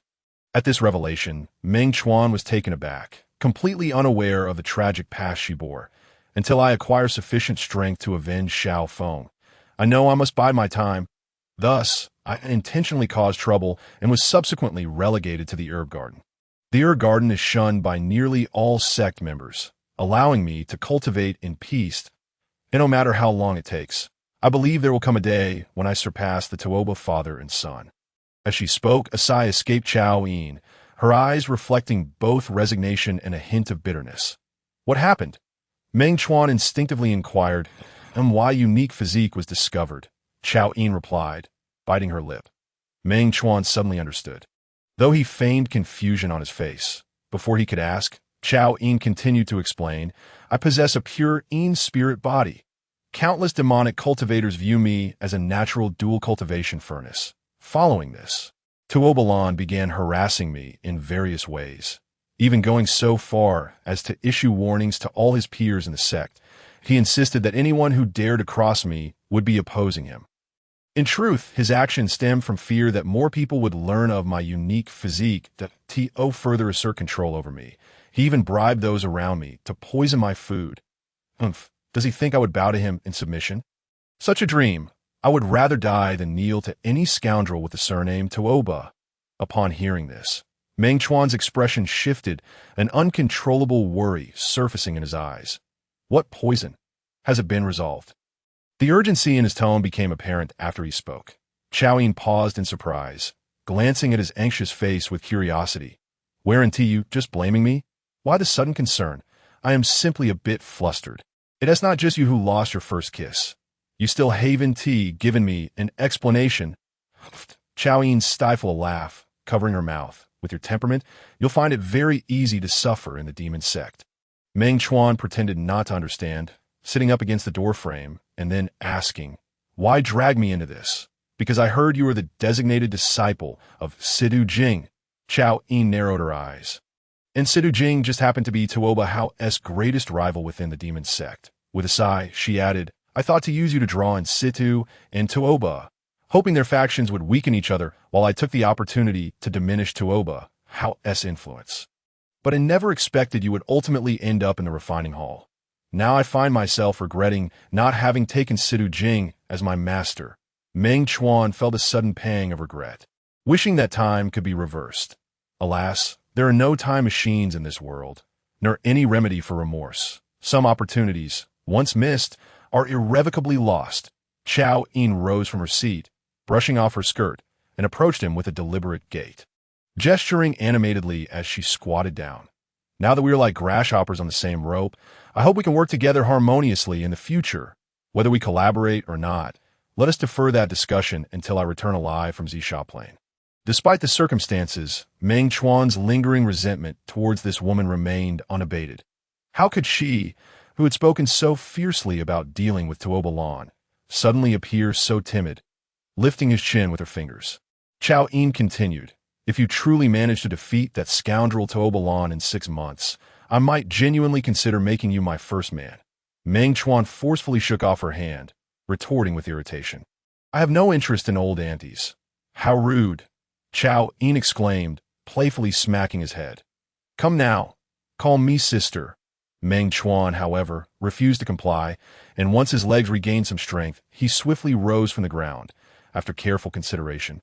He conceded that cooperation was indeed possible, but it required first testing her sincerity. How do you intend to test it? Chao Yin seemed intrigued. Without hesitation, Meng Chuan produced Chun Xiong's corpse from his storage ring. Did you not say he went to the Forbidden Valley? Chao Yin's brow furrowed. That I did say that, which is precisely why I need you to deliver the body to the Forbidden Valley. If I'm not mistaken, the refinement hall already has someone searching for him in the Forbidden Valley. Once you enter, it would be wise to avoid those individuals. Little Chuan, you think too highly of me. I've never heard of a demonic sect disciple entering the Forbidden Valley and coming out alive. Chao Yin did not agree, instead appearing anxious and fearful. The average disciple is merely at the golden core stage. But you should be beyond that, right? Meng Chuan implied. Suddenly, Chao Yin's gaze turned icy, a flicker of murderous intent crossing her eyes. Yet Meng Chuan remained unperturbed, casually placing the storage ring back on Chun Xiong's finger, and said nonchalantly, aside from that large cauldron and the set of refining insights, you may take anything else in the ring as your reward. Chapter 56. One cannot only pursue personal gain having said what needed to be said and leaving behind what should be left. Meng Chuan did not linger at Chao Yin's residence as he departed. Chao Yin leaned against the door, her eyes glimmering with complex emotions. After a considerable time, she shifted her gaze to Chun Xiong's finger. After much hesitation, she ultimately removed the storage ring and examined it closely. Upon seeing its contents, her face was immediately enveloped in shock. Could that be a ground-level obsidian cloud essence crystal? At that moment, she was unaware that the items Meng Chuan had left in the storage ring were not everything that had originally been contained within it. The high-grade spiritual pills he had previously acquired from the ring were all stored in his system's warehouse. Furthermore, he had withheld 2 of the 3 ground-level spiritual ore pieces. Additionally, he had specifically requested the system to back up the 5 scrolls within the ring, which encompassed the entire set of refining insights. Lastly, to avoid the ring appearing too empty, Meng Chuan had stuffed in all the broken scraps of metal he possessed. In essence, aside from the cauldron and the refining insights, the refinement hall would obtain almost nothing of value. Had it not been for the need to dispel the refinement hall's suspicions regarding him, he would have even withheld the cauldron. As he walked along the path, Meng Chuan yawned and glanced up at the sky, which was quietly being enveloped by the night. In any case, he decided to take a couple of days to regroup and did not feel an urgent need to rush to Zisha Plain immediately. Murmuring to himself, he unconsciously raised his hand to touch his neck. Although the mark left by the strangulation was not visible, the residual pain and humiliation were palpable. Just half a year to Obalon. You had better wait for me. Lowering his hand and clenching it into a fist, Meng Chuan's eyes inadvertently took on a hint of murderous intent. Upon returning to his small courtyard, he personally prepared a simple dinner. After satisfying his hunger, he fell into a deep slumber until the following afternoon. Suddenly, a knock on the door roused him from his sleep. Rubbing his bleary eyes, Meng Chuan opened the door with a disgruntled expression. Dressed in a flowing yellow gown, Ningyu squeezed through the door without waiting for an invitation. Chun Xiong is dead. Upon hearing this, Meng Chuan feigned astonishment, gasping in disbelief. Ningyu recounted the events she had just witnessed. Just half an hour prior, 2 elders from the refinement hall had returned to Shifeng with Chun Xiong's corpse. What happened to those elders? Meng Chuan's heart tightened. It is said they were afflicted by the poisonous miasma of the Forbidden Valley.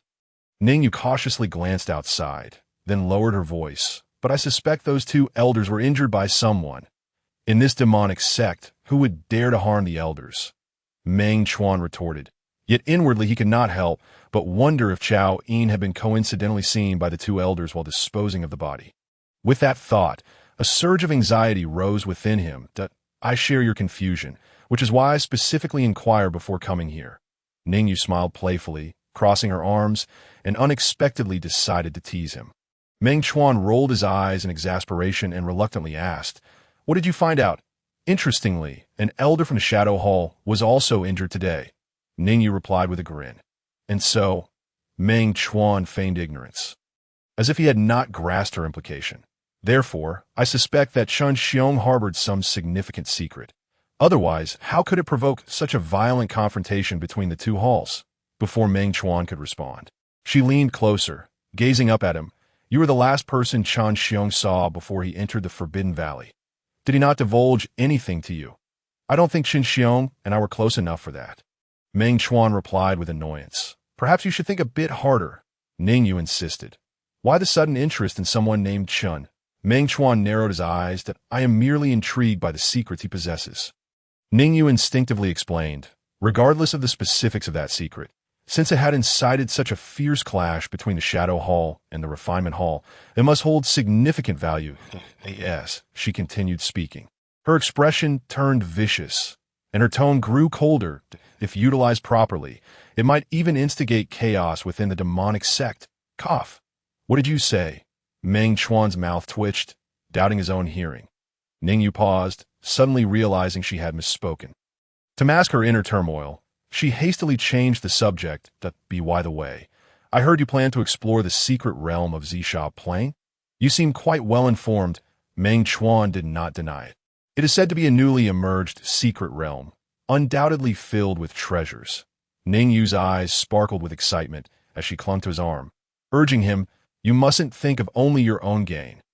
Wait a moment. Meng Chuan swiftly removed her hand and stepped back, yet Ningyu pressed closer again, wrapping her arms around his left arm in a playful manner. Little Chuan, please take me with you. Pouting, she tilted her head back, begging with her large, pleading eyes. Meng Chuan felt goosebumps rise all over and quickly shook off her small hand. I heard the sect leader encourage his disciples to venture to Zisha Plain for training. Why not apply to join on your own? But it's too dangerous for a girl to go alone. I would be terrified. Ningyu feigned a timid demeanor. Moreover, everyone in the sect is aware of our relationship. If you heartlessly abandon me, do you not fear the gossip? Mentioning this only served to rile Meng Chuan further. Though he was angry, he recognized the truth in Ningyu's words. Of course, Meng Chuan was not concerned about the idle chatter of outsiders. His fear was that, due to his own reasons, Ningyu might incur the wrath of certain individuals. Lu Ming and Tuo Balan were both not to be trifled with, if they could secure even a few opportunities in the secret realm.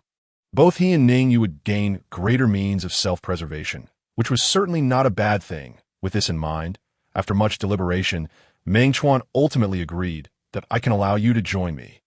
But on the journey, you must follow my lead. No problem, Ningyu readily agreed. All right, you return to prepare.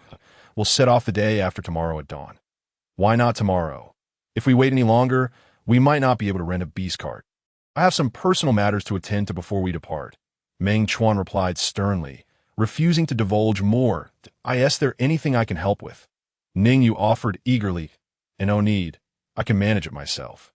In any case, you should head back. Meng Chuan pushed her out without hesitation. After securing the door and windows, he returned to his bedroom, sitting cross-legged on the bed, and immediately contacted the system that I'm ready. Let us begin. Chapter 57. Entering the Golden Core, would you like to invest 1,000 contribution points to simulate your realm? Yes. Meng Chuan exhibited not the slightest hesitation. As his words fell, the contribution points displayed on the system panel swiftly dwindled to zero. Simultaneously, a formidable surge of energy began to pour into him from the crown of his head. The spiritual energy surged forth like a river breaching its dam, rampaging through his meridians. An unprecedented stinging sensation coursed through his limbs and bones as the energy flooded in. Involuntarily, Meng Chuan contorted his face, and veins quietly surfaced on his forehead and arms. The feeling was markedly different from previous breakthroughs, instilling in him a sense of confusion and even a profound fear. The Foundation Establishment Pill, remembering the elixir he had reserved for this moment. Meng Chuan struggled to open the system's storage panel. Locating the vial containing the Foundation Establishment Pill, he unhesitatingly uncorked it and poured the pill into his mouth. The pill melted instantly upon contact, and, as its effects began to take hold, the intense sting within Meng Chuan's body noticeably eased, and a series of cracking sounds began to resonate in his ears. The spiritual energy coiling within his dantian continued to condense, gradually forming a shimmering golden orb. Initially warm like the morning sun, the golden core soon radiated with the fierce brilliance of a summer noon. It was complete, swallowing hard. Meng Chuan withdrew his energy. He turned to the square table within the room and casually tapped it with his finger. Pure spiritual energy erupted forth, creating a gaping hole the size of a bowl in an instant. Had this been in the past, such a strike would have merely caused the table to wobble twice. At this moment, he felt a tremendous transformation within his own spiritual energy compared to before. Not only had it become denser and purer, but it also appeared sharper. Feeling exhilarated, he turned and exited, commencing his practice of the Xuanlong palm in the courtyard, in the absence of the shadow sword. This palm technique had become one of his few reliable skills, necessitating rapid mastery. However, despite his considerable comprehension, he could not perfect the Xuanlong palm in the mere span of 2 days, after taking a shower and packing some essentials. Meng Chuan called upon Ningyu, and together they made their way to the beast-taming garden. This establishment provided bicycles for guests needing to travel far, available for rent at a modest fee. It is worth mentioning that if a rented bicycle was not returned on time, a tripling of the rental fee would be enforced. Consequently, those with even a modicum of wealth prefer to purchase rather than risk renting. Yet for newcomers like Meng Chuan and Ningyu, amassing the funds to buy a bicycle was utterly impossible. Even after pooling their resources, they still fell significantly short of the rental fee. If one lacked sufficient funds, they could also use elixirs or spiritual treasures as substitutes. The senior managing the beast carts at the beast-taming garden kindly reminded them, this moment, Meng Chuan instinctively reached to check the system's storage. Just then, a melodious female voice reached his ears that we are also in need of some silver. Meng shitty. If you do not mind, we could share a rental. Turning towards the sound, he beheld a tall, slender young woman clad in a red dress, her visage strikingly beautiful, gazing at him with a smile. Behind her stood a petite girl in a blue dress, her appearance sweet and charming, as they were unfamiliar with one another. Meng Chuan hesitated. Ningyu touched her storage bag and discreetly tugged at him. I have nothing to offer as a substitute. Perhaps we should agree to their proposal. Noticing his continued hesitation, Ningyu added, we might gather some intelligence regarding the secret realm from them. After all, having not seen these two women on the disciple ranking list, Ningyu surmised they must have been inner disciples for a longer period and consequently had broader connections. Perhaps to alleviate Meng Chuan's wariness, the woman in the red dress deliberately produced her identity token. Though you may not recognize me, in the forging hall, your name is already well known to us. So they were all seniors from the forging hall. Meng Chuan's expression shifted to one of realization as he clasped his hands in greeting. Having gained Elder Tao's favor, your future in the forging hall is undoubtedly bright. The woman in red returned the gesture. We sisters have long wished to make your acquaintance. Having finally obtained the opportunity, we certainly cannot let it slip by. Amidst her flattery, there was a playful undertone. You flatter me. Meng Chuan humbly waved his hand. Given the extent of her overtures, further refusal seemed ungracious. After weighing his options, Meng Chuan ultimately acquiesced to the proposal of co-renting. After settling the payment, he took the reins of the beast cart, transporting the three women as they departed the mountain gate. Though the swift wind wolf pulling the cart was swift, reaching the Zisha plain would require at least 20 days. Along the journey, the four shared meals and lodgings, growing increasingly familiar with one another. Over time, Meng Chuan learned the names of the two sisters. The woman in red was named Chu Hongying, while the one in blue was called Mu Ping'er. In terms of cultivation, Mu Ping'er was still at the peak of foundation establishment, while Chu Hongying had already reached the early golden core stage. After 5 days of travel, that evening, a small town finally appeared before them. Observing the curling smoke rising from the town, the three women exclaimed in excitement. After several days of cold flatbreads, we can finally enjoy a hot meal. There must be an inn in the town. If I don't get proper baths soon, I'll surely stink. I can already smell the aroma of roasted duck. Meng Chuan, what are you dawdling for? Hearing this, Meng Chuan rolled his eyes in irritation and retorted, if you're so eager, why not sprout wings and fly in? Despite his words, he still cracked the whip against the rear of the swift wind wolf. With a snort, the wolf's speed promptly increased. In less than 10 minutes, the beast cart rolled into the town. The townsfolk were unperturbed by the sudden appearance of the magical beast, continuing with their affairs as if nothing were amiss. Meng Chuan was taken aback by their calmness until he spotted the cluster of beast carts parked at the town's edge. Clearly, many cultivators had passed through here. As his words fell, Ningyu and the other two had already jumped from the cart. heading straight for the only inn in the town. With a flicker of his eyelids, Meng Chuan sighed inwardly and proceeded to secure the beast cart. Turning towards the inn, he expected a lavish spread of food and drink awaiting him, only to be met with a significant predicament. The moment he stepped through the door, a loud crash echoed. Seated at the window, Ning Yu and the others watched as a burly young man flipped their dining table with a single motion. The dishes and cups were instantly shattered, and the other patrons in the hall were rendered speechless in fear. Chapter 58. Silver-plated spearhead Meng Chuan stood at the entrance of the inn, witnessing the table's upheaval in its entirety. The burly young man, seemingly unsatisfied, kicked a nearby empty stool with brute force, producing another loud thud. The stool collided with the wall, shattering upon impact. I never invite people to drink lightly. If you treat me with such disrespect, I will be quite angered. He retracted his right foot and scanned the faces of Ning Yu and the others with a menacing glare. So what if you're angry? Chu Hongying coldly raised her head, disdainfully curling her lip, that I'm speaking to you politely. Don't mistake my good temper for weakness. As he spoke, the burly young man reached behind him, seizing a wine jug from a nearby table and hoisting it above Chu Hongying's head. The diners at that table did not intervene. Instead, they grinned, seemingly eager for the spectacle. Even the men at that table began to jeer. Wang Shidi, why does your influence seem ineffective? This method of toasting is quite unique. I wonder how it will turn out. Downing that jug will surely get you drunk. As the atmosphere reached a fever pitch, the burly young man tilted the jug. Chu Hongying's eyelids twitched. She swiftly raised her hand, slapping the jug from his grasp. The jug traced an ungraceful arc, landing squarely before the rowdy group, with a crash. The jug shattered on the table, simultaneously demolishing a porcelain bowl of soup. Wine and broth splattered, quickly spreading across the table's surface. Caught off guard, the diners at that table found their fine garments stained with a constellation of greasy spots.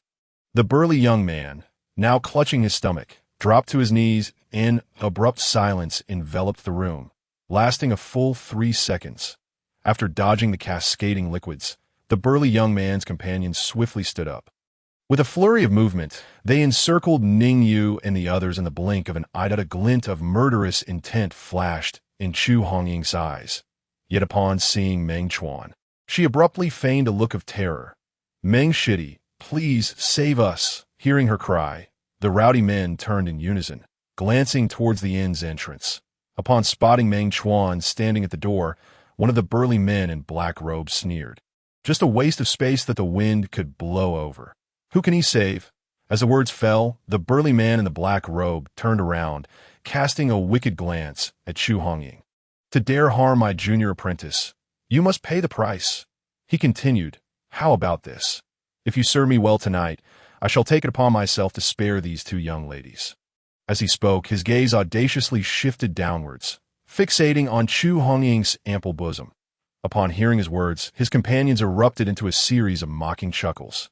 Chu Hongying's complexion darkened instantly, her fists clenched tightly, producing a series of cracking sounds. Despite this, she refrained from lashing out, instead maintaining a distant gaze on Meng Chuan. In that moment, she portrayed the fragility and helplessness of a woman with striking clarity through her eyes. Not only her, but even Mu Pinger and Ning Yu looked pitifully from the entrance of the inn. Were these women attempting to test my true abilities? The thought crossed Meng Chuan's mind, causing his raised foot to freeze mid-air. Observing his prolonged silence, the onlookers in the hall could not help but voice their disdain. Is he even a man? The longer I look, the more he resembles a turtle retreating into its shell. Thus, one must be careful when choosing a protector for a flower. One should avoid selecting a mere FAD. It seems that the audience possesses little in the way of decorum. Faced with various insults and ridicule, Meng Chuan found it impossible to remain indifferent. What are you all chattering about? If anything gets broken, will you compensate for it? His gaze swept across the room, ultimately settling on the burly man in black. Or is it you who will pay for it? The burly man burst into a raucous laugh, as if he had heard the grandest of jokes. You needn't worry about compensation, for I shall offer up your precious life to the innkeeper. With that, he stepped forward, swiftly moving away from Chu Hongying. That a gust of wind followed as the burly man lunged toward Meng Chuan at the entrance. Seemingly seeking to display his strength, he unleashed two solid phantoms of spiritual energy with his fists. Each phantom was larger than Meng Chuan's head, yet only one was aimed at Meng Chuan, the other crashing into the wall first. With a resounding crash, a 1-meter square hole was blasted into the wall. Amidst the flying wood chips, the burly man grinned. Now is the time to kneel and beg for mercy. It's not too late. The spectators collectively gasped, their eyes filled with sympathy for Meng Chuan. If you were to be struck, surely not a single organ would remain intact. Your life is at stake. Perhaps you should consider yielding to in response. Meng Chuan scoffed coldly. To submit to someone beneath me? How absurd! Though his cultivation was not high, the burly man's arrogance was unrestrained. He forcefully struck with his fists again, and in an instant, the fist aimed at Meng Chuan expanded even further. Observing this, Ning Yu's eyes widened with alarm, worry creeping onto her face. Yet Meng Chuan did not even flinch. Instead, he shaped his palm like a knife, slicing through the air. The moment his palm strike emerged, the approaching fist phantom was cleaved in two. With a flick of his sleeve, Meng Chuan dispersed the remaining phantom before him. The gust of wind from his sleeve fiercely struck the burly man's face, causing him to involuntarily take a step back. However, Meng Chuan did not pursue him immediately. Instead, he leisurely crossed his arms. Coldly observing the sudden pallor of the man's face, he spoke in a chilling tone. You have two choices. Either sincerely apologize to my 3 sisters and compensate the innkeeper for his losses before leaving, or I shall end you with a single slap. The burly man remained silent, but his companions could no longer contain themselves. Do you even know who you are dealing with? If you were to boast, at least measure your own worth first. Initially, Meng Chuan had no intention of acting immediately, but upon hearing their words, he swiftly employed the agile technique of the spirit serpent. Realizing the danger, the burly man exerted strength in his legs, attempting to distance himself from Meng Chuan. However, just as he prepared to launch himself, a sudden blur crossed his vision. Following that, a resounding slap landed on his face. Covering his cheek, he gazed at the figure standing before him. The burly man was filled with a chilling realization. The gap between them was far greater than he had imagined. He had provoked the wrong opponent from the very beginning, yet to realize his folly now was clearly too late. Chapter 59, Beware of Eavesdroppers. The sound of the slap not only left the burly man dazed, but also stunned his companions. Even the other patrons in the inn could not help but widen their eyes in disbelief. Some who recognized the burly man were left agape, astonished that a disciple of the leader of Chonglu's sect had been publicly slapped. Who would dare to believe such a thing? What background does this young man have to act so boldly, unafraid of retribution from Chonglu's sect? Originally, they had intended to rest peacefully here tonight, but now they could only continue their journey.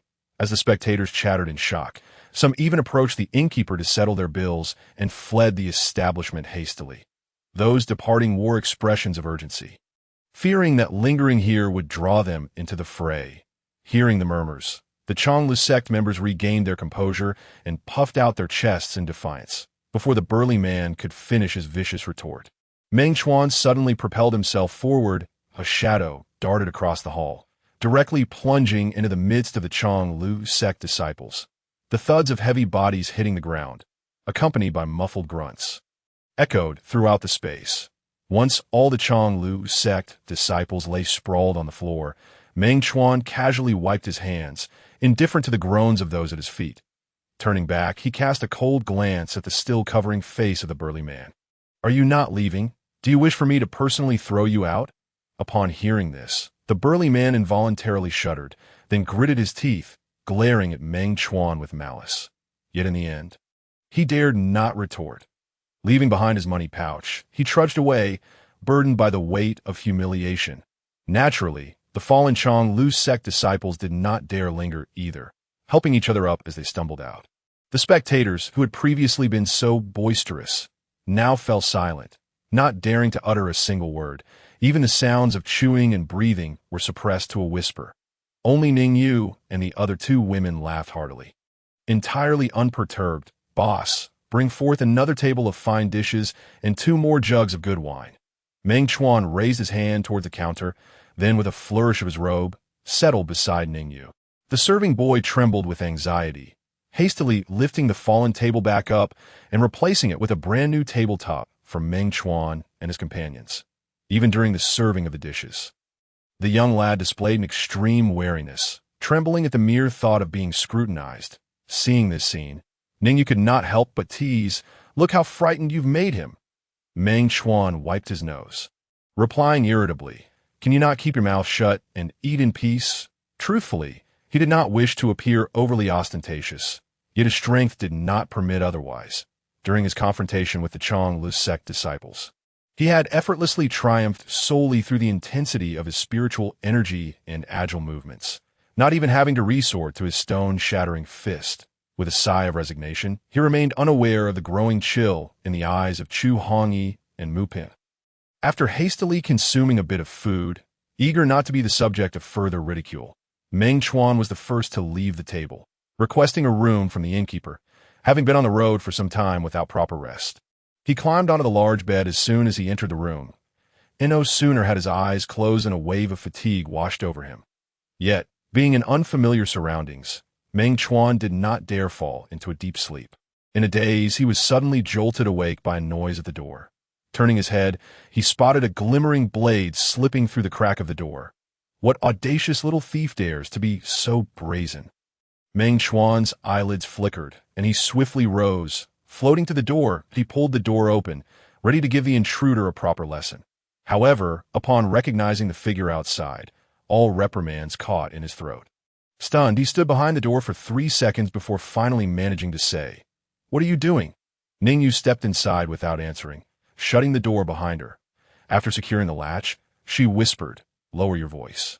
Be cautious, for the walls have ears." Meng Chuan was perplexed by her caution, furrowing his brow in annoyance. "Why are you not in your own room? Why come to barge in on mine? This is my room." After all, Ningyu approached the bedside, naturally running her hand over the surface of the bed. Meng Chuan thought he had misheard and instinctively rubbed his ears. "What did you say?" Ningyu, however, did not respond. Instead, skillfully slipping off her shoes and reclining on the bed, "You'll have to make do tonight." After covering herself with a blanket, she pointed towards the table in the room. Meng Chuan's eyelids twitched as he suddenly recalled the time spent sleeping on the floor in the herb garden. Yet now, he was no longer the novice cultivator he once was, nor the powerless individual who could be easily manipulated. In the next moment, he swiftly removed his outer garment, yawning as he leaned against the edge of the bed. "What do you intend to do?" Ningyu suddenly panicked, tightly clutching the quilt and stammering her inquiry. "I paid for this room to ensure my own rest," Meng Chuan retorted, glancing at the darkening sky before adding, "At this hour, it's time for sleep." With that, he flung himself onto the bed, casually snatching the quilt from Ningyu's grasp. Ningyu instantly sat up, glaring at him with gritted teeth. "I'm a girl. Can't you show me a little consideration?" she protested. Would a normal girl break into someone else's room with a knife? Would she disregard others' wishes and force her way into their space? Would she brazenly seize another's belongings without a word? "You are no girl. You are a thief." Meng Chuan shot back without reservation. "Did you think I wanted to come here? I only did it to prevent Zhu Hongyi and Mu Ping'er from becoming suspicious." Ningyu pouted, deliberately adopting a woeful expression. Yet Meng Chuan was unimpressed, rolling over to ignore her. For him, whether or not Ningyu, as a false partner, was by his side made little difference. However, for Ningyu, a stunning beauty, securing a reliable shield was of paramount importance to lead a peaceful life in the Demon Sect. Thus, despite her dissatisfaction, she did not leave his room. Hesitating, she climbed out of bed, reluctantly slipped back into her shoes, and ambled to the table. Without lighting a candle, Ningyu sat on the stool, leaning against the wall, murmuring softly, "How could a grown man be so petty?" With that, she pouted in irritation towards Meng Chuan, crossing her arms and closing her eyes. Perhaps the fatigue from their journey weighed heavily on her, for it wasn't long before she succumbed to sleep. Unbeknownst to them, not only Meng Chuan's room but the entire town fell silent. The howling evening wind drowned out the rhythmic breaths of the townsfolk and even the barks of dogs. Yet it could not silence the fierce flames that shot skyward. Chapter 60. Just another one thick smoke rolled in, startling Meng Chuan awake, but he leaped from the bed, flinging open the wooden window, initially intending to breathe in some fresh air. He was instead met with the onslaught of flames climbing up from below. Rubbing his still drowsy eyes, he looked outside to find the entire town engulfed in a sea of fire. What on earth happened? His gaze darted to Ningyu, still sprawled on the table, and he rushed over, still asleep. "Get up, quickly!"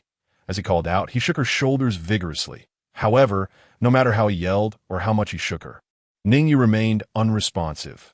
Panic surged within him. He could not afford to waste another moment. He scooped Ningyu into his arms, bypassing the door and leaping through the window just as the flames threatened to consume the entire room. Fortunately, the fire had yet to spread to the main road of the town, allowing him to escape the fiery inferno. Once he was sure he had distanced himself from the flames, Meng Chuan gently placed Ningyu on the ground. "Hey, don't scare me like that. Wake up." He began patting her face anxiously, unable to hide the worry etched on his It was only upon confirming that Ningyu still breathed that he let out a quiet sigh of relief. After a prolonged silence without any other townsfolk emerging, Meng Chuan instinctively glanced back toward the town. Something was amiss. It was impossible for all the hundreds of people in the town to be asleep. As this thought crossed his mind, an ominous premonition surged within him. Opening the system's inventory interface, he searched for a vial of antidote but found none. Reluctantly, he spent 500 spirit points to exchange for one. With the antidote in hand, he wasted no time, prying open Ningyu's mouth and inserting the pill. After completing this task, Meng Chuan's gaze returned to the inferno, his expression torn with conflict. He was not foolish. He could not believe that this devastating fire was merely an accident. Though he did not know who was behind it, he could not rule out the possibility that the arsonist was lurking nearby. Thus, he could not abandon Ningyu to rush back into the town to save others. For the first time in his 2 lives, Meng Chuan felt the true agony of conscience, clenching his fists tightly. He paced restlessly, his nails dug into his palms, yet at that moment, he felt no pain. After 6 or 7 minutes, a soft groan finally escaped Ningyu's lips, and she stirred awake, upon seeing the towering flames. Her once dazed world instantly regained clarity. What has happened? How do you feel?" Meng Chuan reached out to help her sit up. Hearing his question, Ningyu quickly checked herself over, aside from a slight dizziness. She appeared largely unscathed. That's a relief. Meng Chuan exhaled deeply. Turning to her, "You rest here. I need to return to the town." However, Ningyu had no intention of staying behind. She stepped forward resolutely, declaring, "I'm going with you," without waiting for Meng Chuan's response. She swiftly moved ahead of him, her demeanor suggesting she was even more anxious than he was. Yet, they had scarcely taken a few steps when her eyes suddenly lit up. For amidst the previously empty town, 2 familiar figures appeared, supporting each other. "Wonderful! Zhu Shiji and the others are safe," Ningyu exclaimed, unable to conceal her joy upon seeing familiar faces, perhaps hearing her voice. Zhu Hongying and her companion lifted their heads with great effort, waving weakly in their direction. Seeing this, Ningyu instinctively quickened her pace, but Meng Chuan, trailing behind her, suddenly changed his expression, without a word. He swiftly employed his agile movement technique, darting in front of Ningyu. "Be careful," he warned, pulling her into his embrace just as he spun away, retreating swiftly. His reaction had been quick, yet 2 flying poison needles still grazed his right arm.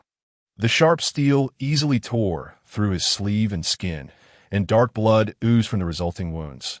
Ningyu's gaze fixated on the injuries, her eyes widening. "That you've been poisoned." Concern flooded her features, turning her face pale.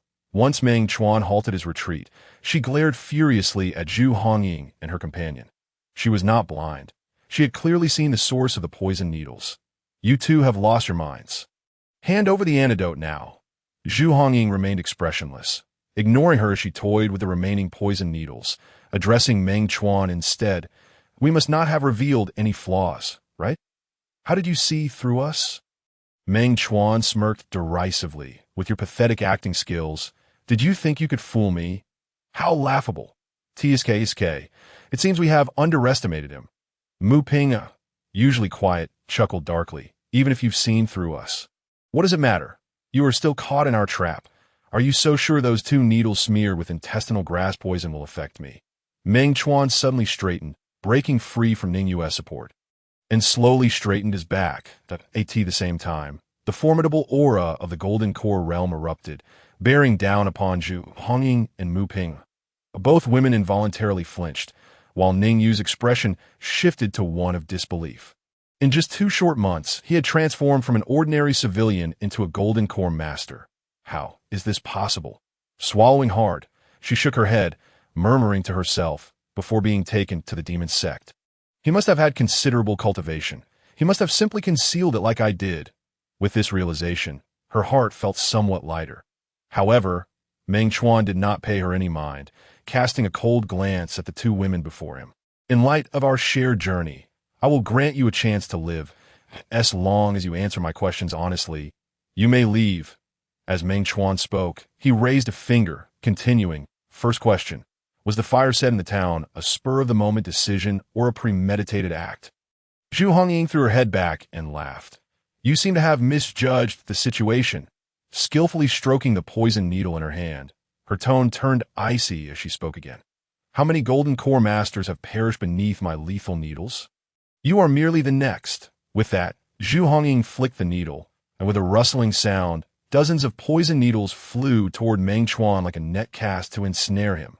Chapter 61. The puppet master Meng Chuan stood his ground, unwavering, as he extended his right hand to sweep through the air. With the incantation of a Yu character, an invisible shield of spiritual energy materialized in the sky. The deadly needles propelled towards him, struck the ethereal shield, unable to breach its defenses even by a hair's breadth. With an impassive expression, Meng Chuan swung his arm vigorously. The grand shield of energy dissipated in an instant, scattering the needles that had been lodged within it across the ground. With his hands clasped behind his back, he stepped over the needles, casting a derisive glance at Zhu Hongying. It seems you will not answer my questions honestly. With a regretful sigh, Meng Chuan slowly turned to Ning Yu and said, That wretched woman with the surname Mu, I leave her to you, alive or dead. Ning Yu inquired earnestly. It matters not. Meng Chuan feigned contemplation. Both Zhu Hongying and Mu Ping'er wore expressions of deepening darkness, their eyes brimming with murderous intent. What audacity! Unfortunately, it is you who will perish here today. With a fierce shout, Mu Ping'er drew a soft sword from her waist and charged forward. Ning Yu, naturally unwilling to stand idly by, summoned 2 curved blades, meeting the oncoming assault with fervor. As the metallic clang of their weapons echoed, the 2 women became entangled in combat. Confirming that Ning Yu was holding her own, Meng Chuan turned his attention back to Zhu Hongying. Let us begin. With that declaration, he unleashed the agile technique of the spirit serpent. Seeing him approach, Zhu Hongying deftly retreated, her nimble feet carrying her away with grace. Simultaneously, she flicked her fingers, launching a barrage of poison needles. Yet, without the burden of Ning Yu, Meng Chuan's movements became markedly more fluid than before. Although he was unable to close the gap between himself and his opponent, he had not been struck by the needles again. As time passed, it was Zhu Hongying who began to panic. She was acutely aware of the limited supply of poison needles at her disposal. If she could not inflict substantial harm on her adversary before exhausting her ammunition, she would inevitably find herself in a precarious position. What kind of movement technique is this scoundrel practicing? It's more slippery than an eel. Frustrated, Zhu Hongying muttered to herself, wondering why the poison from the Chuan grass had yet to take effect. Clearly, she was unaware that Meng Chuan had mastered a terrestrial-level technique and, more importantly, that he was immune to all poisons. As the last 2 poison needles were pinched between her fingers, Zhu Hongying dared not launch them recklessly. Glancing at Mu Ping'er, who was still locked in battle with Ning Yu, her expression shifted suddenly. Without a word, she pivoted and fled into the thicket beyond the road. Halt! Meng Chuan would not allow her to escape so easily. However, after pursuing only a few steps, he turned back, charging into the fray where Ning Yu and Mu Ping'er were locked in combat. Prior to this, Mu Ping'er had been startled by a shout and caught sight of Zhu Hongying's retreating figure. Now, as she glanced back at Meng Chuan's advancing silhouette, her composure faltered. Seizing the opportunity, Ning Yu struck with 2 swift blows, slicing beneath Mu Ping'er's arm and into her side. Reeling from the pain, Mu Ping'er attempted to retaliate, but her reaction with a slight pause. She forced a bitter smile and continued, It is not merely a matter of opposing stances. in the struggle for numerous resources. Chang Lumin has consistently been the most formidable rival of the Demon Sect. Over the past 3 centuries, the Demon Sect's artifact refining hall has lost 3 spirit mind veins to Chang Lumin. Because of this, the hatred the artifact refining hall harbors for Chang Lumin is far greater than that of any other faction within the Demon Sect. Is the purpose of the massacre to frame Chang Lumin? Meng Chuan, at least, was not entirely foolish. Indeed, Mu Pinger nodded. The burly man in the black robe whom you dealt with decisively is the closed-door disciple of Chang Lumin's sect leader. If we can cultivate the narrative that he was responsible for the arson and massacre, it will be exceedingly difficult for Chang Lumin to extricate themselves from the situation.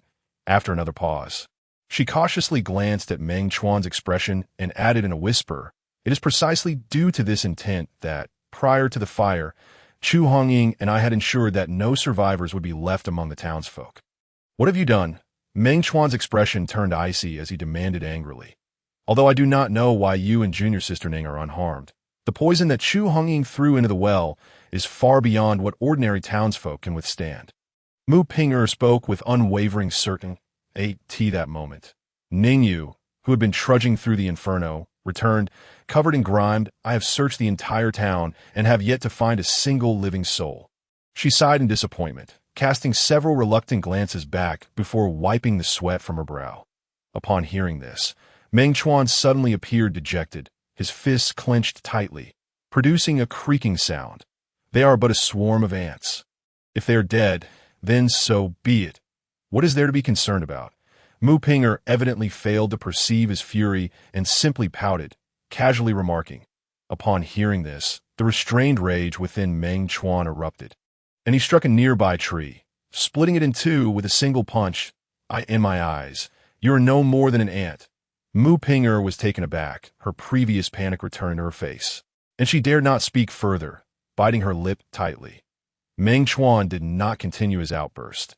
Instead, he regained his composure and posed one final question. Given that the enmity between the Demon Sect and Chang Lumin has endured for ages, why has the artifact refining hall chosen this particular moment to orchestrate such a scheme? In response, Mu Pinger shook her head. "I, too, am not entirely certain that so. You are saying that keeping you alive serves no purpose?" Ning Yu stepped forward menacingly, glaring down at her. "I can't." Mu Pinger trembled all over and hastily replied, "You all must return to the artifact refining hall eventually. If I perish here, the sect leader will only heed Chu Hongying's one-sided account." Taking a deep breath, she added, "However, if you keep me alive, I can provide cover for you and even assist you in dealing with Chu Hongying and perhaps even the sect leader." "Humph." Ning Yu clearly did not trust her. "What if you turn around and sell us out?" Turning to Meng Chuan, she proposed, "In my view, it would be best to eliminate this potential threat entirely."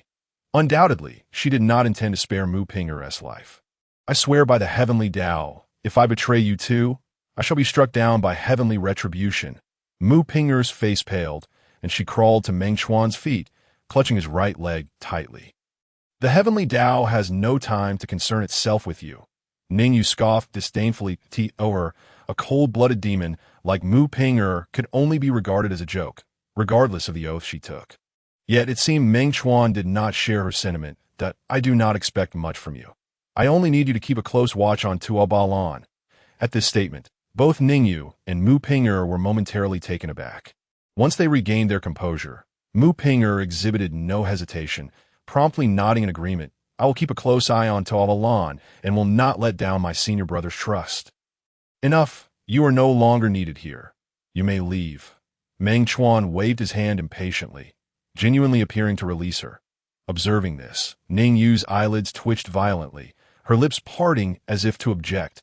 However, it was only after Mu Pinger hurriedly departed that she finally voiced her concerns. "You do not truly believe that woman's claims of wanting to help us, do you?" "Of course not," Meng Chuan replied calmly. "Then why did you let her go?" Ning Yu's tone carried a hint of reproach. "I simply believe that, rather than us searching for a needle in the ocean, perhaps that woman could locate the fleeing Chu Hongying more swiftly," Meng Chuan said with a smile. "Perhaps she could even deliver Chu Hongying right to us?" "Are you implying that those 2 women will attempt to strike at us again?" Ning Yu's expression shifted as realization dawned upon her. They would not dare return without completing their mission. Meng Chuan nodded. Before long, we shall meet her again. Chapter 63. You are not welcome here. After watching Mu Pinger depart, Meng Chuan and Ningyu did not linger in the town. Learning that the Great Fire was not solely ignited by their actions and that the townsfolk's deaths were not directly tied to them, Meng Chuan's conscience felt somewhat less burdened than before. However, the massacre had once again revealed the Demon Sect's brutality to him. What are you thinking? Ningyu lifted the carriage curtain and peered out. Noticing his dazed expression, and softly inquired that I am contemplating that this might be an opportunity. After all, joining the Demon Sect had not been his choice, so even if he were to flee, Meng Chuan felt no guilt. Ningyu's gaze flickered, seemingly grasping the deeper meaning in his words. No, she instinctively blurted out. Upon realizing her overly emotional response, she hurriedly explained as she faced Meng Chuan's suddenly cold stare. With your current strength, it is impossible for you to escape the pursuit of the Shadow Hall. If you are captured and taken back, what awaits you will be a fate worse than death. You can scarcely imagine how cruel the Demon Sect's methods are towards traitors. Fearing that Meng Chuan might not believe her, she vividly recounted several examples she had heard. After silently listening, a smirk played on Meng Chuan's lips, his tone laced with mockery. Are you truly worried about me? Or are you more concerned about that item you haven't yet retrieved from the Demon Sect? Can I not be worried? Ningyu did not shy away from his gaze at not worry. For now, I have no intention of leaving the Demon Sect. Meng Chuan averted his gaze, temporarily dismissing the thought of escaping the Demon Sect. Firstly, he had yet to reclaim the Shadow Sword from that group of fools at the artifact refining hall.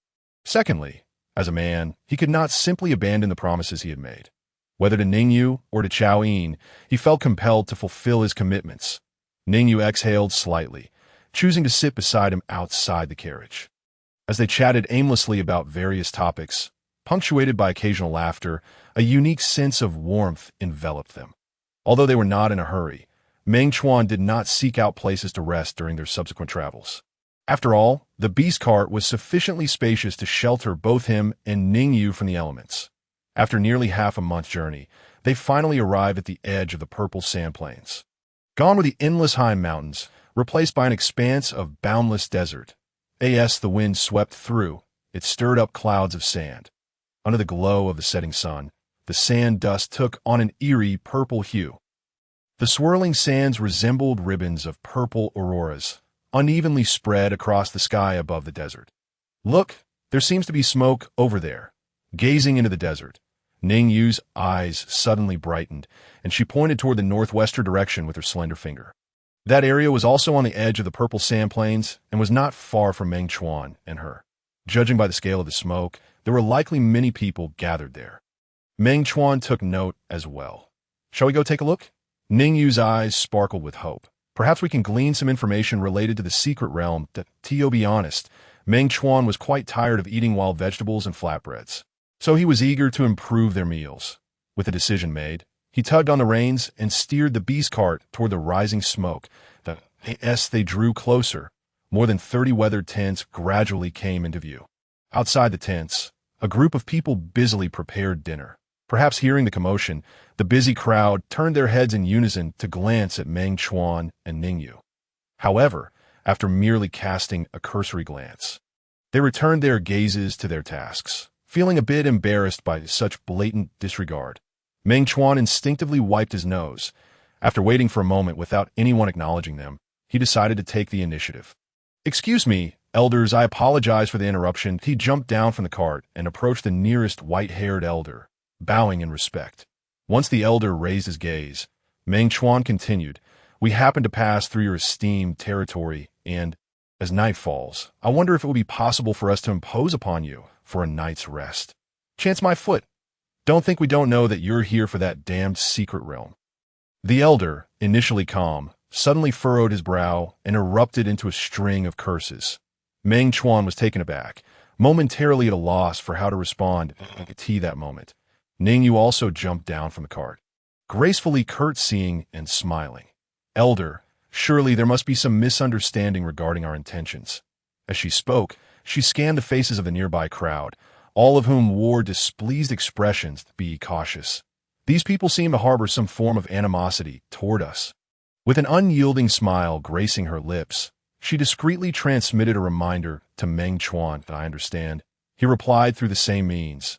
The old man had grown increasingly impatient, waving his hand dismissively, as if swatting away flies. Get lost, you're not welcome here. His words served as a signal. Others swiftly brandished their spatulas and hunting bows, encircling them. Observing this hostile formation, both Meng Chuan and Ningyu could not help but furrow their brows. Surely these ruffians do not believe us to be easy prey. Ningyu instinctively reached for her storage pouch, adopting a defensive stance. Meng Chuan placed a hand gently on her arm, shaking his head slightly. Noticing her expression soften, he turned back to the elder and bowed again. I apologize for the intrusion. Please quell your anger. We shall take our leave. With that, he deftly grasped Ning Yu's sleeve and turned the cart around. Even before the vehicle had completely turned, a few young men by the old man began to spit in contempt. Those scoundrels! Ning Yu's brows knitted in anger, seemingly on the verge of an outburst. Meng Chuan's expression darkened, though he managed to maintain his composure. What are you quarreling about with a bunch of people who lack any cultivation? He firmly pushed Ningyu back into the cart. Forcing a smile, it's getting late. Let's find a place nearby to rest. Must we live so close to them? I'm afraid I might be unable to resist teaching them a lesson in the middle of the night. Where does all that rage come from? Meng Chuan retorted, somewhat exasperated. They're merely spitting at us. Ningyu clearly remained irate. But it didn't land on us. Meng Chuan shrugged indifferently. Since when did you become so easygoing? Ningyu frowned. What do you mean by that? Have I ever been ill-tempered? Meng Chuan puffed out his chest, a hint of pride evident on his face. While the two conversed, the inhabitants of the tent camp were not idle. Look at those two's flimsy attire. They must know nothing about this purple sand plain. The group was now fully alert, speculating that by midnight, those interlopers might attempt to steal their belongings. Damn those cultivators. Damn those celestial beings. In the end, they're merely a pack of bandits, and we are not afraid of them. Under the leader's direction, the camp's inhabitants skillfully set up a defensive line. Chapter 64. A frigid night's turmoil. Meng Chuan had not driven far when he witnessed the camp's sudden fortifications. His eyelids twitched, and his lips moved silently for a moment, but he ultimately refrained from voicing any complaints. After securing the cart, he pulled out 2 cold pancakes, handing one to Ningyu while stuffing the other into his mouth. After a meager attempt to quell his hunger, Meng Chuan, as always, returned to the cart. He and Ningyu lay side by side on the long bench inside, closing their eyes to rest as the night breeze swept away the day's lingering heat. Only the chill remained in the sandy terrain that in their dreams. Both Meng Chuan and Ningyu instinctively curled up, gradually inching closer to one another. It was only when they felt each other's warmth that the pallor of their frostbitten faces began to ease. Tick-tock, tick-tock. As the night deepened, dew began to trickle down the sides of the beast cart. Occasionally, gusts of wind would stir up sand, striking the cart's exterior. Yet overall, the night remained tranquil, until a sudden, piercing scream shattered the serenity. Inside the cart, Ningyu jolted awake, trembling at the horrifying sound. Instinctively, she glanced towards the door, but unlike before, she could not see it. All she saw were frantic eyes staring back at her, momentarily stunned. It was only upon sensing the large hand wrapped around her waist that she snapped back to reality. A flush of crimson swiftly climbed to her cheeks, and a similar fluster clouded her eyes. Taking a deep breath to calm her inexplicably racing heart, she muttered, "How much longer are you going to hold me?" At her words, Meng Chuan, whose hand had been frozen in place, finally regained his senses and quickly withdrew his hand from her waist. His lips stammered as he seemed to seek an explanation. Ningyu, however, simply pursed her lips, casting him a bashful glance that "You're not being blamed, so why are you flustered?" After speaking, she hastily leapt to her feet and flung open the door curtain. Meng Chuan, face flushed with embarrassment, suppressed the urge to explain further and joined her at the entrance. What he beheld left him utterly stunned. Good heavens, are they truly robbing us? At that moment, the nearby tent camp had descended into chaos. It was evident that 2 factions were engaged in a fierce melee, though it was impossible to discern which side held the advantage. The only clear sight was the blood splattering under the moonlight and the figures collapsing in agony. Amidst the cacophony of despair, animalistic howls could also be heard. The pungent stench of blood, carried by the wind, assaulted Meng Chuan's nostrils. Without a moment's hesitation, he leaped off the cart, just as he intended to call out to Ningyu. He saw her draw her curved blade and follow him out. The words he had prepared died on his lips. Without wasting any breath, he swiftly darted into the fray. Ironically, the old man who had driven him away earlier was now being pinned to the ground by one of the bandits. The elder struggled to BR Chapter 65. You shall not abandon me, Ningyu suddenly intervened, taking it upon herself to reject the Xie clan's goodwill on behalf of Meng Chuan, leaving everyone in the clan momentarily stunned. However, upon seeing her closely pressed against Meng Chuan's arm, it seemed that the others began to comprehend the situation.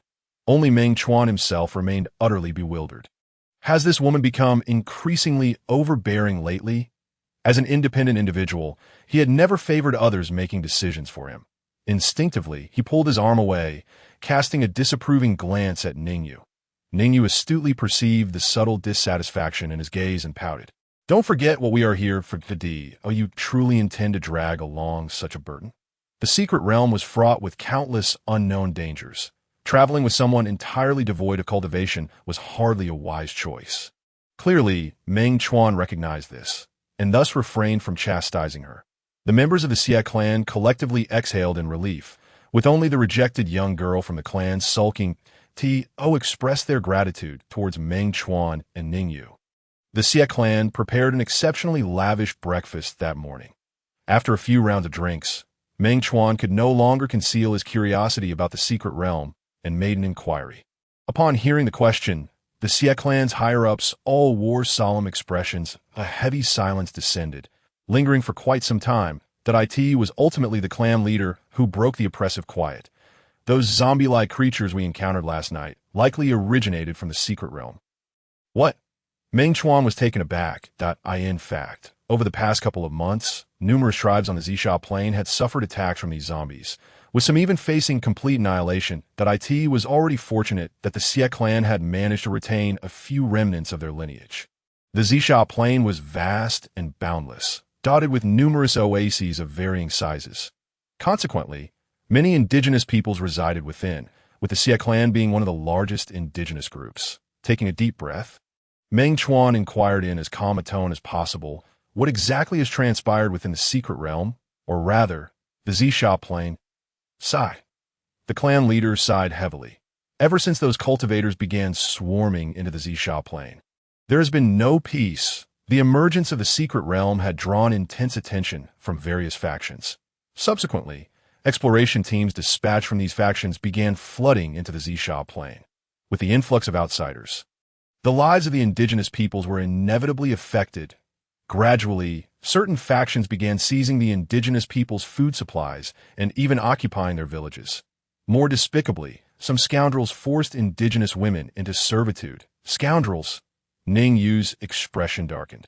Unable to contain her outrage as she cursed through gritted teeth, Meng Chuan's countenance also darkened, feeling a surge of sympathy for the indigenous tribes that had endured such fates that we wish to resist. But we are simply no match for those ruffians. The clan leader's voice trailed off as he bowed his head, his hands clenched in a fist. If we cannot provoke them, then we can only hide. To preserve what little dignity remains, the indigenous tribes have had to abandon the lands they have inhabited for generations. But just then, the zombies emerged, rampaging across the Xisha plain and ruthlessly slaughtering the indigenous tribes.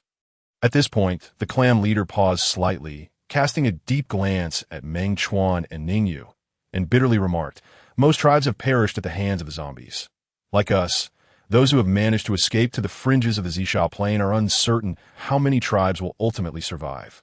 Meng Chuan could deeply empathize with the clan leader's sorrow, hesitating for a moment before softly asking, "How do you know those zombies came from the secret realm?" "Of course, we do not know. It is the scoundrels who escaped from the secret realm that told us." "Escaped?" Meng Chuan's eyes flickered. "Yes," the clan leader nodded. "It is said that a certain anomaly occurred within the secret realm, and many who ventured in for exploration met with calamity."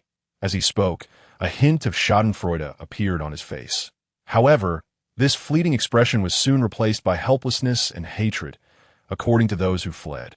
The zombies emerged from the secret realm after the anomaly. At that moment, a series of dull sounds echoed as the clan leader clenched his fists. Hearing this, Meng Chuan and Ning Yu exchanged wry smiles. They seemed to finally grasp why the Xia clan harbored such animosity towards the cultivators who came here. Suppressing a sigh, Meng Chuan composed himself and continued. What about now? How is the situation within the secret realm?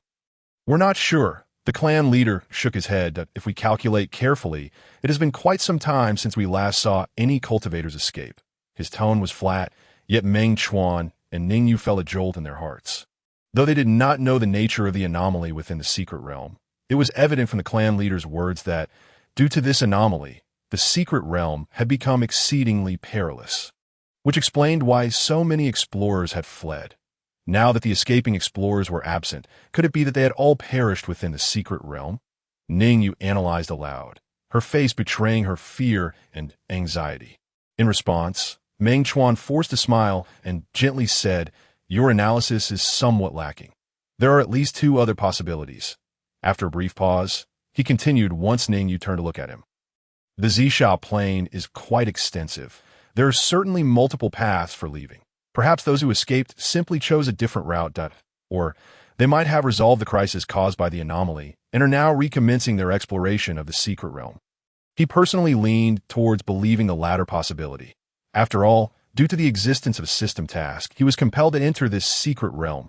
Of course, he had no intention of dragging Ning Yu along with him. Your concerns are valid. How about this? I will go in first to scout the situation. You shall not abandon me.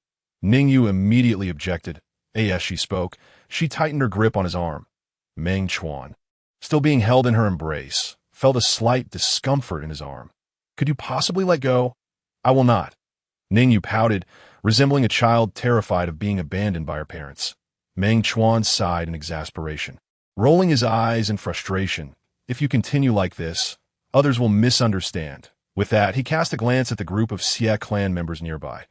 Observing their playful banter, the Xia clan's elders and children all wore amused expressions. Ning Yu, however, seemed utterly unfazed, even leaning her head against Meng Chuan's arm. Regardless, wherever you go, I shall follow, be it the secret realm or elsewhere. You shall not leave me behind. Coughing lightly, Meng Chuan rubbed his neck. Had it not been for the knowledge that this woman had ulterior motives, he feared he might have misunderstood her intentions. Very well. If you wish to accompany me, then so be it. Abandoning his attempts to dissuade her, Meng Chuan raised his wine bowl and took a hearty gulp. Chapter 66. Trouble approaches after spending the night in the Xia clan's camp. Dawn broke once more, and Meng Chuan, accompanied by Ning Yu, continued their journey. Fortunately, the swift-winged wolf's pace had not diminished significantly in the desert. Thus, in just 5 days, they traversed the distance that had taken the Xia clan members half a month to cover. Suddenly, a serene and tranquil lake appeared before them. The swift-winged wolf quickened its pace, dashing to the lake's edge to drink eagerly. Seizing the moment, Meng Chuan took the opportunity to survey the surrounding oasis where the lake was situated. The most eye-catching feature was undoubtedly the town built beside the lake. It was the ancestral home that the Xia clan had painstakingly crafted over generations. However, at present, that home lay desolate, with even some of the structures in ruins. Through the bloodstains and sword marks left behind in the town, one could easily imagine the brutal chaos that had transpired here not long ago. Even in the roadside grass, decaying human limbs could still be seen. The lingering stench of blood in the air mingled with a nauseating odor, causing both Meng Chuan and Ning Yu considerable discomfort. After thoroughly searching the town twice and confirming that no living souls remained, nor any zombies lurking about, Meng Chuan quietly sighed in relief that let's find a clean house to settle in. Once we've rested sufficiently, we will proceed to the Gale Gorge, according to the intelligence provided by the Xia clan. The entrance to the secret realm should be near the Gale Gorge on the western side of the town. However, as the entire gorge had been sealed off by cultivators, the Xia clan was unaware of the exact location of the secret realm's entrance within the gorge. Out of caution, Meng Chuan decided to adjust his state before embarking on the exploration. The recent days of travel through the desert had been considerably more exhausting than their journey to the Zixia plain. Just when they found a somewhat cleaner house, Ningyu threw herself onto the bed. Curled up like a cat, Meng Chuan retrieved a blanket and gently draped it over her. Having completed these tasks, Meng Chuan sat down against the door, arms crossed. I need to rest for a bit.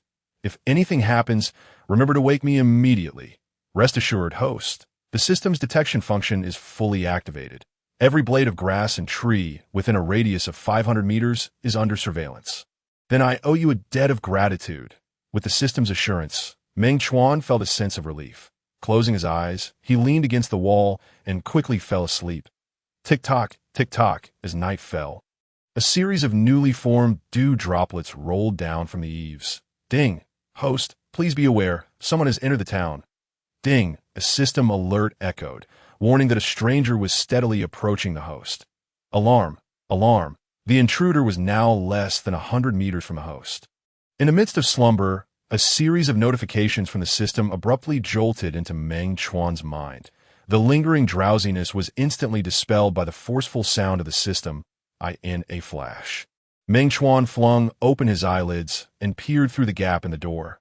Under the moonlight, a dark figure was drawing nearer to the building, with vision far surpassing that of an ordinary person. Meng Chuan was certain that it was a man in his 30s. Although the newcomer appeared somewhat disheveled, he bore no visible wounds. As he walked, the man suddenly slowed his pace and cast a cold glare in this direction. Not good. He had been spotted. Meng Chuan's eyes sharpened, and he prepared to awaken Ningyu from the inner room. However, the stranger drew a large knife first and shouted, I was merely gone for one night. And yet you dare to take advantage of my absence. Leave my house at once before I unleash my wrath. The man's voice resonated with an intimidating pressure, awakening Ningyu from within. This guy was also a golden core cultivator.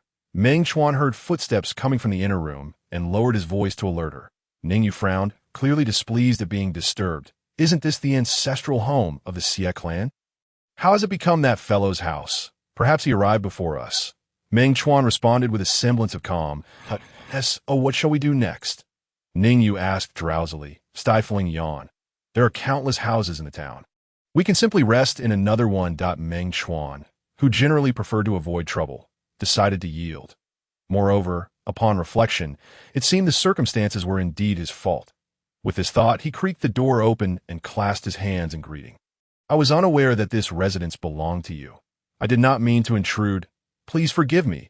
The stranger, however, ignored him and stood still, fixated on Ningyu's face. The inexplicably intense gaze made Ningyu feel quite uncomfortable, prompting her to step back behind Meng Chuan. Unaware of her subtle movement, Meng Chuan continued, Since you have returned, we shall take our leave. Upon finishing his words, Meng Chuan turned to Ningyu and signaled, Gather your things. We are leaving at once. There's nothing to pack. Let us just go. Ningyu responded with unexpected decisiveness. With that, she deftly stepped over the threshold without lingering a moment longer. Observing this, Meng Chuan wasted no time and promptly followed suit.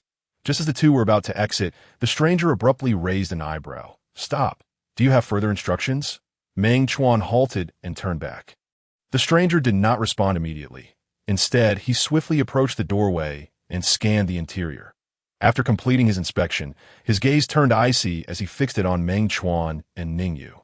Not only did you trespass into my home, but you also dared to steal my dust-repelling pearl. Who gave you the audacity? What dust-repelling pearl? Meng Chuan furrowed his brow. Stop pretending.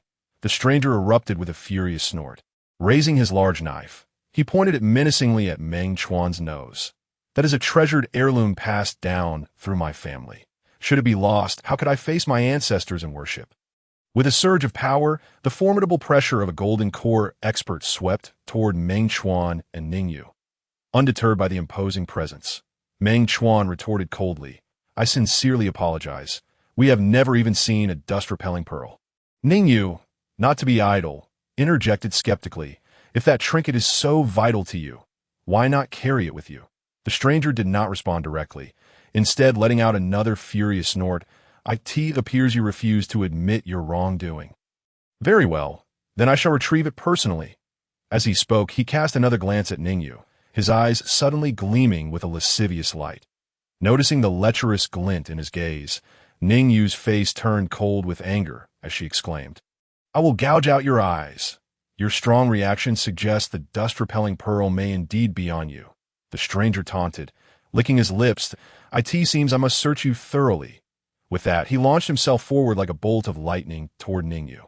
At that moment, filled with indignation, Ning Yu did not evade. Instead, she prepared to retaliate with a punch. Overestimating your abilities, the stranger sneered derisively. But in the next instant, his smile froze. Meng Chuan had suddenly stepped in front of Ning Yu, exuding a powerful aura that rivaled the stranger's. Chapter 67. The Might of the Sun Long Palm, Seeking Death. The stranger's eyes narrowed, but he did not withdraw his assault simply because Meng Chuan also possessed golden core cultivation. On the contrary, his knife, originally aimed at Ning Yu, now fell upon Meng Chuan with even greater ferocity.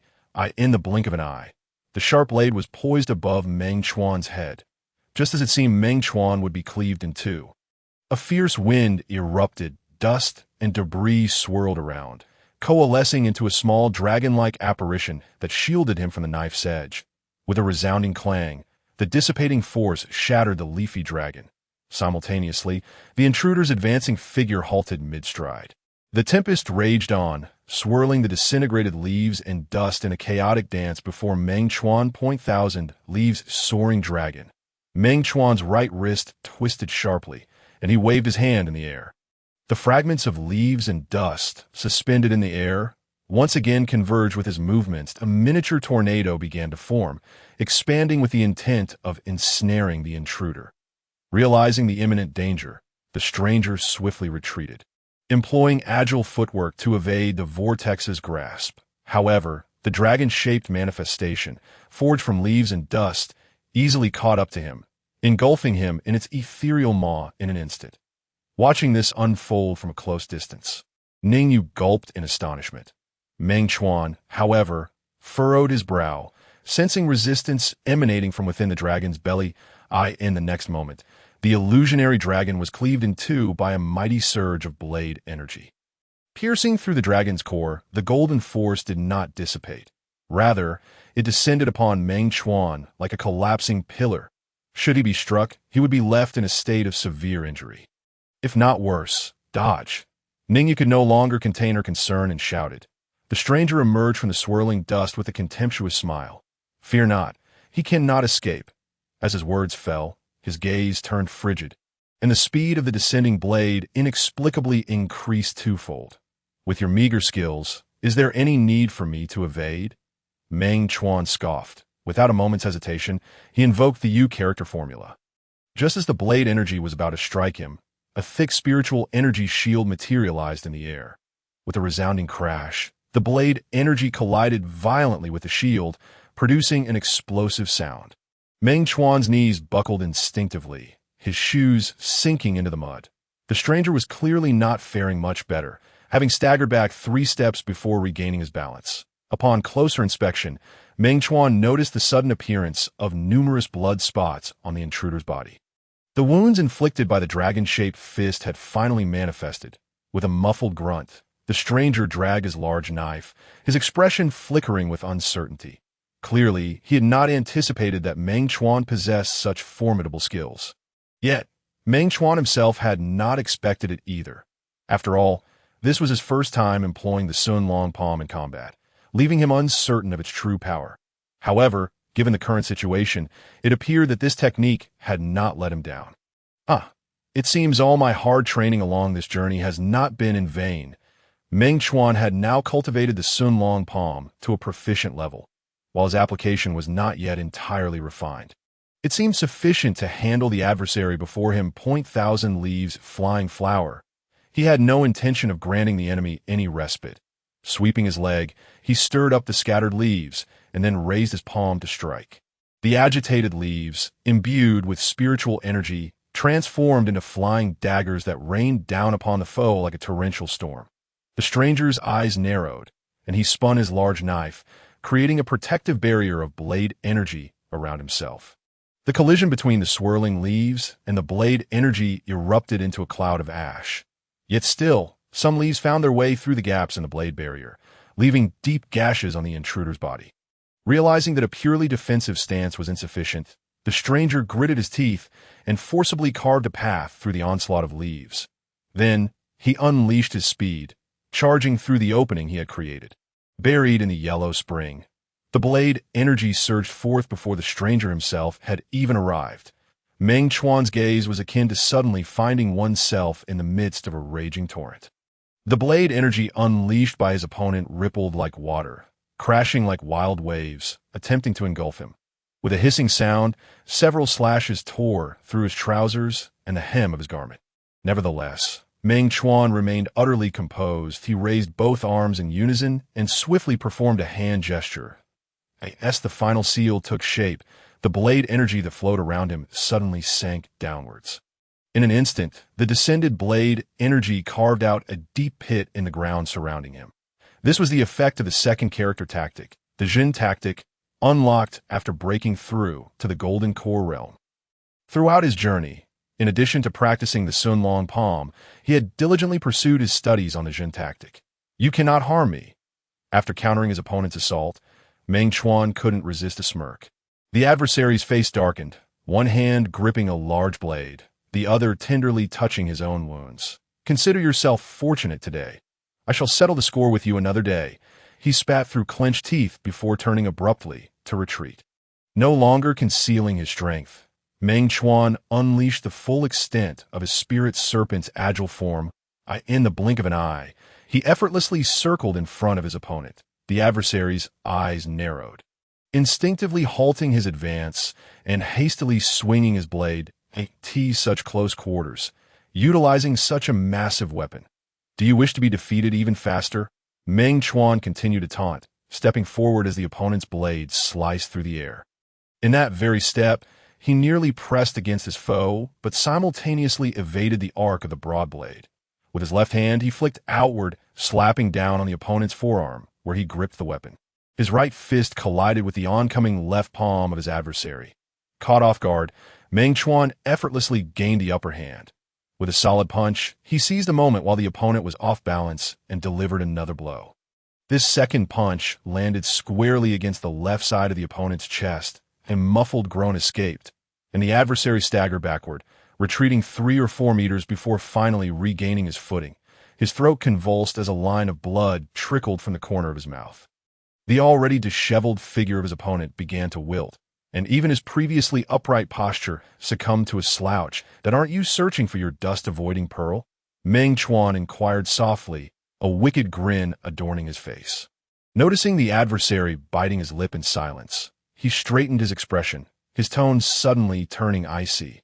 Are you playing mute with me? Do you believe I won't turn you into a true mute? Were it not for my lack of rest these past few days, you wouldn't have had the upper hand. The adversary, seemingly unconvinced, raised his pale face and retorted angrily. Before Meng Chuan could respond, Ningyu interjected with a jibe. Only a loser seeks excuses for their incompetence. Chapter 68. A combination of blows and strikes faced with Ningyu's relentless mockery. The adversary's face flushed with rage. Yet, at that moment, he had sustained severe internal injuries from the previous blows and dared not feign bravado any longer. Gritting his teeth, he clenched his right fist, secretly attempting to regulate his chaotic internal energy.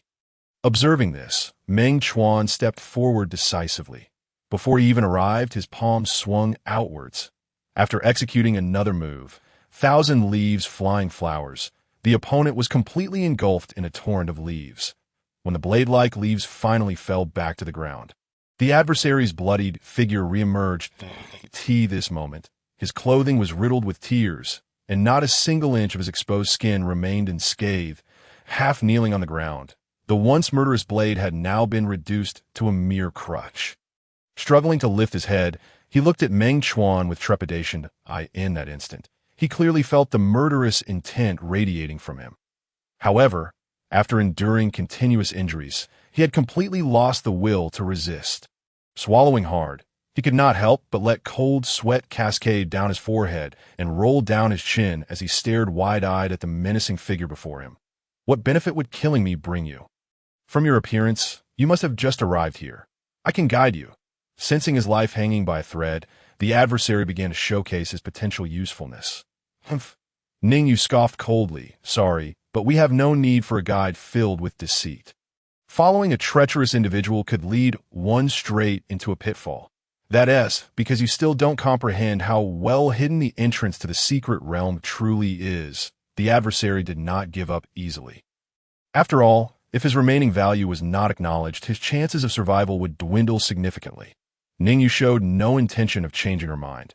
Noticing Meng Chuan's prolonged silence, she urged, "This individual does not seem trustworthy. Leaving him alive would surely bring disaster." Upon hearing this, the still kneeling adversary felt his heart sink. "Surely you don't think that I am the only one from the careless sect? If my brothers cannot find me, they will inevitably suspect you too. At that time, the two of you will likely be unable to withstand the wrath of the careless sect."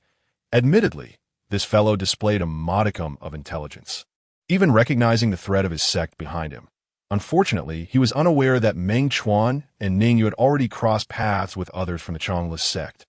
"Do you know which sect we belong to?" Ning Yu asked with a malicious smile. The adversary froze, instinctively conjuring the worst possible scenario. "Why, you're not from the Demon Sect, are you? Haha, so you're clever after all." Ning Yu made no attempt to deny it.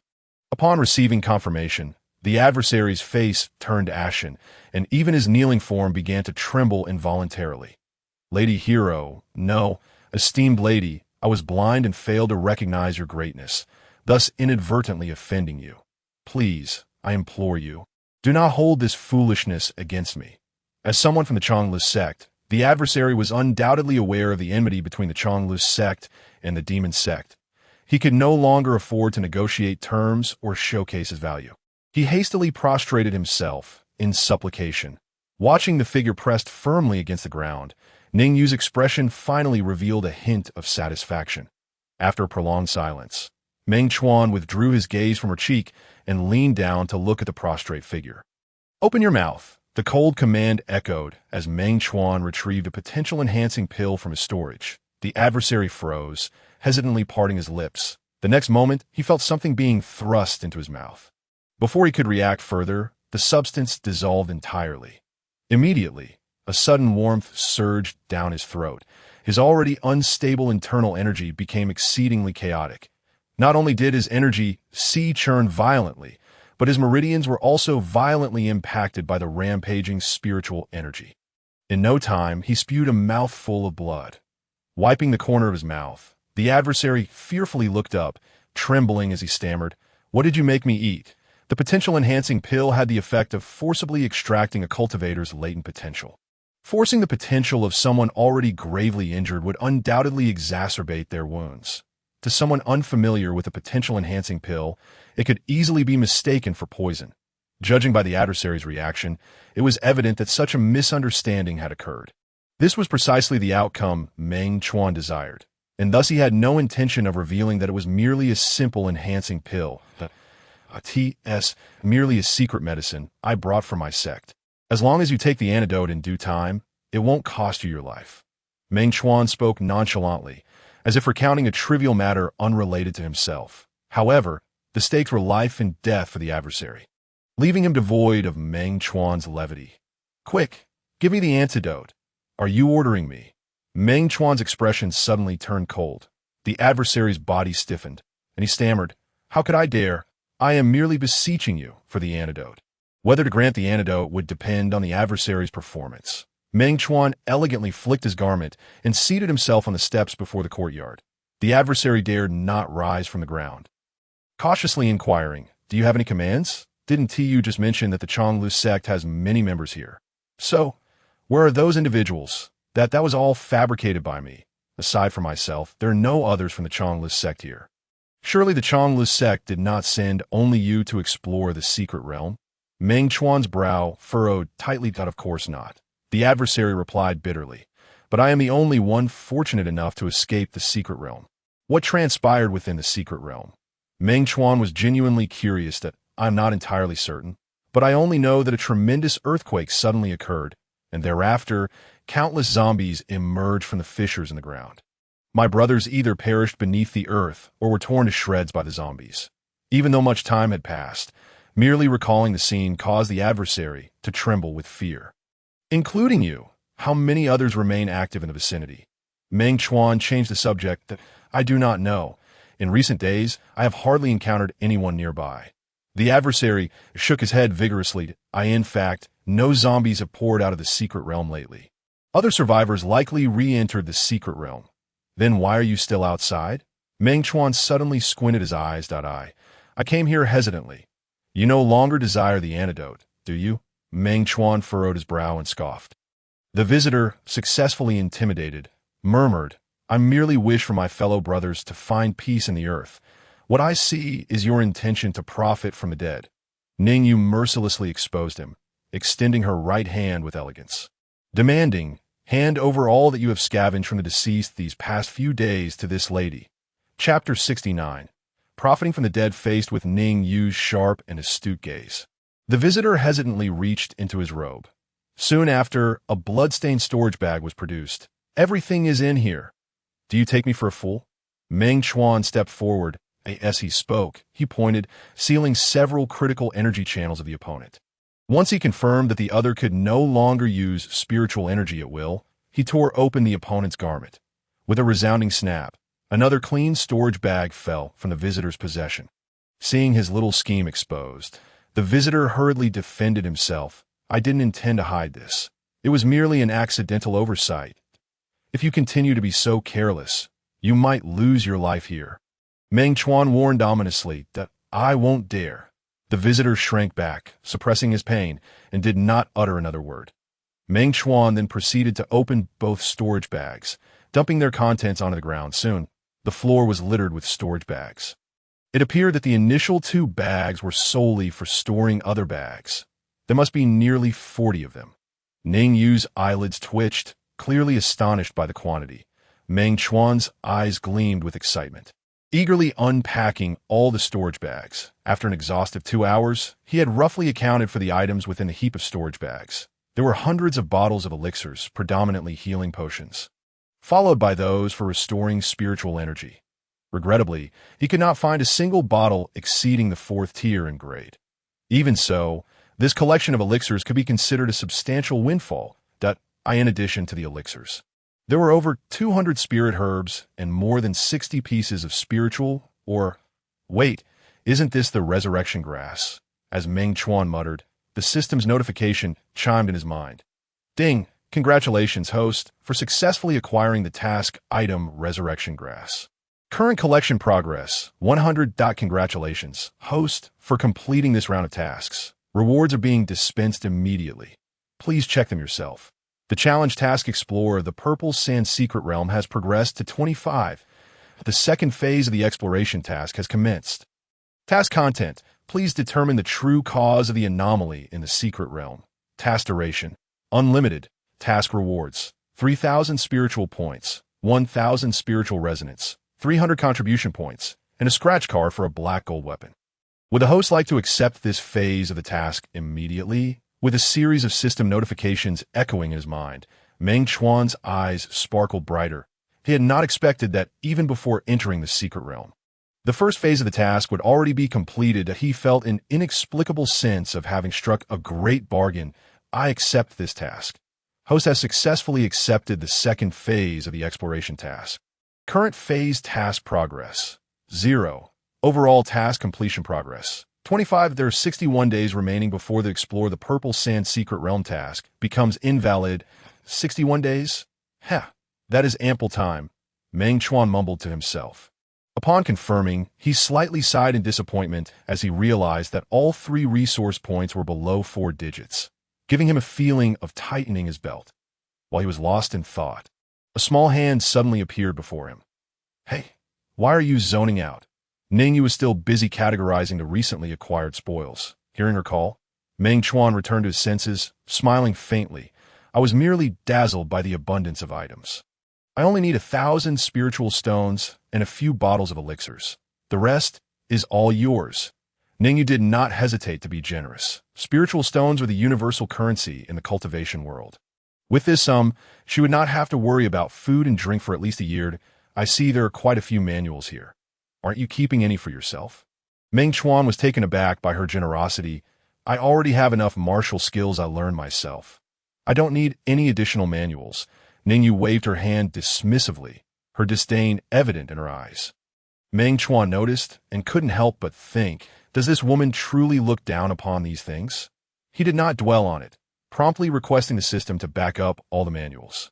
He then returned the original manuals, along with the leftover spirit materials, spiritual tools, and elixirs back into the storage bag, handing them to the person lying on the ground. Upon receiving the items, the prostrate individual appeared momentarily stunned, as if he had not expected to have a chance to reclaim what had been taken from him. Thank you. Thank you. Your great kindness shall not be forgotten. I never said I would let you go. Meng Chuan smirked. Upon hearing this, the previously grateful individual froze in place, panic washing over his face. Haha, I was merely joking.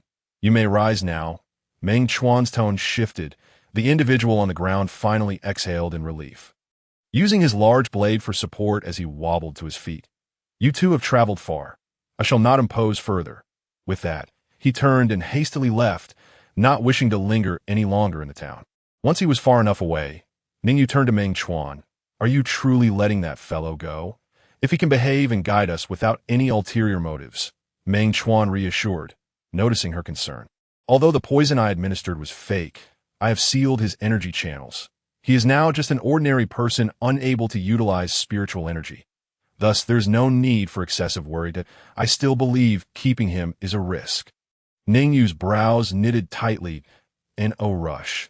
We can deal with him after we enter the secret realm. Meng Chuan seemed to have a plan in mind, although the second phase of the task had no time limit. He was uncertain of the difficulty of the subsequent phases, and thus he did not wish to waste too much time on the trivial matter of finding the entrance to the secret realm. Are you not worried he might escape? Ningyu's frown remained. Not at all. Meng Chuan was confident. Tonight, that fellow will undoubtedly obsess over what poison he has been afflicted with, but he will find nothing. The more he discovers nothing, the less he dares to act rashly. Everyone has only one life. Without complete assurance, who would risk their precious life recklessly? Chapter 70. Terror in the Rift. The following morning, a certain individual from Chonglumen stood outside the grand residence where Meng Chuan and Ningyu were lodging, sporting dark circles under his eyes as soon as Meng Chuan and Ningyu awoke. He immediately began assisting in preparing washing water. His overly attentive demeanor made Ningyu extremely uncomfortable. However, Meng Chuan remained unfazed, composure intact. By the way, what is your name? My name is Chun DeLong. A fine name. Meng Chuan teased, though it seems the virtue does not match. You speak truly. From now on, I shall cultivate my character to be worthy of my name. Chun DeLong smiled awkwardly, appearing exceedingly humble. Meng Chuan, however, shifted the topic from his name to inquiring about information regarding Chong Lumen. After what seemed like casual conversation, time passed unnoticed until noon. Breakfast and lunch were combined into a single meal, with the three of them preparing a feast from the remaining supplies in the town. After satisfying their hunger, at Meng Chuan's command, Chun DeLong officially began his role as their guide, traveling westward. They approached the edge of an oasis, where a massive rift lay before them that a gust of wind swept through, raising countless grains of sand that pelted the trio. Caught off guard, Ningyu found her mouth filled with sand, and despite spitting several times, it did little to alleviate her discomfort. Noticing her plight, Chun DeLong hurriedly produced 2 cloaks veiled in white gauze, handing one each to Ningyu and Meng Chuan. Why didn't you bring this out sooner? Ningyu scolded as she snatched the cloak. I had no idea the sandstorm would be this severe today, Chun DeLong explained with a forced laugh. Donning a 3rd cloak himself, the entrance to the secret realm lies at the bottom of this gale canyon. When we descend, please ensure to stick close to me. Upon reaching the precipice of the rift, he deliberately cast a stone into the abyss, solemnly advising Meng Chuan and the others. Meng Chuan leaned forward to steal a glance into the chasm, where his gaze was met with a swirling mass of ominous purple mist. The dense fog obscured any view of the valley floor below, and staring into the tumultuous haze invoked an inexplicable sense of trepidation within him, reminiscent of his first encounter in the herb garden amidst the noxious vapors. However, Chun DeLong did not afford him more time for contemplation and immediately descended along a narrow path carved into the cliffside. As they moved further from the cliff's edge, The chill in the air intensified. Gradually enveloped by the encircling purple mist, their spiritual senses began to manifest significant limitations. By the time they reached the valley floor, they could only perceive the movements of flora and fauna within a 10-meter radius, while their visual range was constricted to less than 3 meters. The sole consolation was that the purple mist did not contain any toxic gases or miasmas harmful to human beings. Thud, thud. The muffled sound of footsteps echoed jarringly in the stillness of the valley. It was impossible to see anything below. Are you certain we haven't strayed from the path? As her legs began to ache, Ningyu could not help but furrow her brow. We're almost there. Chun DeLong smiled faintly and gestured forward. Just as he finished speaking, a sudden sound resembling a mournful wail emanated from behind. Reacting instinctively, both Ningyu and Meng Chuan turned to look. Amidst the rich purple haze, something appeared to dart past them. Rubbing her eyes and squinting, Ningyu glanced back at Chun DeLong. She intended to inquire about what had just flitted by. But to her dismay, she could not discern Chun DeLong's figure at all. That a sense of urgency gripped her, and she immediately tugged at Meng Chuan, exclaiming, "That guy's fled." "I know," Meng Chuan replied, his gaze fixed intently on the direction they had come from. At that moment, mingled with the wailing sounds, there arose cries akin to that of an infant's wails. "Something is charging towards us." Realizing the imminent danger, Meng Chuan promptly alerted her. No sooner had he spoken than countless shadows emerged from the purple mist. Then dozens of grotesque, gaping maws, dripping with foul ichor, manifested before Meng Chuan and Ningyu. These were all zombies. Having encountered them before, Meng Chuan remained composed. While alerting his companion, his fists danced with precision. Ningyu did not lag behind. She unsheathed her curved dagger and swung, cleaving through the air. Thud, thud, thud. Zombies continued to plummet to the ground, limbs and severed body parts rolling into the muck. The increasingly pungent stench assailed their senses, nearly rendering them numb. Even as the corpses piled up like a mountain beneath their feet, the relentless tide of zombies showed no signs of abating. This is not sustainable. There are too many zombies. Sooner or later, we will be worn down, Ningyu exclaimed, her grip on the hilt of her weapon tightening as she felt the blade nearly grind against her palm. Meng Chuan shared her sentiment and immediately proposed. "Let us flee in the direction Chun DeLong departed. I will cover our retreat." Agreed. Recognizing that this was not the time for modesty, Ningyu fiercely repelled 2 zombies before turning to run. Meng Chuan fought while retreating, successfully keeping all the zombies at bay before he too broke into a desperate run. The valley's dense mist rendered direction discernment nearly impossible. Both Ningyu and Meng Chuan instinctively chose to advance along the right cliff wall. To completely shake off the pursuing zombies, they pushed their agility to the limit. However, after only a short distance, Ningyu suddenly halted. "Stop! The path ahead is blocked," fearing that Meng Chuan might not stop in time. She extended her arm to help him halt. Meng Chuan, barely managing to restrain himself at the edge of a yawning abyss, felt a jolt of terror. Before him lay another unfathomable chasm. It resembled a slumbering primordial beast, gaping wide as if beckoning him to leap into its maw. The frigid air emanating from the abyss chilled his toes painfully. Gulping, he hastily pulled Ningyu back a couple of steps, attempting to calm his racing heart and cast his gaze back towards their path. The shadows swirling in the purple mist seemed to draw closer, threatening to ensnare them once more. Realizing they might be cornered, both Meng Chuan and Ningyu felt a chill of sweat break out in their palms. If we perish here, can it be considered a death cave? Hard to say. We still do not know where the zombies will drag our bodies. Meng Chuan replied with a wry smile. Regardless, dying on the same day is a kind of fate.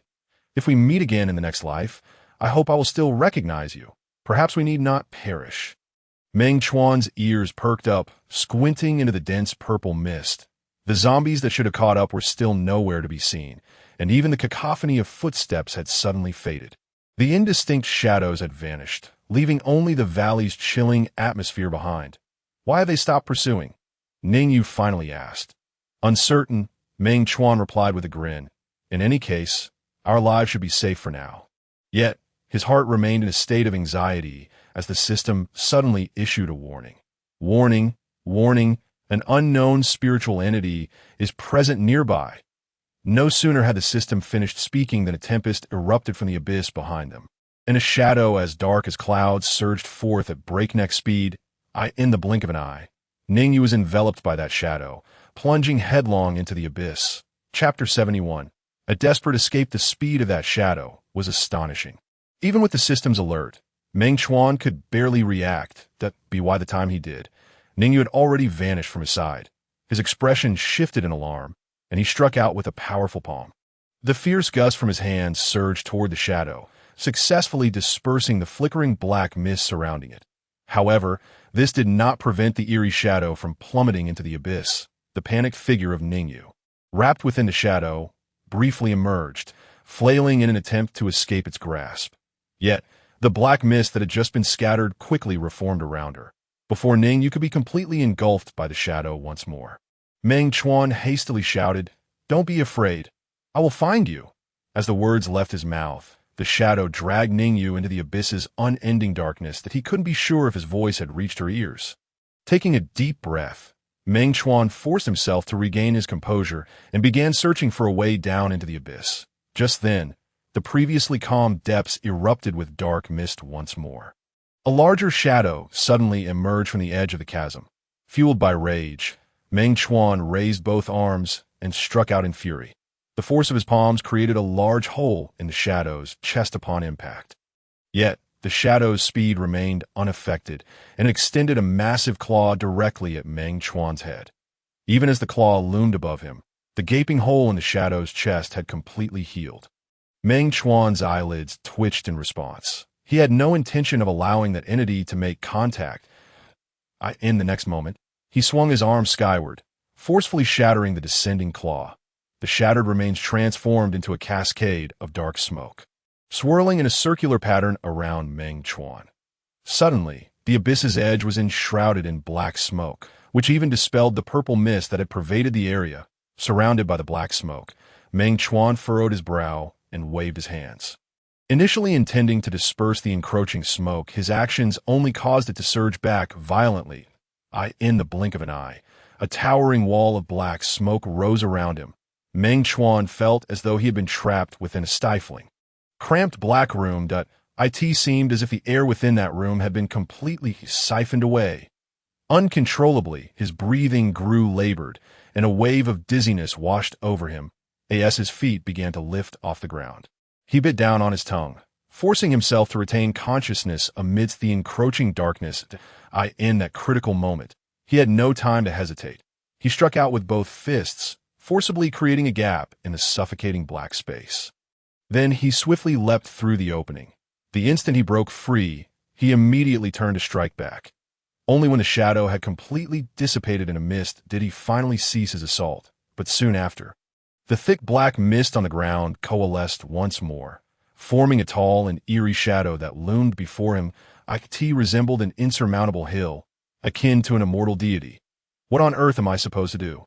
Frustrated and gritting his teeth, Meng Chuan glared at the shadow, his feet poised for a hasty retreat. Until he devised a feasible strategy to confront this foe, he resolved to cease the futile battle of attrition. However, just as he took 2 steps back, the system's alert chimed again. Ding! Host, please be advised, hostile entities detected nearby. Hostile? Meng Chuan's gaze grew urgent and heavy. Just as he contemplated pursuing further inquiries, a sharp flash of blade light sliced towards him from the right. His heart skipped a beat. He immediately sidestepped and twisted his body, narrowly evading the lethal strike.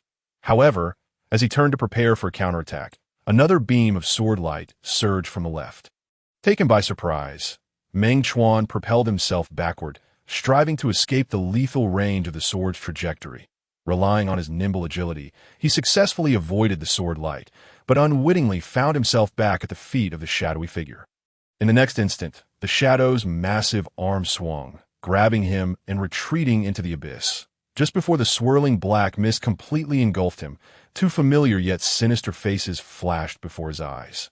Chen Delong had unexpectedly joined forces with the closed-door disciple of the leader of the Demon Sect. The 2 ruffians each wielded a weapon, one with a dagger, the other with a sword.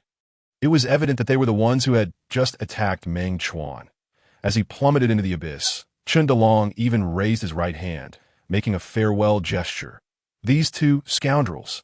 Though he cursed them inwardly, Meng Chuan could only suppress his fury deep within. To avoid being smashed into a pulp, he immediately contacted the system. How far is it to the bottom of the abyss? The chaotic magnetic field here limits the system's detection capabilities, rendering it unable to measure the exact distance to the abyss's floor in real time.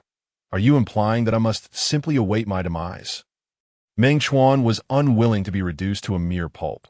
Just as he pondered this, the black mist wrapping around him began to morph into fine needles, piercing through his pores as the piercing pain radiated. Meng Chuan felt his stamina and spiritual energy being gradually siphoned away. Hey, you need to come up with a solution quickly. If this continues, I'll be drained dry.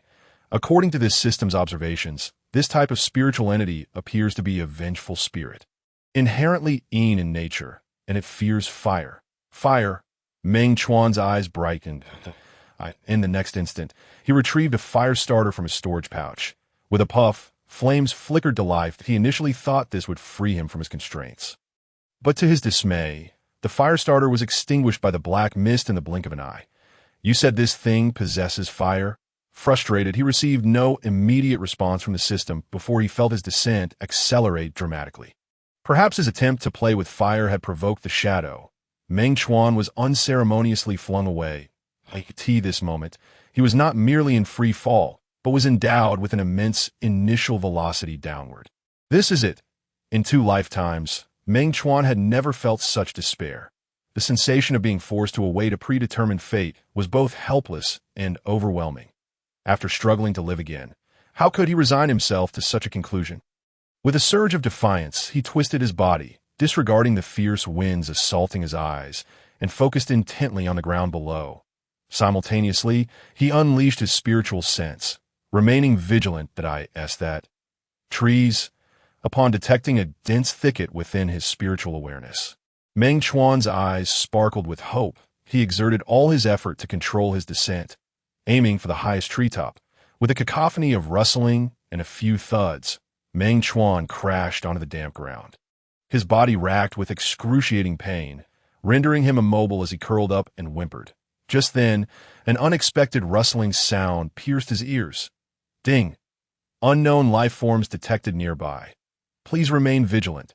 Host, due to the interference with detection functions. The system could only issue such vague warnings. Yet that was enough to plunge Meng Chuan's heart into despair. Chapter 72. Misfortune becomes fortune with great effort. Meng Chuan gritted his teeth, leaning against the tree trunk to sit upright. He then grasped his dislocated right arm, forcibly repositioning the joint. The crack echoed, drowned out by his anguished scream. Gasping, his chest heaved violently, drenched in sweat. Without a moment to catch his breath, Meng Chuan quickly popped a blood-replenishing pill into his mouth. As the medicine dissolved within him, its effects began to spread, providing a slight alleviation to the pain enveloping his body. Pressed tightly against the tree trunk, Meng Chuan assumed a defensive posture, focusing intently on the direction from which the rustling sound originated. In the darkness, he could only discern a vague silhouette advancing toward him. Swallowing hard, Meng Chuan resolved to take the initiative. He clenched his right fist and launched a powerful strike toward the encroaching shadow. However, before his fist could make contact, an overwhelming sense of danger gripped him. Without hesitation, he rolled away close to the ground. Simultaneously, a tremendous rumble resonated in his ears. Something swept past the tree he had been leaning against. And a massive tree, thicker than a yellow barrel, snapped in two. With a resounding crash, the scene erupted into chaos as leaves flew about. Meng Chuan felt his eyelids twitch, and he couldn't help but mutter under his breath, "Damn, is it really that ferocious?" Although he couldn't ascertain what had broken the tree, he clearly understood that had he not dodged swiftly just moments before, his fate would have mirrored that of the fallen tree. Wiping the cold sweat from his forehead, he stepped back, dragging his still injured right leg to discern what exactly was before him. He ignited another fire starter. With a crackle, the flames illuminated the surroundings, allowing him to finally discern his opponent's true form. It was an enormous alligator, its tail exceeding a yard in length. Good grief, My small frame wouldn't even suffice for its dental hygiene. In that instant, Meng Chuan felt a chill run down his spine. Upon observing the armored scales on the alligator, he instinctively abandoned any thoughts of confronting it head-on. Given my current state, it's wiser to avoid its sharp edges. I shall wait until I've healed. Realizing that the giant alligator feared fire, Meng Chuan fashioned a makeshift torch from his outer garment. He swiftly gathered a bundle of dry twigs, igniting a bonfire to sever the alligator's pursuit route.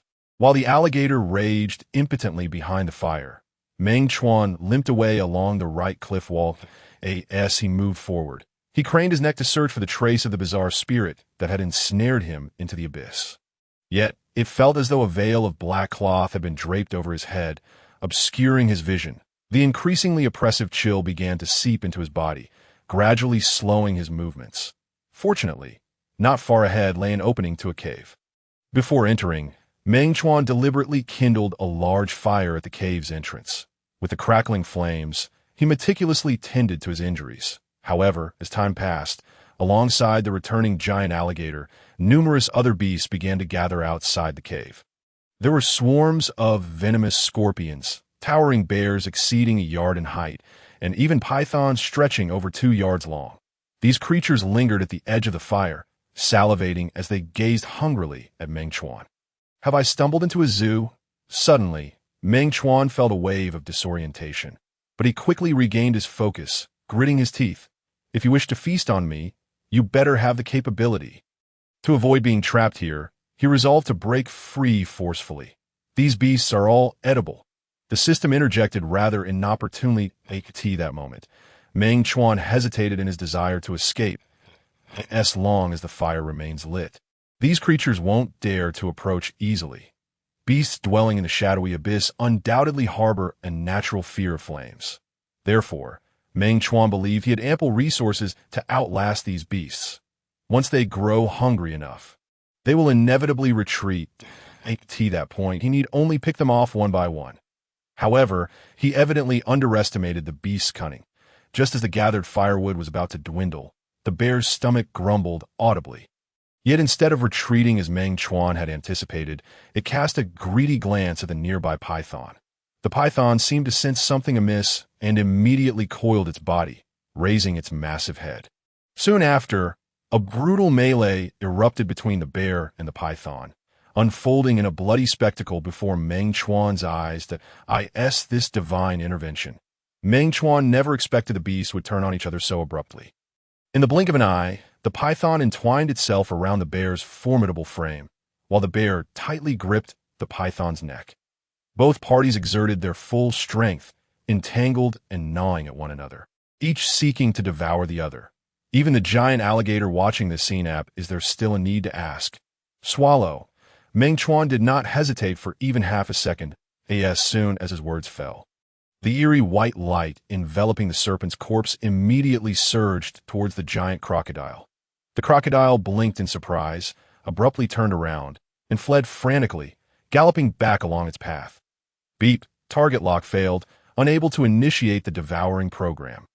Please restrain the target so that the system can successfully start the devouring program. Beep, target has exited the system's detectable range. This devouring cannot continue.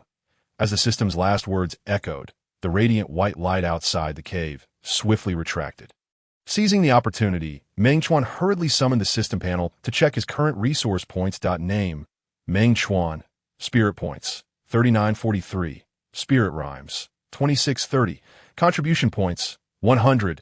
Cultivation method: Magic Sky Treasure Land. Rebound suppression level 10.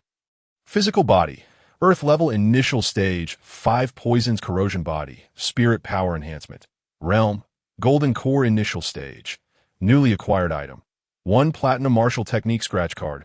As he perused the information, Meng Chuan couldn't help but burst into laughter, his joy exaggerated and unrestrained. What was the old saying? Ah yes, misfortune may be a blessing in disguise, and fortune may be hidden within misfortune. Chapter 73. The Hope of Surviving. In this lifetime, Meng Chuan had never felt so affluent. Investing all spirit points to deduce his realm, Remembering the 6-month agreement with Tuobalan, he was certain that what he needed most was a breakthrough in his realm. The system reminded him that the spirit points required to break through to the next minor realm were insufficient. Glancing at the number in the spirit points column, Meng Chuan's lips twitched. Nearly 4,000 spirit points, yet he still couldn't advance to the mid-golden core stage. Not enough spirit points, but surely there are enough spirit rhymes. Would the host like to invest all spirit rhymes to deduce the realm? Invest as much as needed for the breakthrough to mid-golden core. Successfully invested 2,000 spirit rhymes. Initiation of realm deduction program. The host refined the essence of myriad demons, seizing the essence of 1,000 beasts, consuming 200 years, and successfully advanced to mid-golden core. Simultaneously, the spiritual energy within Meng Chuan surged, and the familiar sensation of breakthrough flooded his heart. After the breakthrough concluded, even the fatigue and pain from his injuries vanished completely. He exhaled heavily, releasing a breath of foul air, and moved his limbs by the fire. As he glanced at the remaining resource points, his eyes gleamed with determination. Invest 3,000 spirit points to evolve Magic Sky Treasureland. Investing 3,000 spirit points successful. Initiation of cultivation method evolution program. As the system's voice faded, a small figure suddenly appeared in his mind. Then came the second figure, the third. Each figure stood upon a golden light spot, resembling golden pathways. As the figures leaped, those pathways began to stretch forward continuously. However, if the leaping figures were to disintegrate, the pathways beneath them would also be severed. The images flashing in his mind were changing too rapidly and densely, causing Meng Chuan's head to throb increasingly. Fortunately, the process did not last too long, and Meng Chuan ultimately persevered. The evolution of Magic Sky Treasureland has concluded, and the rebound suppression has been raised to 28. The host is encouraged to continue striving. Why was it only raised by this much? Meng Chuan scratched his head in frustration. Just as he intended to reconfirm the remaining resource points, the flames before him suddenly flickered downwards. With a series of pops, Meng Chuan instinctively looked up at the sky. He saw a particularly familiar black shadow, diving towards the ground. Oh no, it has found me after all. Aware of the troublesome nature of this bizarre spiritual entity, Meng Chuan immediately adopted a defensive stance. Surprisingly, the shadow did not rush towards him, but instead pounced upon the two entangled beast corpses. Then, a serpent-like illusion and a bear-like phantom were violently enveloped within that black spiritual entity. Simultaneously, the black entity manifested countless large hands and numerous grotesque human heads, beginning to gnaw at the two beast phantoms, creating a chilling scene. Could that be the souls of the serpent and the bear? Indeed, the system confirmed Meng Chuan's speculation and provided additional information about the mysterious entity. According to system observations, the souls of the earth-shattering bear and the indwelling mountain python have become the sustenance for that soul devourer. What on earth is a soul devourer? Meng Chuan furrowed his brow. The mysterious black shadow you see is a new spiritual entity formed by multiple souls devouring and merging with one another. The soul devourer feeds on souls, and the powerful can control the minds of living beings, even able to strip souls from the living. Upon hearing this, Meng Chuan immediately grabbed a burning branch and held it before himself. Noticing his action, the soul devourer slowly turned, opened its gaping maw, and unleashed a fearsome roar at him. The breath spewed from its mouth nearly extinguished the campfire on the spot, beneath the flickering flames. Meng Chuan's face had already turned pale. How can I deal with something that cannot be killed or dispersed? The host may attempt to condense their own spiritual fire to counter it. Easier said than done. Meng Chuan felt a wave of despair. Only the most exceptional talents can cultivate spiritual fire, and whether one becomes an alchemist or a blacksmith, it is a natural progression. However, looking across the entire cultivation world, the number of blacksmiths and alchemists combined is quite meager. This proves that condensing spiritual fire is no simple feat. Watching the soul devourer baring its teeth at him, Meng Chuan suddenly steeled his resolve. He had no idea how many soul devourers were lurking in the shadows. If he encountered an even stronger one, relying solely on a couple of campfires would hardly guarantee his safety. Moreover, he could not remain motionless in one place for long, as he still needed to search for Ning Yu's whereabouts. Taking a deep breath, Meng Chuan ultimately decided to give it a try. He retreated into the cave, added a few more branches to the fire, and then instructed the system to retrieve the backup notes on refining techniques. He focused on the section regarding condensing spiritual fire, studying and experimenting simultaneously, of course. This was no simple process. After numerous failures, seeing the soul devourer lurking outside the cave, Meng Chuan couldn't help but feel a twinge of irritation. What does it mean to use heart fire? Complemented by spiritual energy? What kind of nonsense is this? After countless attempts with no success, Meng Chuan could not help but curse the senior expert who left this information behind to his surprise. In a fit of anger, he miraculously grasped a hint of heart fire. Through careful contemplation, he gradually understood that heart fire is essentially the fire of one's own life. Spiritual fire requires the life fire of the cultivator as a spark, and their own spiritual energy as fuel to ignite. With this epiphany, Meng Chuan felt a surge of joy and unknowingly immersed himself in a new round of attempts, to the point where he neglected the campfire at the cave entrance. As the crackling sound of the fire diminished and the air at the cave's bottom returned to a chilling cold, the soul devourer waiting at the entrance began to move. It bounced in place, like a pitch-black fur ball, quickly blocking the entire cave entrance. Then, grotesque heads emerged from its body, shrieking as they surged towards the cross-legged Meng Chuan. The critical moment. A series of pops suddenly erupted. Then a radiant orange-red flame, resembling a blooming lotus, erupted fiercely in front of Meng Chuan. All the approaching grotesque heads froze mid-attack. Meng Chuan's tightly shut eyes snapped open, his gaze ablaze with fierce fire. Simultaneously, the flame blocking his path suddenly expanded, doubling in size. The flames danced, the orange flickered away, replaced by a blinding crimson hue that a corner of the flame accidentally singed, immediately emitting a sharp cry of distress. The massive form blocking the cave entrance retreated, and after floating back over 10 meters, it lowered its head and let out an enraged roar at the ground. Are you afraid now? Come, I'm just getting started. After falling into the abyss, it was the first time he dared to provoke the soul devourer and the first time he glimpsed the hope of escaping alive. The soul devourer did not respond. But a woman's startled scream echoed from the southeast. Chapter 74. This woman is peculiar. Upon hearing the woman scream, Meng Chuan immediately halted all his actions. In his subconscious mind, he did not believe there was anyone else at the bottom of this abyss. Thus, it was only natural for him to assume the voice belonged to Ningyu. She is still alive. Filled with excitement, he muttered to himself, though he did not notice the immense relief washing over him. Closing the system panel, Meng Chuan wasted no time and immediately employed his movement technique, dashing towards the source of the sound. With a swift rush that took less than a minute, he successfully spotted the owner of the voice. Due to the dim light in the abyss, he did not immediately discern her specific appearance. However, the sounds emanating from the scene indicated that there was more than just one woman present. In addition to the rustling of wind, Meng Chuan also observed a flickering sword light. It was apparent that the individuals ahead were engaged in a fierce battle with something and appeared to be under considerable strain. System, can you detect Ningyu's aura? Miss Ning is not here. The auras of the 5 individuals ahead are all being detected for the first time by this system. Upon hearing the system's response, Meng Chuan could not help but feel a twinge of disappointment, his steps growing hesitant. As a disciple of the Demon Sect, who was utterly shunned by the cultivation world, he was reluctant to recklessly intersect with unknown cultivators. However, just as he was about to turn away, a muffled thud reached his ears.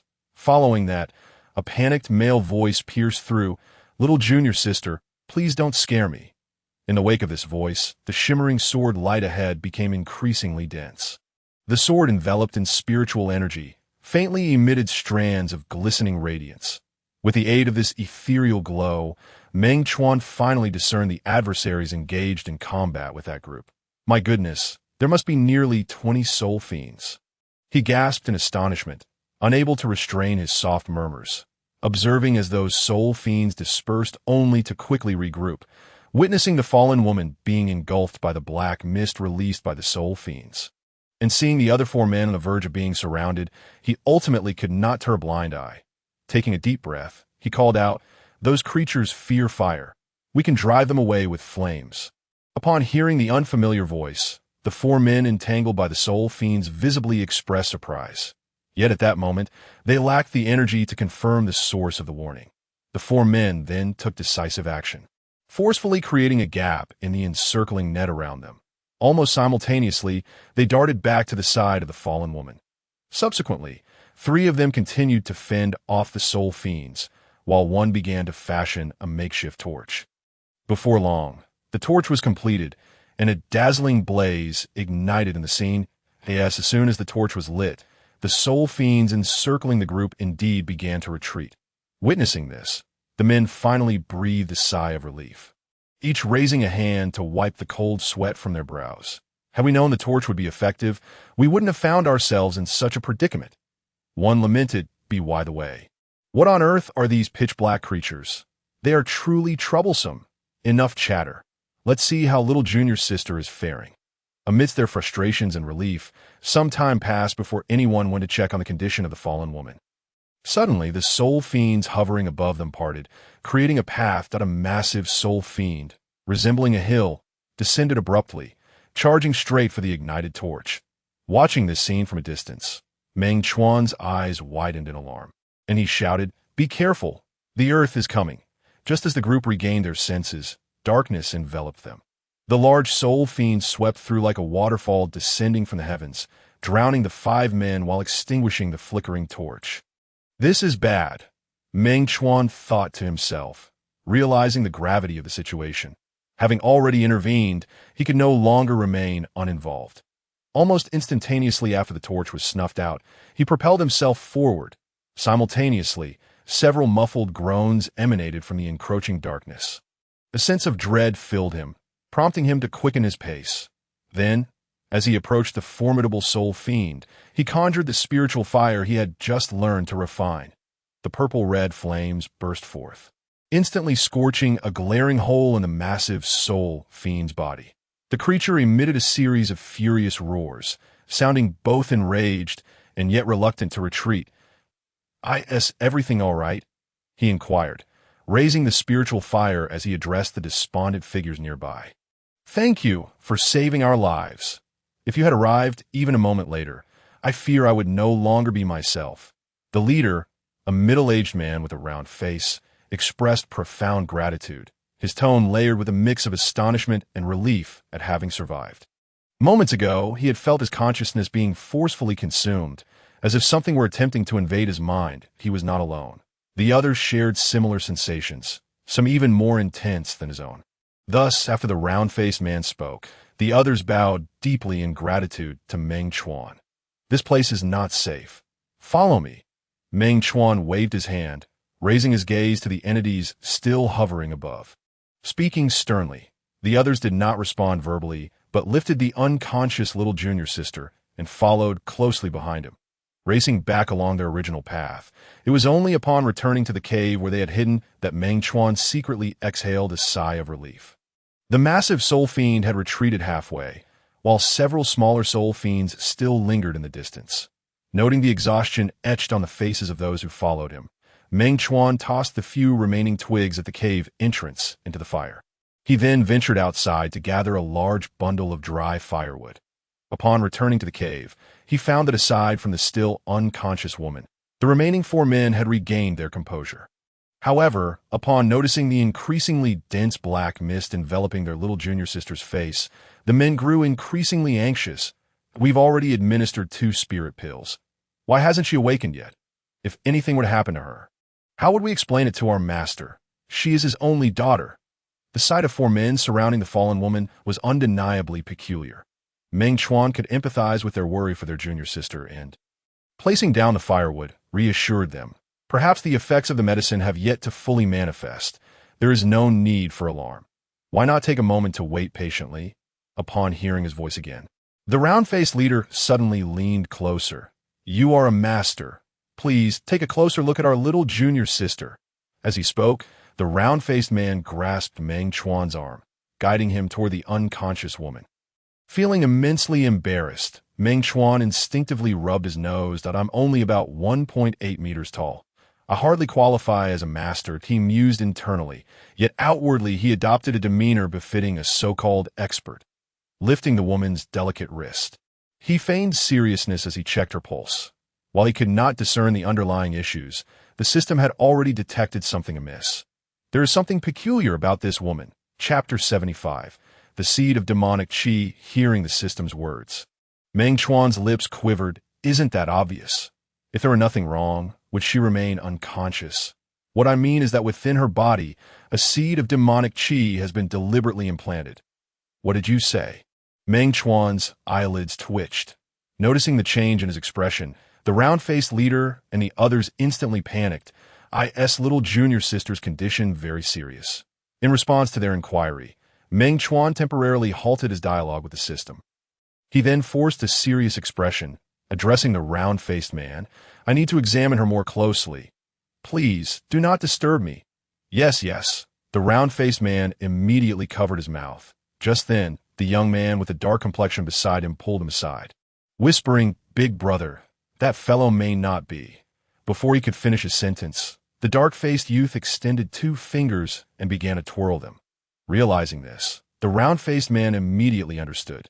The next moment, he turned back to Meng Chuan and bowed deeply, saying, If you can awaken little junior sister, we are willing to offer 100,000 spirit stones as a reward. Swallowing hard, Meng Chuan felt his fingers trembling atop the woman's wrist. 100,000 spirit stones was no small sum.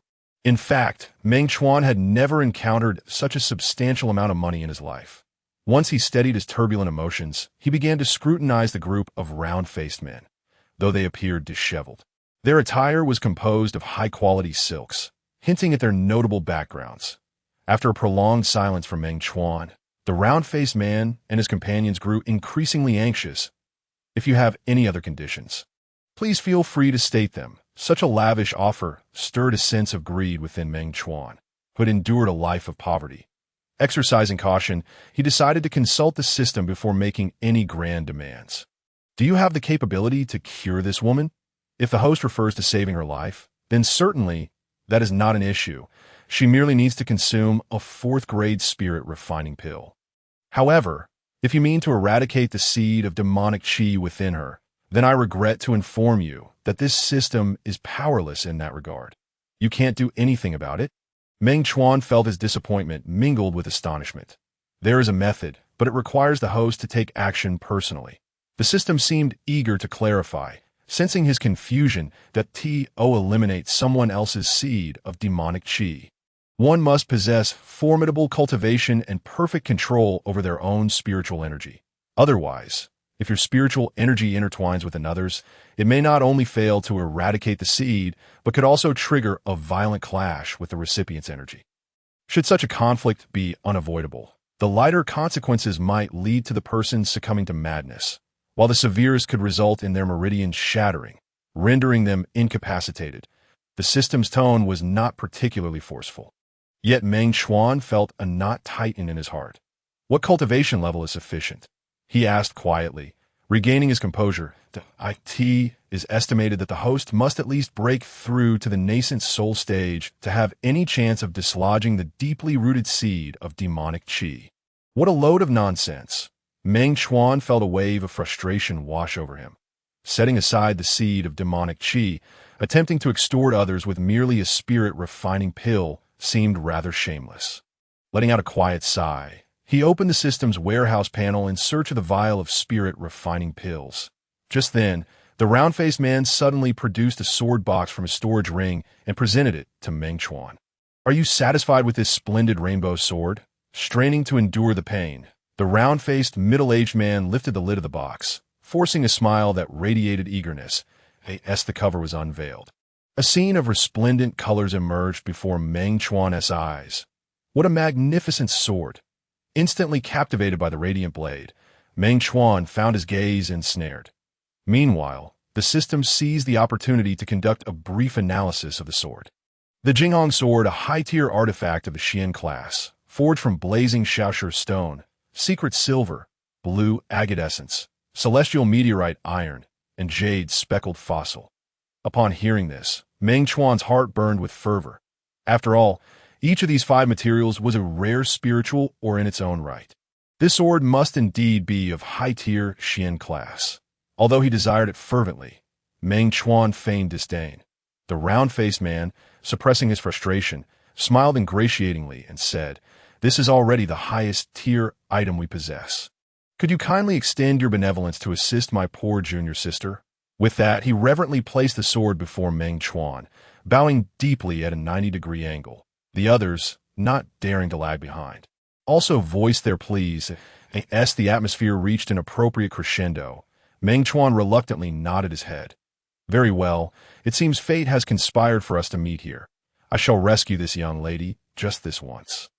In that moment, he was no longer the novice who had just embarked on the path of cultivation, but rather a mysterious elder seasoned by the vicissitudes of the world. He retrieved a vial of spirit-refining pills, poured one out, and deftly fed it to the unconscious woman.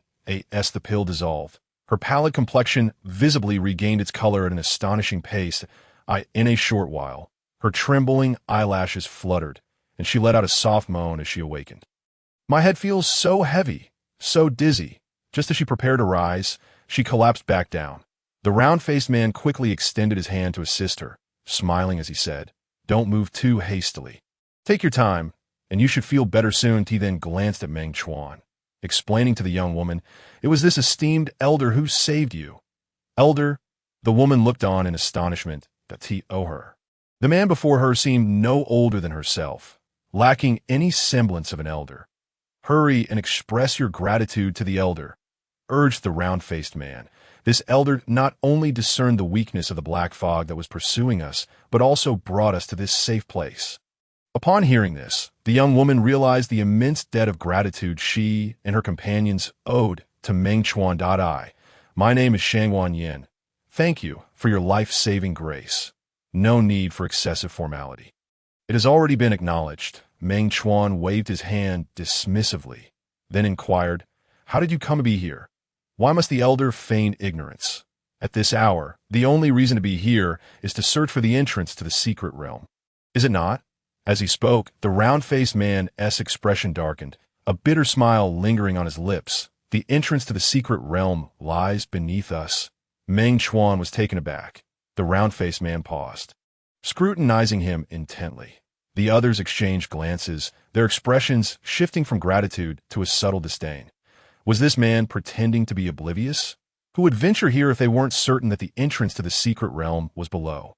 Could it be that he had already discovered its precise location and was feigning ignorance to keep it to himself? With such thoughts swirling, the expressions of the round-faced man and his companions hardened, revealing their wariness. Noticing the change in the atmosphere, Meng Chuan was perplexed and blurted out, "Why are you all staring at me like that?" Chapter 76. The sooner the better to kill the round-faced man was the first to compose himself. Feigning respect as he spoke, "May I inquire your esteemed name?" "My surname is Meng." Meng Chuan revealed little more. His blatant reticence only deepened the suspicions of his interlocutor. This man is indeed overly cautious. He must have truly found the entrance to the secret realm. The round-faced man thought to himself, and after formulating a plan, he discreetly communicated with his junior disciples that we cannot contend against him, and we are unable to act freely here. In my opinion, we must urgently contact our sect for support. We cannot allow this individual to monopolize the treasure. A newly discovered secret realm holds significant importance for any faction, which is why the round-faced man felt such anxiety. Elder is correct. We must notify our sect as soon as possible. The others agreed, including the recently awakened Shangwan Yin, who nodded in affirmation, with the support of his juniors. The round-faced man stood up decisively. The elder's kindness is something we shall never forget. However, we have lingered here too long without reporting our safety to the sect. Today, we shall not impose further. We hope the elder remains safe here. Meng Chuan felt a jolt in his heart, thinking, could it be that these individuals know the way out of the abyss? With this thought, he instinctively wanted to ask for directions. However, recalling his aloof persona, he ultimately waved his hand in a calm manner. This place is indeed not suitable for prolonged stay. I wish you all safe travels. With those words, he feigned fatigue, yawning, and then turned away to rest with his eyes closed. The round-faced man and his group proceeded to fashion torches from the surroundings, even utilizing their hidden wine.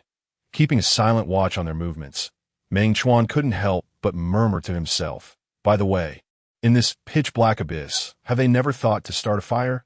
If they had, they should know that the soul fiends fear fire. Did the host perhaps forget what happened the last time you lit a fire?" Upon hearing the system's reminder, Meng Chuan suddenly realized, could it be that these individuals had already encountered the beasts, thus resorting to stealth in the darkness? Although the abyssal beasts also feared fire. Unlike the soul fiends, they would follow the light. This meant that lighting a fire would expose oneself to the beasts, potentially leading to an ambush. Meng Chuan had previously been fortunate to escape due to an internal strife among the beasts. But no one could guarantee that such fortune would continue to grace him. When he approached the group earlier, he refrained from igniting a torch due to the fear of attracting other beasts.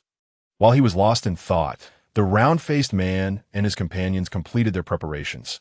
Noticing that Meng Chuan had laid down to rest, they refrained from further engagement. Subsequently, each of them carried a bundle of torches and swiftly exited the cave. In the initial stretch, none of them ignited their torches. Only after passing the site of their earlier ambush did the sounds of crackling flames resonate. Meng Chuan followed at a distance, and upon witnessing the exit pathway with his own eyes, a smile crept upon his lips. Now he need not worry about being trapped down here, but where could Ningyu be?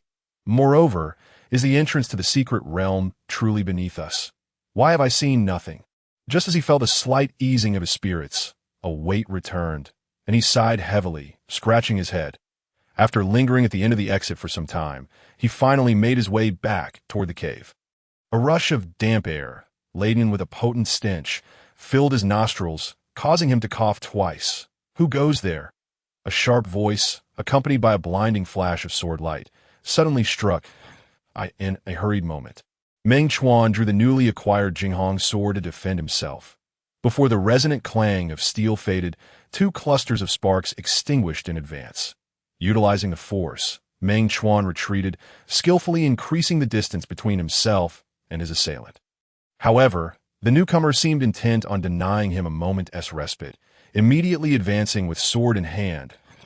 In an instant, nearly 100 illusory sword images wove into a cage glowing with a ghostly light.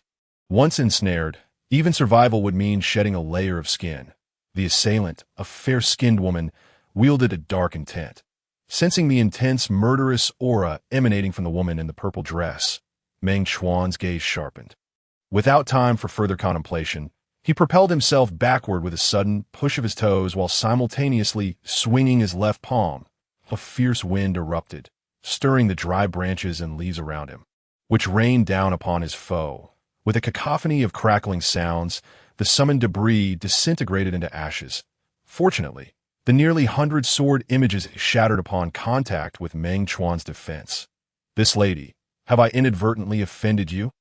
He halted, lowering his hand and raising his gaze, his tone laced with irritation.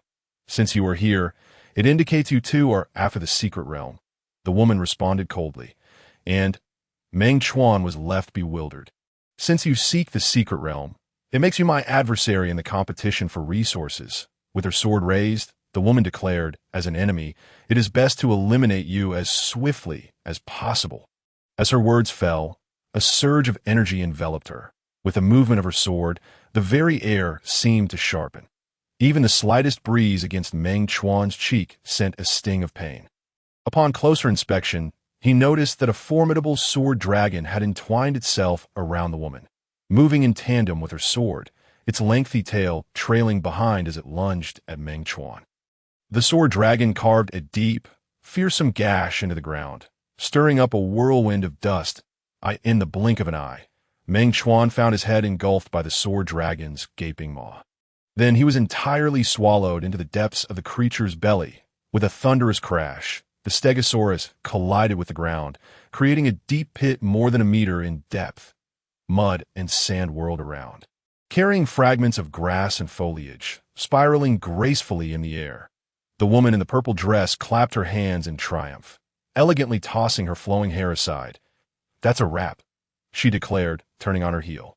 But before she could take a step away, Her triumphant expression abruptly froze.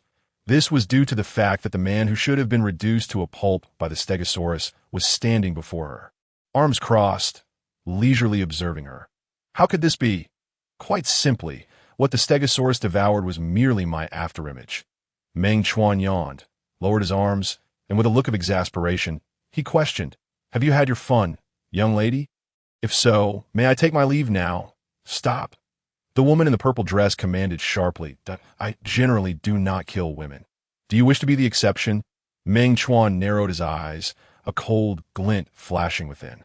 "Humph, you are not capable of harming me, dear." The woman in the purple dress scoffed disdainfully. "If you would be so kind as to relinquish that set of techniques you just displayed, I might consider sparing you." Chapter 77. The entrance to the secret realm. As she spoke, the woman pointed her sword threateningly at Meng Chuan's nose.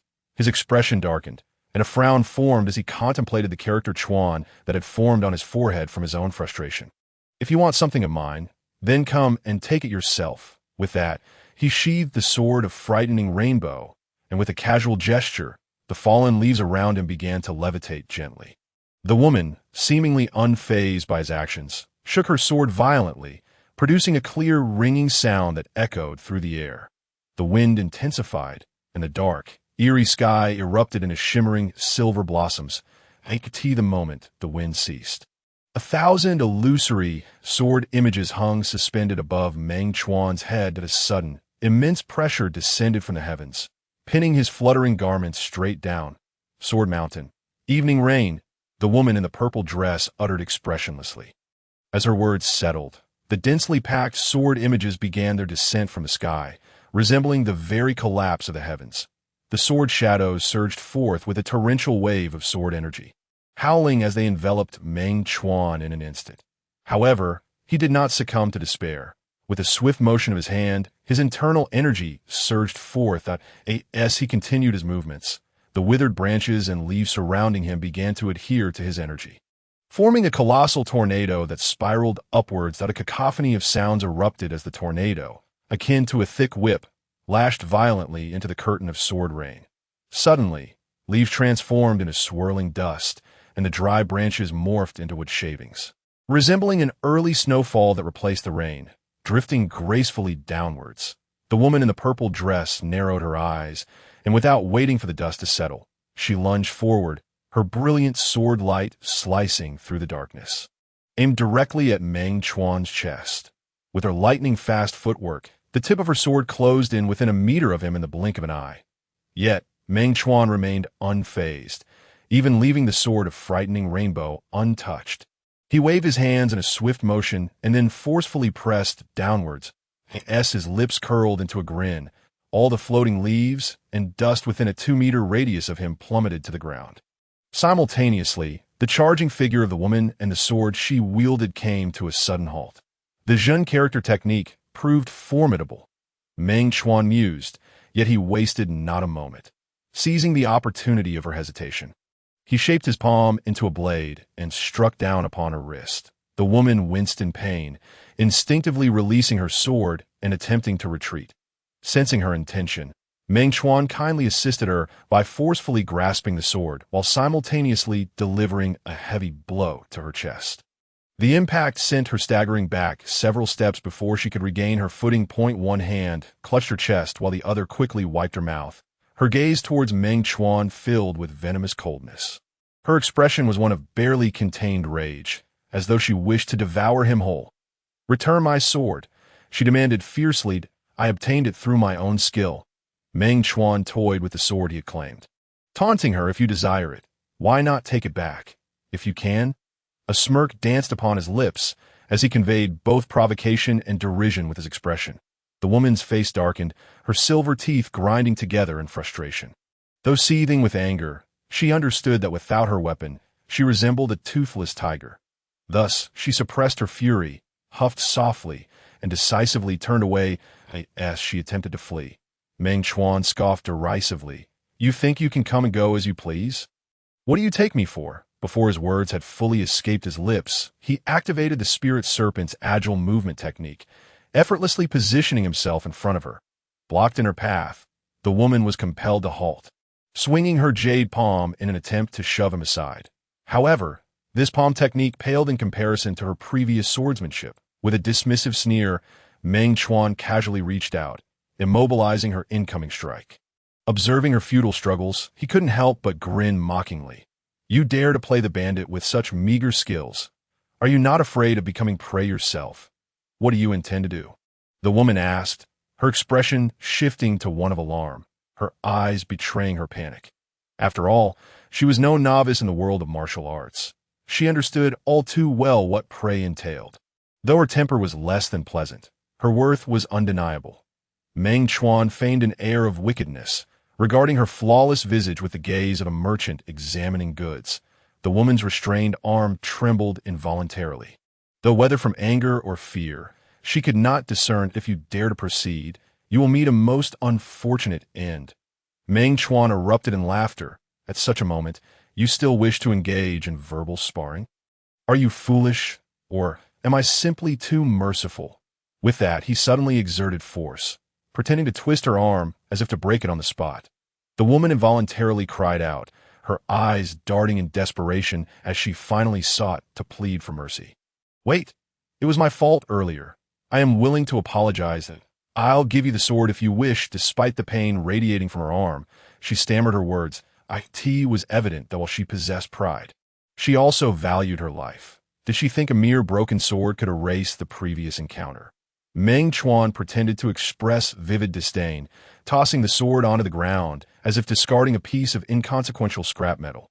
The woman pressed her lips together, her eyes flickering as her lovely face contorted with clear conflict. Recognizing Meng Chuan's impatience, she finally murmured, I can take you to the entrance of the secret realm.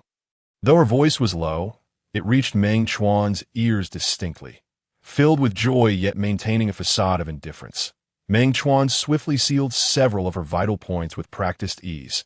Since you have such intentions, lead the way. At this moment, he did not bother to mask his eagerness for the secret realm. Meanwhile, the woman attempted to gather her internal energy, but after several failed attempts, she reluctantly accepted her fate as a hostage.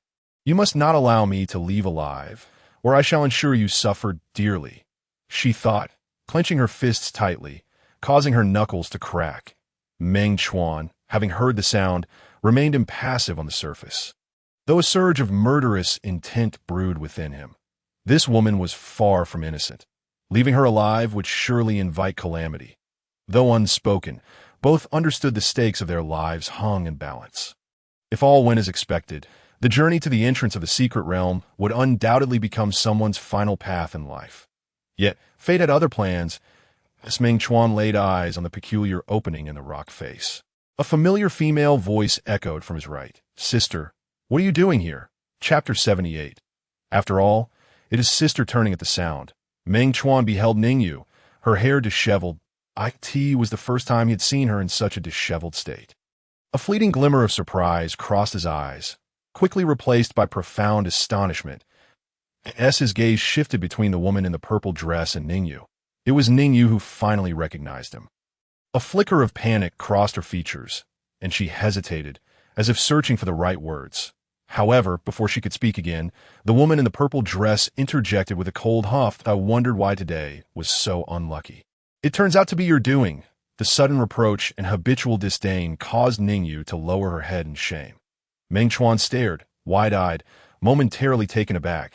It appeared that these two were indeed sisters, though their relationship seemed far from harmonious. Without a doubt, within this so-called familial bond, the relationship between the woman in the purple dress and Ningyu is decidedly unequal.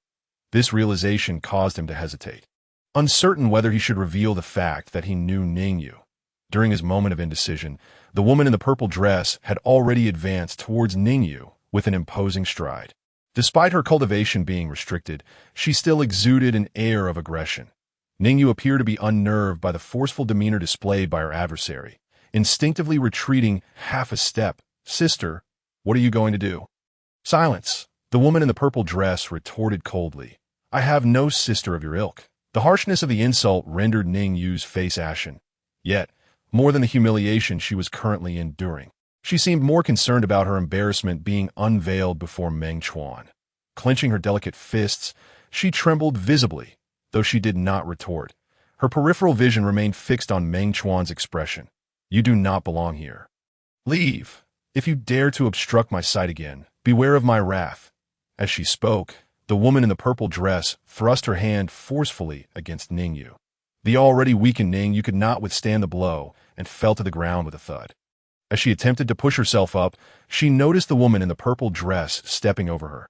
The hem of the dress brushed against her cheek, and Ningyu felt as if a steel blade had sliced across her face, causing her immense pain, robbing her of all strength, and leaving her pallid as she collapsed back onto the floor. Nevertheless, the woman in the purple dress showed no signs of restraint, casting a cold glare back at her. I told you to leave. Did you not hear me? No sooner had the words left her mouth than she felt a blur before her eyes. The sharp crack of a slap resonated in her ears. And as the searing pain on her face registered in her mind, she suddenly came to her senses. How dare you raise your hand to cover your face? The woman in the purple dress glared furiously at Meng Chuan. However, upon meeting Meng Chuan's icy gaze, she swallowed the latter half of her sentence. Meng Chuan, undeterred, turned away and approached Ningyu. He bent down, offering her his right hand. After waiting for some time, without Ningyu extending her hand, he simply lifted her from the ground. Oh, you have any idea how worried I've been about you during this time? As he spoke, he placed 2 fingers on Ningyu's wrist to check her pulse. Confirming that she was merely experiencing some inner turmoil and that there was no serious harm, he let out a sigh of relief. Behind him, the woman in the purple dress glared with resentment, gritting her teeth. So you two are already acquainted. Upon hearing this, Ningyu leaned against Meng Chuan's embrace but did not respond. Meng Chuan, too, was disinclined to shift his gaze, focusing instead on Ningyu's pale face. Speaking softly, does this insufferable woman still have a reason to live? No, she is still my sister. Ningyu suddenly grew anxious, instinctively grasping at his sleeve. Since you have stated it so, I shall spare her for now. Although Meng Chuan's tone remained gentle, it turned frigid as he faced the woman in the purple dress. Leave. The single, icy word erupted from him, causing the woman in the purple dress to shudder. Recognizing that this was not the time to show off, she suppressed her humiliation and turned away with clenched teeth. Just then, Ningyu broke free from Meng Chuan's embrace, calling softly, Wait, Ningyu, do not forget. Without my approval, you shall never see your name in the Ning family genealogy. The woman in the purple dress halted, turning back with a dark expression, threatening without reserve. Ningyu's complexion darkened, and after a prolonged silence, she murmured, I only wanted to help you lift the restrictions on you.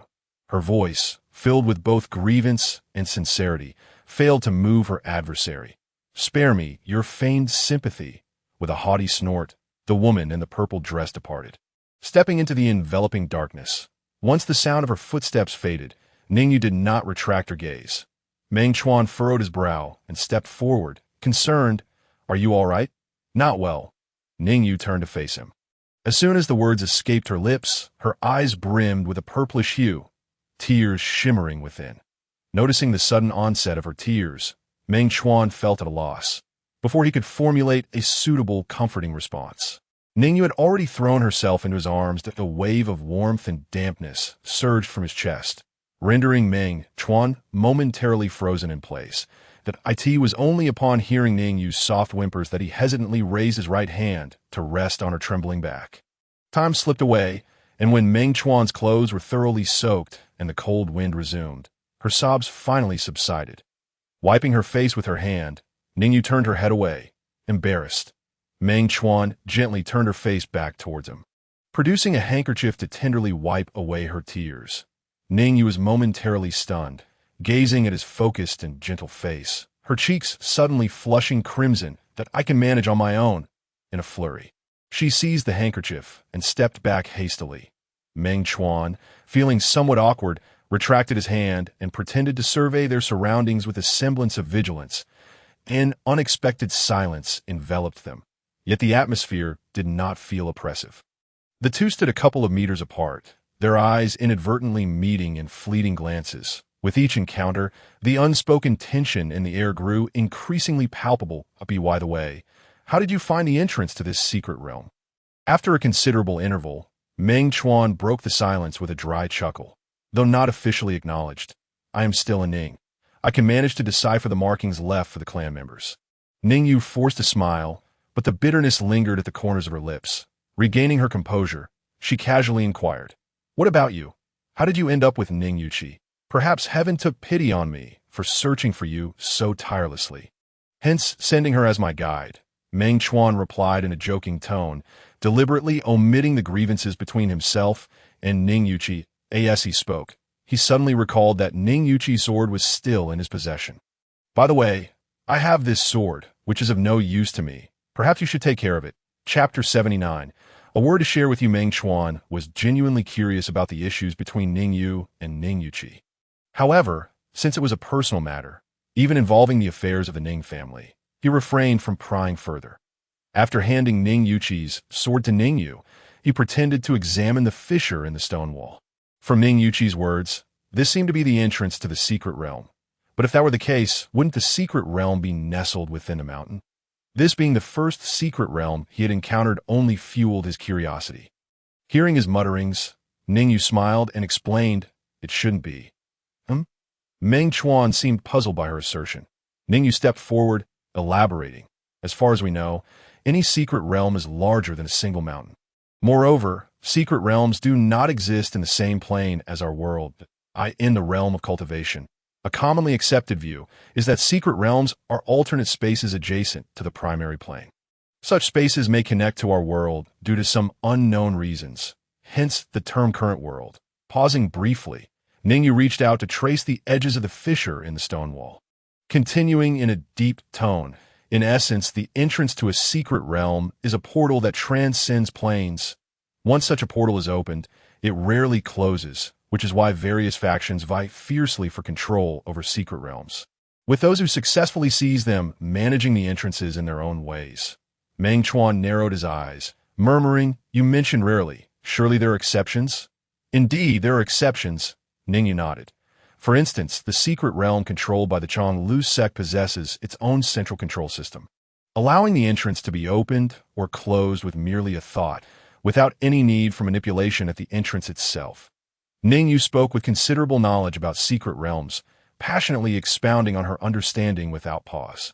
It was unclear whether she was showcasing her erudition, but her words flowed continuously. Furthermore, the largest known secret realm has been opening and closing cyclically for millennia. Every 50 years, major factions dispatch representatives to explore it together. "The exploration you mentioned, surely it does not involve the Demon Sect?" Meng Chuan interjected. He found it hard to imagine that members of the Demon Sect could collaborate with righteous cultivators in a sustained exploration over millennia. Indeed, the Demon Sect has been persistently excluded from the ranks of explorers in that secret realm, Ning Yu affirmed, perhaps indicating that this exclusion was precisely why the Demon Sect was so eager to acquire their own secret realm. "The motives of the higher-ups in the Demon Sect seem irrelevant to us," Meng Chuan remarked dispassionately. He was not here to labor for the Demon Sect. His primary purpose for this journey was to fulfill his system's tasks and, incidentally, to acquire some resources for himself. Upon hearing this, Ning Yu's eyelids twitched slightly. "May I ask you a question?" "What is it?" Meng Chuan did not refuse. "Why did you choose to join the Demon Sect?" Ning Yu stared intently into his eyes. That the pang of realization struck Meng Chuan as he astutely perceived the underlying implications of the woman's gaze. Drawing a quiet breath, he murmured inwardly, "This girl seems to believe that my infiltration into the Demon Sect harbors ulterior motives." Yet in truth, he had indeed been forcibly taken to the Demon Sect. By nature, he could be considered a genuine disciple of the sect. However, for reasons unknown, he found himself reluctant to fully embrace this identity. He feigned alarm, turning his head away, and spoke in a voice tinged with guilt and a hint of embarrassment. Why? Aren't we both here because we were forcibly brought up the mountain by the Demon Sect?" Observing his evasion and his apparent intent to gloss over the matter, Ning Yu felt a quiet disappointment. He still does not trust me. Taking a deep breath, she subtly donned a contemplative expression. Yet, that hesitation was soon supplanted by a flicker of determination. Then, she broached a topic that took Meng Chuan completely by surprise. "Don't you want to know why Ning Yuqi hates me so much?" Coughing unexpectedly, Meng Chuan nearly choked on his own saliva. Staring at the girl in astonishment for a long moment, he waved his hand dismissively. I have no intention of prying into your private affairs. But I wish to share something with you. Ning Yu smiled broadly, her face devoid of any discomfort. Swallowing hard, Meng Chuan found himself unable to resist a deep sense of trust emanating from her eyes. He felt a twinge of panic, uncertain whether he should listen or not. Are you willing to hear me out? Ning Yu's gaze suddenly shimmered with anticipation. Of course, Meng Chuan replied, forcing a seemingly relaxed smile. The story begins over 20 years ago. Ning Yu exhaled softly, turning to recount a tale not too distant. The male protagonist was her father, a spirited youth who had yet to inherit the title of clan leader. The female protagonist was her mother, a pitiful woman still struggling in the depths of society. The vast disparity in their statuses rendered their vows of love a mere farce. Although the head of the Ning family had forcibly redeemed his beloved from servitude, he could not alter the deeply ingrained prejudices of his kin. Even until her death, Ning Yu's mother held no formal status, not even as a concubine. As the daughter of a courtesan, Ning Yu faced relentless scrutiny regarding her lineage. To the extent that her name was excluded from the family genealogy, in her quest for justice for herself and her mother, Ning Yu defied her father's objections and infiltrated the Demon Sect. If she could locate the ancestral treasures of the Ning family lost within the sect, she could finally transfer her mother's grave to the Ning family mausoleum. Moreover, she would gain the right to inherit the title of clan leader, no longer having to live in the shadows as an illegitimate child. Recognizing her unwavering resolve, Meng Chuan spoke gently.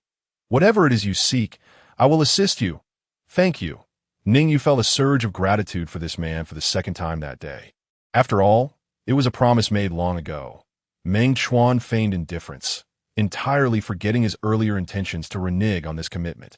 Sensing the atmosphere had grown somewhat awkward, he took the initiative to change the subject. Before too many people notice us here, let us hurry inside. With that, he stepped forward, ready to cross the threshold of the secret realm carved into the stone wall.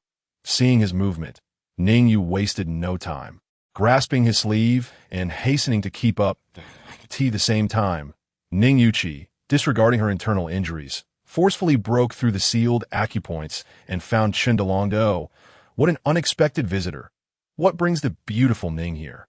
Enough with the small talk. Help me with something. Ning Yuchi spoke, not as if proposing a collaboration. Chindalong raised an eyebrow. Smirking, you still have that commanding tone, don't you? Unfortunately, I've never borne the surname Ning. So why should I heed your orders? Chapter 80. The Sea of Corpses and the Blood Pool. Evidently, Meng Chuan was unaware of the acquaintance between Ning Yuchi and Chindalong. Upon crossing the fissure in the stone wall, he was suddenly engulfed by a sensation of vertigo. Fortunately, that dizzying feeling did not last long, and his vision cleared once more. Before him lay a scene starkly contrasting with the depths of the abyss. The boundless darkness faded away, giving way to a sky of azure and fluffy white clouds. Even the breeze that caressed him felt gentler than that experienced at the abyss's bottom. However, unlike the pristine expanse above, the ground below was somewhat disordered, and no sooner had his feet touched the earth than Ning Yu stumbled over a fallen branch. Caught off guard, she instinctively lurched forward. Thankfully, Meng Chuan was there, grasping her arm just in time. It was this timely intervention that altered her trajectory. With a thud, rather than landing gracefully, she found herself crashing into Meng Chuan's embrace. Having experienced similar physical encounters before, Meng Chuan felt no particular discomfort. Yet, nestled in his arms, Ning Yu's cheeks flushed a delicate shade of red. Suppressing the subtle chaos in her heart, she took a deep breath and gazed up at him. After embracing for so long outside, are you still not satisfied? Coughing, Meng Chuan froze, his eyes widening in shock. Ning Yu donned a resigned expression and sighed. Forget it. If you wish to hold me, then hold me. Upon hearing this, Meng Chuan immediately withdrew his arms, his demeanor one of awkwardness and uncertainty. Observing his flustered state, Ning Yu's heart blossomed with joy. Indeed, teasing him was the most entertaining pastime. Silently chuckling, she turned her back to him and began to scrutinize the surrounding environment.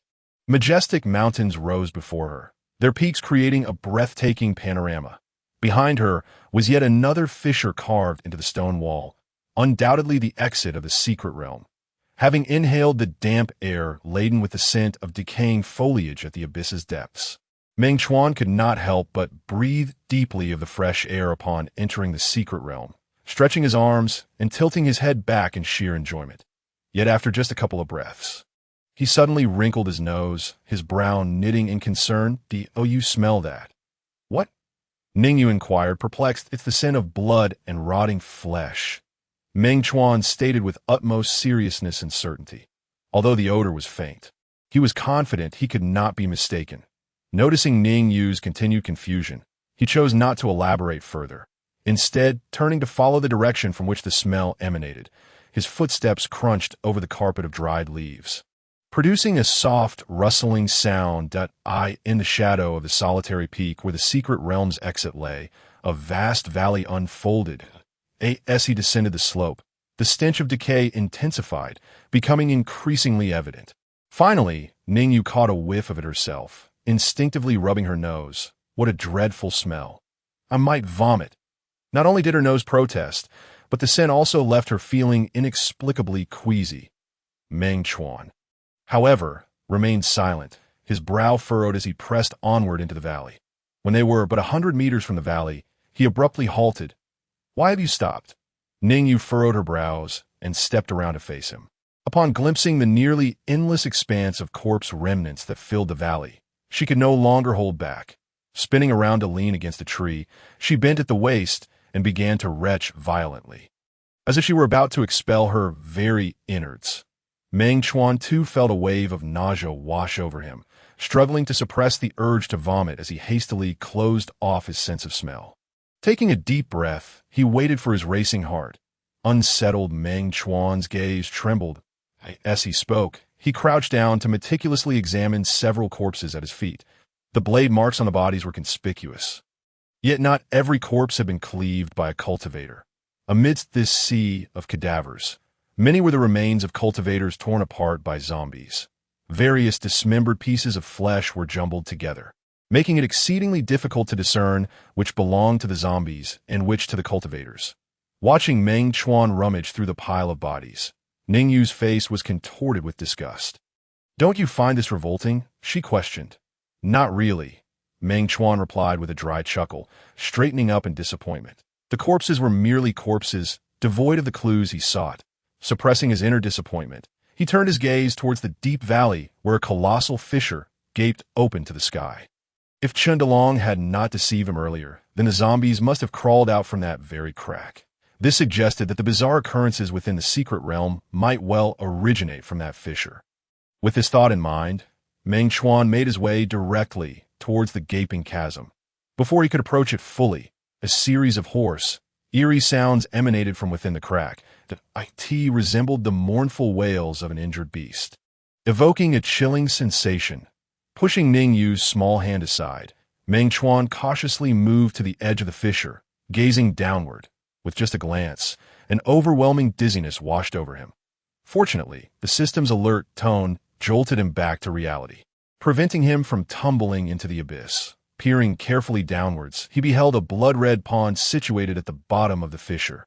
The entire pool resembled a gigantic, glaring eye, seemingly fixated upon him. Chapter 81. The Demon Lord of the Underground. A thick, nauseating stench of blood assailed Meng Chuan, choking him into a fit of coughing. Could the pool contain blood? According to the system's observations, the host's speculation was likely the truth. How much blood would it take to fill such a vast pool? Meng Chuan shuddered, instinctively swallowing several times. Though he had not measured it directly, he could surmise that the area of that blood pool was no less than 3 acres. Noticing the change in his expression, Ningyu could not help but leaning closer. Upon confirming the sight deep within the fissure, her eyelids began to tremble involuntarily. What on earth was this place? Both the zombies and this blood pool were far too bizarre. Clenching her delicate fists, she suddenly felt an overwhelming urge to leave this wretched secret realm. "Shouldn't we hasten our exit?" she suggested. "Not yet." Meng Chuan shook his head. It was evident that this was no safe place. Lingering here could prove detrimental. As Ningyu spoke, she cast a glance towards the exit of the secret realm. Suddenly, With a gurgling sound, the blood pool erupted with crimson bubbles. Initially sparse, the bubbles multiplied rapidly, causing the entire pool to appear as if it were boiling. "What is that?" Ningyu exclaimed, extending her right hand in astonishment. In the roiling blood, something other than bubbles seemed to emerge. Teeth appear to be a human head. Meng Chuan replied uncertainly, if to clarify. The skull, entangled among the bubbles, rose from the blood pool. Its hollow eye sockets seemed to gaze up at the two above, although it possessed no eyeballs. Both Meng Chuan and Ningyu could distinctly sense its chilling gaze upon them. System immediately analyzed that creature. Ding! Unable to perform standard analysis on this entity. Then utilize spiritual essence for a detailed analysis. Hurry! Meng Chuan felt an intense pressure emanating from the skull, urging him to act quickly. Spending 200 points of spiritual essence, he activated the detailed analysis procedure. The analysis succeeded, yielding the following results.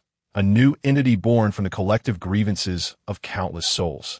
This demon was nurtured in the blood pool over millennia, currently at a level comparable to the pinnacle of Golden Core, though its specific combat abilities remain unclear.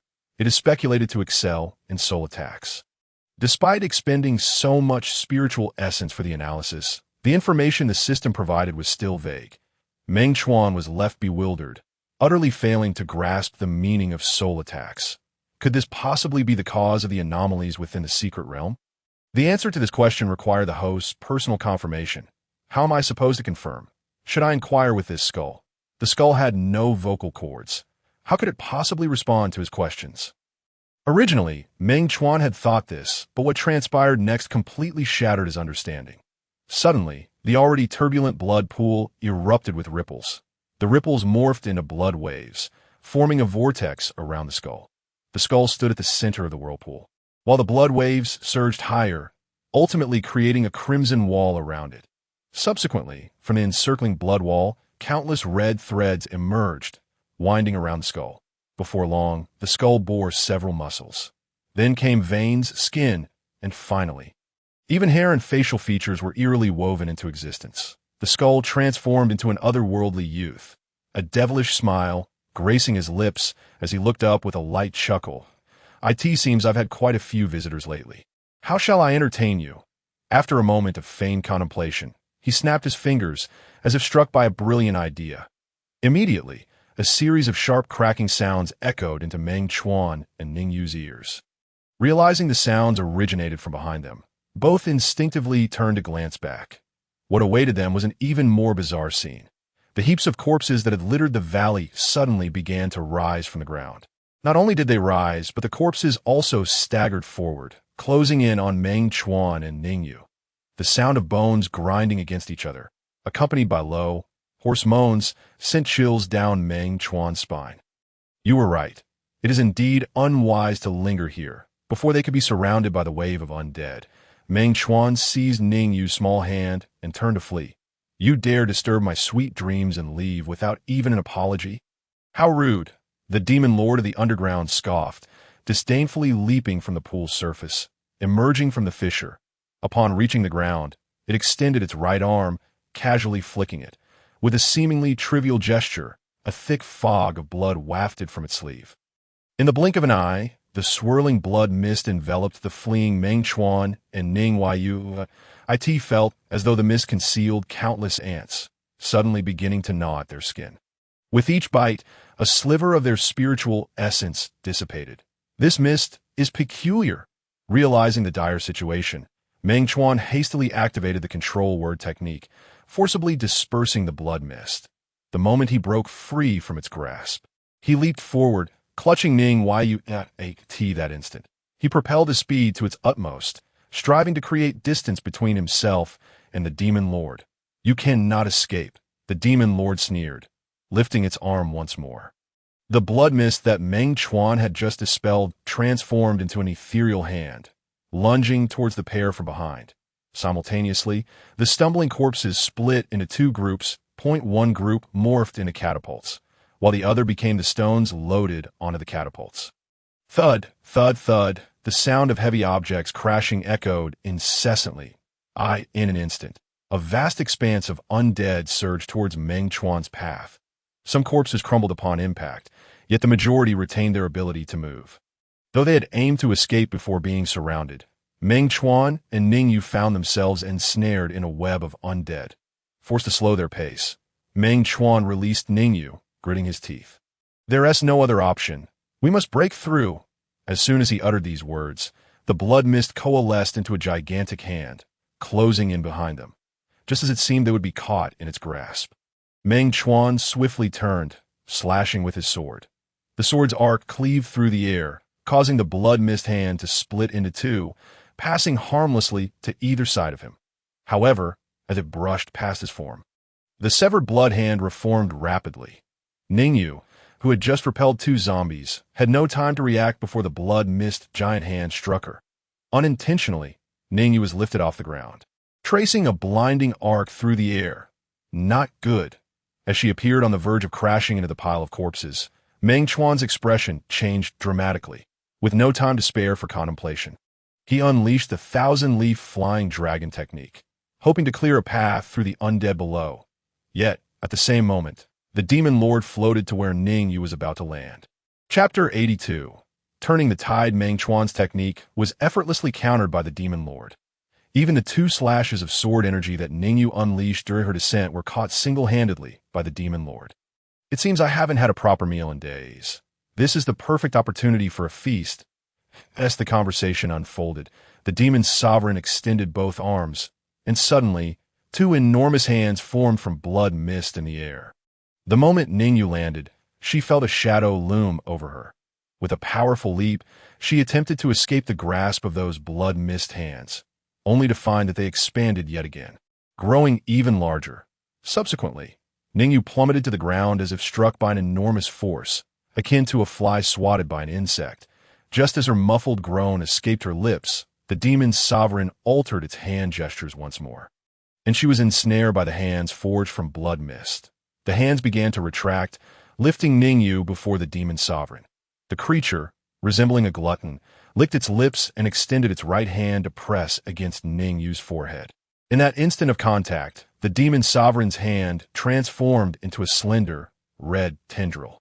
The scene was reminiscent of countless leeches burrowing into Ning Yu's mind. Unable to restrain herself, she let out a blood-curdling scream, her body writhing like a worm suspended in midair.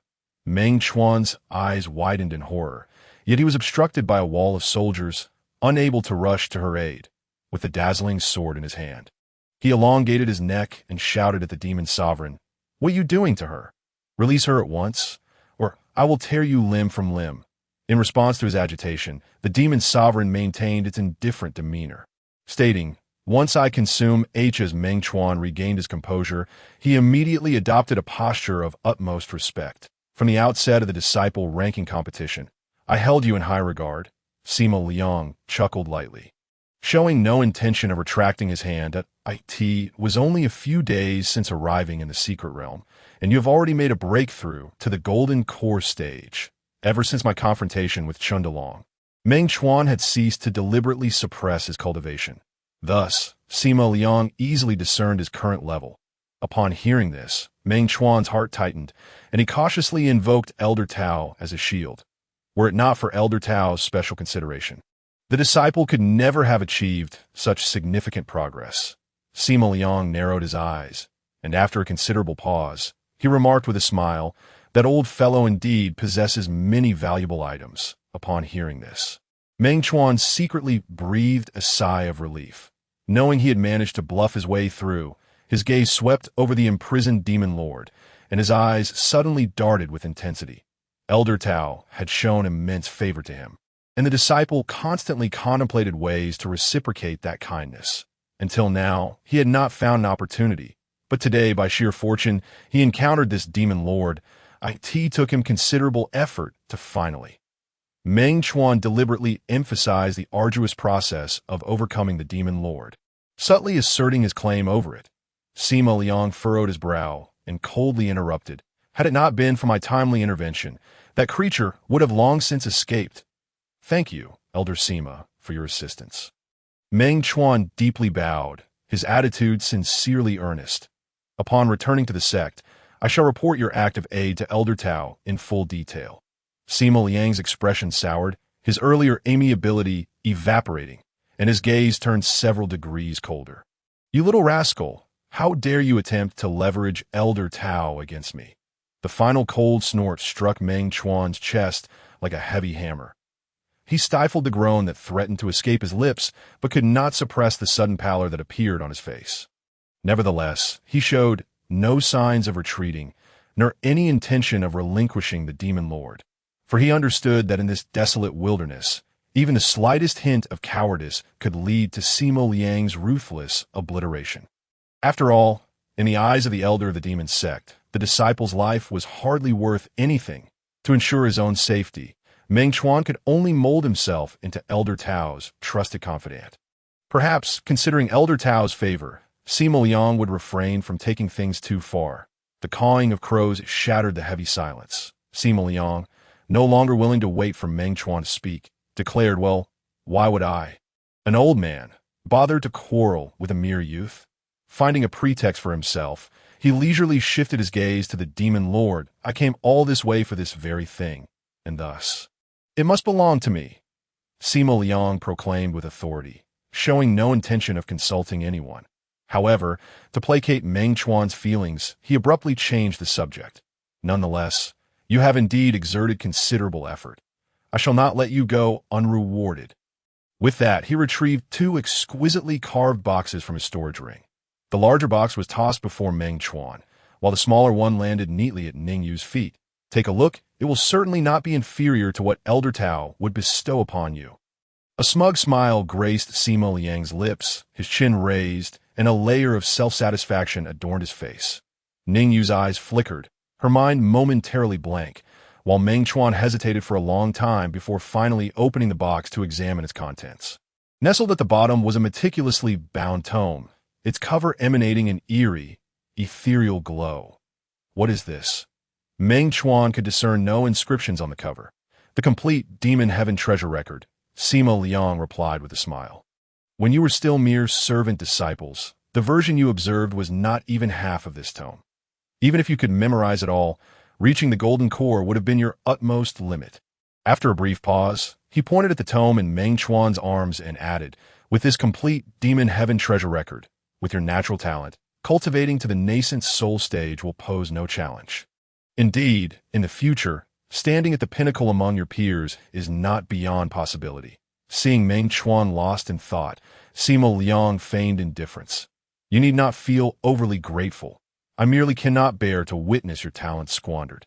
Chapter 84. The third stage task. Meng Chuan's eyelids twitched for a moment, and after a prolonged silence, he clasped his hands in gratitude. "Thank you, Elder, for your generous bestowal." Sima Liang waved his hand nonchalantly and began to stride toward the Demon Lord. Now that Meng Chuan had accepted the reward, his next task was to package the Demon Lord for transport. However, before he could proceed, Meng Chuan suddenly interjected, "Please wait." Sima Liang's face darkened instantly, his expression morphing into one of fury. "The disciple still has a small matter to inquire of it." Meng Chuan chuckled awkwardly, quickly stating his purpose. Recognizing that he was not attempting to backtrack, Sima Liang's demeanor softened slightly. "What do you wish to ask?" It is, after all, a native of this secret realm and may possess insights into the cause of the recent anomalies. Meng Chuan remained mindful of his unfinished system task. Sima Liang's eyes flickered as he decisively turned to the Demon Lord, coldly demanding, what was the cause of the tremors in the secret realm, and where did all these zombies come from? The Demon Lord huddled in a corner of the formation, hugging its knees, and bit its lip in silence. Observing its reluctance to speak, Sima Liang's gaze turned fierce, and he immediately executed two hand seals. Subsequently, a series of sharp crackling sounds erupted from the formation composed of array flags. Several silver whips materialized out of thin air, striking the delicate form of the Demon Lord repeatedly. With each lash, the Demon Lord howled in agony. It was not until the Demon Lord lay limp on the ground, struggling to maintain its shape, that Sima Liang finally ceased the onslaught. "What, do I need to ask again before you will respond?" No need. I will speak." The Demon Lord weakly lifted its head, trembling as it began to articulate. "What are you waiting for?" Simo Liang impatiently urged. The demon lord, now completely terrified, wasted no time and stammered its explanation. It revealed that this so-called secret realm was, in fact, an ancient battleground, the resting place of far more than just a mere 10,000 souls. The so-called zombies were primarily the corpses of warriors who perished in battle here long ago. "Are you telling me that the zombies formed naturally?" Meng Chuan furrowed his brow. "Certainly not." The demon lord shook its head. "Based on the chaotic memories inherited from countless vengeful souls, I can deduce that after the battle, a super-powerful being transformed this place into a massive demon forging furnace. Ordinary soldiers were buried underground, while their souls and blood were extracted, meticulously crafting a blood pool. The powerful beings who died here were then cast into this blood pool, resulting in the creation of over 10,000 puppets. When this being led the puppets away, the battleground, along with the underground blood pool, was abandoned. However, because the blood pool was connected to the Earth's veins, there's always been a supply of energy. For millennia, influenced by the blood pool's demon-forging power, the corpses underground gradually morphed into zombies. The vengeful souls residing within the blood pool underwent a repetitive process of fusion and division, ultimately giving rise to the soul, evil, and demons. Afterward, in pursuit of self-evolution, the demon lord began to voraciously absorb the energy from the Earth's veins. While it succeeded in crafting a physical body for itself, it nearly drained the Earth's spiritual energy dry. Consequently, the stability of the crust was severely affected, culminating in a massive earthquake. Due to the earthquake, the zombies gained the opportunity to escape from underground, leading to the carnage on the purple sand plains. "So that is how it is." Meng Chuan listened intently, feeling a mix of emotions that that moment, the system emitted a melodious notification sound. "Ding! Congratulations, host, on successfully completing the second phase of the exploration task. System rewards have been dispatched. Please check at your convenience. The third phase exploration task is now open. Task details: repair the damaged veins. Task duration: unlimited. Task rewards: 3,000 spiritual rhythms, 1,000 contribution points, a scratch card for a purple gold spiritual artifact, and 1 free upgrade opportunity for a designated system function. Host, would you like to accept the third phase task?" "Wait, what do you mean by free upgrade opportunity?" Meng Chuan found himself utterly perplexed. Did the system not mention this before? Each time the host breaks through a major realm, a corresponding upgrade opportunity for the system functions will be granted. However, upgrading any function typically requires a certain amount of resource points. What functions can the system upgrade now? Meng Chuan fought to suppress his urge to curse, patiently inquiring. Current system detection. Level 1, upgrade opportunities. 2, system warehouse. Level 1, upgrade opportunities. 2, exchange store. Level 1, upgrade opportunities. 1. What changes will occur with these function upgrades? Meng Chuan's curiosity was piqued. Currently, the system detection level can only sense the slightest disturbances within a 1-mile radius centered around the host. Upon reaching level 2, the detection range will extend to 2 miles. Upgrading the exchange store to level 2 will raise the tier limit for exchange techniques to high-level profound grade, while also introducing new items such as spiritual herbs and spiritual ores for exchange. The system warehouse has ascended to level 2, thereby increasing its capacity limit to 50 cubic meters, while also enabling the storage function for biological eggs. The system never lacks patience, providing a thorough explanation to Meng Chuan. The matter of the upgrade can be discussed later. For now, it is imperative to undertake the third stage task. Meng Chuan felt a bit dizzy. To ensure that the resource points are utilized effectively, he decided to take a moment to calm himself. "Ding! Congratulations, host, for successfully accepting the third stage exploration task. Explore the Purple Sand Secret Realm. Overall task completion progress: 50. Current stage task completion progress: 0. Just as he prepared to summon the system panel to check the rewards at hand, C2 Liang suddenly spoke beside him. "Do you have any other questions?" "No." Meng Chuan instinctively shook his head. With a swift flick of his sleeve, C2 Liang dismantled the formation while simultaneously seizing the collar of the demonic tyrant. In that case, I shall take my leave with this creature. You all should exercise caution while navigating this secret realm." With a nonchalant remark, the old man made no further delay and vanished gracefully. Once his figure had completely disappeared, Ningyu, dragging her weak body, stepped over to Meng Chuan's side. "Here, this is for you." As she spoke, she handed over a box gifted by Si-Tu Liang. Inside the box lay a repulsive snow persimmon, which appeared inexplicably enticing. If memory served correctly, this item should be one of the main materials for concocting a 5th-grade spirit refining pill, which effectively enhances a cultivator's success rate in refining their primordial spirit. It is well known that refining the primordial spirit is a prerequisite for advancing to the nascent soul realm. To think that fellow was so generous. Meng Chuan was genuinely astonished by Si-Tu Liang's lavishness. Though surprised, he had no intention of claiming what belonged to another. "This is a gift from Elder Si-Tu. You should keep it for yourself." Chapter 85. It is impossible to be honest regardless of the circumstances. You should surpass me in breaking through to the nascent soul realm. However, Ningyu had no intention of reclaiming the box, insisting, "Thus, you are the one who needs it more." Upon saying this, she directly grasped Meng Chuan's large hand and forcefully placed the box into his palm. "How can I accept this?" Meng Chuan, without hesitation, attempted to push the box back. Despite his lack of force, he inadvertently caused Ningyu to stumble. His expression shifted dramatically as he quickly grasped her arm to steady her swaying form. Expressing concern, "Are you all right?" As he spoke, Meng Chuan extended a finger to check her pulse. "That I'm fine, just feeling a bit dizzy." Ningyu replied with a smile, clearly putting on a brave front. After a swift internal examination, the system provided Meng Chuan with a starkly different response. Her body seemed unharmed, but her soul had suffered severe trauma. Is there a remedy? Meng Chuan immediately grew anxious. Even the hand still gripping Ningyu's forearm tightened instinctively. Ningyu winced from the pressure, involuntarily gasping in pain. "Ouch! I apologize."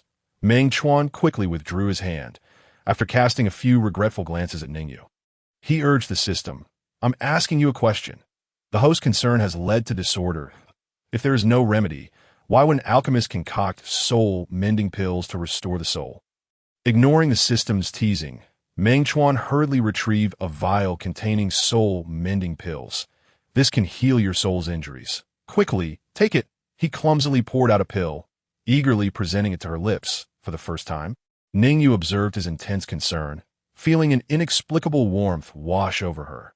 Then, as if compelled by an unseen force, she opened her mouth, adopting a posture of waiting to be fed.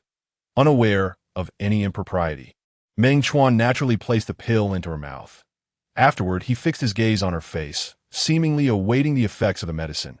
Ningyu, however, felt a bit shy under his scrutiny and muttered, "Don't worry, I won't die here. Such morbid talk is ill-advised." Meng Chuan frowned. Ningyu's eyes darted, and suddenly she leaned into his embrace. "I still feel quite dizzy." Meng Chuan promptly supported her slender waist, urging, "Let me help you sit over there for a moment. I can't muster the strength in my legs." Ningyu feigned weakness, remaining motionless. At this point, Meng Chuan began to catch on, yet he refrained from exposing her act. The next moment, he swept her into his arms and slowly made his way towards a nearby toad-shaped rock. "Let us rest here for a while." After placing her on the stone, he sat down beside her. Ningyu slid down, resting her head on his thigh. Noticing his downward glance, she hurriedly shut her eyes. The wind rustled through the valley, still carrying a pungent odor. Yet for the two who had muted their sense of smell, the stench no longer held much sway. Once Ningyu's breathing steadied, Meng Chuan finally accessed the system panel. Name: Meng Chuan Spirit Points, 3943 Spirit Resonance, 1330 Contribution Points, 400 Technique.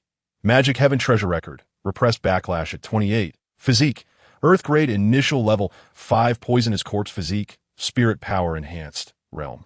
Mid Golden Core, New Items Acquired. 1 Platinum Weapon Scratch Card. 1 Black Gold Weapon Scratch Card. After confirming the resource points, Meng Chuan initiated contact with the system. How many resource points are required to upgrade the detection function to level 2? A total of 3,000 spirit points is needed. And what about upgrading the exchange, shop, and system warehouse? These would require 5,000 and 2,000 spirit points, respectively. That's exorbitant. Meng Chuan winced at the thought. However, After much deliberation, he chose to upgrade the detection function to bolster his chances of survival. Ding! Congratulations, host, for successfully upgrading the system's detection function to level 2 at the cost of 3,000 spirit points. Can the remaining resource points be utilized for realm simulation? After the encounter with C2 Liang, Meng Chuan once again felt his realm was insufficient. The system reminded him that there was an inadequacy in spirit resonance for realm simulation. All right, I shall save it for later. Meng Chuan did not press the issue. He opened the system warehouse, his gaze settling on the 2 scratch cards. Forget it. These won't lay any eggs. After muttering to himself, he promptly began to scratch the cards.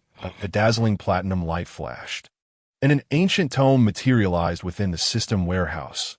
Ding! Congratulations, host, for successfully scratching and obtaining the Earth-grade low-level blade manual, Lotus Blossom Classic.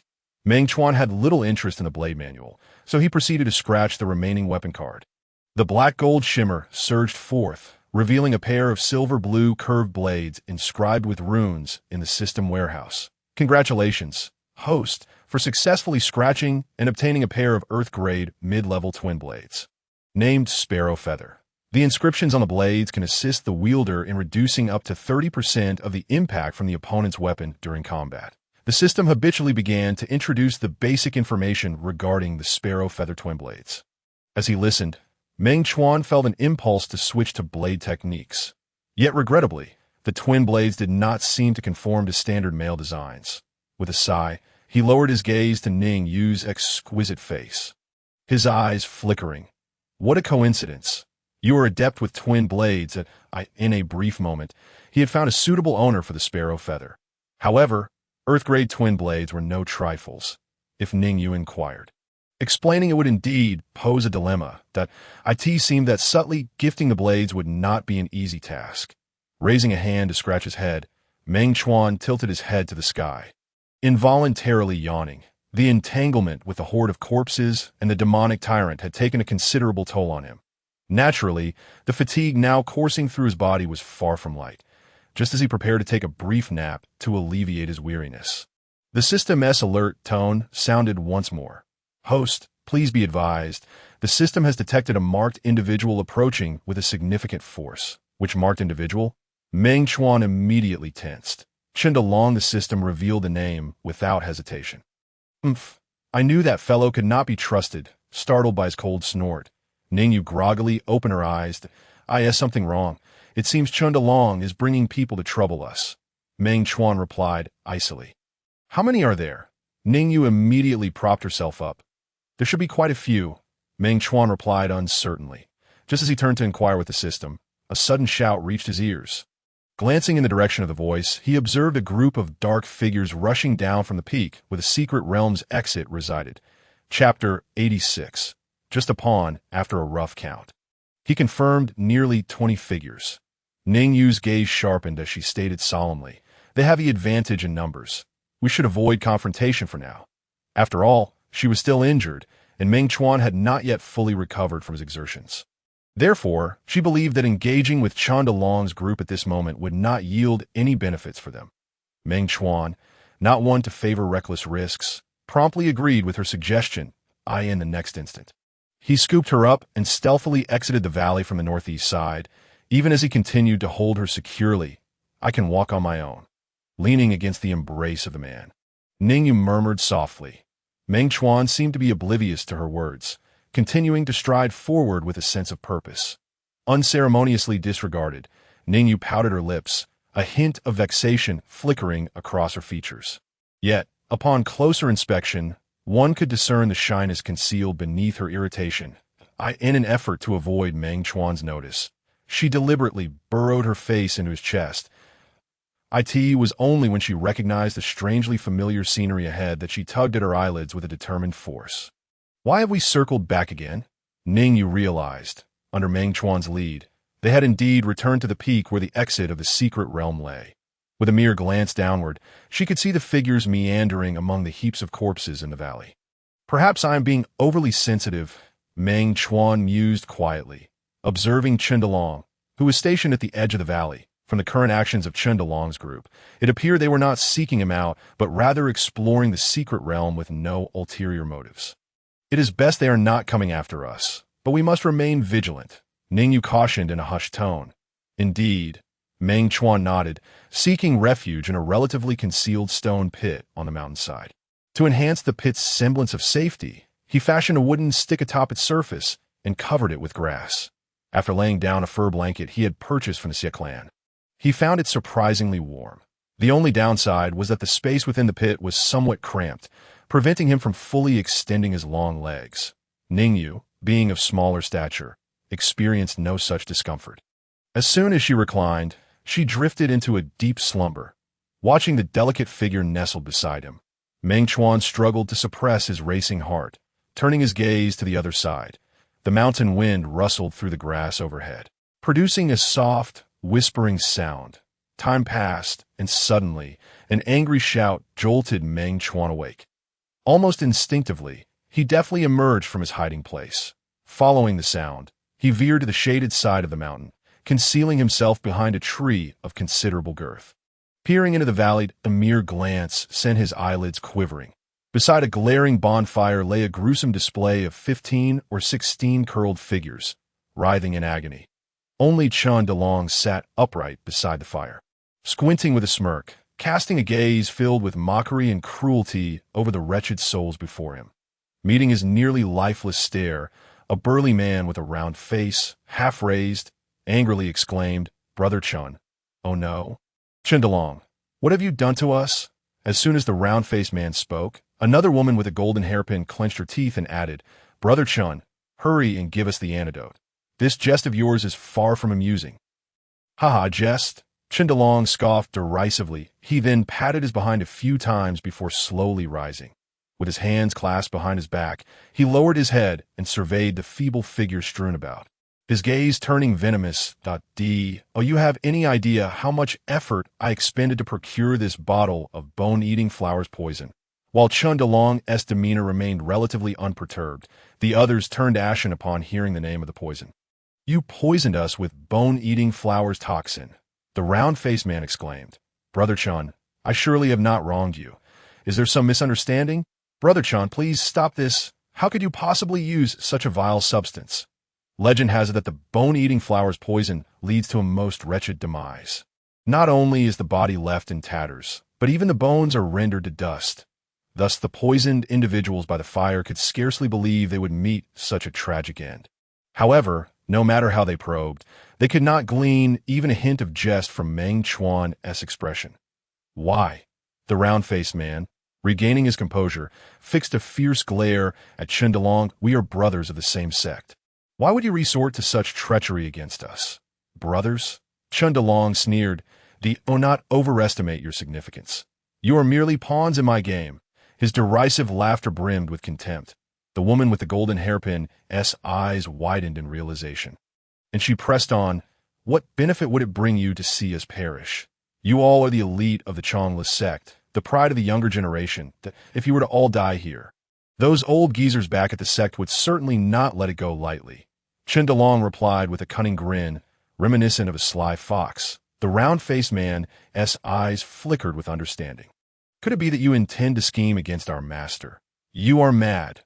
How could I, a mere golden core cultivator, dare to conspire against the Yuaning elders?" Chun DeLong retorted with a mockingly innocent tone. "Besides, if I were to truly plot against the elders, whose corpses would I present to claim glory?" After a slight pause, he seemingly recalled something, adding softly, "Oh yes, you need not be so anxious. Although you have all been poisoned with a bone-eating flowers toxin, I will not allow you to turn into mere puddles of filth." "Well, that is quite generous of you." The round-faced man grunted through gritted teeth. "No need for thanks. After all, we are acquainted, and I would not wish to see you suffer too painfully." Chun DeLong waved his hand dismissively.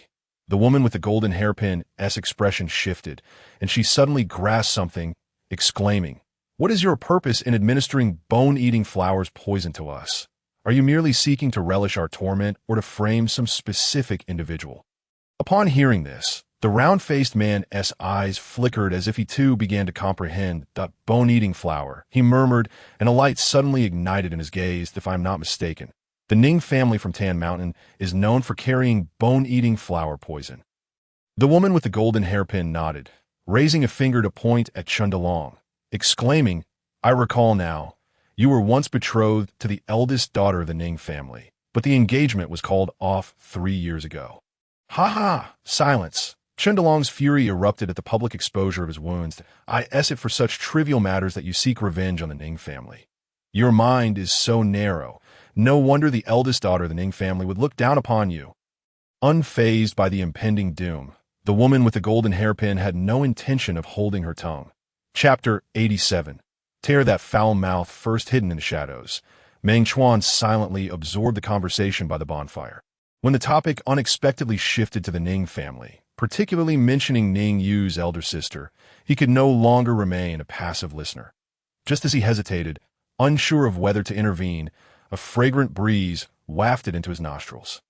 The slumbering Ning Yu seemed disturbed by the commotion, quietly inching closer to him. "Is everything she said true?" Meng Chuan hesitantly inquired. "Perhaps," Ning Yu sighed, resting her forehead against her palm. "I have only heard rumors about my sister's betrothal, but have never encountered the one who signed the contract. I never anticipated that Chundalong was nearly my brother-in-law. Why do you appear so untroubled?" Meng Chuan furrowed his brow. "What is there to be worried about?" Ning Yu responded dismissively.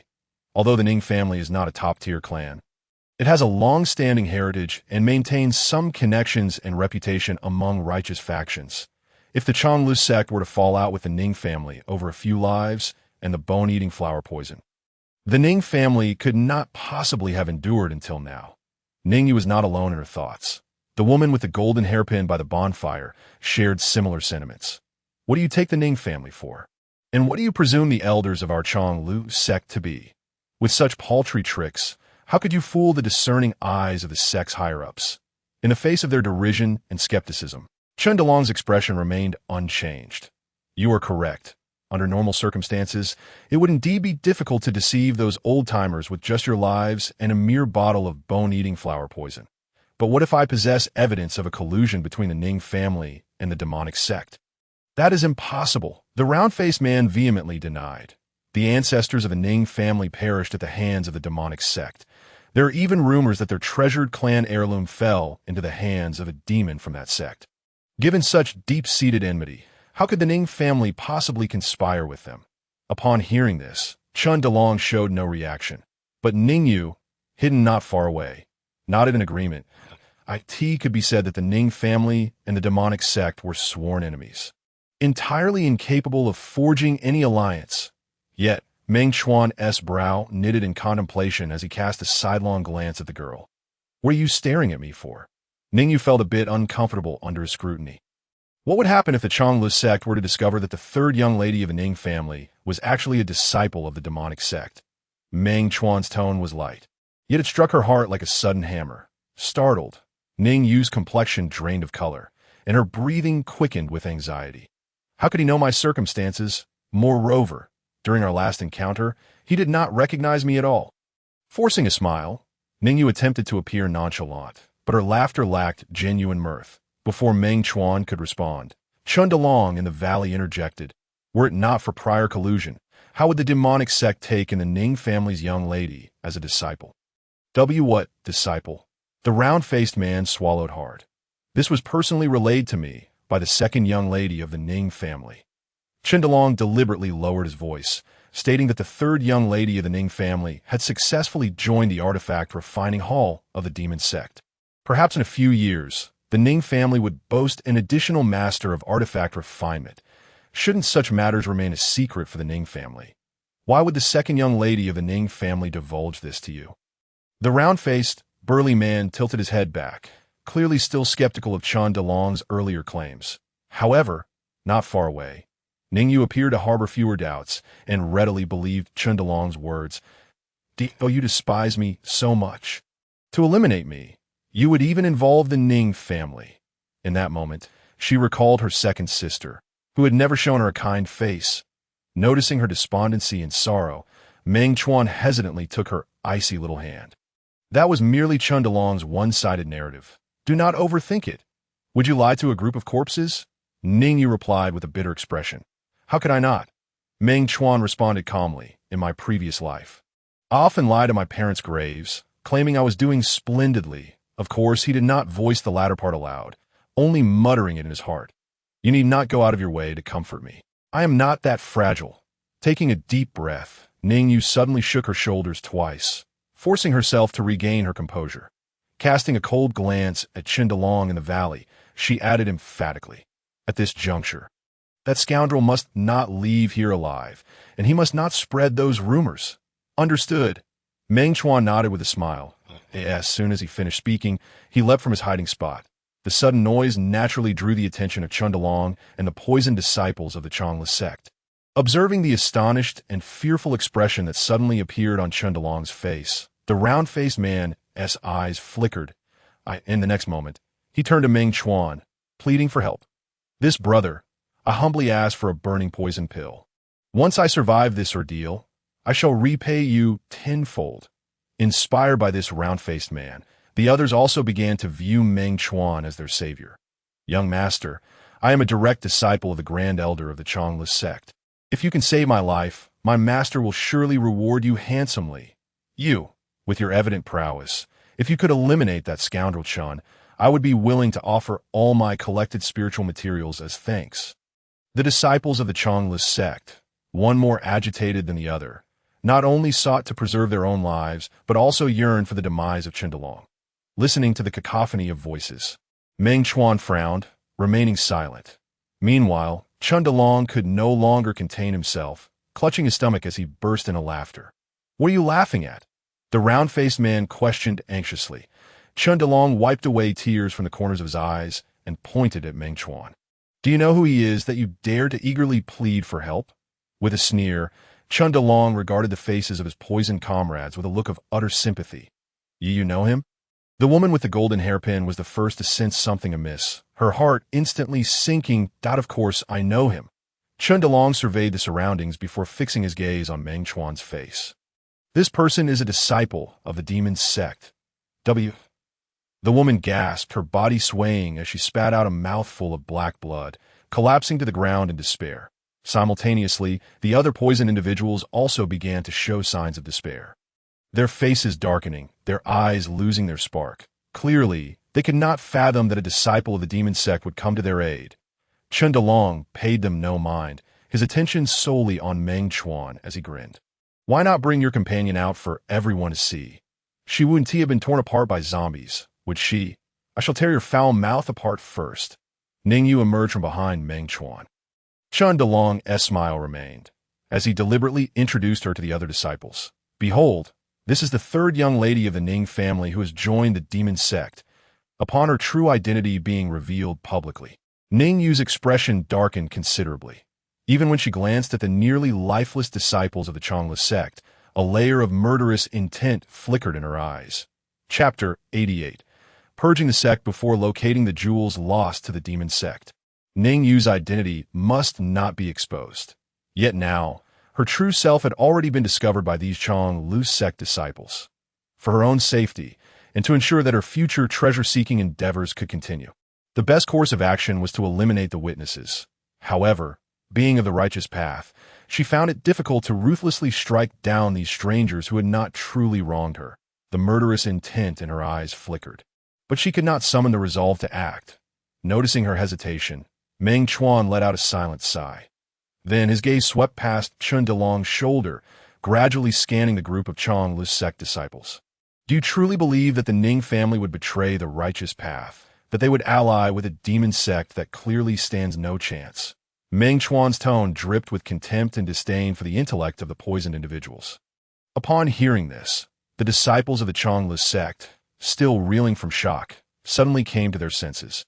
The Ning family had always been a bulwark against the Demon Sect. How could they possibly collude with them? "Chundalong, you are utterly deranged to fabricate such ridiculous lies for your own vendetta. How could the careless sect have produced a scoundrel like you? Truly a disgrace." A few astute individuals, eager to clarify their stance, seized the opportunity to insult Chundalong. The remaining disciples, slow on the uptake, soon joined in, voicing their praises for the Ning family. They even exalted Ning Yu, whom they had just met. Naturally, they cherished their lives above all else, and as they praised, they began to test the waters. "Third young lady, since you are of the Ning family, you must possess the antidote for the bone-biting flower poison." "Right." How dare you concoct such vile rumors about you and the Ning family? Once we are cured, we will ensure that Chen Delong meets a fate worse than death, observing the weak yet indignant faces around her. Ning Yu's murderous intent finally began to wane. Go on. There's no need to force yourself to do something against your will, Meng Chuan remarked with a smile. With that, he gently patted the back of Ning Yu's hand and stepped toward Chen Delong. Aware of Meng Chuan's prowess, Chen Delong had no intention of engaging in battle. He shot a sidelong glance at Ning Yu and turned to flee. Oh, you really think you can escape? Meng Chuan scoffed derisively upon witnessing this.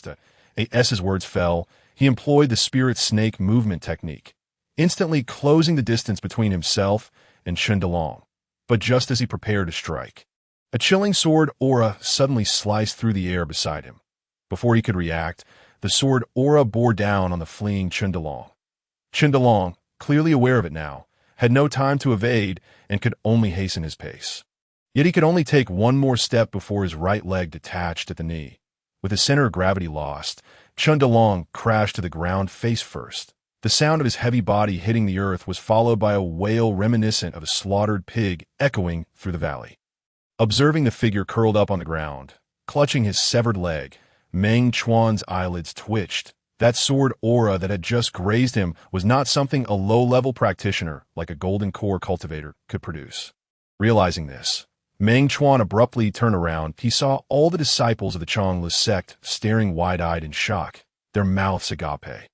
Only Ning Yu maintained her composure, holding a disc he had never seen before in her hand. If the system's observations were correct, it should be a formation disc that sealed the sword aura of the nascent soul.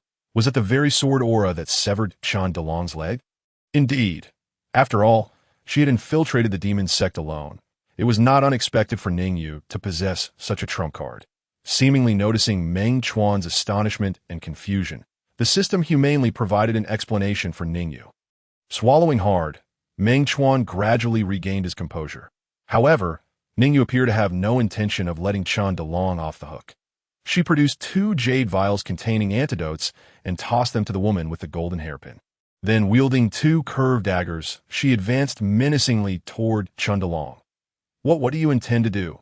Chen Delong, pale-faced, struggled to raise his head as he dragged himself along the ground, panic evident in his retreat. How dare you spread rumors about me? If I did not make you pay the price, will the world not think me easy prey? You've already severed my leg. Is that not enough? Chen Delong was clearly terrified, pleading, I am at least a direct disciple of a grand elder of the careless sect. If you kill me, do you think the careless sect will simply let it go? A direct disciple? Ha! Ning Yu scoffed. Perhaps you once were, but now, you are merely a scoundrel who harms his own sect. Killing you would be nothing more than upholding justice. She deliberately cast a glance at the group of careless sect disciples who had just received their antidotes. You all agree, do you not? Suddenly addressed. The careless sect disciples trembled in unison. The quicker-witted among them immediately voiced their agreement. Such a scoundrel would still dare to refer to himself as a direct disciple. He is simply a disgrace to the elders. Miss Ning, you need not be courteous. Simply kill him. Once we return to the careless sect, we shall certainly report to the elders about how Miss Ning helped cleanse our sect. And perhaps the sect master himself will personally express gratitude to you and the Ning family. Weakened as he was, the group of individuals surrounding him wore expressions of obsequious smiles, fearful of inciting any displeasure from Ning Yu. Even the round-faced, burly man, who had only just regained a modicum of mobility, braced himself against a wooden stick to rise. Thud, thud, the dull sound of his footsteps drew him closer to Chen Delong. Let us not tarnish Miss Ning's hands with this scoundrel's filth.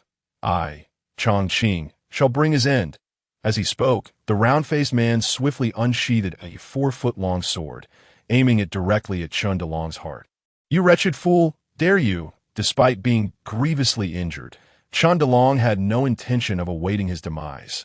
Gritting his teeth, he bellowed and drew his large blade, raising his arm to counterattack.